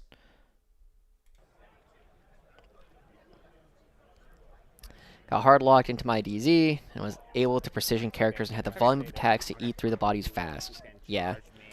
And you also have like a lot of good things for the coterie points to stack up pretty quickly, I imagine. So it's not hard for them to get their pledges. The Infiltrate is very powerful. If guard players don't go as far, it might mean we get some more love in the next point update. I can't imagine it will go worse for us.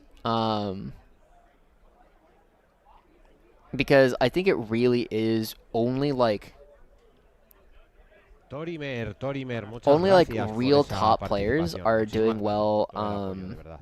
like consistently, or rather like real top players like. And we've also seen like a lot of faction abandonment, I think is one of the other big things. The number of guard players that we're seeing is way down from where it used to be, even a couple of months ago. So every patch, we just lose more and more players. Really stole me a lot of points. I know. I don't know if I want to go there and just... Then you're gonna kill that one. You have how much? OC 10. I don't want points, I want changes.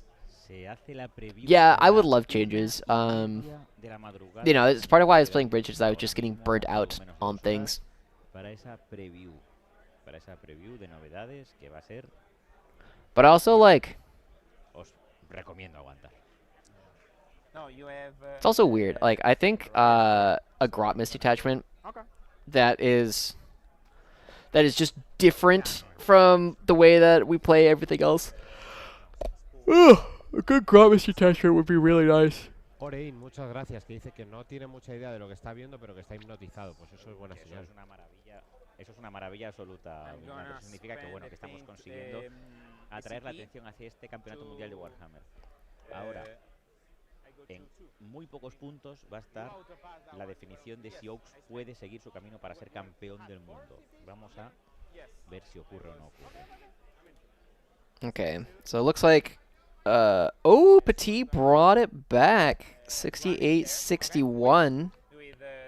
Very impressive. It looked like he was kind of out of the game towards the end, but he gets a burn off on his opponent's home. Sorry, Armands, I don't got any of that set up, but Muchas gracias, Pulsa C para boom. Dice José primero de Huelva, dimisión. Okay. Pues dimisión, porque si pones 10 euros yo... Yeah, I mean, I don't know. I just want... I would love if Combined got nerfed and then something else got buffed to kind of take its place. Just so that we have like something different, because it, like I said before, we've been playing. The best way to play guard has been mostly the same for like 3 years at this point. Let me check. I measured. You were Muchas gracias, RV. Petit. Están ahora midiendo esa carga que parece. Petit is in Group 8. This one either. No, this one. But this one, I think they are in the same position, no? They move 14 from here.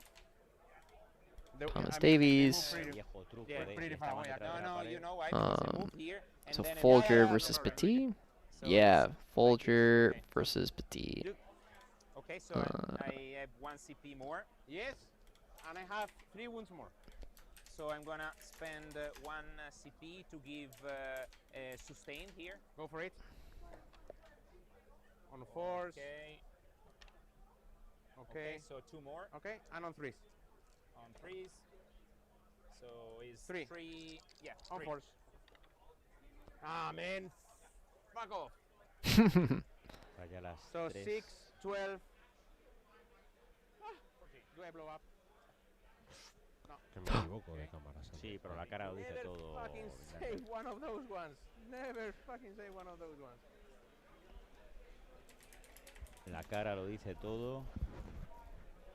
Vinlander, porque esto puede haber significado. All right. Muzeni and Filippo. Still waiting. Off topic, is it just me, or is it dumb that Meltamind is 2d3 on vehicles but only 1d3 on monsters? There's a lot of like weird advantages that things have into vehicles, like Haywire also being the like anti-vehicle and not anti-monster. Thank you. Thanks, Asian Persuasion. No se le puede pedir más, You can ¿verdad? rest in peace now. No se le podía pedir más. Let's see. Who else are we waiting on? Ya daba igual para el defender. Muchas gracias, Justin, por esos 10 euros. Geyer. Vamos a por el 3-0. Oaks ya está 3-0. Estamos yendo a por el 4-0. Esa es la grandísima dificultad, que es lo que da acceso a poder ir a por el top 16 de mejores jugadores del mundo. Okay, go for it. And that's it. So what I got. They ruined. It's alright. That means there's still hope for us. A lot of Admech and Aldari doing well. Yeah, it doesn't really surprise me that much. Burn this one and I... No, you charge. Didn't burn it. That's true. So I have a 10. Estaba quemando, pero cargó a Drazar. That's completely true. I fucked up there. I fucked up there.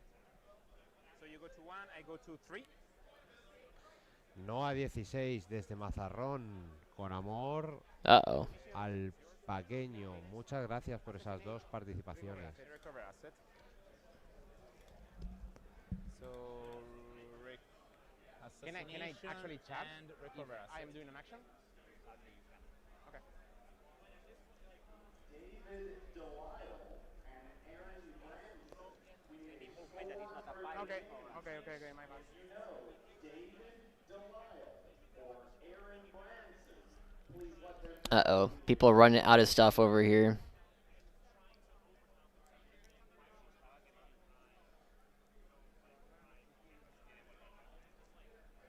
This fella and burn this objective.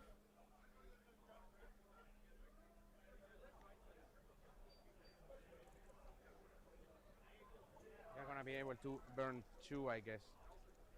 No, you can burn just 1. Yeah, once per turn. So you're gonna...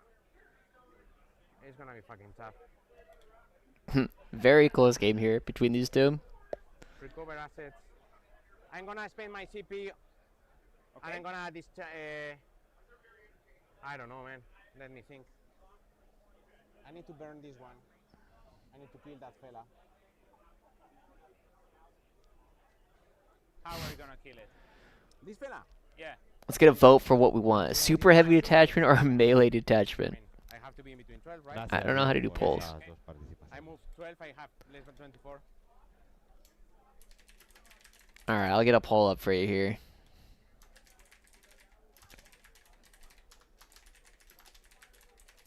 Oh, we'll do one more. Abhuman detachment. Yeah. Yes. There we go. Recover assets and assassinate. What do you guys want for the new detachment?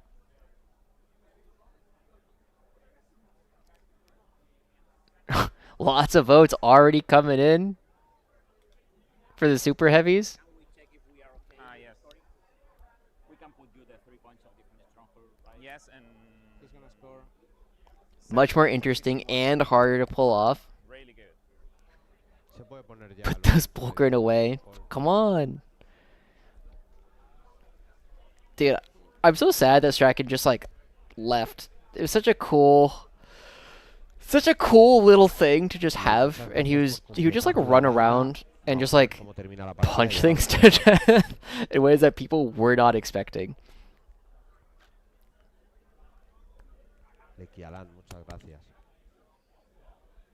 Oh. Not the microphone. Because I remember, because it's just like, it was 6 attacks on 2s at 622, but if he was leading, you got lethals, and then if you were part of a Index Catachan, you got +1 strength and AP. So it's just like, it's typically like 6 attacks on 2s, full rerolling with lethals, and full rerolling wounds. So you just like chunk anything. It's also anti-monster 4+, which is like a completely ridiculous rule that you just never see anywhere else. Melee all the way. There's so much stuff you could do with a melee-focused detachment. I remember Nick Gigello suggested just like +1 attack, +1 AP like on the charge, and like I was just like, oh my god, Attilan Rough Riders with 2 attacks, AP 5, like I would go nuts. That'd be crazy. Strachan and Orc saved my bacon every single time I ran them. Completely rethink. Yeah, I remember Paul Clifton over in China was like one of the big players who was like really pushing for Strachan Nor combos. I never picked it up, but I'd be down. I'd be interested in giving it a try. Maybe that's something we can do towards like the end of the edition, is just like play things from when they existed and just, you know, just see some fun stuff that we could go from there. Cranked Ratlings. I don't know about that one. That would be nuts.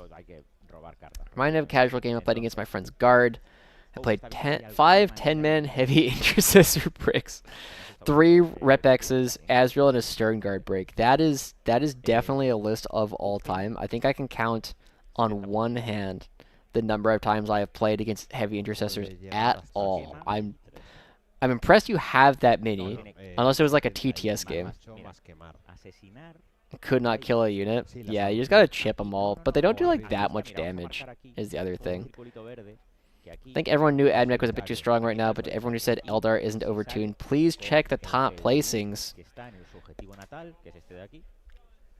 Yeah, there's a couple. You got Folger, you got Liam. Oh, Travis King, Group 12, another one coming in. Ooh, that means Conan Jennings not going to make top cut. Oops. Travis King, and then I think Shukman is undefeated. Yes, so we do have another shadow round going on there.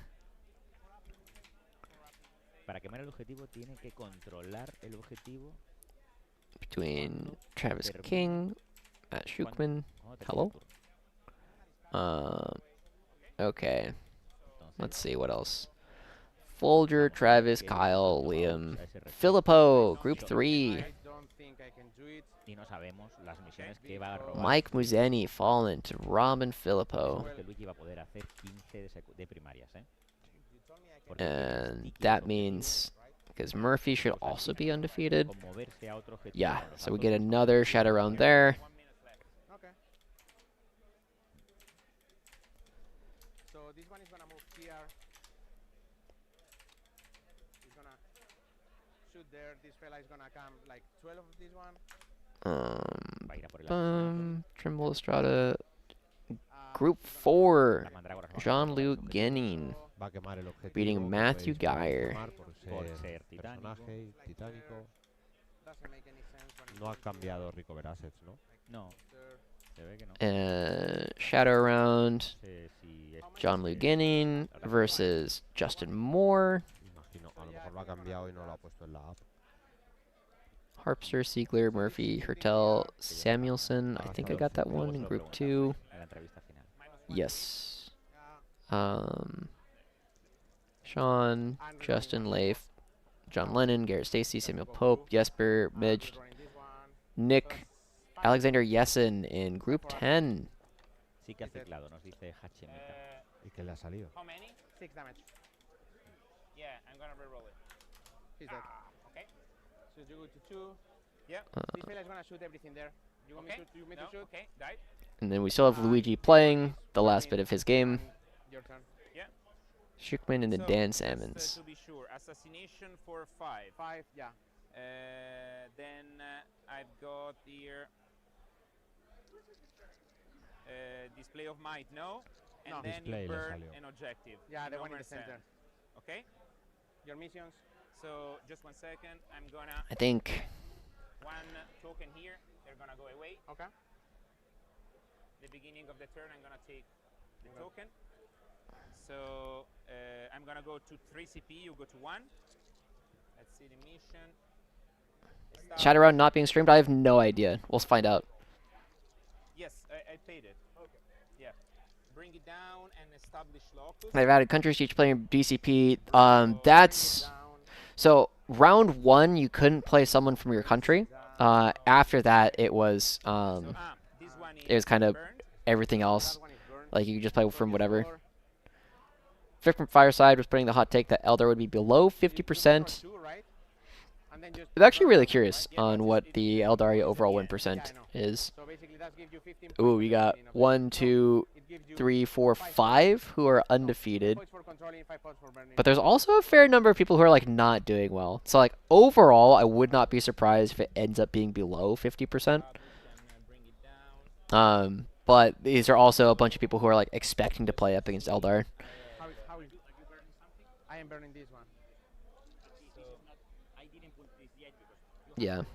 I don't really know exactly how all of the like pool decisions ended up working out, but we'll see how it goes with that. Yeah, I know.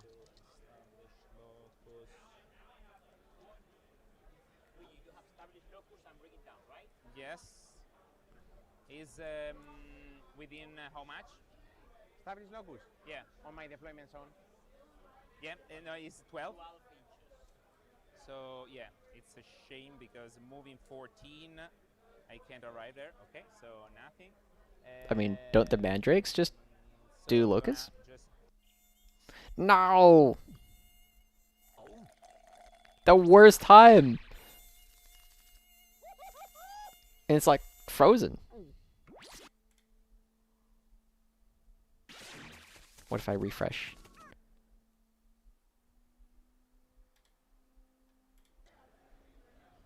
so just go there. No! Alright. What's going on?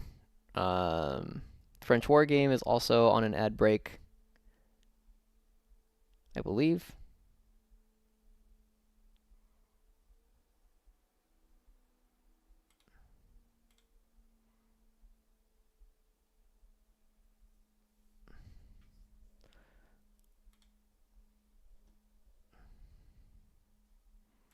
We're back. Okay, and then just shooting. Shoot. Now that Nemo's lost, who do we cheer for? Kind of whoever you want. I can't have an opinion without a YouTuber telling me theirs. Who am I rooting for? I think of the people who are still in. I do kind of want John Lennon to finally get his World Championship win. He's gotten second 2 years in a row. So it'd be really cool. However, I would also love the storyline if John Lennon got second a third year in a row. I think the other person that I think would be really cool to win is, I think it'd be really cool if Liam won. He goes for like back-to-back LGT, comes to the World Championships and just wins that. Because who has he beaten so far? He has played Hugo Ricciardi, Brian Jones, Devin Orchard, and Durante Glenister Bozzini. So that'd be really cool. Folger coming back. I think there's a lot of cool stories still available over the next, over the rest of this event, just to see what ends up happening. Have I watched Gustavo play his list? I have not watched him do it, but I've talked to him a decent amount about it. What would be the general idea for that list? It's mostly that, so you have like the big, it's a brawling list, right? You are just putting out Kazarkin and Chimeras and Cadians, and they do a lot of damage. And so you're going to be trading up really hard, and it's really difficult for a lot of armies to kill the Cadian brick because they're just a lot of dudes. It's a lot of dudes, and within the unit is a Cadian command squad, Ogre and bodyguard, just like waiting to pop out, like a Russian nesting doll.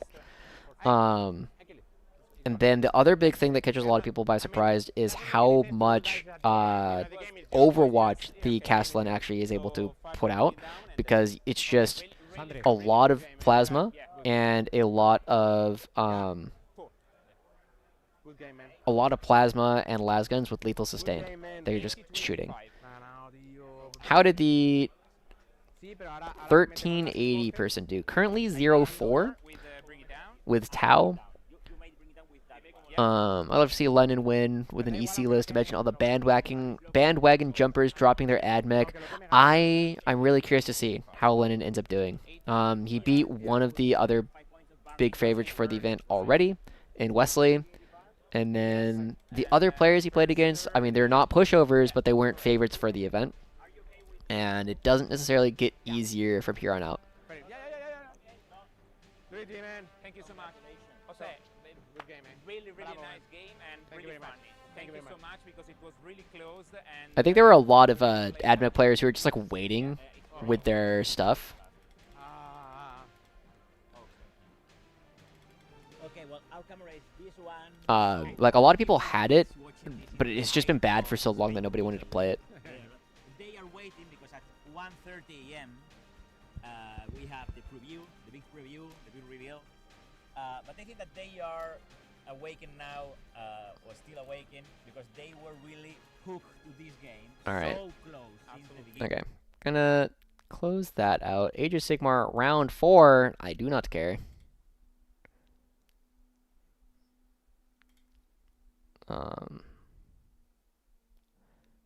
Preview live stream at 4:30.